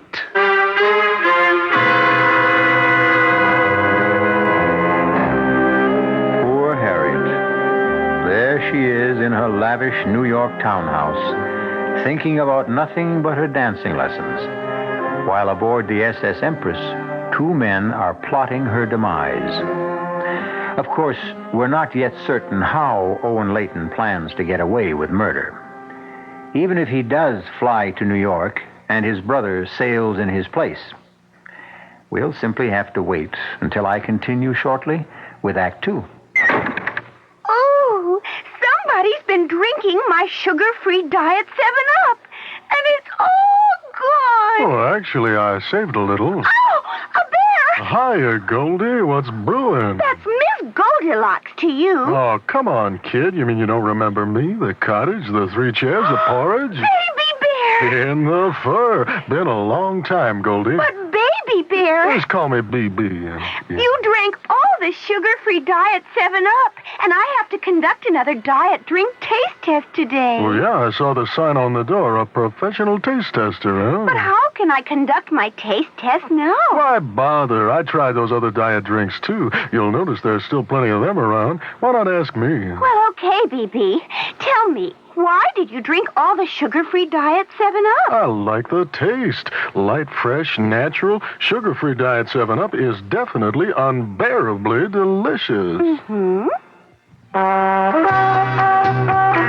There's a very special deal going on at all offices of Suburban Savings throughout North Jersey. It's called Suburban Special Interest Deal, and you'll be especially interested in the savings you get.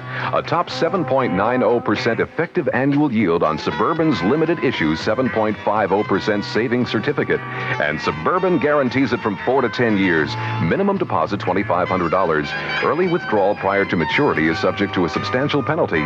Suburban compounds interest continuously from day of deposit paid quarterly. So you not only get interest on your savings, you get interest on the interest. And Suburban offers you the highest interest rate allowed by law. Here's your chance to get a great savings deal. A top 7.90% effective annual yield on Suburban's limited issue 7.50% savings certificate. Why not deal yourself into Suburban Savings Special Interest Deal at any Suburban Savings office in northern New Jersey?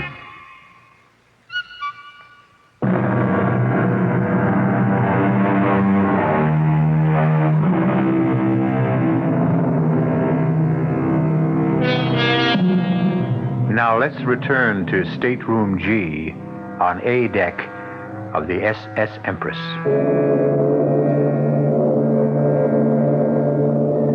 It's almost sailing time. The first all visitors ashore warning has been sounded on all levels of the great ship. But in stateroom G, of course, the warning has a special significance, because now the visitor has become the passenger, and the passenger has become the visitor. But let Mr. Owen Layton speak for himself. Listen to me, Gerald, and listen very carefully. For Pete's sake, Owen, we've been over this 100 times. But now I'm saying it for the last time. You must do exactly what I've said. Exactly. The smallest variation can cause total disaster. I promise you, I won't move from the stateroom. I'll be a good little rabbit in my cage. Yes, it's exactly what worries me. Your rabbit-like tendencies. Don't expect me to enjoy it. When I think of all those cute little bunnies strolling around on the deck. No, just forget they're there, understand? Let me get this bandage off my foot. Now. Oh, 5 days. And don't forget the 6 nights. You'll manage, all right? Won't be any fun, Owen. Yes, and neither would it be any fun to fill gas tanks in Hoboken. Not as much fun as living on the left bank with those Parisian beauties of yours. All right, I know. And don't forget who's really doing the hard work, Junior. Including that plane trip tonight. Oh, for me, that's the worst part of it all. Listen, how high did those buddy things fly? Oh, 30,000 feet, I think. Oh, it's preposterous. There, the bandage is off. Now, let's get them on you. By the time the next all ashore sounded, the transformation had been made. The bandages were on my brother's foot, and the crutches were lying snugly beside his bunk. And I was all set to leave. With Gerald's gray tweed coat belted around me, with Gerald's hat on my head, I strolled to the visitors' gangplank and left the SS Empress to its business.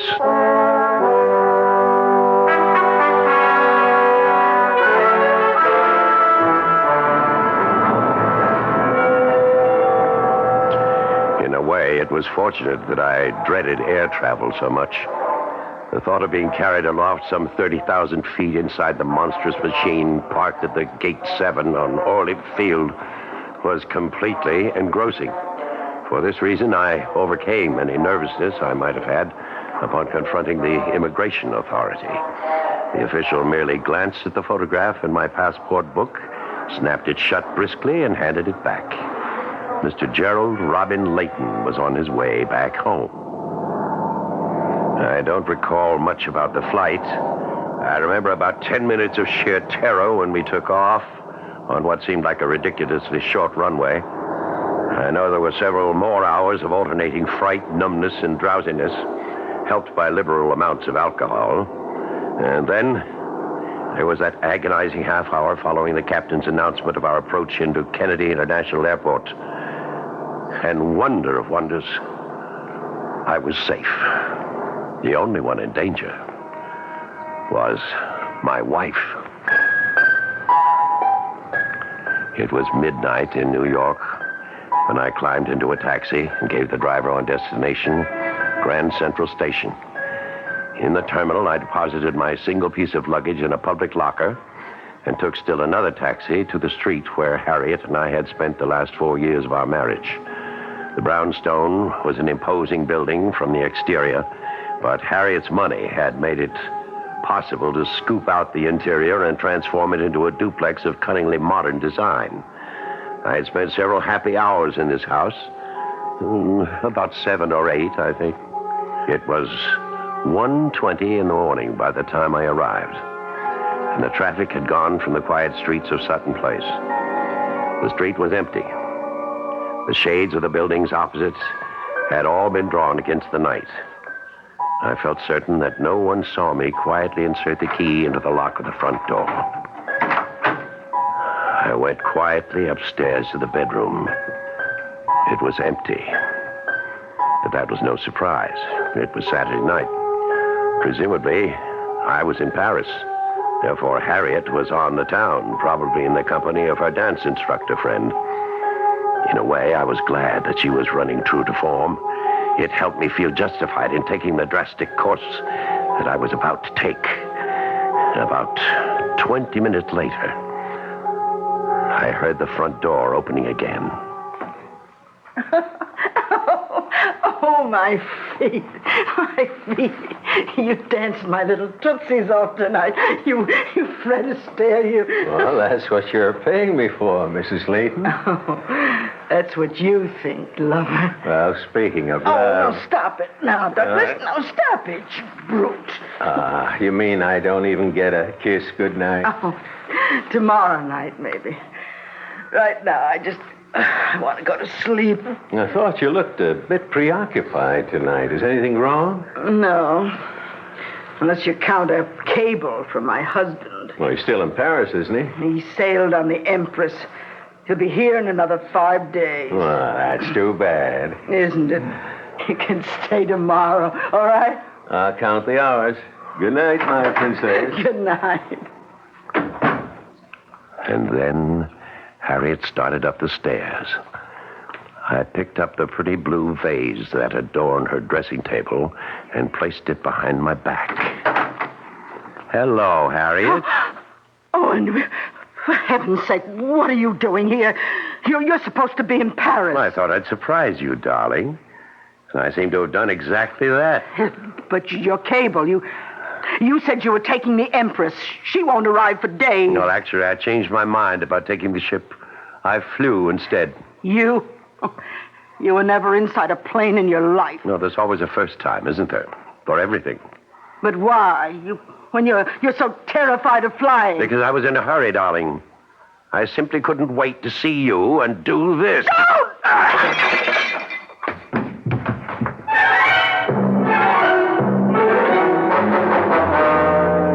It was a shame about the vase. It cost a small fortune. The really distasteful part came now. As you may have gathered, I'm a man of fastidious taste.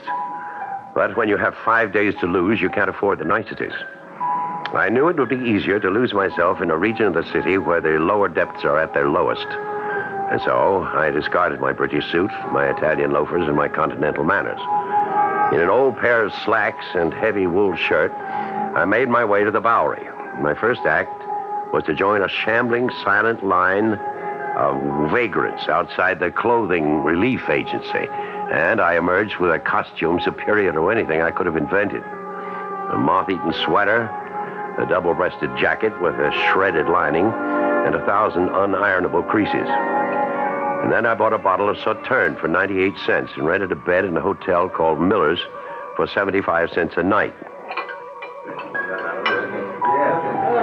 And then, the next day, in a steam-filled diner where the coffee tasted like antiseptic, I picked up a mud-stained newspaper from the dirty tile floor. There on the second page was an item which gave me an appetite even in that place. It said, "Woman found murdered in East Side Brownstone." Ah, but the smaller headline beneath it was even more delicious. It read, "Dancing teacher held as suspect." It wasn't something I planned or expected, but, well, why not? Why not?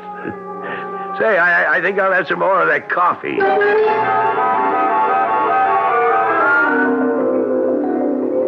And then the 5 days were over. It wasn't very far from the Miller Hotel to the docks. The first glimpse I had of the Empress' beautiful bow on the horizon thrilled me in a way I had never known before. But I couldn't stand about and admire it. I had things to do. I made my way as unobtrusively as possible back to Grand Central Terminal. I removed my luggage from the locker, and then in the washroom I shaved and changed into clean clothes.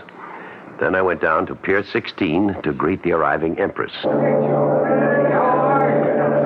I knew that Gerald would be among the last of the passengers to appear, but then there he was, where wearing my green plaid topcoat with a collar pulled around his throat, wearing my Homburg hanging low over his eyes. He was using my crutches, too, and not very well. But with his foot so heavily bandaged, he still made a convincing cripple. Owen, over here. For a minute, I didn't think you'd make it. Well, how was it? How did everything go? Fine. Look, when can I get rid of these crutches? They are killing. Never mind the crutches. What about the steward, Mr. Pawkins? Did you see him before you left the ship? No, I managed to avoid him. I didn't even tip him either, just as you said. Good. Now get into that car. This isn't your car, is it? It's a rental car. Now get inside so we can switch clothes. A rental car? Well, weren't you taking the chance? I rented it in your name, Junior. Don't worry about it. You really thought of everything. Owen, I have to give you credit. Well, just give me my clothes and that bandage. And fast. And so we made the switch, as before. By the time I stepped out of the rented automobile, I was dressed in the Homburg and the green plaid coat. And the bandages were back where they had originated. In fact, the crutches seemed like old friends as I hobbled back to the entrance of Pier 16. I spotted the ship's petty officer emerging from the passenger exit. Pardon me, sir. Yes, sir. What can I do for you? Well, it's rather embarrassing. You see, there's a steward that I meant to take care of before I left my stateroom. He was very kind to me. What's his name? Pawkins. He's an old fellow. Very nice. I hated to miss him when I left, but somehow I did in all the excitement.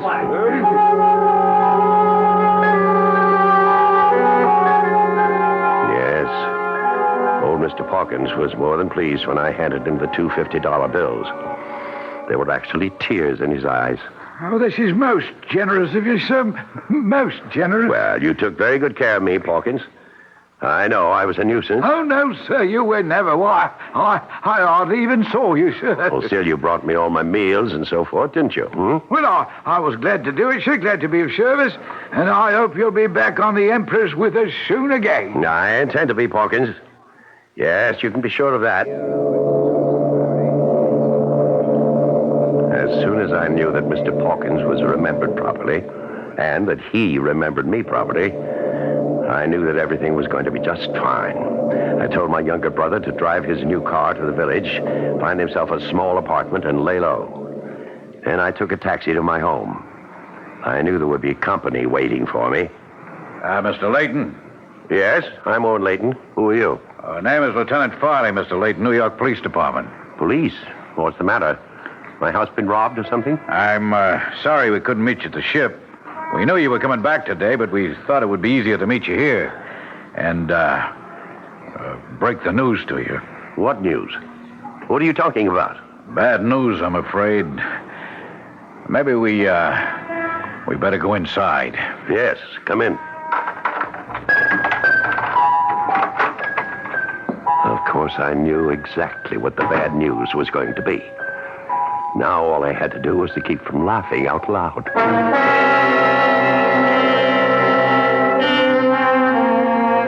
We seem to have been witness to the perfect murder. Owen Layton can't be blamed for the murder of his wife, and for the most natural reason in the world.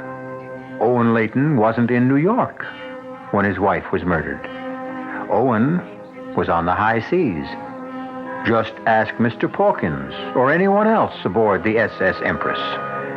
But before we congratulate Mr. Layton on his cleverness, why don't we wait until I return with Act 3? And now another story of the ball and chain as Kellogg's Special K presents Veronica and Jeff. Oh, Jeffrey, isn't this romantic? Out on a quiet lake at night with you rowing the boat. Yes, Veronica, it's really neat. Jeffrey, what was that? Frogs. Frogs that go bonk? They're pretty weird frogs. Oh, Jeffrey, you're such a card. You have a ball and chain, like the ones they use in those Special K commercials. Yes, Veronica, it symbolizes my few pounds of extra weight, but I'm going to get rid of it. How? By exercising. You know, like rowing this boat and eating smart at every meal, starting with a Special K breakfast. You mean a 1 ounce bowl of high-protein Special K, 4 ounces of skim milk, orange juice, and coffee? Precisely. It's less than 240 calories, and it tastes delicious. It'll help me get rid of this ball and chain. I'll help too, Jeff. After all, we're all in the same boat. You have a ball and chain, too. Your happy ending could begin with the Special K breakfast from Kellogg's. This is Hugh Downs with another car buyer's report from Ford. Car size and fuel economy are important considerations today, but so is the total cost of ownership, which involves purchase price, trade-in value, and operating economy. And Ford feels if you compare mid-size cars, you'll choose Ford Torino. Take some operating economy examples. Torino offers gas-saving steel-belted radial ply tires standard, runs on regular gas, and has a 26.5-gallon fuel tank. That's 20% more capacity than its closest sales competitor.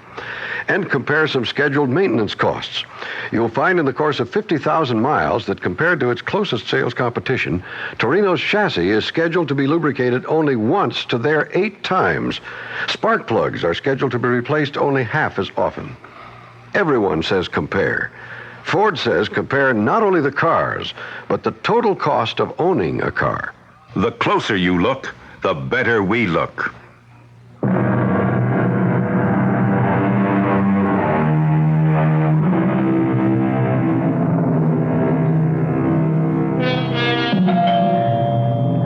Owen Layton is a happy man today, despite the fact that he is all alone in the reconverted brownstone on Sutton Place.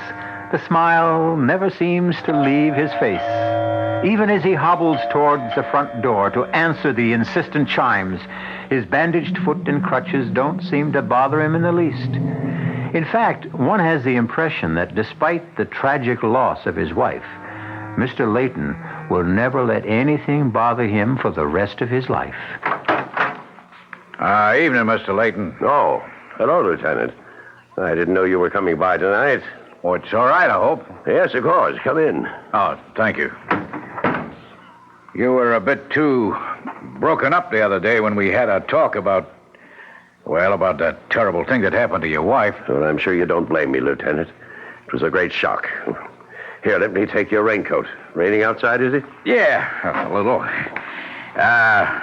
Frankly, it was my decision not to send a radiogram to the ship. About your wife's death, I mean. It didn't seem right to break the news to you that way. Well, that was very considerate of you, Lieutenant. We knew you were aboard the Empress because of your cable. Yes. But you were right not to tell me when I was aboard. It would have been very helpless feeling, knowing that there was nothing I could do about it. Yeah, that's what I thought, too. At any rate, I suppose you've had some time to, think about what may have happened. No, Lieutenant. The truth is, I still don't understand. That man who killed her, what was his name again? Douglas Denton. Oh, yes. It's not his real name. He called himself that at the dancing school, but he was born Bernard Eubank. I take it you didn't know Mr. Denton. No, I never met the man before in my life. And why would he want to kill my poor Harriet? Well, actually, he's still denying that he did. Well, how can he? From what I read in the newspaper, well, you seem to have caught him red-handed. Well, no, not quite that good. We knew that he'd been, he and your wife had been seeing each other during your visit abroad, and that they'd seen each other that Saturday night she was killed. In fact, he was seen in the vicinity of your house by several witnesses, not more than 10 minutes from the time when we estimate that she was bludgeoned to death. I'm sorry, that's a little too graphic, I know. It's all right, Lieutenant. I want to know the details. I really do. Well, the one detail we don't know is why he would have done such a thing. I mean, frankly, we have Mr. Denton pegged as a rather small-time, gigolo. I'm sorry to tell you that, too. Oh, it's all right. I'm sure Harriet wasn't to blame. I'm sure that man just did whatever gigolos did and made a fool of her. Well, did your wife do that sort of thing often? I don't know. I suppose she's made a few mistakes. Which of us hasn't? Well, now, if you could be more specific... No, Lieutenant. I'm sorry. I want Harriet's killer punished, Lieutenant Farley, but not at the expense of scandalizing my wife. I'm afraid that scandal won't be easy to avoid. We know she was having an affair with Mr. Denton. He's admitted that himself. But that don't give him any reason to break a vase over her head. Yes. Unless she had decided to end the affair, of course. Well, it's one possible theory, of course. Didn't you say you found my cable to her about coming home on the Empress? Yeah, that's right. Well, Harriet didn't know I expected to return from Europe so soon. Perhaps when she informed her friend, Mr. Denton, he got angry. Yeah, that's possible, too. He might have just acted impulsively. Yes, Lieutenant. I'm sure it happened just that way. They quarreled. In your bedroom? Very well, in our bedroom, yes. They quarreled.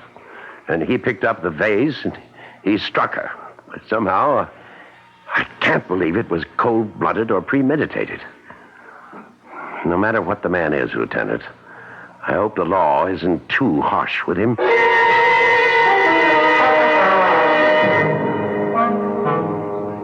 I'll tell you what wasn't easy. It was the waiting. I had to wait for the outcome of 2 legal actions, the verdicts of both the criminal and the probate courts. But I had every confidence that human and fiscal justice would be done. And then, one night, a little more than 2 weeks after my return... Hello? Owen, it's Sheila. I beg your pardon? It's Sheila.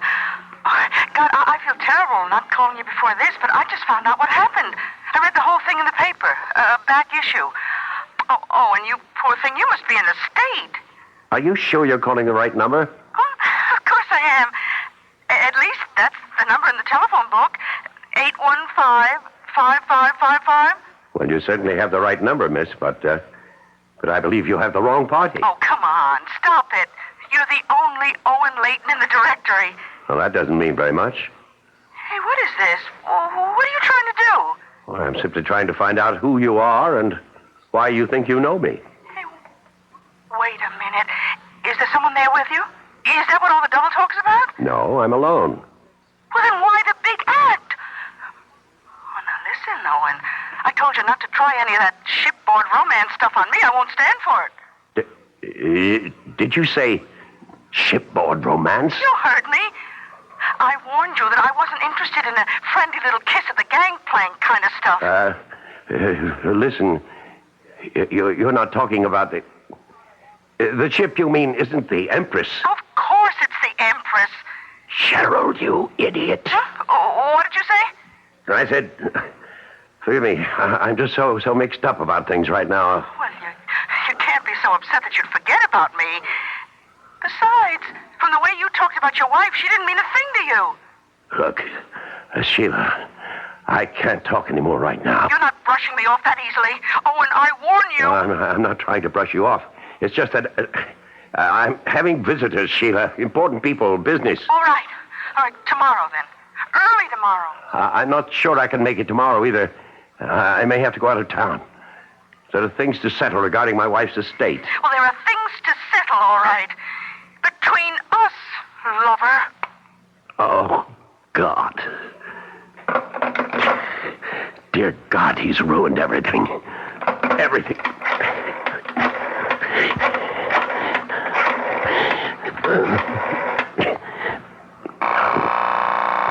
Pick it up. Pick up the phone, you miserable... Hello? Gerald, it's your brother. Oh, hi, Owen. How are you? Never better. Never better. Oh, what's the matter? You don't sound well. Well, why shouldn't I be well? I just had a lovely chat with a no doubt charming young lady. What? Her name is Sheila. Isn't that a lovely name, Sheila? Uh-oh. Is that name familiar to you? Now, Owen, before you say anything else, will you listen to me? Yes, that's why I'm calling, to listen to you. To see if there's anything you can say, anything at all, that will mitigate my intention of coming right over there and strangling you. Now, you've got to understand how it was, Owen. I was a prisoner in that stateroom, a virtual prisoner. Yes, and that was the idea. I told you never to leave that room. Never to so much as poke your ugly head out of the door. Well, it was easy enough for the first day, Gerald, but after almost 24 hours of that, How many other women did you take up with? Owen, she was the only one, absolutely the only one I had anything to do with. And if I know you, you had plenty to do with her. Well, I couldn't live like a hermit, for Pete's sakes. I can't believe what I'm hearing. I can't. You knew how important it was to convince everyone that you were me. But I did that, Owen. I told her I was you. Aye, that was clever. No, she thinks I am you, Owen. Now, look, the fact that she telephoned you tonight, doesn't that prove it? Oh, yes, that proves it completely. Owen, Oh, and I was really going crazy in that tiny room, so I took just one little stroll on deck one night. Yes, and met Sheila. I swear that I never knew she'd try to get in touch with me. Your girlfriend, Sheila, is in New York right now. She's demanding to see me. You. Me. What I mean is she's read about Harriet's death. She knows that you... she knows that Well, she knows that Owen Layton is free and unencumbered and will soon be very, very rich. Oh, gee, I'm glad to hear that, Owen. Shut up. Your friend Sheila isn't going to give up that easily. She's going to track me down. She's going to try to renew our little shipboard romance. And do you know what will happen when she does? What? Think about it, Gerald. She's going to take one look at me, and I'll be cooked, roasted, fried. She'll know I wasn't aboard the Empress. She'll know that she spent all that glorious week with another man. And how long do you suppose it'll take for her to put two and two together? Owen, couldn't you put her off? Now, couldn't you keep her from seeing you? How? Well, if you could leave town, if you could get away. Yes, it's the only thing that's occurred to me, too. If I left at once... You could always go back to Paris. You always said it's your favorite city. And guess what? I saw in the papers that the Empress is sailing again tomorrow for Le Havre.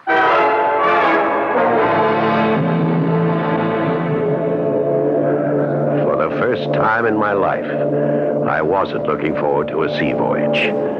But I knew that my idiotic younger brother had left me no other choice. The minute I was off the phone with him, I was on again, this time to my very obliging travel agent, who told me that passage aboard the Empress was indeed possible.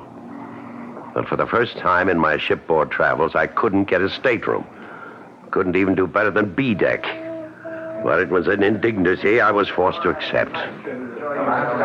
This time, my cabin steward wasn't an amiable gentleman like Mr. Pawkins, but a gruff, uncommunicative type who made no promises of devoted service. But then I wouldn't require much service. For one thing, I no longer needed my bandages and crutches. As far as the world was concerned, my troublesome gout was healed. Pardon me, sir. Yes? Aren't you the gentleman who sailed with us a couple of weeks ago? That Pawkins chap? Oh, yes, that's right. You were the officer who helped me find the steward. Yes, everything worked out all right there? Yes, everything went fine. Unfortunately, I couldn't get such good accommodations this trip. Well, that's a shame, sir. But then I don't think we'll have as easy a crossing of it this time. Why not? Oh, a bit of rough weather ahead, they say. Oh, fine. That's all I need. But rough weather ahead or not, at 4 that afternoon, the Empress pulled slowly away from the pier, and I admit that I breathed a heavy sigh of relief. That evening, I was taking a nap before dinner when someone knocked on my door. Who is it? Must be unfriendly neighborhood steward. Yeah? Hello. Oh, I'm sorry. Oh, was there something you wanted, miss? Well, I've made a mistake. I thought this was Mr. Layton's cabin. Well, it is. I'm Mr. Layton. Oh, but you're not Mr. Owen Layton. That's the party I was looking for. But I am Owen Layton.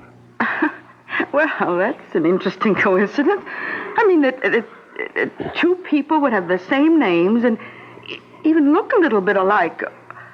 Although, well, the Owen Layton, I mean, is quite a bit younger. I don't know. What in the world you're talking about? I saw your name on the passenger list, but the man I mean... Well, he's about your height, and he has a beard like yours, but he's not you. Well, and who are you? My name's Sheila. Sheila Ross. Sheila. I met Owen Layton 2 weeks ago, right on this ship. And now suddenly there's another Owen Layton going the other way. There's something very fishy going on here. You're mistaken. I swear you're mistaken. Listen, Mr. Whatever your name is, I don't know what this is all about. I don't know why there are two Owen Laytons going back and forth on this ship. Well, what's so strange about that? I mean, why are you going back and forth? Me? Because I have to. Because it's my job. I'm a social director. You mean you work on the Empress? That's right. And right now, I'm going to work on finding out what this is all about.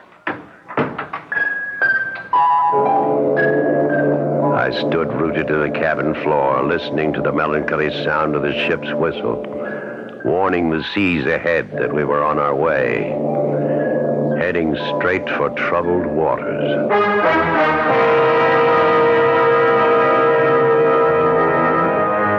As you have heard, Owen Layton's perfect murder had the customary imperfection. But at least he'll be able to enjoy one last ocean voyage before the authorities send him up the river. Isn't it nice to see justice triumph? Oh, beg your pardon, to hear justice triumph. You'll hear more out of me when I return shortly.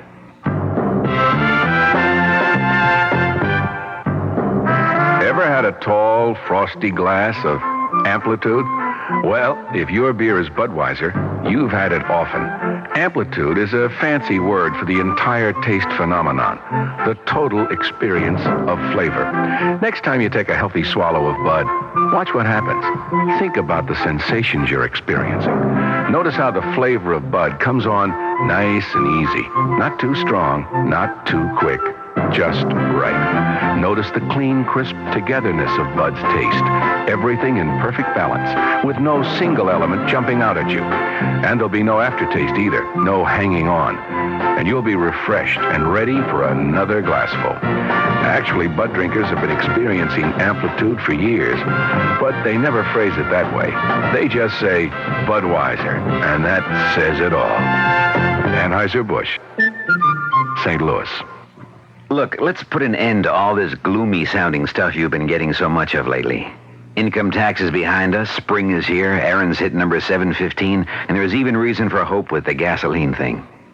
It's in this new spirit that I'd like to talk to you about buying a new car. It's a small car, one you can judge sanely, and not just in terms of how many miles per gallon it gives you. The car is a Buick Apollo. Like any self-respecting small car, it is economical. It's got a 6-cylinder engine and a 21-gallon gas tank, which combine to give Apollo good gas economy and great range. But Apollo can also seat 6 passengers, and it has the kind of smoothness, quietness, and interior comforts that you'd expect of a Buick. Okay, you're looking for a car, and you think it should be small. Well, Buick has the car, Apollo.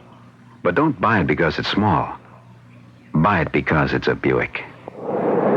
Excuse me, are you traveling with children? Oh, yes. 11A up by the window is our eldest. And row 32, way back there, is our middler. And Junior. To the Actons, who started 2 weeks of togetherness with half a plane between them, United Airlines dedicates the family side of friendship service. Taking care along the way, make you feel at home. Whether your family's flying to a great reunion or a great vacation, United gives you special care. Whenever possible, we'll board you early, seat you together. Good reasons more people choose the friendly skies than any other airline in the land. The friendly skies of your land, United Airlines. Use the American Express card to pay for your United airfare and many other travel expenses. If you don't already have an American Express card, pick up an application wherever the card is honored. AMCO Transmissions, Chuck speaking. How may we help you? Oh, boy, have I got problems. I got a really fantastic 58 Pontiac with a busted automatic transmission and a mother-in-law that's been visiting me for 10 days. Well, we can help you with the Pontiac. No, don't kid a desperate man. Now, look, can you really fix up a car that old? Oh, sure. AMCO serviced over 3 million automatic transmissions, and over 400,000 of them were Pontiacs. We know Pontiac's cold. Pontiac, Ventura, and the Firebird, and the Bonneville, Catalina, and also Grand Prix. Terrific. Okay, now, look, you send the tow truck, and I'll help her pack. Oh, you mean... Yeah, the 58 Pontiac belongs to my mother-in-law. Aw, nobody knows her automatic transmission better than AMCO. Double A, MCO. There are over 500 AMCO centers coast to coast. Consult your yellow pages for the AMCO center near you. AAMCO. AMCO.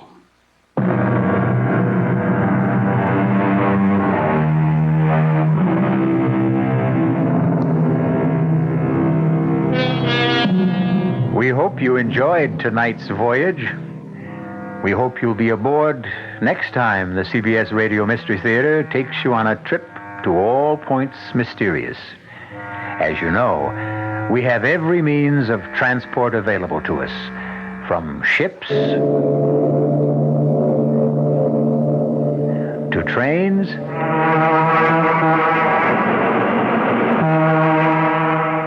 to planes. And isn't it wonderful to realize that we didn't use a drop of gas or oil? Our cast included Stotts Cotsworth, Earl Hammond, Bryna Rayburn, Dan Acco, and Ian Martin. The entire production was under the direction of Hyman Brown. Radio Mystery Theater was sponsored in part by Sign-Off, the Sinus Medicines, Anheuser-Busch Incorporated, Brewers of Budweiser, and the Kellogg Company, makers of Kellogg's Special K cereal. This is E.G. Marshall inviting you to return to our Mystery Theater for another adventure in the macabre. Until next time, pleasant dreams.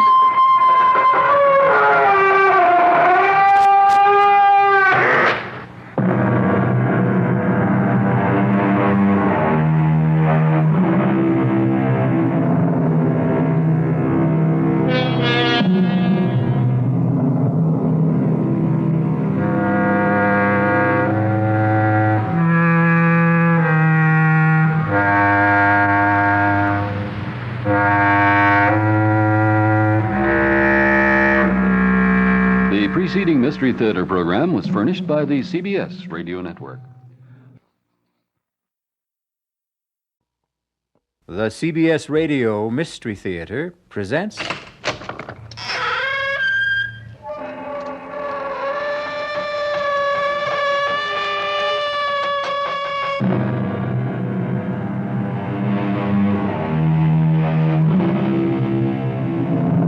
Come in. Welcome. I'm E.G. Marshall. Welcome to the world of terrifying imagination. Make yourself comfortable for the moment. You know, evil has a vitality that defies time. Its power can be curbed, denied, defeated, but only temporarily. And when it returns, its force is more malevolent than ever. We have all been to dark places and felt the presence of evil, and we have all seen things beyond our power of understanding. But, like Tom Fairley, we feel there are explanations for everything. Or are there? Cold, bitter cold, and the smell, decayed. Frank. Frank? Is he... No. He's unconscious. We'll talk to him later. Folger, did your men find anything else? Just the grass. It is curious, Tom. I don't see anything, Klaus. Yes, you do, Tom, but it doesn't mean anything to you. You weren't here when we found Flip. The area is flattened, and there's the same strange discoloration. What's all this got to do with Frank here? I don't know. But I promise you, I'll find out.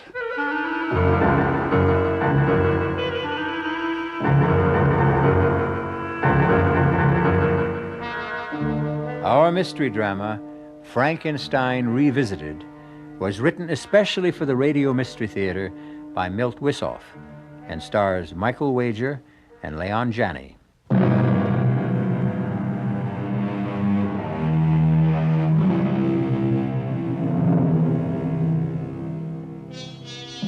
We move now from the friendly people who make these broadcasts possible to the monsters who will make it impossible for you to sleep, I hope. Our drama opens on a story conference in a Madison Avenue bar. It will end, I assure you, in terror and fear. Over here. Here, Tom. You sure picked a great place for our meeting. Yeah, well, you're late. If I didn't have to fight my way through the mob at the bar, I might have been here sooner. All right, what's on your mind, Frank? Well, I've been looking for a special that we can use as a springboard for our new horror series. And what's more appropriate than the old Frankenstein legend? You mean Boris Karloff and his magic electrodes? No, Tom. Not the hokey monster brought to life by the mad scientist. That was cooked up by Mary Shelley. It doesn't rate with the Gothic tale everyone in Germany knows about the infamous Baron von Frankenstein and his terrible death. It's got all the elements of a superb spook show. What's more, this is the 400th anniversary of the Baron's death. So what? So this, old buddy. The monster is reputed to return every century looking for fresh blood. It won't work, Frank. I was stationed near Darmstadt, only a stone's throw away from the Frankenstein castle after World War I. I've seen the place. It doesn't look like much. Even the burial crypt has been turned into a potato cellar. Well, how about the incidents you mentioned at cocktails the other night? That's what really put me onto the show. Oh, those killings I blabbed about had nothing to do with any monster. The police were satisfied the murders were committed by a fanatical group of neo-Nazis who call themselves the werewolves. Who's going to be interested in a defunct castle on an anniversary nobody celebrates? Well, they will this year. We're going to billboard the 400th anniversary with a gala festival. Well, who's going to show? The peasants used to have a fit when I even mentioned the Baron's name. That was almost 30 years ago. Oh, they'll come. We're going to have sausage and beer, fireworks, and a dandy house of horrors to set the stage for our countdown to midnight. A fake documentary, papier-mâché, razzle-dazzle. The storyline is sound. It should scare the heck out of people. Now, if you don't want to direct the special, then speak up. All right. Count me in. Good. Now, come on, square with me, Tom. Why all the bull about the potato cellar? You don't want to go back there, do you? No, Frank, I don't like the place. Then why not back out? I don't Look, feel you're leveling. Frank, I want to keep on directing for the network. I won't let anything stand in my way. Not you, not the gray hairs creeping up on me. Not even Frankenstein and his blasted castle. Just let me leave this one thought with you. We'll see how much you enjoy the scene when midnight approaches. I'd like to hear the tune you whistle when the wind howls.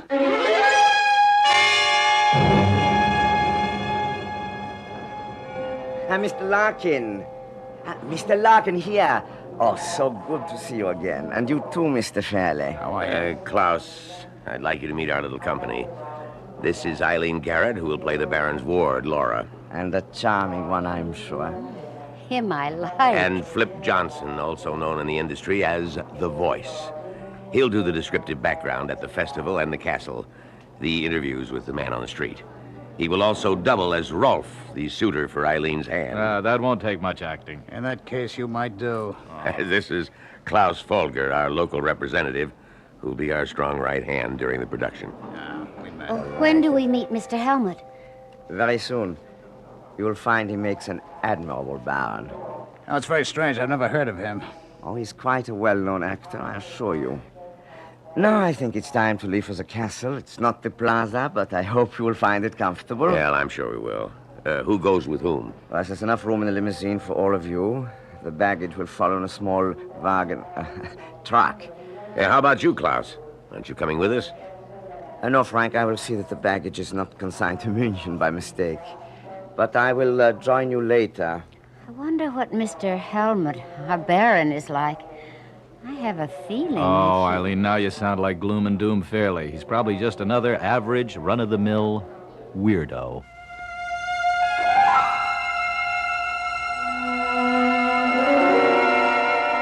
You've done a great job, Klaus. Even the crew's happy in the trailers. I like my room fine. A bit drafty when the drapes are open, but the comforters will keep me warm, I'm sure. How about this lunch? Yeah. I haven't had wild boar since the last time I was here. Oh, is that what it was? It tasted like a suckling pig. The secret is in the marinade, Flip. I see. Klaus, why don't you get the ball rolling? The details on the Frankenstein legend. Oh, it's not a complicated story. The hated aristocrat who exercised all the prerogatives of his position in this village almost 400 years ago. Unmerciful beatings, torture, and death for what he considered affronts to his person.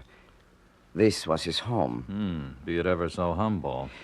The Baron lived here with his ward Laura, but he was a thoroughly evil man and hardly behaved toward her like an uncle should. Tomorrow is the anniversary of the Baron's death. 400 years ago, the Baron had a spectacular scene in the castle with Laura and her suitor Rolf. He mounted his horse and rode off into the woods.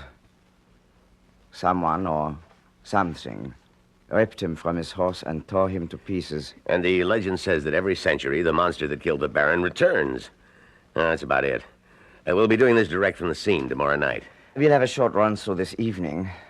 Look for places to spot mics and pick out locations. Flip will stroll through the woods and give us a little ad-lib color. Will there be a crowd there? Not in the woods, Flip, baby. Just you and the Baron and the other monster. Oh, how come? Because no one in this area will venture into the woods after dark.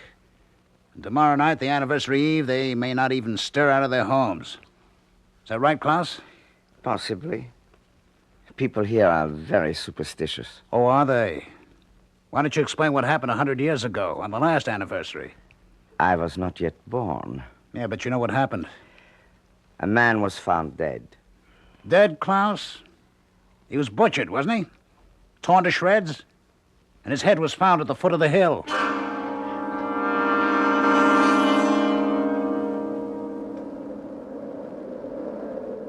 Well, Frank, this is it. Well, I hate to admit it, Klaus, but Tom may have a point about the castle grounds.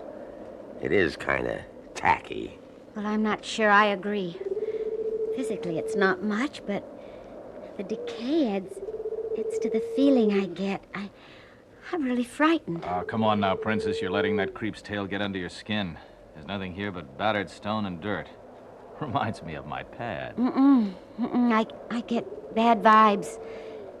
It reminds me of a trip I took to Central America years ago. The ruined pyramids, the bloody altars where thousands were sacrificed to bloodthirsty gods. It had the same aura of evil. You are most perceptive, Miss Garrett. Evil is everywhere.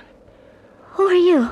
I am Paul Helmut. He will play the Baron in our production. How did you know my name? No mystery about that. You are the only actress in the cast. Of course. Oh, forgive me, Mr. Helmut.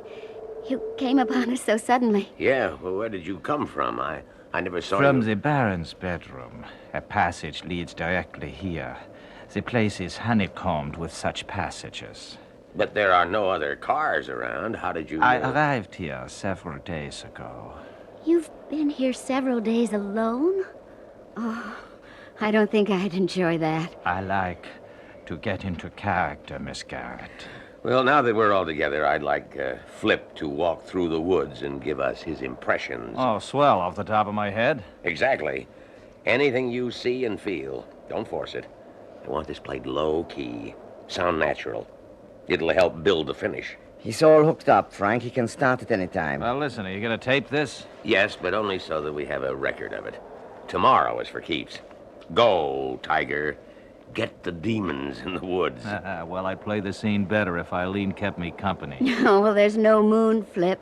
And I'd hardly call this a romantic setting. Romance is where you find it, Mama. Is everything set, Klaus? Yes. My assistant is about 100 yards in.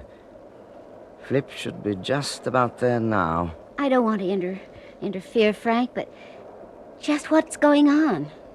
Little surprise for our boy. It should make Flip less Flip. Yeah, we have our men placed slightly off the path. He will make small noises, sounds, create an atmosphere. Does Flip know? Of course not. That would defeat our purpose. Flip reacts beautifully. It will all be a surprise to him. Frank, that's a dirty trick. Suppose something happens. Oh, now what can possibly happen? It's just a small forest, trees and grass. Well, I don't like it. Flip? Flip? It's no use, Miss Garrett. He cannot hear you. Klaus, give your man a cue and bring Flip in. Yeah. Well, I'm about a quarter of a mile into Baron Frankenstein's woods, and it's pretty much Dullsville so far. I was just thinking how strange it is. Haven't seen any animals around. Wait a minute. I think I just heard something. Probably a rabbit. I hope. Hey, there it goes again. Weird. Everything's so deathly still, and then suddenly just the faintest whisper of a sound, like something dragging. Hey, who's there? If you think you're frightening me, okay, I'll go in after you. The eyes. I can see them glowing. My God, it can't be. Oh, no, it's...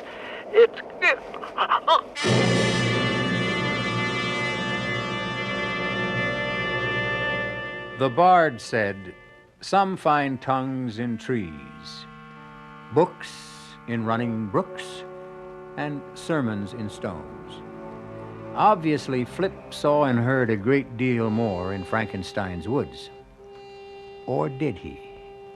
Perhaps we shall know more when I return shortly with Act Two.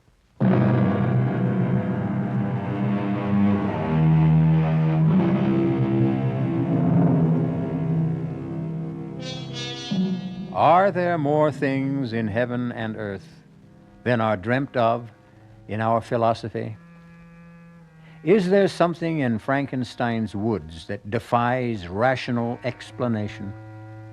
Or was Flip Johnson the victim of his own imagination? Perhaps if we push on with our little tale, we shall have the answer. Flip, are you all right? Well, wait a minute. Yeah, What I think happened? so. Well, I don't know. I was just strolling along and wham, the lights went out. What did you see? Nothing. But we heard you, Flip. The eyes, you said. The eyes. Now, wait a minute. What are you talking about? I saw nothing, I said. We have it on tape. You complained about the cold. And the strange lights, the eyes that burn bright. You said it was impossible. Well, all I remember is waking up and there you were. I mean, standing right over me. What did your men find, Klaus? Let me show you, Frank. Now, here we are. The point where Flip started to run. Now, you can see the prints. Now we follow along for a few yards. And here we have... Burned circle. In the middle, discolored. As if the grass had been frozen. Frank, is this something that you... We had nothing to do with that, did we, Klaus? He's right. I admit we arranged a few effects, but nothing more. No, we would have had to have special refrigerating equipment, well below zero, to make such marks.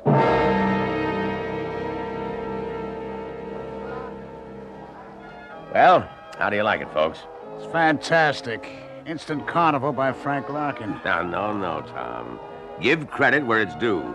Klaus engineered the whole setup. It was not so difficult. We have a long tradition of festivals here. I could almost enjoy this if only... Now, forget it, Eileen. Nothing really happened. Flip just got panicky and ran. He fell, blacked out. He'll be all right. Klaus, are we set in the House of Horrors? Yeah, we can go at any time. Good. You all know the routine.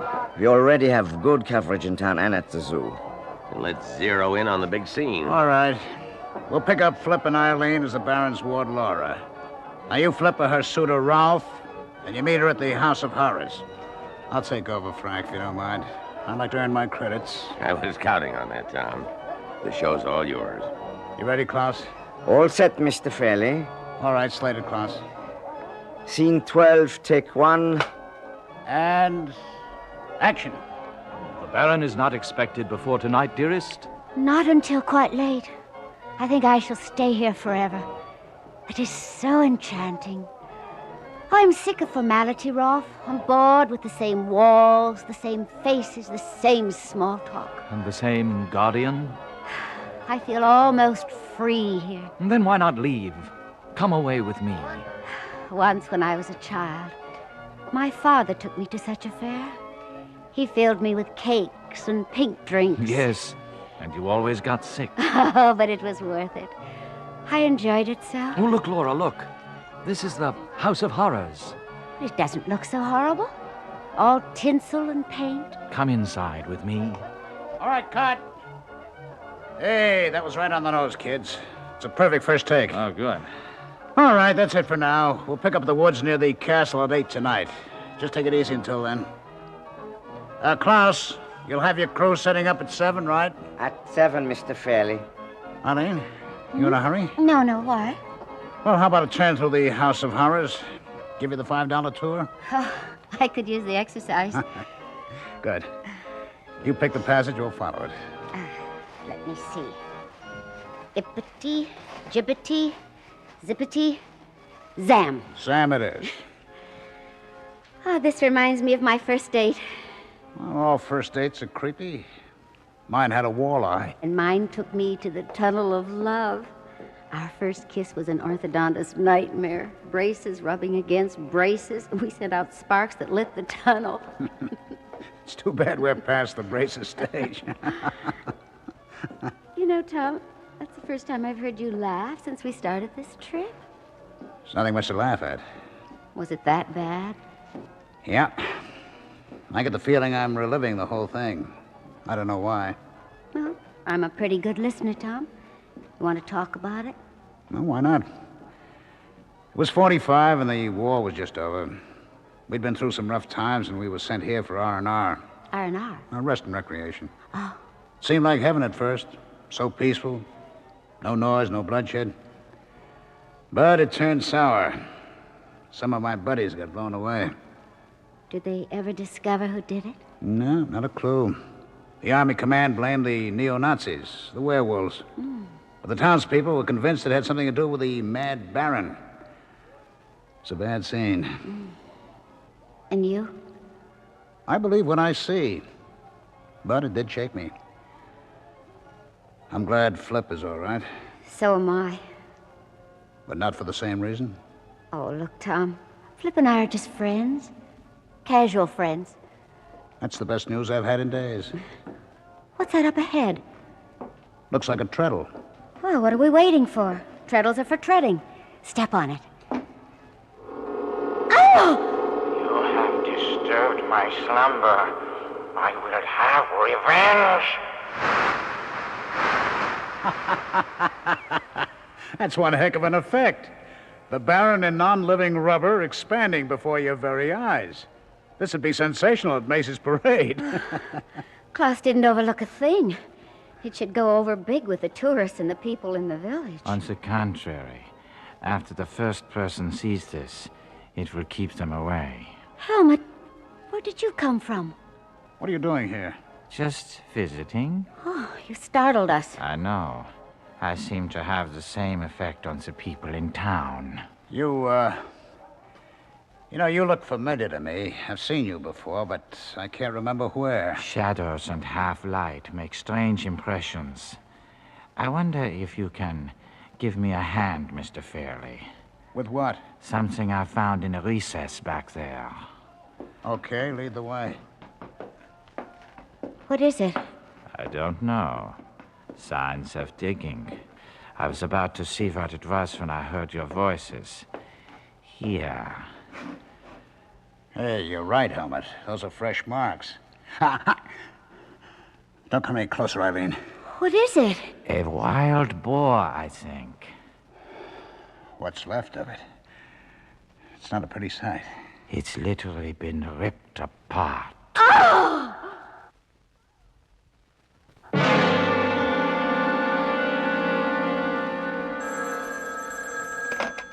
Yes?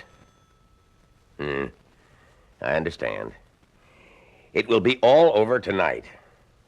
No, we'll finish the rest back in the States. You can count on that. What was that all about? The town council. They want us out as soon as possible. They were polite but firm. Too many things been happening. Flip and then the dead boar. The word's getting around and it's becoming amplified in each telling. Did your visit to town pay off? I think so. It was tough getting permission to go through the old records. The clerk of the city hall was the perfect bureaucrat. He insisted on an application countersigned by his boss.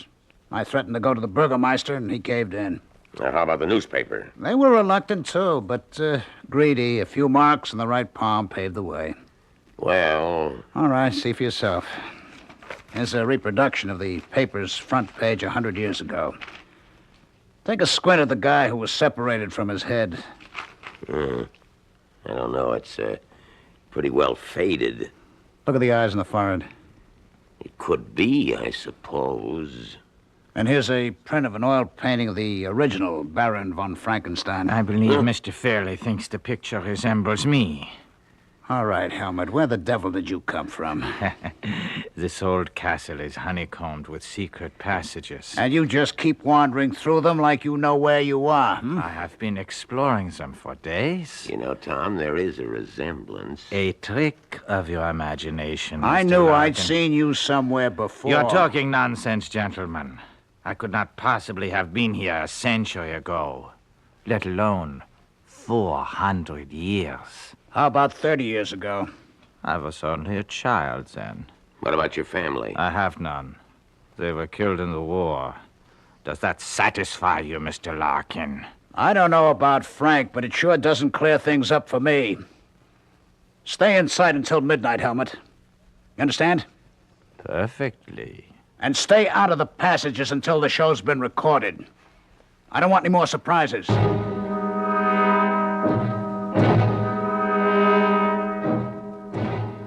I don't know. This place is beginning to get me. I'll be glad to get it over with. Dinner is ready. We'll eat in here tonight. Just as long as it isn't bore. Hey, where's Eileen? She has a headache. Well, I'd better go up and see if I can do anything for her. It's not necessary. I've sent some food up to her. I have some bad news. 3 members of the crew quit. They were all as frightened as the townspeople. Bad news? That's all we need. Well, I have replaced them, but with such short notice, I'm afraid I've not been able to run up the most competent technicians. Well, I don't imagine what's happened today helped much. Well, that's all right, Klaus. I know you've done your best, and we'll just keep our fingers crossed. Hey, pass the salad, will you, Tom? Nothing stops your appetite, does it, Flip? No, I'm just a growing boy, Tom. I need fuel for my engines. What? What's that? It's Eileen. It's just behind that wall. Impossible. There's nothing there. You keep trying the wall. There may be a passage there. I'm going to a roll. I'm with you. Look, the place is a mess. If anything's happened to Eileen... I know, Tom. Look, footsteps in blood. They lead up to the paneling. All right, let's knock a hole in it. It's no use. That's oak. It's several inches thick. Here. Press this carving. Where did you come from, Helmut? All right, we'll talk about that later. Hey, look, it's moving. And there she is. Eileen. Eileen. Oh, Eileen, honey. Here. Yeah, that's good. She's coming around. Are you all right, Eileen? I think so. What happened? Well, trying to pull myself together. It was dark and cool. Suddenly I felt something in the room. I sat upright, but I couldn't see anything. But I knew it was there. I stepped off the bed, felt something warm and sticky. I panicked and ran. Next thing I knew, I was being held. And then, nothing. You fainted. I suppose so. But just as I was going out, I heard my name. Who was it? I don't know. It was just a whisper. A nightmare, perhaps? A nightmare? With a German accent.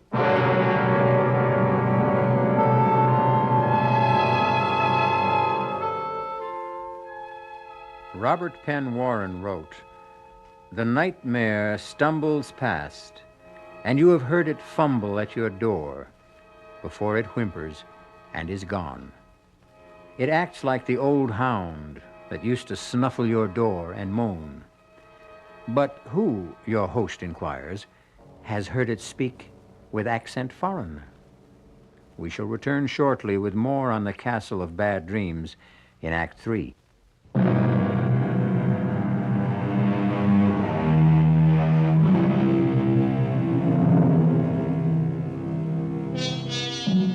If you have ever ridden a nightmare, you know what a hellish mount it can make. It carries you unwillingly beyond anguish and terror, through deadly whispers and pools of blood. But oh, the relief when it's over. Let's return now to Act 3 and the end of the ride. How's Eileen doing, Tom? Physically fine, but she's as tight as a drum. Now, look, why don't we get the police in, Frank? No way. We got 2 strikes against us in town now. Call the authorities in and we're through. We've gone too far. We certainly have. We're right up against the point of no return. But the production is almost Oh, finished. damn the production! What does it take to convince you? Corpses? You're being melodramatic, Tom. Nothing's really happened yet. So Flip saw something and a boar was slaughtered. Did you see the condition Eileen's room was in? And how did she get into the passageway? Surely you've heard of sleepwalking. And I suppose she dreamed up the mangled animal in the blood, huh? No, but so far no one's been hurt. Yeah, so far. And nothing is going to happen. Well, we've got everybody on the alert. There are guards all around the place. Klaus has brought some extra men in. We've taken every precaution. Every precaution except the most obvious one. Now, let's get out of here, Frank, before it's too late. Not until the show's wrapped up. Come in. What is it, Helmut? Volker says we're ready. Oh, you used the door this time, Helmut. What happened? The passageway blocked? Why the get-up? You won't be on camera, you know. Just a few replicas of the Baron's wardrobe to help me get into character. Authentic, I can assure you. You're taking this role quite seriously. I take all my roles that way. I know only one way to act. If that's all, I'll be going. Okay, tell them Mr. Fairley will be right there. All right, what's up, Frank? I should be splitting too. Now, look, Tom, I don't feel there are any grounds for your suspicions, but I've had some checks made on Helmut's past. What he's done, where he comes from. I expect a report any moment now. That should clear the air. Well, I hope so. Now, all I ask is let's get the job done. Don't let your feelings get in the way. I won't. But if the news is sour, don't keep it from me, will you? In this case, ignorance can be disaster.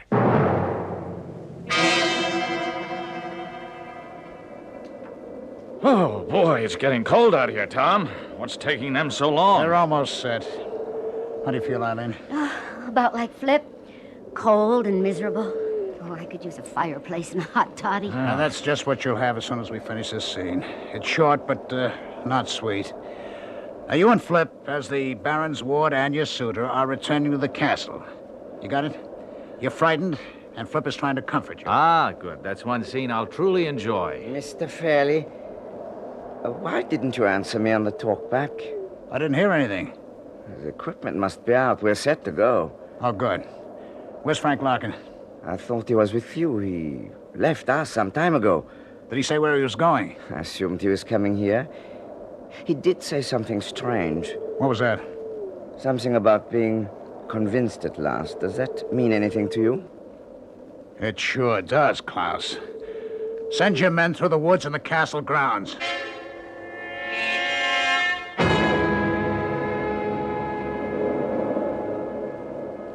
Look, I think we're just wasting our time. Let's go back to the castle and wait. He'll be along. You can go back, Flip. I'm not going to give up until we find Frank. We still have the crypt to search and Klaus's crew to hear from. Mr. Fairley, it's Mr. Larkin. We found him. Come quickly. This way, Mr. Fairley, in the clearing. Is he hurt?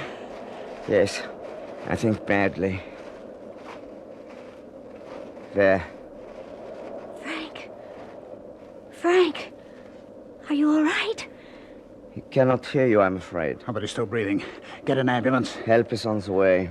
Was he conscious at all? No. Oh, no, don't try to talk, Frank. We're here. You're going to be all right. Frank, just lie quietly, huh? Don't come near me.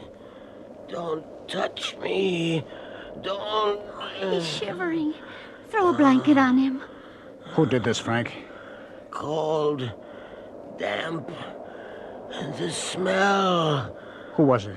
Cold, bitter cold, and the smell, decayed. Frank! Is he... No. He's unconscious. We'll talk to him later. Folger, did your men find anything else?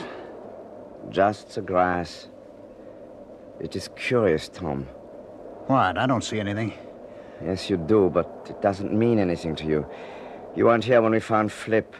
The area is flattened, and the same strange discoloration. What's all this got to do with Frank? I don't know. But I promise you, I'll find out.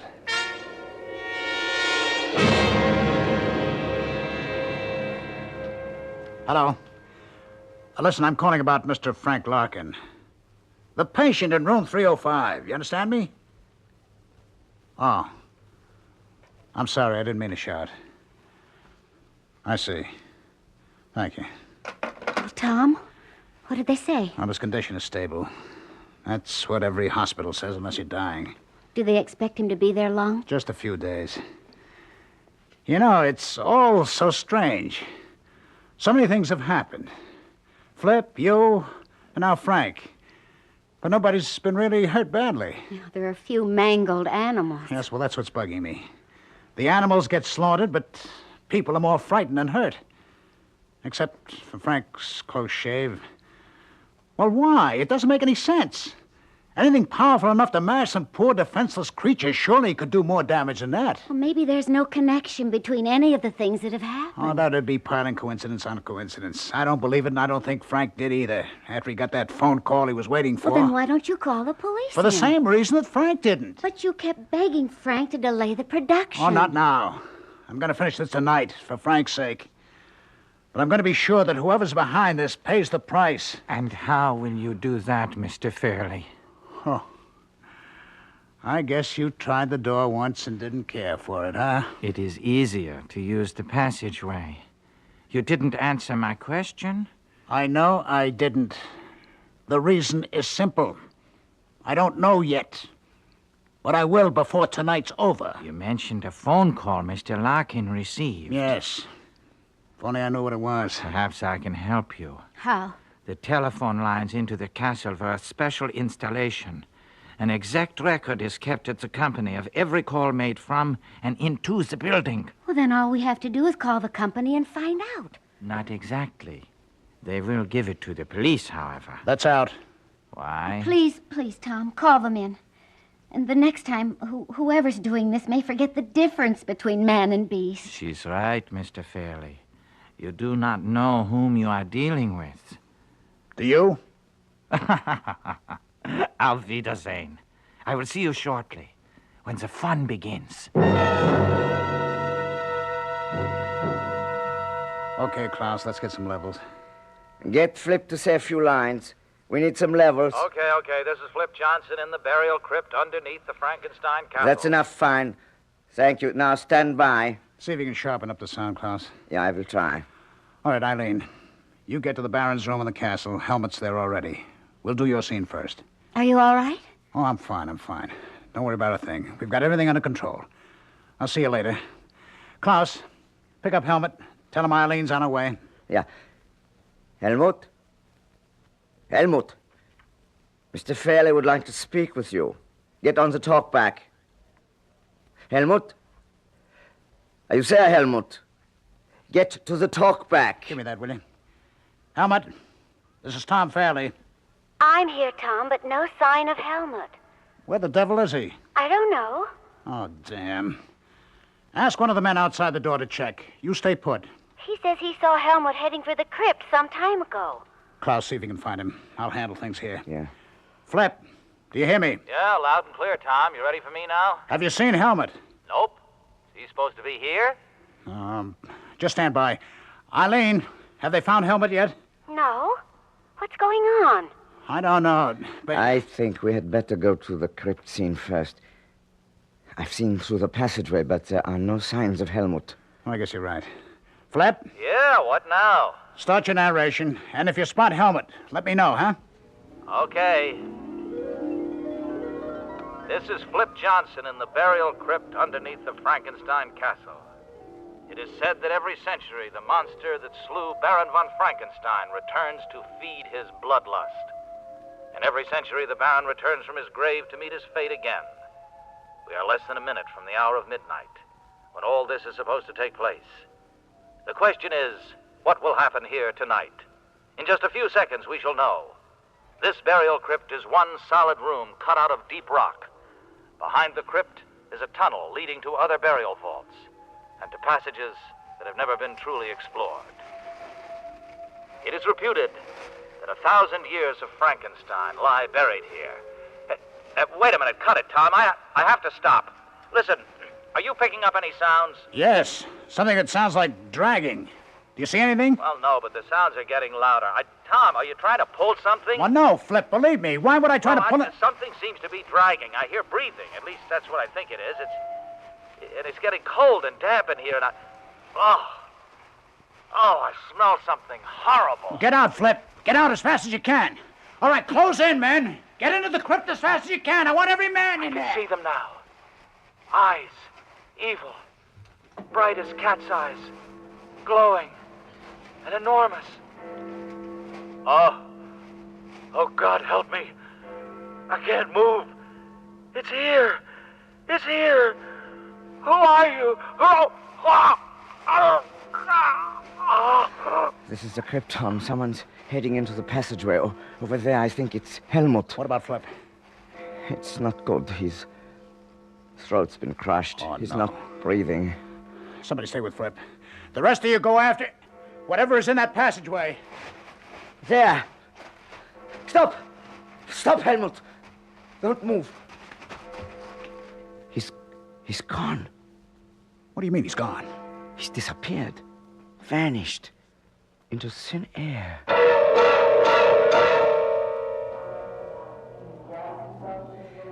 So, this is goodbye, my friends. Yes, and I can't say I'm sorry to go. Tell me, what will you do with the tapes? Oh, make a show out of them. Add a few scenes, and we'll be ready to send some shivers down our listeners' spines. The publicity should help. I suppose so. But I can't help wishing it hadn't come at such a price. Poor Flip. It was a costly show. Klaus, we've been sparring around for quite a while now. Let's stop avoiding the subject. Who was Helmut? An actor. That is all I know. But without a past. The report I received was completely blank except for his acting credits. Nothing. He was just an actor. Obsessed with a role. Do you really think so, Klaus? What else can I think? Then how do you explain what happened in the crypt? After he attacked and killed Flip, you and your men closed in on him? And he vanished. Right before your eyes. But there must be an explanation. He knew every inch of the castle and the grounds, every secret passageway. Then you don't think he met the fate of the Mad Baron? There were no signs of his remains. Just some flattened, burned-out blades of grass. It's an unbelievable climax for a legend. Legends have no climax. They go on and on. Drop us a line when you find out what really happened. I promise.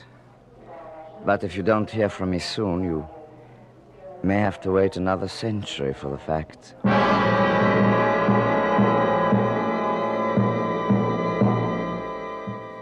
Since we don't have 100 years to spare, we'll just have to make up our own minds about Paul Helmut.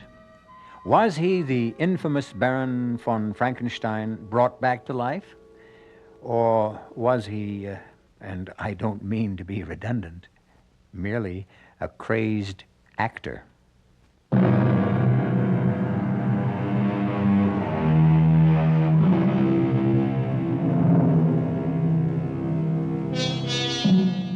There is no need to look for a supernatural source of evil.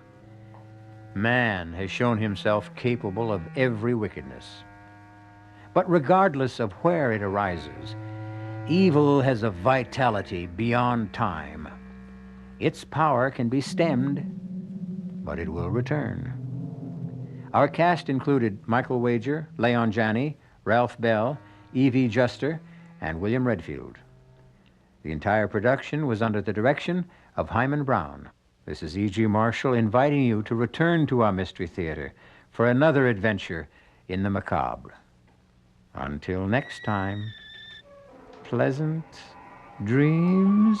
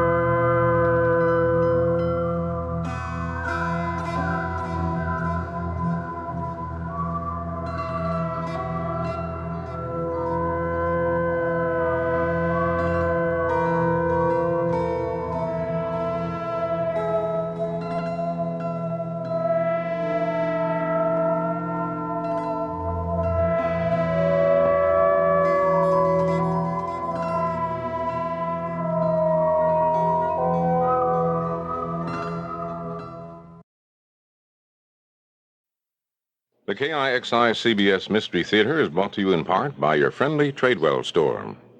The CBS Radio Mystery Theater presents...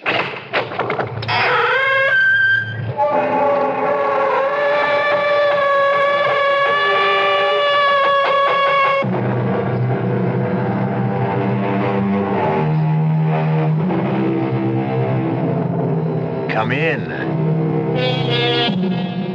Welcome. I'm E.G. Marshall. Welcome to the terrifying world of your own imagination. I would like to offer a few observations on the vagaries of the animal called man. Take the popular saying, seeing is believing. What idiot first said that? And how many idiots have repeated it since? Do you believe in love? Tell me the color of it. Do you believe in truth, goodness, mercy? What shapes do they come in? No, my friends. Seeing is not believing. Only believing is believing. And we'll prove it to you in the story that follows. The longer we're away from this earth, Alice, the less we rely on our senses.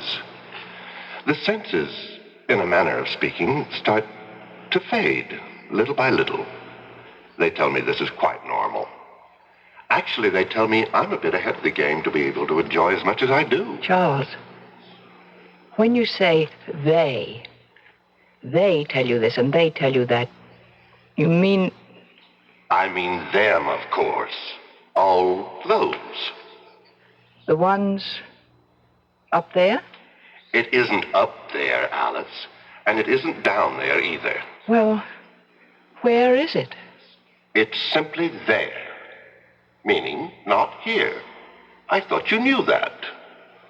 Are there a lot of them? Of course there are a lot of them. What would you expect?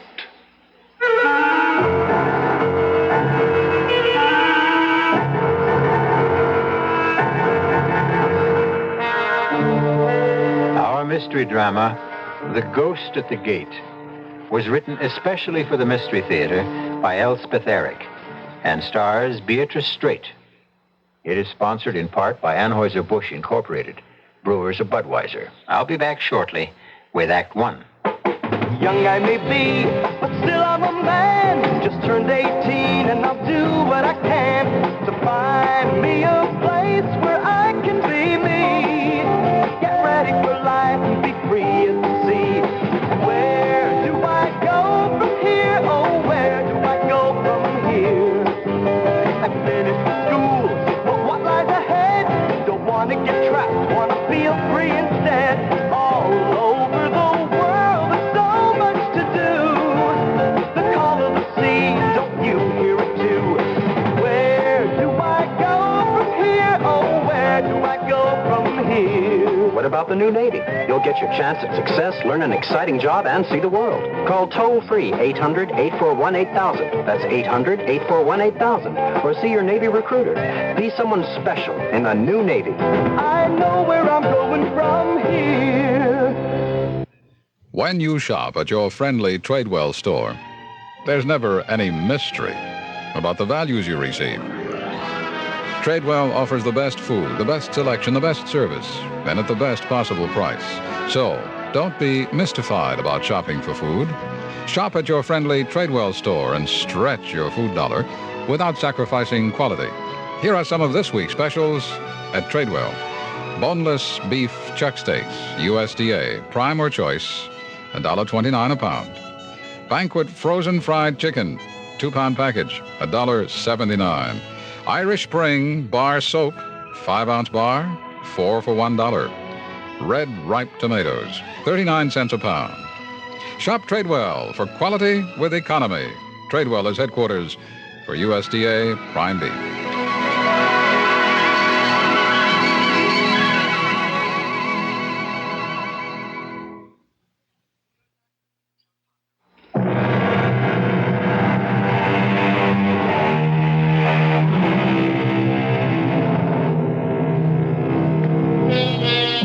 With how much ease believe we what we wish.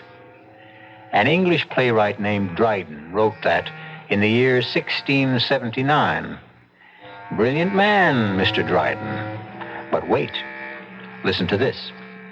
Men freely believe that which they desire. Someone else seems to have had the same idea. And he wasn't a 17th century English playwright. He was a Roman emperor named Julius Caesar, proving once again that no man in any age has a monopoly on wisdom. Now, let's get on with our story.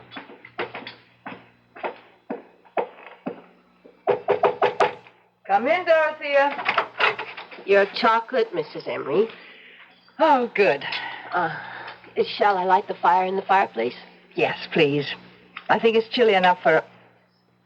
Oh, Dorothea. Ma'am? You forgot the other cup again. I did. I told you to always bring 2 cups. Oh, it seems so silly. I'll decide what's silly. When there's just you to drink it. I've explained that to you, Dorothea, more than once. I like to drink 2 cups of chocolate before retiring, and I don't like that icky sediment in the bottom of the cup. I'll try it, Mrs. Emery. Now, if that's all... Or do you want me to go downstairs and fetch up another cup? Oh, no. Go to bed. Good night, Mrs. Emery. Good night, Dorothea. All right now, darling. Chocolate's all poured. Fire's lighted. Charles, everything's ready.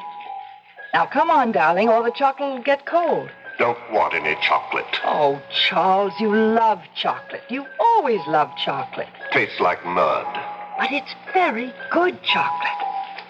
You know what good chocolate Dorothea makes. Now, come on, Charles. Don't make me wait. You want me? Want you? Oh, Charles, how can you ever ask such a thing? Why, I go through the whole day thinking of you. All afternoon at the community chest, I think about you. Why, darling, it's torture for me listening to those other women whose husbands are with them in the conventional way. I want to scream at them, but I have my Charles, you silly females. Every night he comes to my bedroom, and he's tall and handsome and brilliant and romantic and adorable and manly, and we sit and talk together, and he... All right, Alice. That's enough. There you are. Oh, Charles. Missed me? Oh, darling, the days are so terrible. I can't think of anything but this moment when we're together. But you know that, my dear. I tell you every single night. I need to hear it, Alice. We who have more or less left this world can't come back unless we are wanted by someone who is still here. Wanted a lot. Otherwise, we can't make the trip, as it were. We can't even purchase a ticket, so to speak, unless we have a destination that is vibrant with love and need and desire. But I love you and I need you. I desire you. You should know that, Charles. Well, it doesn't hurt to hear it. Here's your chocolate. Try it. I don't want it. Oh, Charles. The longer we're away from this earth, Alice, the less we rely on our senses. The senses, in a manner of speaking, start to fade. Mashed potatoes begin to taste like cold cream, coffee tastes like iodine, and this chocolate tastes like mud. They tell me this is quite normal. Charles, when you say they tell you this, and they tell you that, you mean... I mean them, of course. All those. The ones up there? It isn't up there, Alice. And it isn't down there, either. Well, where is it? It's simply there. Meaning not here. Heavens, I thought you knew that. Are there a lot of them? Of course there are a lot of them. It's all so vast, so endless, and so damnably peaceful. I know what it is to be lonely, Charles. This big house, I couldn't bear to move out of it after you weren't here all the time, because I couldn't leave the place where you and I'd spent so many happy years together. Why don't you ask someone to move in with you? Move in? Why, I never thought. Such a large house. You could have separate quarters. You wouldn't be forever bumping into each other. But who would want to move in? Who would I want to move in? Oh, some old good friend? Well, like who, Charles? Oh, someone like Connie, maybe. Connie Lawrence. Connie Lawrence? Well, I've certainly known her long enough. We were roommates at school. What, do you think she'd want to? She'll jump at the chance, would be my guess. She still lives in that tiny one-room apartment. I know she's saving for a retirement. And with the pay school teachers get in this town. Charles, I'll call her tomorrow. She gets home from school at 3.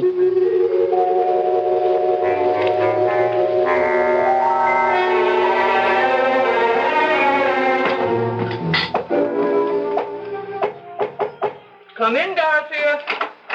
Your breakfast, Mrs. Emery. Thank you. You don't want 2 cups in the morning, do you? Oh, no. No. Coffee doesn't leave that icky stuff the way chocolate does. Actually, I think I won't have chocolate at night anymore, Dorothea. I feel like trying something else. But 2 cups, just the same. Don't forget. Yes, ma'am. Don't go just yet, Dorothea. I want to talk to you about something. Sit down, won't you? Oh, yes, ma'am. Dorothea, do you find the work too hard in this big house? No, ma'am. Well, we used to have a houseman and an upstairs maid and a cook. Oh, I've no complaints, Mrs. Emery, if you don't. Oh, I don't. This is the only job I've ever had. I've worked here for 22 years. I was so fond of both you and Mr. Emery right from the start, and I still am of you. And well, goodness knows I practically worship this house. It's so beautiful. I love taking care of it, and I love living in it. Do you still have that little room on the 3rd floor in the back? Oh, I love that little room, Mrs. Emery. I can look out and see the garden. I was thinking, why couldn't we give you all the other rooms as well? The rooms the other servants used to have. All of them? Well, why couldn't we knock out the partition between your room and what used to be the cook's room? I'd have 2 windows. And make one of the other rooms into a really big dressing room. Oh. And maybe put in some kind of a kitchen for you with a hot plate and a refrigerator. Oh, Mrs. Emery, I never thought I never imagined in my wildest dreams. No. It's all settled. Oh. I'm going to stay right here in bed all morning and make plans. I don't know how to thank you, Mrs. Emery. Don't try. It's my pleasure. I just hope I deserve all this. Oh, before I forget, Dorothea. Oh, yes. Last night while I was drinking your lovely chocolate, an idea came to me. You and I are rattling around in this big house. Oh, we certainly are.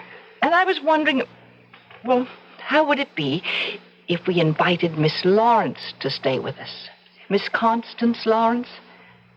Do you remember her? Isn't she the one who teaches school? Used to come to dinner once in a while. And after she'd helped Mr. Emery with the double-cross stick? That's Connie. Oh. I thought we could open up the 2 big rooms on this floor in the back. In that way, she and I would have separate quarters and not be, bumping into each other all the time. Of course, I imagine she'd expect to take care of her own room. Oh, I wouldn't mind. What's 2 more rooms? You wouldn't mind cooking for her? Oh, what's 1 more person to cook for? Nothing. Oh. Well, then, it's all settled. My goodness. The house will be kind of lively again. Almost like before. Not quite, of course, but... Well, you know what I mean. I know what you mean, Dorothea. It will be more lively.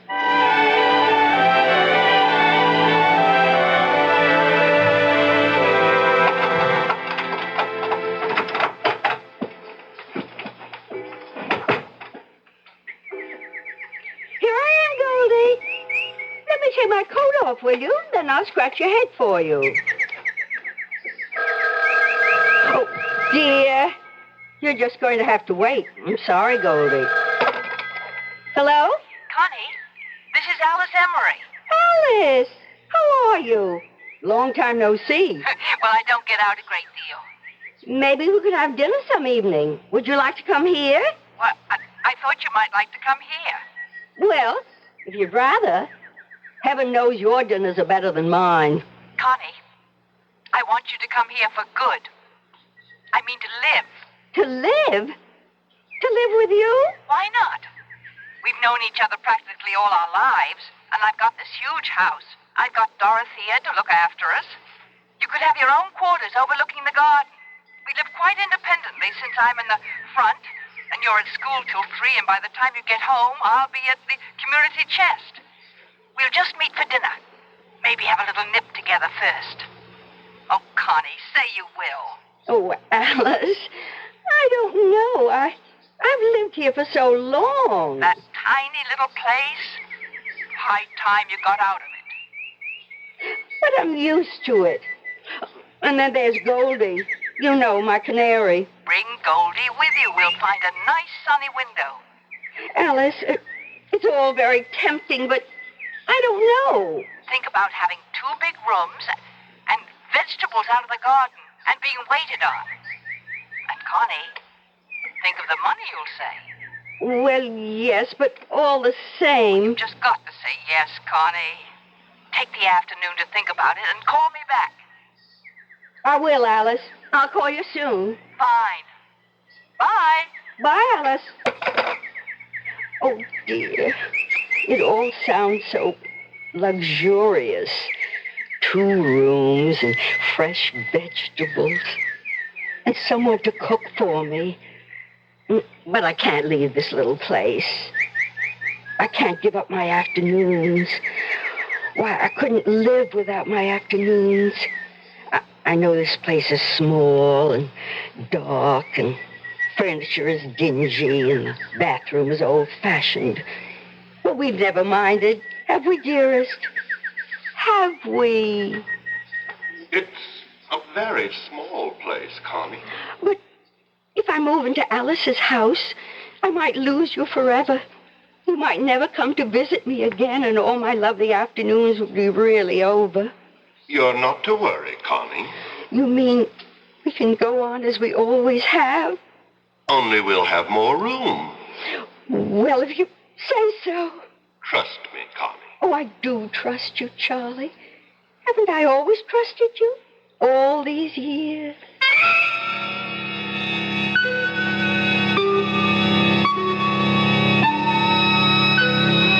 His flesh may be weak, but the spirit of Charles, or Charlie, is very, very willing. Also very inventive and very persuasive. Ah, well, there's nothing like the love of a good woman, unless it's the love of 2 good women.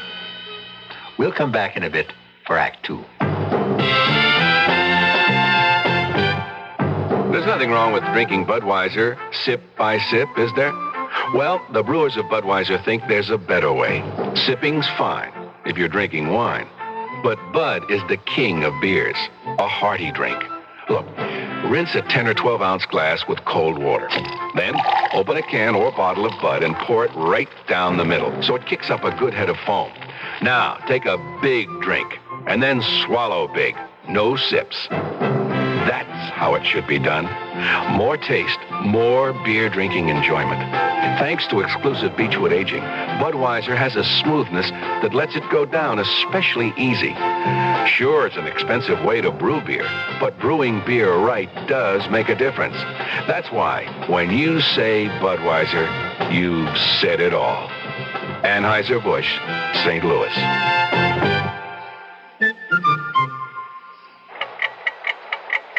Time.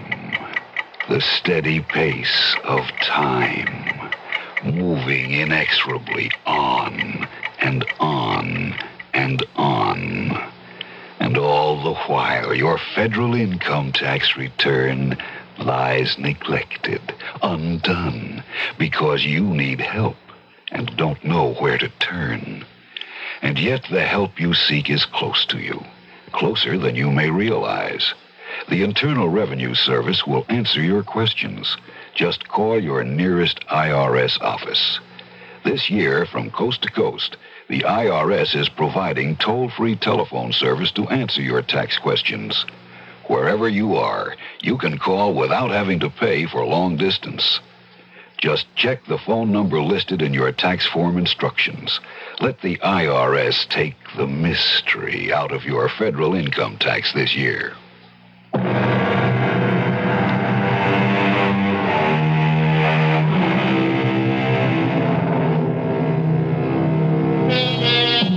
Now we come back to our story.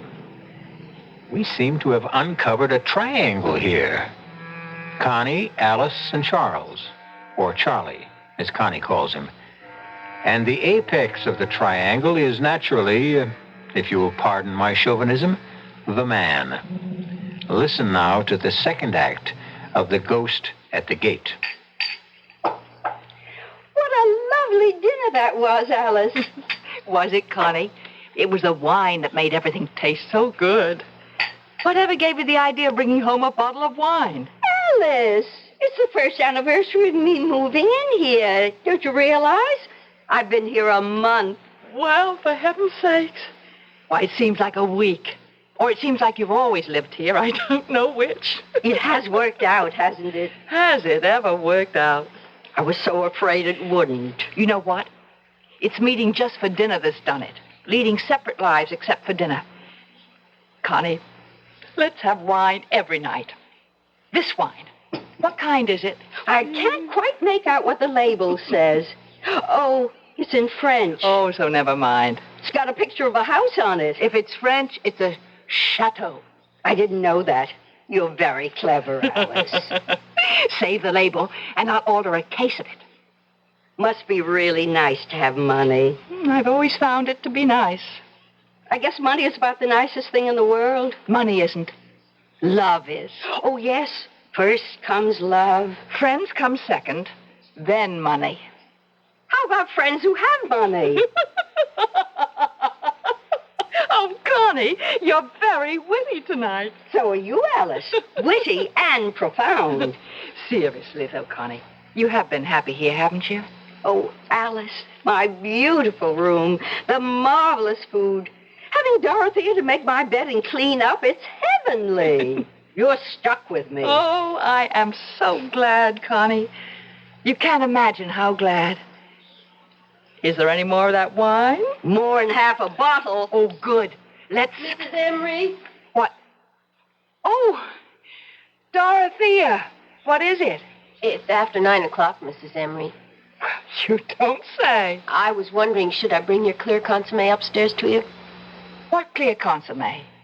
Well, Mrs. Emery, we talked about it last night. Remember when you decided to give up the chocolate, and then we tried apple juice and prune juice and lemonade, and last night you said clear consommé because it has a nice aroma? Well, I did say that, didn't I? Uh-huh.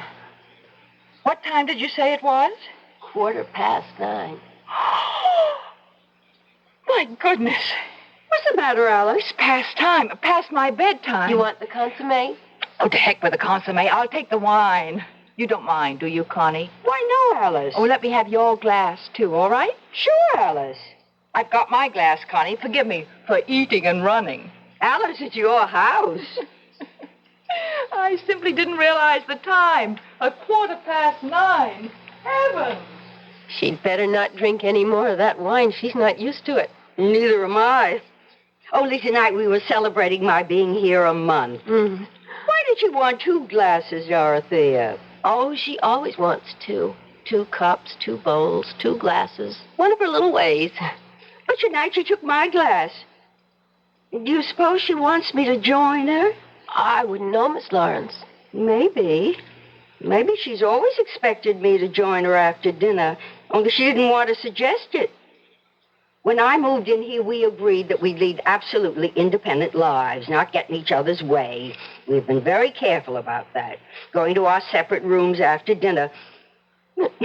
Maybe all this time she was hoping I'd stop by her room on my way to my room, and I never noticed Dorothea.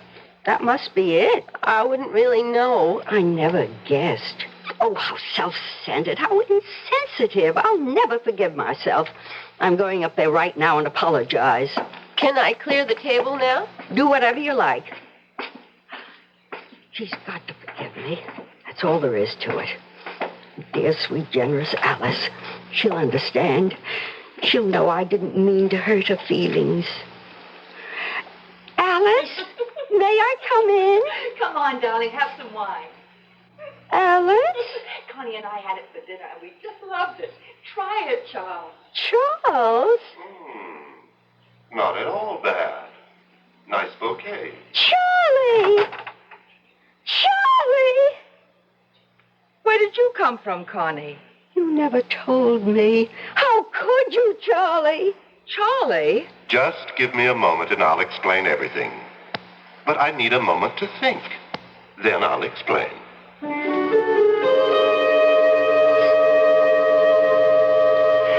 What did you think of Charlie's explanation? I've heard it all before. How he needs lots of love to make the trip from there to here. He always needed a lot of love, even when he was just here. Well, he got a lot. Did he really spend all those afternoons with you? I mean, before he left here and went there? 5 afternoons a week. Alice, do you hate me? I should. I know, but do you? I guess I do when it comes right down to it. I'll move out. I'll move back to my one room. But I don't want you to move out. Oh, we were having such a good time. Remember how we were laughing and carrying on at dinner? I haven't laughed like that in years and years. Could have been the wine. There's half a bottle left. Should we? Let's. You don't think we'll turn into a couple of alcoholics, do you? Not on half a bottle of wine. Like white wine. Well, here's to what? Here's to Charles. To Charlie. I feel as if I've just buried him. Said goodbye forever? Did he really come to see you 5 afternoons a week, Connie? At 3 o'clock. You see, my school and his bank let out at the same time. It was practically inevitable. Charlie was a no-good man. He still is. Only now he's a no-good ghost. Oh, Alice. There's enough wine left for a glass apiece. Fill her up. Hold out your glass. All that guff about needing to be loved and wanted or he couldn't make the trip. Remember what we were saying at dinner, Connie, about love being the most important thing? I've always believed that. And friends being the second most important thing? Especially friends like you, Alice. And like you, Connie. I feel closer to you right now than I've ever felt to anybody. My mother, my father, my canary. We've been through a lot, Connie. Just in the last half hour. And yet we're still friends. Isn't that amazing? Truly remarkable. It must mean something. Something very profound. Like what? Like there are times in a person's life when love isn't the most important thing. Friends are. A friend is. Yes. Stupid ghost. Silly, pompous ghost. You believe in ghosts? Certainly not. Neither do I. Never have. Except Charlie, of course. Why should Charlie be an exception? He is for you, too, Alice. You know he is. Tell me something. Why do you believe in him? Because... Why? I want to. That's why I believe in him, too. Is that wrong? Not wrong, but you've got to stop, and I've got to stop. We can't have him visiting you in the back of the house from 3 to 6, and then coming to see me in the front of the house from 9 to 12. Now that we know, it wouldn't be nice. Well, we couldn't be friends anymore. Oh, Alice. But if we don't believe in him, if we don't desire him, then he'll have to go back there and stay there. He won't be able to come here anymore. He can't make the trip. Connie, can you do it? Stop wanting him? Yes. Of course I can. Why, I'm having a wonderful time. I don't need him. Neither do I. We'll be better off without him. We'll be free, Connie. Liberated women. Let's drink to that. Right you are. Bottoms up.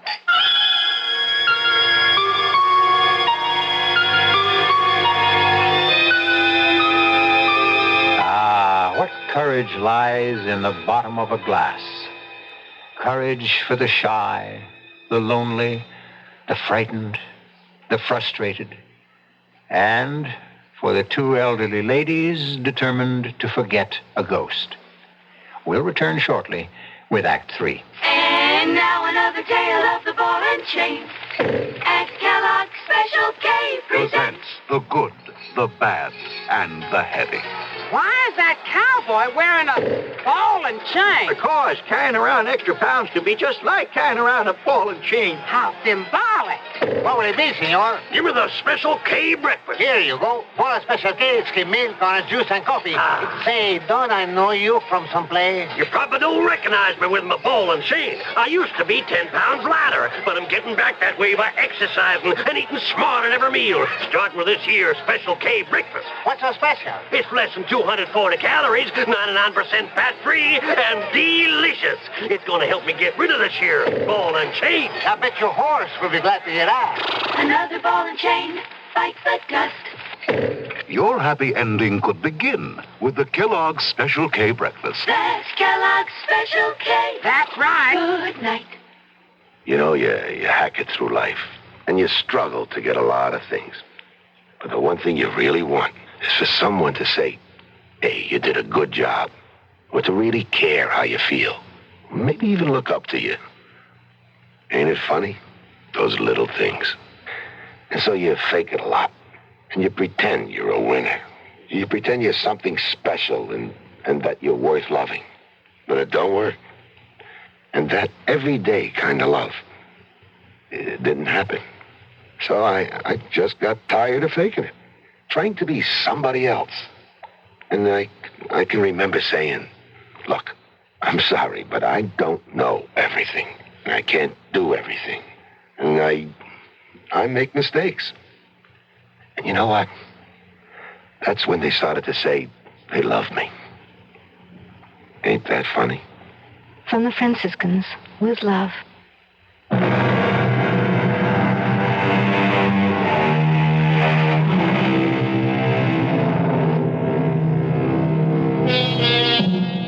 Alice and Connie are bravely resolved to forget the man both had loved so long. But what of him? Poor, lonely, unloved ghost, doomed to live on forever in the there, banished forever from the here. What of him?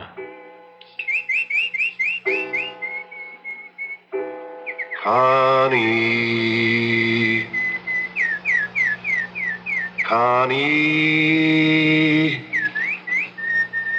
Speak to me, Connie. That's my sweet Goldie. That's my lovely bird. Happy to see me, sweetheart? Connie, I know you're here. I'm here, Charlie, but you're not. I am so. I don't believe in you anymore. You do, too. And I don't love you or want you. So there. Connie, you are being very cruel. I expect I am. If you don't believe me, why are you talking to me? Don't try to confuse things, Charlie. Answer my question. Why are you talking to me if you don't believe in me? Goldie, tell that ghost to go away.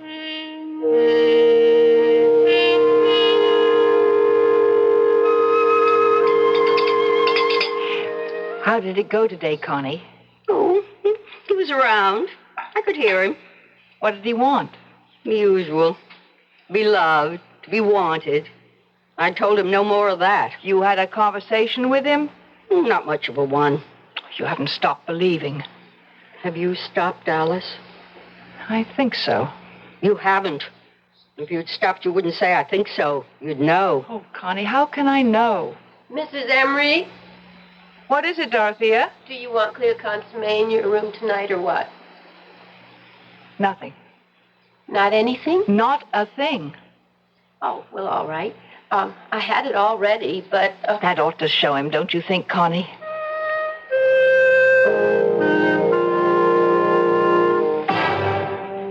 Alice. It's Charles. It's Charles, Alice. What delicious surprise do you have for me tonight? Orange crush? Pomegranate juice? Not a blessed thing, Charles. Ah, you spoke. I didn't mean to. But you did. How beautiful to hear your voice. Oh, don't tell me that old malarkey, Charles. Malarkey? I never thought I'd hear my wife use a word like that. I'm not your wife. I'm your widow. And I'm using a lot of words I never used before. Alice, say you love me still. I can't make the trip unless you love me. I loved you for 35 years. Alice, I'm facing eternity. What's 35 years? Maybe not much there where you are, but it's a long time here. Now I'm going to turn off the light and go to sleep.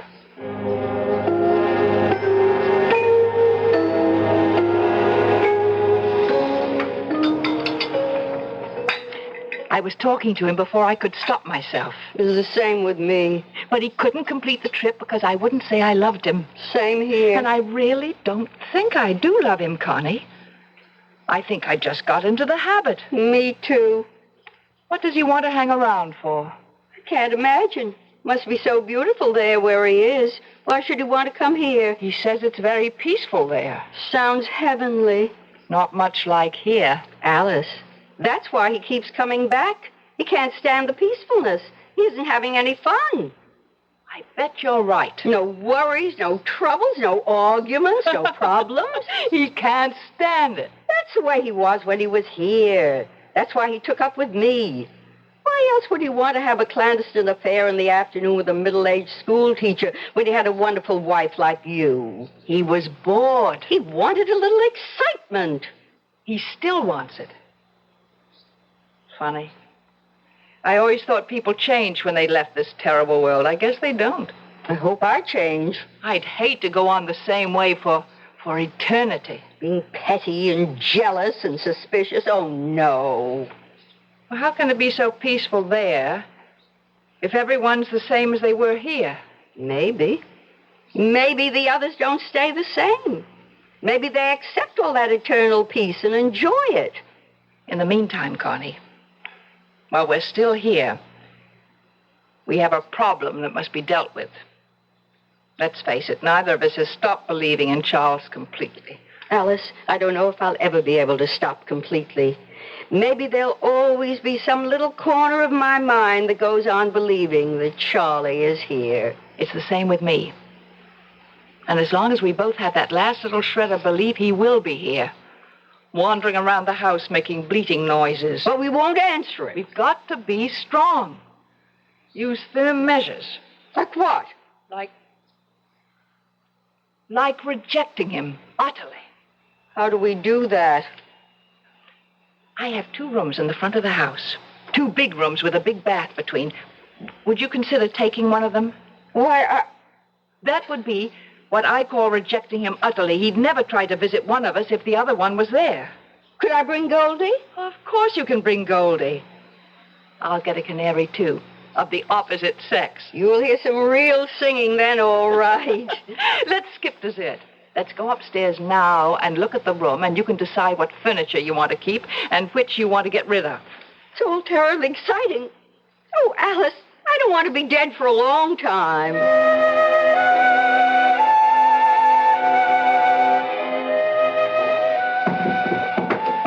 There. The desk between the windows and the chair here. We'll take out the love seat. And that'll leave room for the bed. What do you think, Connie? I think it's perfect. Now, what color do you want the walls painted? Blue. Blue? Really? I'd have thought with your dark hair you'd have wanted pink or yellow. Blue's such a nice background for Goldie. I'll tell you a secret, Alice. My hair is dyed this color. Alice. Alice. Listen to him. He sounds miserable. I expect he is. You really dye your hair, Connie? Do it myself. Want me to? I'll show you how. I wonder why I ever let myself go gray. You'd look lovely, sort of a pale ash blonde. Pale ash blonde. I like the sound of that. Connie. Connie. Where are you, my darling? Poor old thing. Don't you give in. Oh, I won't. Be strong. Oh, I will, I swear. Connie. Now, you said blue for the walls. Now, what shade of blue? Aquamarine, turquoise, robin's egg? Turquoise. Good. And we'll put white crisscross curtains at the windows. With turquoise tiebacks. Right. And we'll get a turquoise and white spread for the bed. Beautiful. Could I possibly have a white rug? A white shag rug. Why not? Alice. Connie. Somebody.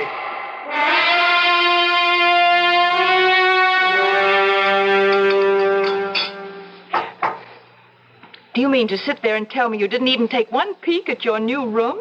I wanted to wait till you got home from community chess. Well, right after dinner, we'll look at it together. What if the color is wrong? The painter showed me a sample. Pure turquoise. We'll eat fast. I can't wait to see it. Dorothy had the bed moved in. Oh, Connie. I hope we'll get along as well as we've been getting along after you move in. We will. And Charlie will go back there and settle down. He'll be much better off. He'll thank us. If I know Charles, he won't. Well, if you don't know him, I don't know who does. Unless it's you. You know, you're right there. Connie, I had a thought. What if I went to the community chest in the morning instead of the afternoon? That way, when you get through school, we could do things like go to the movies. Oh, Alice, for fun! And you know what else? Weekends, we could take a train into the city and see a play. Or a concert. Or go to a museum. Oh, Alice! All those things I've been wanting to do, only I didn't want to do them alone. And you know what else? You mean there's more? Well, you have that 2 months off in the summer. We could go to Europe. Europe? I'll pay, of course. Now, don't argue. I'm your rich friend, so I'll pay. Alice, say it again. We're doing the right thing by Charlie, aren't we? Charles must stop being a ghost and settle down. And be happy. He will be happy, won't he? Charles will be happy there in whatever way they are happy there. Just as we will be happy here. I dare say the ways are different, but to each his own. Isn't that the expression? Oh, Alice, you do have a way of making everything sound simple. It is simple. If you stare the facts in the face and don't waver. I hope we're not being selfish. We're being realistic, that's all. Sometimes realistic and selfish look like the same thing, but they're not. Finished your coffee? Uh-huh. Then guess what we're going to do? Go look at my new room. Yes, only wait a minute. Dorothea! I simply can't wait to see it. Yes, Mrs. Emery. You know that case of French wine I ordered? Did it come? The one with the picture of the chateau on the label. It came last week. Well, will you uncork a bottle and bring it upstairs to my suite? To our suite. Oh, Alice. And 2 glasses. Yes, Mrs. Emery. Connie, you and I are going to drink to a brand new life. 3 new lives. Yours, mine, and his. Come along.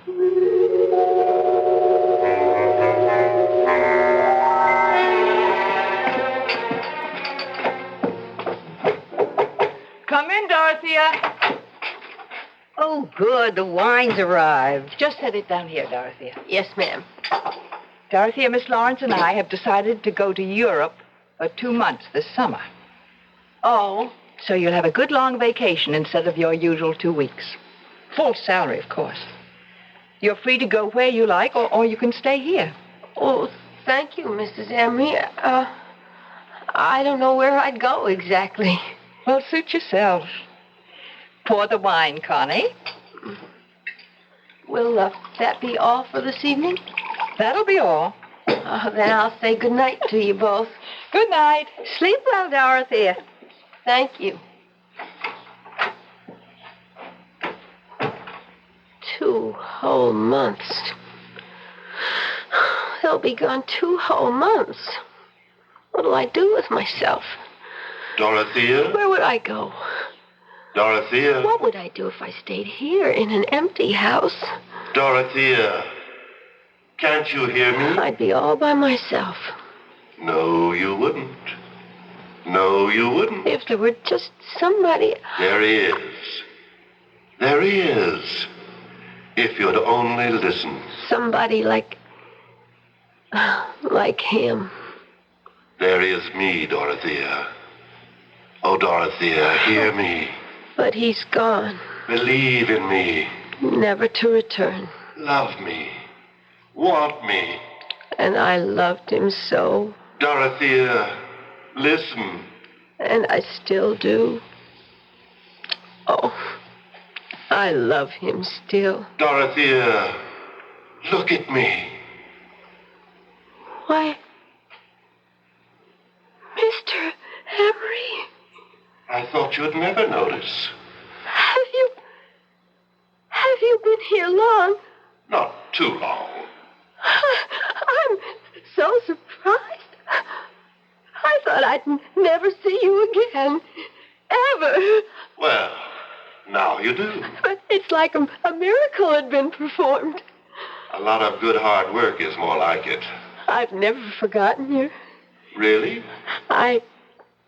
Well, I know it was just that one weekend when Mrs. Emery went to her 25th college reunion, but I've never forgotten. That was quite some time ago. I was younger then, of course. You haven't changed, Dorothea. Not an iota. Oh. Still fresh, plump, and adorable. Oh, you mean that? I've never meant anything so much in my life. Or since. Dorothea, could you love me? Oh, but I do love you, Mr. Emery. You do? I've never loved anyone else. Not since that weekend. You came up to my room on the 3rd floor, don't you remember? That tiny little room. Yes, I do remember. Oh, you're going to be around for a while? For a long while, Dorothea. Practically indefinitely. Will you be here this summer? This summer, and this fall, and all next winter and next year. For as long as you want me, Dorothea. Oh. Come on. Let's go up to the 3rd floor. Mr. Emery, could I ask you something first? Anything, Dorothea. Anything. Do you mind if I call you Chuck? Of course I don't mind. Then come on, Chuck. Follow me. I'm right behind you, Dottie. Right behind you.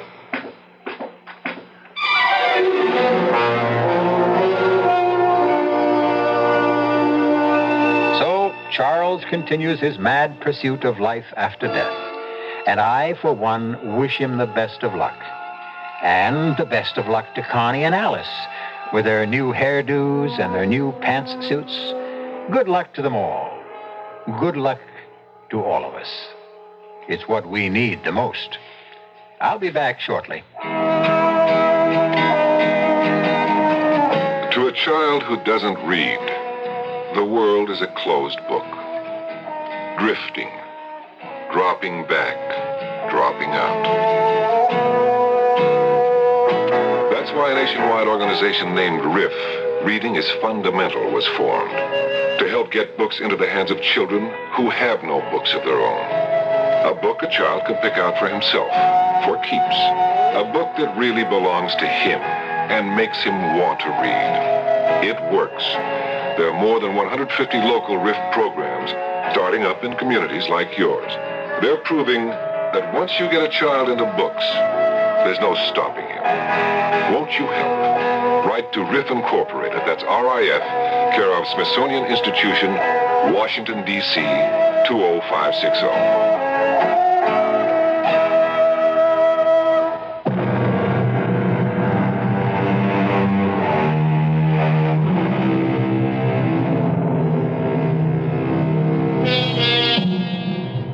hope you enjoyed our little ghost story. It wasn't meant to be taken too seriously. His life isn't meant to be taken too seriously. Or, for that matter, death. Don't you agree? Our cast included Beatrice Straight, Paula Truman, Joan Loring, and John Barragrave. The entire production was under the direction of Hyman Brown. And now, a preview of our next tale. And now, Prometheus, O fire bringer, give our friend a sign. A sign, O fire bringer, a sign. The ledger's on fire. Drop it, Johnson, drop it. Fear not, fear not. We are all safe. None of us has transgressed. I now call upon Prometheus for another sign. A sign directly for me. Watch now, Casey. Watch. You see, Casey? The man's a sheet of flame. He should be burned alive. But he'll emerge unharmed when the flames die down. It's a miracle, Casey. It's impressive, but I don't believe in miracles. Radio Mystery Theater was sponsored in part by the Kellogg Company, makers of Kellogg's Special K cereal. This is E.G. Marshall inviting you to return to our Mystery Theater for another adventure in the macabre. Until next time, pleasant dreams.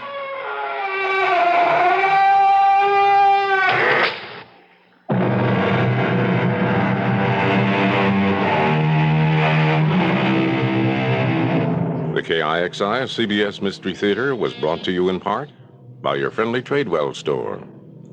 Be sure to listen again tomorrow night, same time, same station.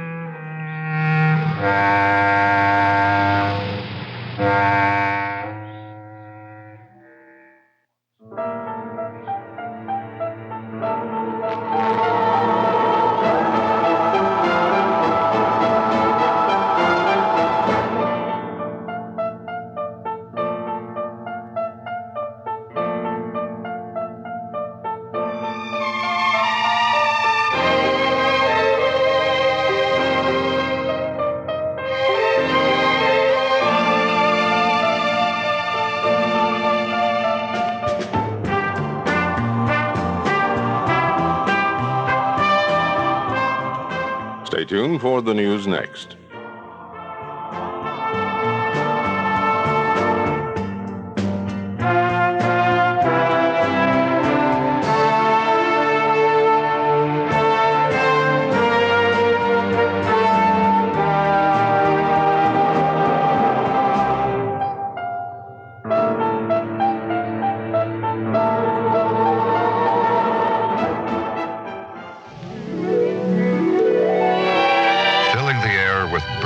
Beautiful music. This is KIXI dial 91 AM or 96 FM, Seattle. 12 midnight. CBS News.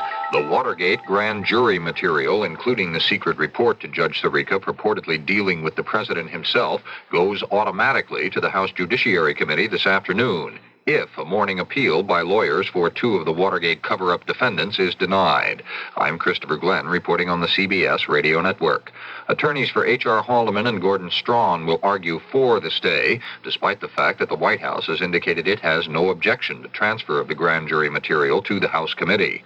Meantime, the Senate Watergate Committee has been busy questioning the president's friend, B.B. Rebozo. Hal Walker reports. Rebozo spent the entire day before the Watergate Committee, presumably answering questions about the $100,000 Howard Hughes contribution to the Nixon campaign in 1970. He had praise for senators on the committee, but was critical of what he called repetitious questioning by staff members. Reporters asked about a story published by columnist Jack. And now, Mystery Theater, brought to you in part by True Value Hardware, your store of first choice.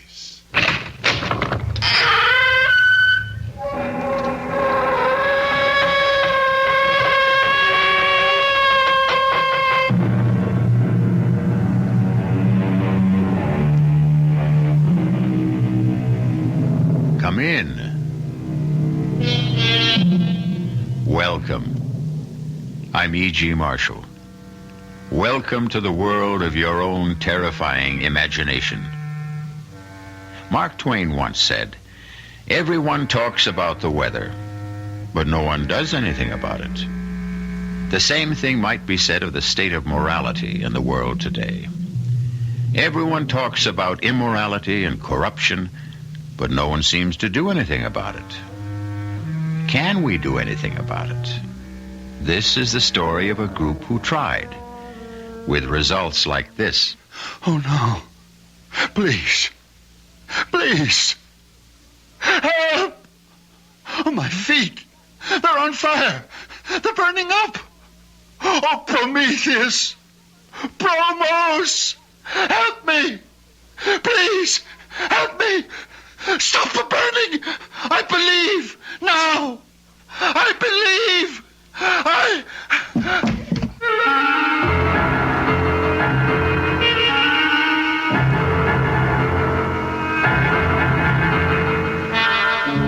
Our mystery drama, Ordeal by Fire, was written especially for the Mystery Theater by Murray Burnett and stars Mandel Kramer.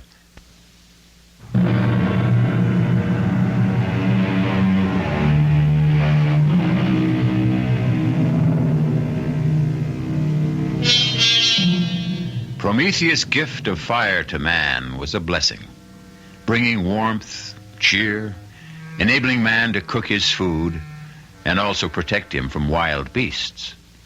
But along with the benefits came drawbacks. Fire proved to be destructive and sometimes deadly, and man used it often to destroy. Thus was born the warning, "Don't play with fire." However, those who created one warning didn't follow their own advice, and they inevitably learned that they should have. Bob! Bob! Over here! Ava, I wired you not to meet me at the plane. I had to. Bob, I'm so glad you're here. Darling. I've missed you. Me too, darling. I know I shouldn't have sent you that silly cable, but Bob, I am so frightened. It's all right now. It is all right. No, it isn't. I know how important your China trip was to you, but I had to bring you back. I tried to handle this myself, but it just... Handle what? Not here. Let's have a cup of coffee and I'll try to explain.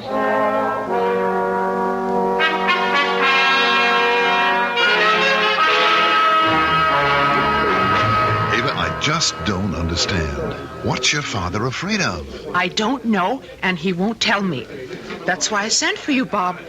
Maybe he'll talk to you. You know, darling, if you were anyone else except the level-headed, beautiful girl that I'm going to marry, I'd say this whole thing was nonsense. You won't say it after you see Dad. You won't recognize him. Why, you mean he's changed physically? Not so much in appearance, but in his attitude. You know the way Dad was completely self-assured, positive. Yes, and sometimes wrong. Of course, who isn't? But you don't get to be the head of one of the largest corporations in the country by running scared. And Bob, believe me, Dad's terrified. Can you picture Vern Marcus scared?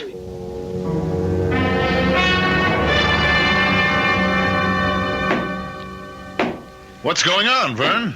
Oh, nothing much, Bob. Just having my study remodeled. It looks like you're making it into a bank vault. You gonna store your money here?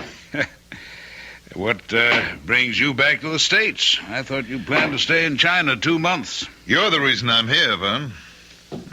You've evidently been allowing Ava to fill your head with a lot of nonsense. Nonsense? Well, I don't know what she told you, She didn't tell me that you were turning your study into a fortress or electrifying the fence around the house, but she told me enough to convince me that I was right to come back. What's frightening you, Vern? Now, leave me alone. Just leave me be, that's all. Is that too much? Much too much. Stop thinking about yourself and think of what you're doing to Ava. Ava has nothing to do with this. No? How would you feel if your daughter built herself a fortress and locked herself in, turning from an outgoing, beautiful girl to a frightened, petulant child, asking only to be left alone? Would you try to help? All right, Bob. You win. One promise. You mustn't tell Ava. But she's frantic with worry. I have to tell her something. No. At least let me tell her that you've confided in me. That will help. That's all you'll tell her? You promise? I promise. All right. My telling you isn't going to do any good. I'm caught, that's all. Caught? By what? The Promethean Society. What's that? It's a small, secret society dedicated to doing something about the lack of morality in the world today. All right, but what do you mean you're caught? I have 1 week to give the leader of the society, a man who calls himself Promos, $1 million. For what? Well, ostensibly to spread the message of the society. Well, what kind of work do they do that takes $1 million? A public relations campaign. Newspaper advertising, television, radio. There are even discussions of making a motion picture, and that takes money. Well, I don't see the problem, Vern. If you really feel that this is worthwhile, you make the contribution. If you don't, you tell them you won't go along. I'm afraid that's not possible. Oh, come on, Vern. What are they going to do if you say no? Rather than tell you, I'll show you.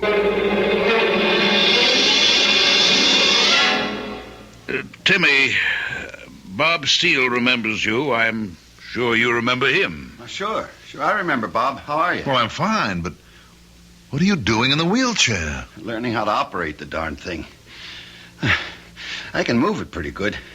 It's the brakes that bother me. Oh, watch it. That's all right. I've got you. Oh, thanks. Vern, what brings you here? Well, actually, it was Bob. Bob? What can I do for you? Well, Vern seems to be passing the buck. I'm trying to find out what's got him so uptight, and he told me that... What have you done, Vern? What have you told him? Well, nothing yet. You see, Ava cabled me in China because she was so worried, and I came back to try to help. How much have you told him, Vern? Well, about our joining the Promethean Society, and that they've asked me for $1 million in contributions, and they asked you for half that, and you didn't pay. Well, Bob wanted to know what happened to you, so I brought him here to show you. You want to see what happened to me, Bob? Unwrap the blankets around my legs. What? Do as he says. And look at his feet. Good Lord. What happened? 3rd-degree burns. The doctor tells me scar tissue will take about 6 months to form. Oh. And then I can start to learn to walk again. How did it happen? Well, I was here, in my house. One day, my feet just burned up. Tell him, Timmy. That day was just 2 days after you refused to contribute the $500,000 that Promos had requested. Ava, darling, get off my back. Oh, Bob, what's happening to us? Why are we so ugly to each other? Because something pretty ugly is going on. And you don't think I'm old enough to be let in on it? Look, I've already explained to you that I gave your dad my word. Well, at least tell me how you're going to help him. Will you be satisfied with that? I guess I'll have to be. All right. You remember me telling you about a buddy of mine in Vietnam? I think so. His name was Brian. Brian? Yes, Brian Casey.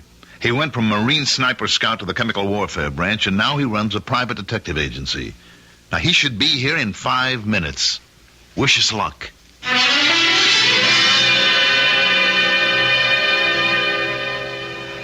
can't do it, Bob. I just can't.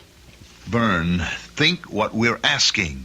Only to stall. He'll tell me I've had enough time. I've known about this for weeks. He's right, Bob. Look, Casey, I brought you here because I believed you could help. Now, if you're going to agree with him... Just stalling isn't enough, Bob. We've got to have a plan. And before I can even think of anything, I've got to see what this organization looks like and how it operates. I've told you, Mr. Casey. It's not good enough. I have to attend one of those meetings. I just don't believe that any man can control fire. Then how do you explain what happened to Timmy Burns? I can't. Yet. And we still can't be sure that Burns told it like it happened. Well, Timmy has no reason to lie. And you must believe that this Promos can control fire. I only know what I saw. I saw his feet, too. After whatever happened, happened. What could have happened? Except what Timmy told us. Well, I'll tell you one thing that could have happened. 2 rough gents could have called on Burns, tied him up, gagged him, and roasted his feet. I saw his feet, Casey. This couldn't have been done with matches. Bob, you know better than that. Now think back when we were in Vietnam. Remember the defoliants? Flamethrowers? Now, these guys could have used that on him. Well, then why wouldn't he tell us? Because they told him not to. And he sure would listen after they finished with him. Never thought of that, but it is possible. No, you don't know Promus. You think he's a nice guy? You wouldn't stoop to a thing like that? Well, I don't know what he is. A fanatic or a blackmailer. But there's an aura of power about him and a certainty. Now, I don't know, but I'm sure that he doesn't have to use others. And certainly not thugs like you described. Well, that's why I have to meet him and see his operation. That's the only way I can help. And I don't see what good that'll do. Let's look at your options, Vern. One, you can pay. Just the first in a long string of payments. Two, you can blow the whistle and go to the district attorney. With what? Tell him you joined the secret society willingly, that it's dedicated to restoring the moral tone of the world, and that you've been asked for a contribution. That's why I haven't considered the police. Or three, you can believe me when I tell you that Casey here is the toughest, most competent, and most highly trained private operative I know. In addition to being a buddy of mine from Vietnam. I'm not downgrading Casey. I just don't see what he offers. A long shot. You can take me to your scheduled meeting tomorrow night and introduce me as a sinner who's seen the light. I'm an ex-Marine, a Vietnam veteran. Well, I made a bundle in the black market, and now I want to give some of it to the Promethean Society to make the world a better place. But I want to see before I give. And the reason you don't have the $1 million is that you wanted Promos approval to allow me to chip in with you. That makes sense, Vern. And if Promos doesn't go for it, or I come up with nothing, you can always pay.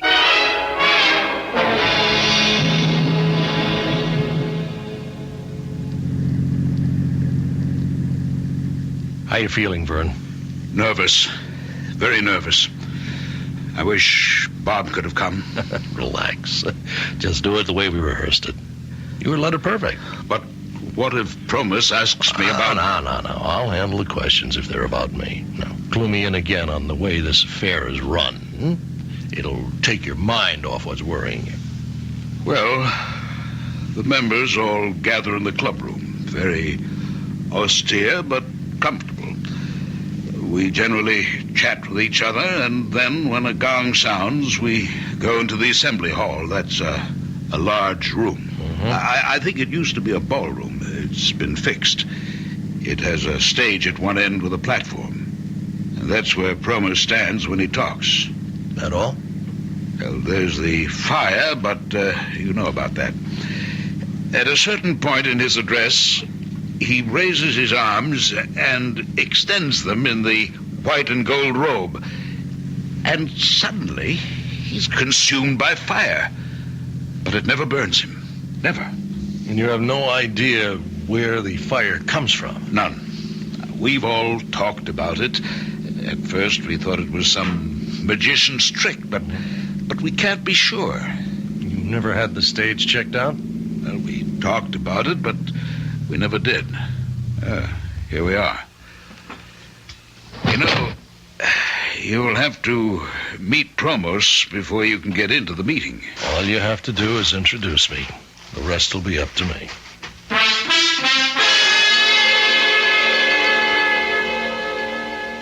So, you would like to join the Prometheans, Mr. Casey? Well, that's why I'm here. Now, what's with this bit about taking your shoes off? If and when we accept you, we'll explain our rituals. But we do not allow you into the inner chamber with your shoes on. What do you know about the Prometheans? Well, only what Vern Marcus told me. And what was that?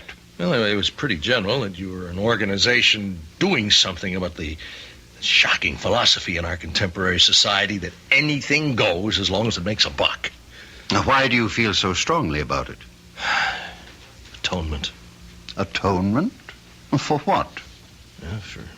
For my sins. This is not a confessional, and I am not a priest, Mr. Casey. We're engaged in a very secular battle here against the forces that have distorted and corrupted the moral values all over the world. And we intend to use the very same instruments that did the corrupting. Well, I apologize, but I wasn't being flip. Maybe Vern told you I was in Vietnam in the Marine Corps.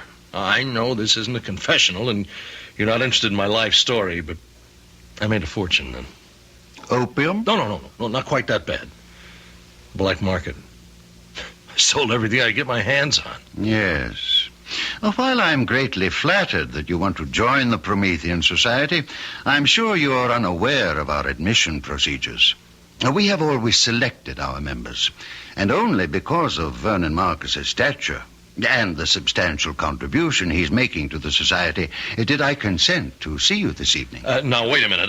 Much as I sympathize with people like you, you're not the type of member we seek.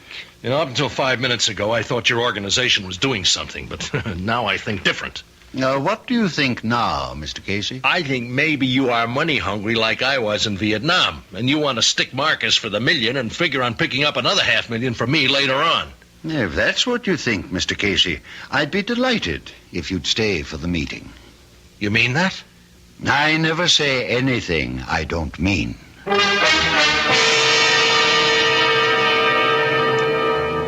The world is made up of believers and non-believers. The two disparate groups argue about anything and everything, from the existence of ghosts to the importance of dream research. But few of the arguers ever get down to gritty reality.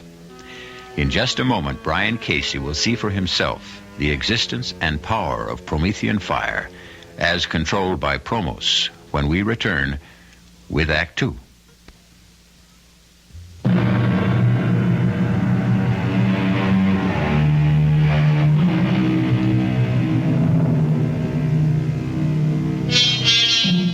Have you ever noticed how much atmosphere plays a part in our lives? For example, it would never occur to anyone to hold a seance in a subway. And although the Promethean Society did not feature ghostly voices and trumpets and tambourines, its inner room or shrine was austere and impressive, with straight-backed chairs and organ music setting the proper atmosphere. The only light came from two flaming braziers on either wall. Promos, resplendent in a white and gold robe, stood at a lectern on a slightly raised stage. Welcome, Prometheans. Just as Prometheus brought man the gift of fire centuries ago, so are we dedicated to remind man that his salvation lies not in unbridled freedom and corruption, but in shoring up the wavering standards of morality and truth.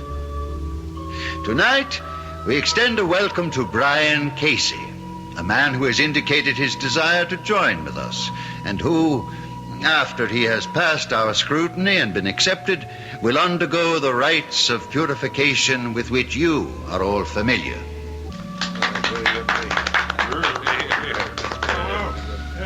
You have a question, Mr. Johnson? I do. As everybody here knows, I'm a businessman, and like everyone here, I joined the society with very high hopes. Yes, Mr. Johnson. Well, put it bluntly, the hopes haven't been realized. Could you be more specific? Well, we all know it takes money to mount a campaign of the proportions you outlined to us, and we all contributed at the onset. Now, some of us have made further and exceedingly generous contributions, and I still haven't seen anything that in a business sense would justify these outlays. You are asking for an accounting? Well, I'm asking for some sort of indication that something's being done. You ask for a sign, a hopeful sign, which you expect to find on the page of a ledger. No. And you shall have it. Deucalion, bring Mr. Johnson the ledger. No, I didn't mean to imply that Hand it to him, Deucalion. Look, Promos, I didn't mean to upset you. I only asked, as any businessman would ask, to get some idea of where the money... Take it. Well, now, look, this is ridiculous. Do you want me to look at it now? Yes, take the ledger. now, Prometheus, O firebringer, give our friend a sign. A sign, O firebringer, a sign. The ledger's on fire. Drop it, Johnson, drop it! Fear not. We are all safe. None of us has transgressed. I now call upon Prometheus for another sign. A sign directly for me. Watch now, Casey. Watch. You see, Casey? The man's a sheet of flame. He should be burned alive. But he'll emerge unharmed when the flames die down. It's a miracle, Casey. It's impressive, but I don't believe in miracles.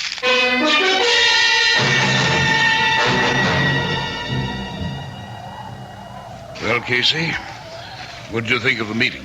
I can shake you up pretty good. I'll tell you more when we get into the car and start home. Mr. Marcus. Mr. Marcus. Yes, Promos? Haven't you forgotten something? Oh, you mean... Your contribution. The society has been counting on it. Of course. You understand that I've had some difficulty in... You've had plenty of time. I know. But I can't... Have you changed your mind about making the contribution? Oh, no, not at all. I was just waiting for Mr. Casey here to... Mr. Casey informed me of his wish to contribute. But I must ask you, Mr. Marcus, in front of Mr. Casey here, are you completely familiar with his background? Why, yes, I think so. Now, what are you getting at, Promos? You're not yet a member. We cannot accept outside contributions. Well, what's that got to do with my background? Your background will determine whether or not we accept you. That's fair enough. If you accept me, you can take my $500,000. If not, it's up to Marcus to make the total $1 million contribution. Yes, I will. When can I expect to hear about my application? I should say within the next 48 hours. Yes, definitely within that time.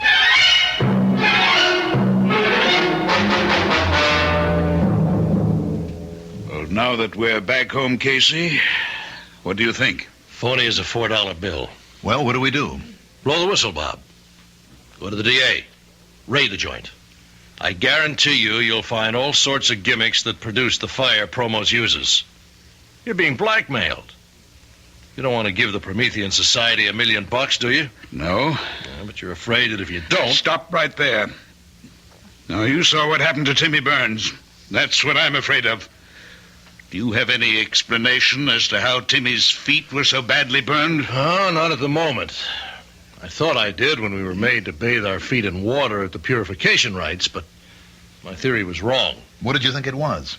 I thought, Bob, there might be some delayed action chemical in the water which might have caused the burns.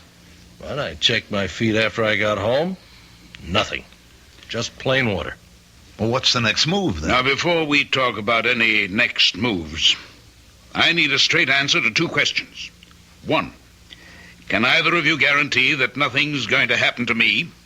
Two, if we call in the police, can they give me the same guarantee? The answer to both questions must be no. Casey, thank you for your trouble. I'll send you a check.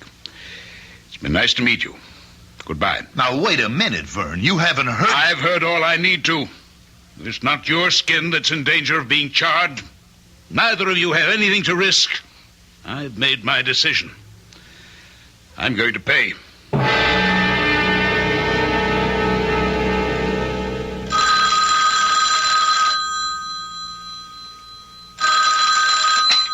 Casey Associates. Ah, Mr. Casey. How fortunate I reached you so promptly. Who is this? You don't recognize the voice? Promos? Exactly. I don't suppose I have to spell out our decision on your application. I don't understand. Oh, come now, Mr. Casey. The little game is over. Since I've called you at your office, you must realize I know you're a private investigator. So? Well, surely you don't expect the Promethean Society to... I'm a private investigator. Now, does that make me a second-class citizen? If you've done any checking at all, you've found out that I was in Vietnam and that the rest of what I told you is true. Please don't excite yourself, Mr. Casey. Private investigators are, by nature and profession, skeptics. Philosophically, you can't possibly be attuned to our lifestyle. Therefore, it's my irrevocable decision to refuse you membership. I called because I wanted to tell you this personally. Okay. It's your candy store. Not entirely, Mr. Casey. Although my instincts tell me you don't accept it, there is a god involved. You remember Prometheus? Look, Promos. I would like to hire you, Mr. Casey. What? You do undertake assignments that are of a protective nature? Yes, but It would be to our mutual advantage if you would. I have reason to believe that my life may be in danger.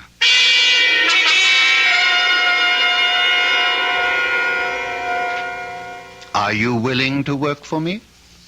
You'll be wasting your money. It's my money. Well, I'll think about it. Now, while you're thinking, consider the fact that if you were really serious about wishing to join us, you might be doing me an even larger service by keeping me alive so that the work of the society can go on.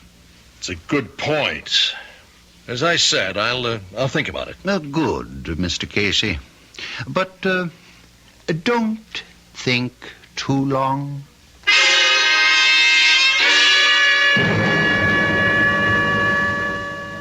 I'll tell you, Mr. Marcus, he's getting nervous. Otherwise, he'd never have tried to hire me. Maybe it's true. No way. Promos needs protection as much as an intercontinental ballistics missile. You agree with me, Bob? Well, it looks that way. Well, I don't see how it changes my situation. I still have 24 hours to pay. Correct. But if he's running scared, and it looks like he is, then he's got something to be scared about. Look, he's very big on Greek mythology with all this Prometheus stuff, but he's got to have an Achilles heel somewhere, and he's afraid we might find it. Oh, excuse me. Hello. Good evening, Mr. Marcus. I'm not taking you away from anything, am I?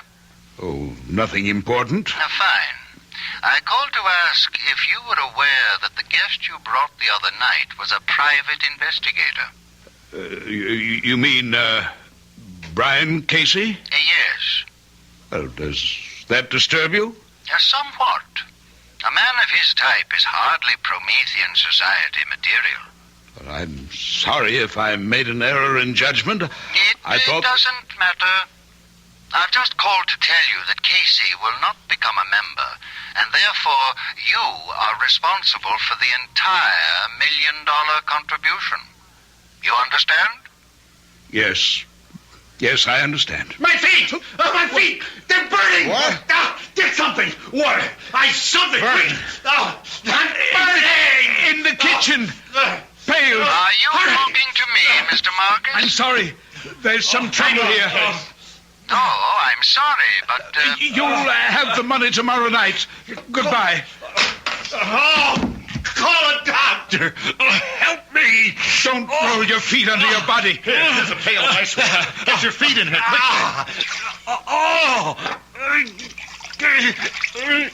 Merciful Lord in heaven. Look at the water, Bob. It's boiling.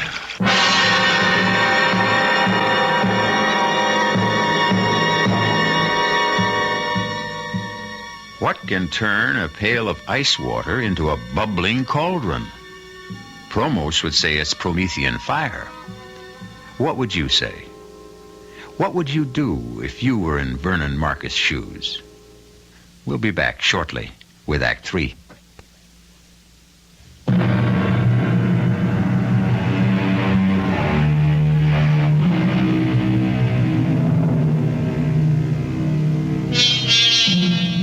If any human could control fire, he could easily rule the world. Unless this power was granted to him by Prometheus and could only be used when Prometheus gave his permission and blessing. That is the claim of Promos, the head of the Promethean Society. We return to our story to find Brian Casey in a wheelchair, with his feet badly scarred and burning for revenge.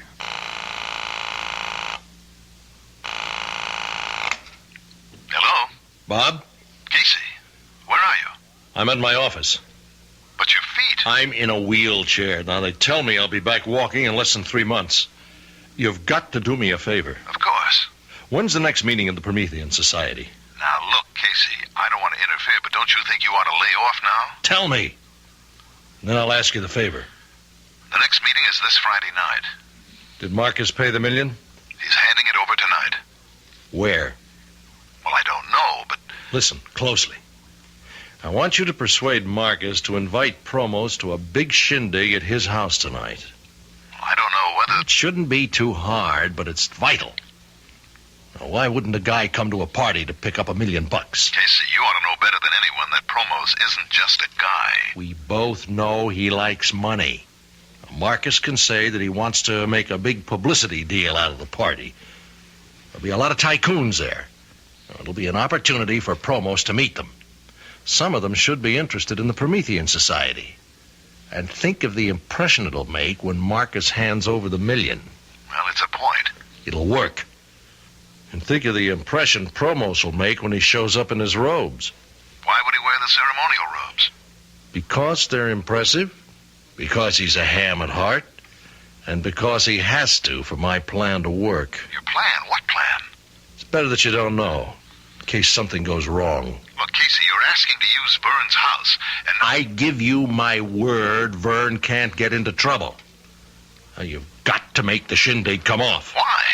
What's so important about Promos coming to a party? Because after he gets there, you're going to spill a glass of whiskey over those ceremonial robes. You've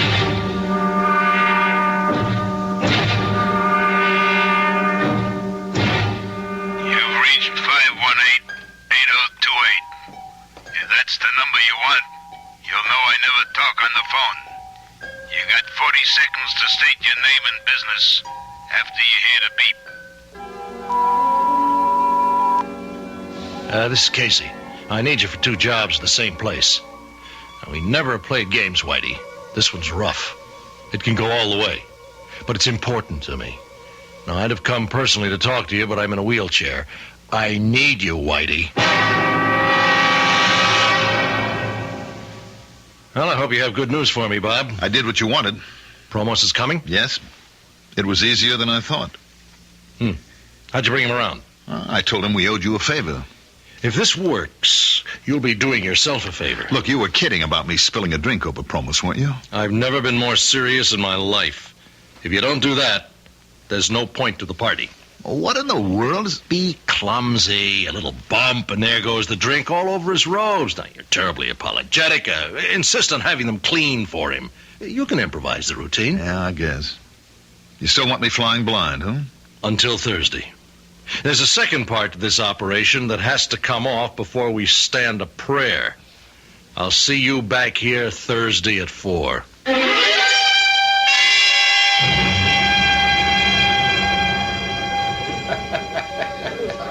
Bob? There's something very strange about this party. Nonsense, darling. I'm having a ball. Well, who's this Promos? Oh, he's quite a guy. Does he have anything to do with... There you are, darling. Enjoying the party? Oh, excuse me, Vern. Ava, do you want a drink? No, thank you. And you don't need another either. Honey, we're not married yet. Dad? Yes? I want to talk to you about this party.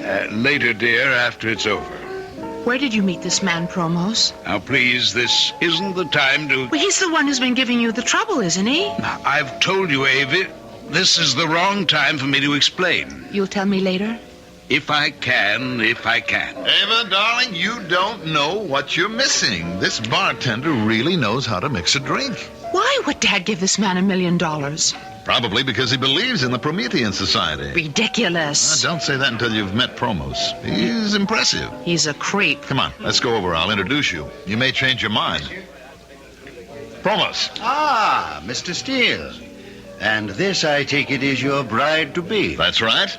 Ava Marcus. Delighted.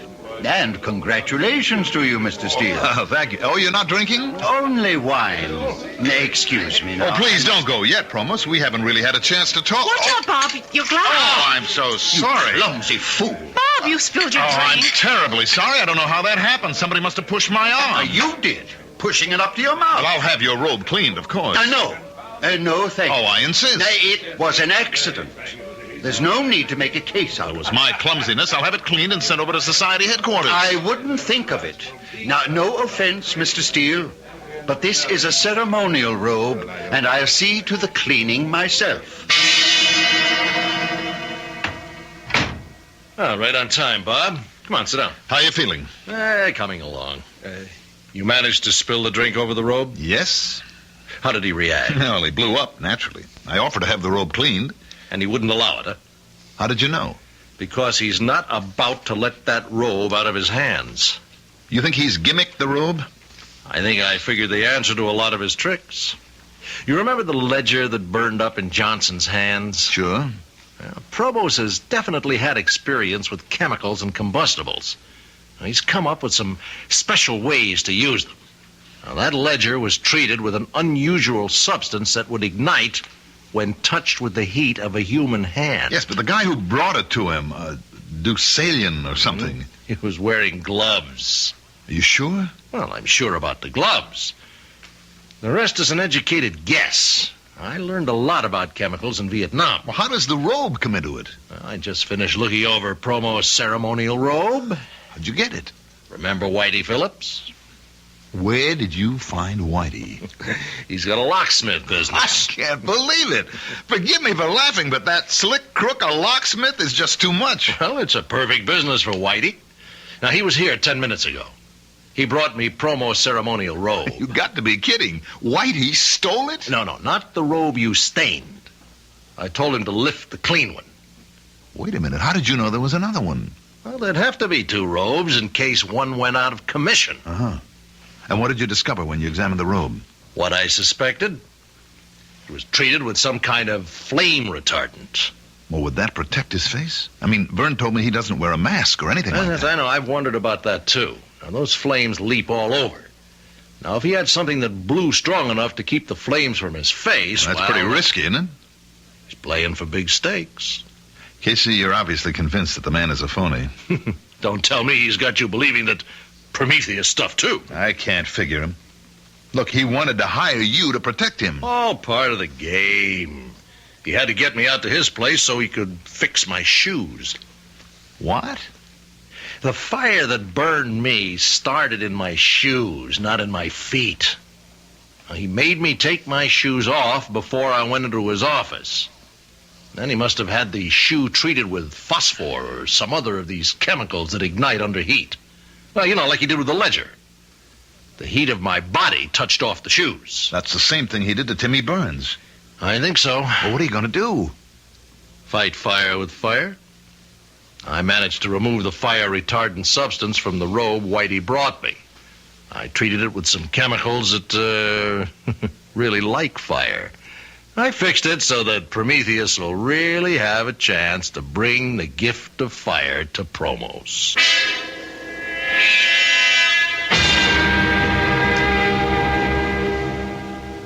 Whitey made it. Are you sure? Why shouldn't I be? Byrne just heard that tonight's meeting has been called off. Any reason given? No. Another date set? Indefinitely postponed.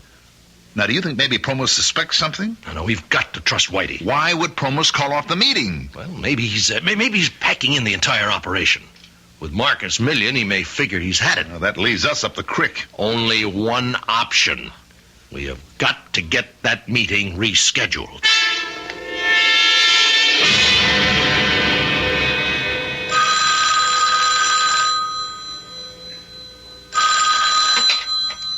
A Promethean Society. Promos? Speaking. This is Bob Steele.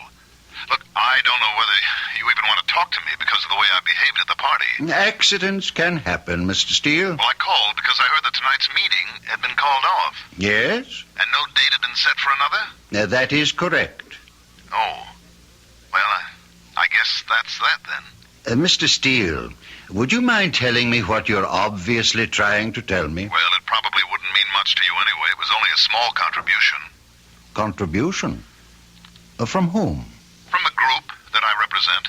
You probably don't know them, but we're setting up an import-export business with China, and I talked to them about the society and you, and of course I could only tell them what Bernard told me, but they were very impressed. And what has all this got to do with tonight's meeting? Well, it was kind of a wild idea to start. Without meaning any offense, Mr. Steele, I find it extremely difficult to follow what you're saying. Well, I apologize.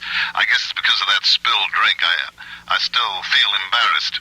I think I ought to just forget the whole thing and return the briefcase with their money. I think it would be a lot better and clear up a confusing situation if you came here and told me just what you have in mind. I'm sorry I took so much of your time, Promos, but I'm sure you understand how my group feels. I'll just take the $50,000 back and explain to them that I couldn't witness a demonstration. You are always apologizing for the wrong things, Mr. Steele. First you spill your drink on me. Now you say you're sorry for taking my time when I asked you to come here. But you don't apologize for putting me in the position of a cheap magician putting on a magic show for money. I never intended any Now, such... what did you intend? Just what did you tell these business associates? That I was some kind of sideshow freak who would become a fire swallower for a fee? What's the name of this game you want me to play? I'm terribly sorry. You're sorry? You've not only insulted me, but Prometheus.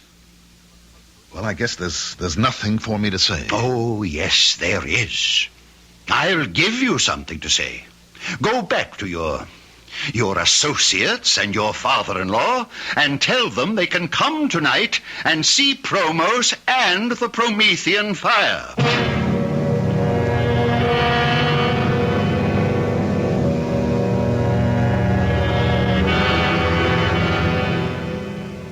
I don't like it. What's going to happen?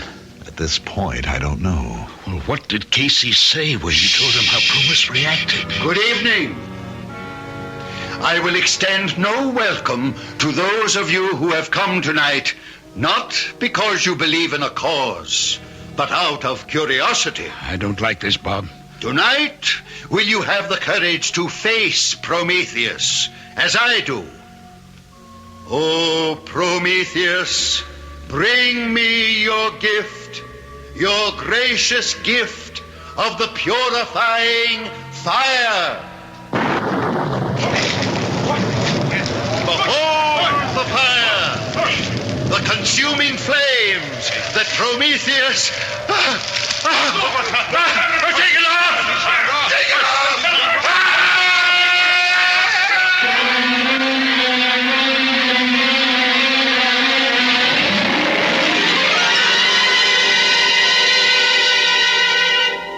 Those who live by the sword die by the sword. The man who called himself Promos, who lived by fire, died by fire. A flaming, horrible death. A warning to whom?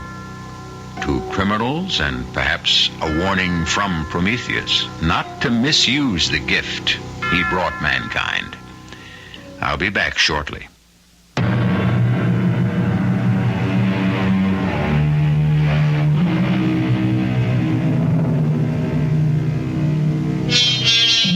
If you're chilly, how about pulling up closer to our roaring fire? On second thought, after tonight's tale, that might make you a trifle uncomfortable. I'm sure that, like most people, you would like to do something about making people more conscious of the values to be found in human decency and honesty. May I offer one word of advice? If someone asks you to join a society for this purpose, think twice. Our cast included Julie Newmar, Mandel Kramer, Earl Hammond, Guy Sorrell, and Sidney Walker. The entire production was under the direction of Hyman Brown. This is E.G. Marshall inviting you to return to our Mystery Theater for another adventure in the macabre. Until next time, pleasant dreams.